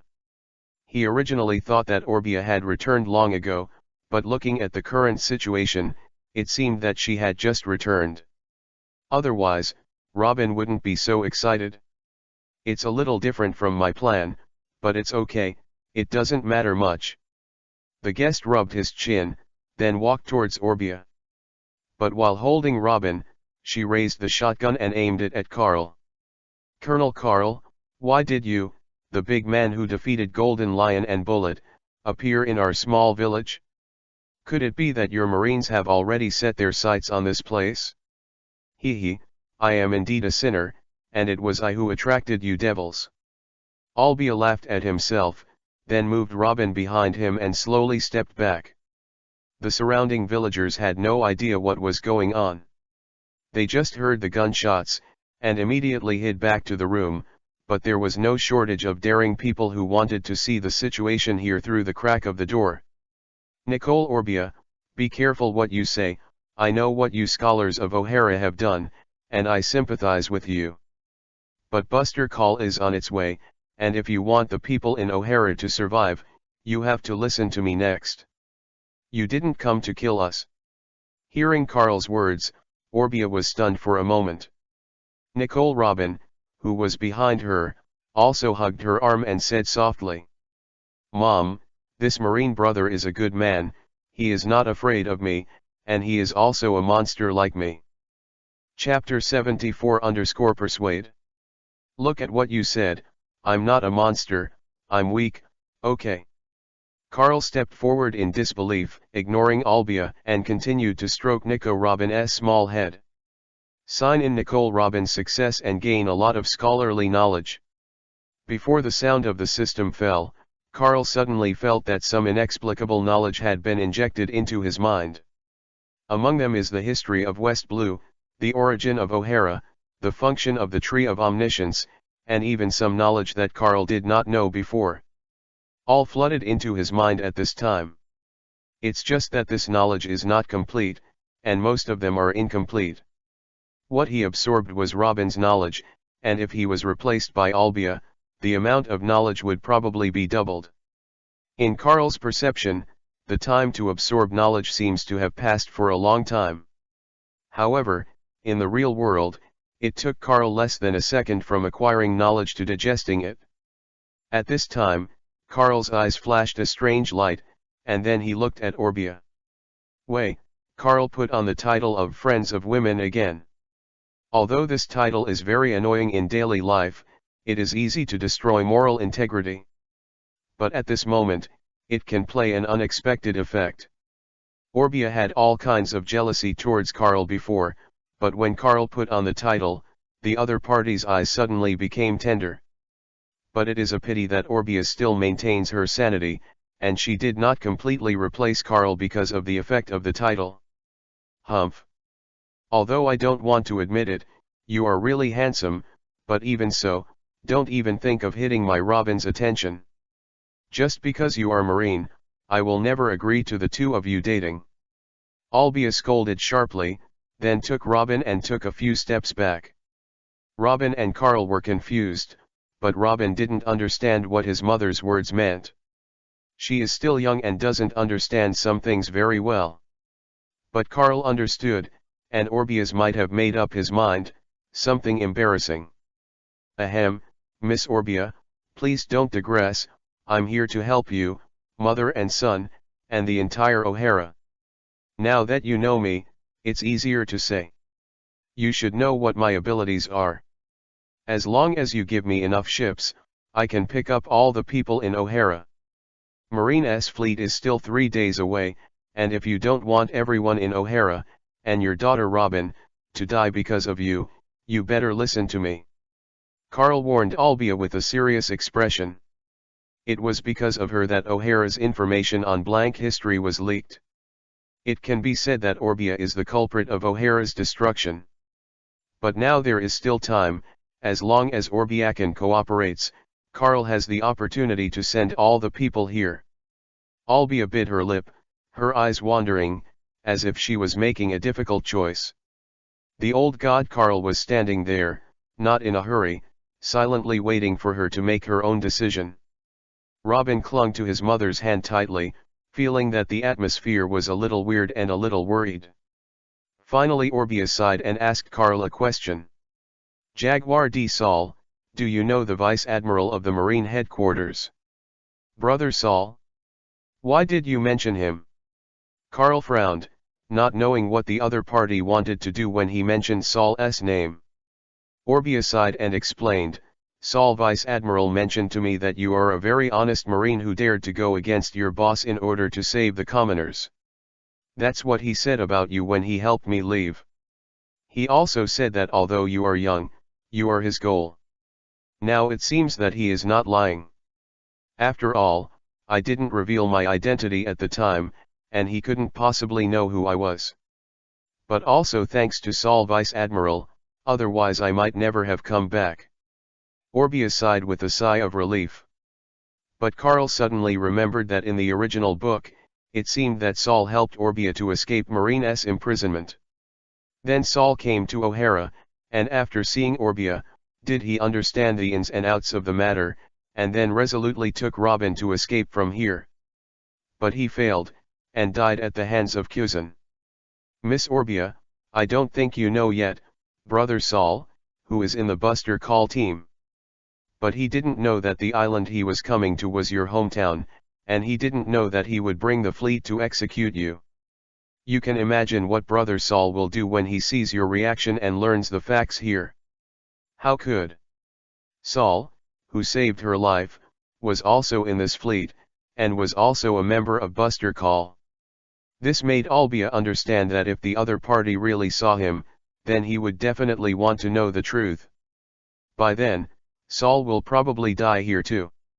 Thinking of this, Orbia couldn't help trembling. Miss Orbia, please think about it, whether it is for the village here, or your daughter Robin, or your savior Jaguar D. Saul, you must make a decision. Now only I can help you escape, but O'Hara must be destroyed, the blank 100 years of history are now revealed, too soon. Karl stepped forward, gently placed his hands on Orbia's shoulders, and said solemnly. So please give me a face and trust me for once. I can absolutely protect you all. Karl squeezed Orbia's shoulder tightly and took the opportunity to sign in. The other party was trembling all over, his face was flushed, and he was spitting out orchid. After his eyes met Karl, he was even more erratic. Signed in. Nicole Orbia successfully and obtained the identification technology of ancient texts. This is a great ability. Karl never thought that he would sign such an ability. However, Orbia's body, I am afraid that only the firm technique of ancient writing can arouse Karl's interest. You are not allowed to bully Mom. Nicole Robin forcibly pushed Karl away, and opened her hands to protect Orbia.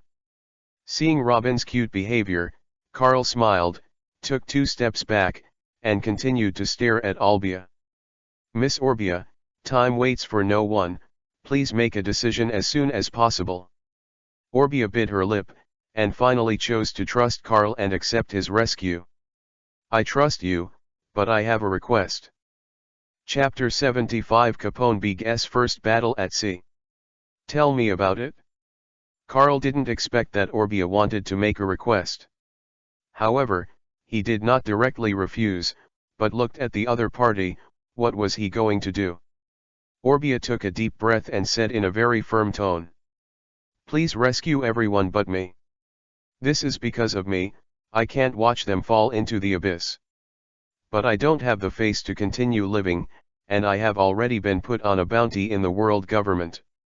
So I have to die in front of Marine, or they will most likely continue to haunt my daughter. You mean you're ready to die, don't you? That's right. Seeing Orbia's determined expression, Karl nodded and did not refuse. In this case, you can persuade those people now. Before tomorrow night, you must gather all of them in the square under the Tree of Omniscience. I'll do some preparations first, and I'll arrive on time tomorrow evening, transfer the people who have gathered, and don't wait when it's too late. When the voice fell, Karl rubbed the little Robin who was a little confused, and then flew into the sky in front of everyone's eyes. After watching Karl leave, Orbia finally couldn't hold back, and tears welled up in her eyes. I'm sorry Robin, I'm sorry you. She hugged Robin tightly and kept apologizing. Robin hugged Albia sensible and said softly, Mom doesn't cry, I don't cry. At the same time. Unfortunately, Capone Beeg was surrounded by the pirates of West Blue. 3 pirate ships, nearly hundreds of people, surrounded the Capone Beeg ship. Pirates have a lot of experience in naval battles, and they don't give Capone Beeg a chance to shoot. They have been evading in circles to prevent being locked. This is the first time for Capone Beeg to go out to sea. Although there are a lot of artillery fire on the ship, they cannot hit the target at all in the face of experienced pirates. On the contrary, their ship was hit on the deck by the opponent's artillery fire, causing several injuries to its subordinates. This situation made Capone Beeg a little annoyed. Boss, what should we do next? If we continue to sit still like this, the task that Lord Carl has given us has not yet begun, and we will fail. That's right, boss. Make a decision quickly. As long as you give an order, those of us who are younger brothers will destroy these pirates even if we risk our lives. Absolutely not, although I am your boss, we are all gay. Everyone's life is valuable, I will never allow you to make unnecessary sacrifices. Capone Beeg has been successfully trained completely, even easier than training Enel and Ace. His thinking has also completely changed inadvertently. The thinking of the younger brothers around him also changed a lot, so they didn't think there was anything wrong with such a Capone Beeg. But they are facing a huge crisis. If Capone Beeg doesn't make a decision, all of them will probably be drowned in the fire of pirates. Everyone obeys. Don't save artillery fire, concentrate firepower toward the southeast. The helmsman immediately turned the bow, ready to break out from the southeast at any time. I can't believe it, they dared to block my way in the face of intensive artillery fire. As ordered. Capone Beeg gritted his teeth and chose to order a counterattack. Although they tried many times before, they couldn't hit the experienced pirates. But Capone Beeg still wants to try. What if he can stand out? As expected. When Capone Beeg gave the order, all the turrets on the ship turned to one direction, and a dense firepower network appeared in an instant. Pirates are very experienced, and these artillery fire can't hit them at all. But as Capone Beeg said, they had to give way to avoid the artillery fire. Now, rush me out? As ordered. Capone Beeg roared, the ship broke through at full speed, and the dense firepower network broke out again. Those pirates wanted to stop them, but they were still dissuaded by the intense fire. But they can continue to attack Capone Beeg on the flanks. The current Capone Beeg, relying solely on their own ships, is relatively strong, and if they were replaced by ordinary merchant ships, I am afraid they have disappeared. Everyone listened to the order and immediately turned the barrels to target the pirate ships on both sides. Capone Beeg once again ordered that all the artillery fires other than the main guns should be turned in unison and fired at the same time. Those pirates were still excited. Because they think that they will soon be able to take this big fish into their pockets. They have been fighting at sea for a long time, and it is obvious at a glance that Capone Beeg is just a novice at sea and has no experience in naval combat. So they also let down their guard. But Capone Beeg turned the fire again and fired on both sides, which surprised them. Although the pirate's helmsman skills were good, he still did not respond to the incoming artillery attack. 3 pirate ships were sunk in an instant. Seeing this scene, Capone Beeg lit a cigar and took a deep breath, looking proud. Is this a naval battle? A little carelessness can lead to death. It's really tense and bloody. Sure enough, the sea is a man's romance. In this case, you should become stronger, otherwise, with your strength, you will only be killed when you go out to sea. Suddenly, a very familiar voice from Capone Beeg sounded. He looked up and saw a figure in a marine uniform appearing in front of him. Then he saw the wind howling around and the sea surging. 2 huge sea tornadoes rose into the air, engulfing the 2 pirate ships without any suspense. Master Karl, why are you here? Kaponbeek was a little surprised to see Karl appear. After the others saw that it was Karl, they took out the pen and notebook in a conditioned reflex and wanted to take notes. Seeing this scene, Karl was dumbfounded, and then waved his hand. It's just the way, but I have seen your performance before. As a novice, it is very good. But if someone from the Marine headquarters came to encircle you, even if there was only one warship, with your current strength and maritime experience, you wouldn't be able to escape at all. Is Marine so powerful? But Marine here. West Blue's Marine is just a branch unit, and there is no comparison with the headquarters, so you have to open your eyes a little bit, and it can't be limited to West Blue. Understood, Lord Karl, but next, is there anything I can do to help? Although my strength is low, I am very good at inquiring about information and so on. You can order me at any time. Let me think about. Karl frowned slightly. He didn't think at first that he would be here and meet Kaponbeek again. It can only be said that the two of them are really fateful.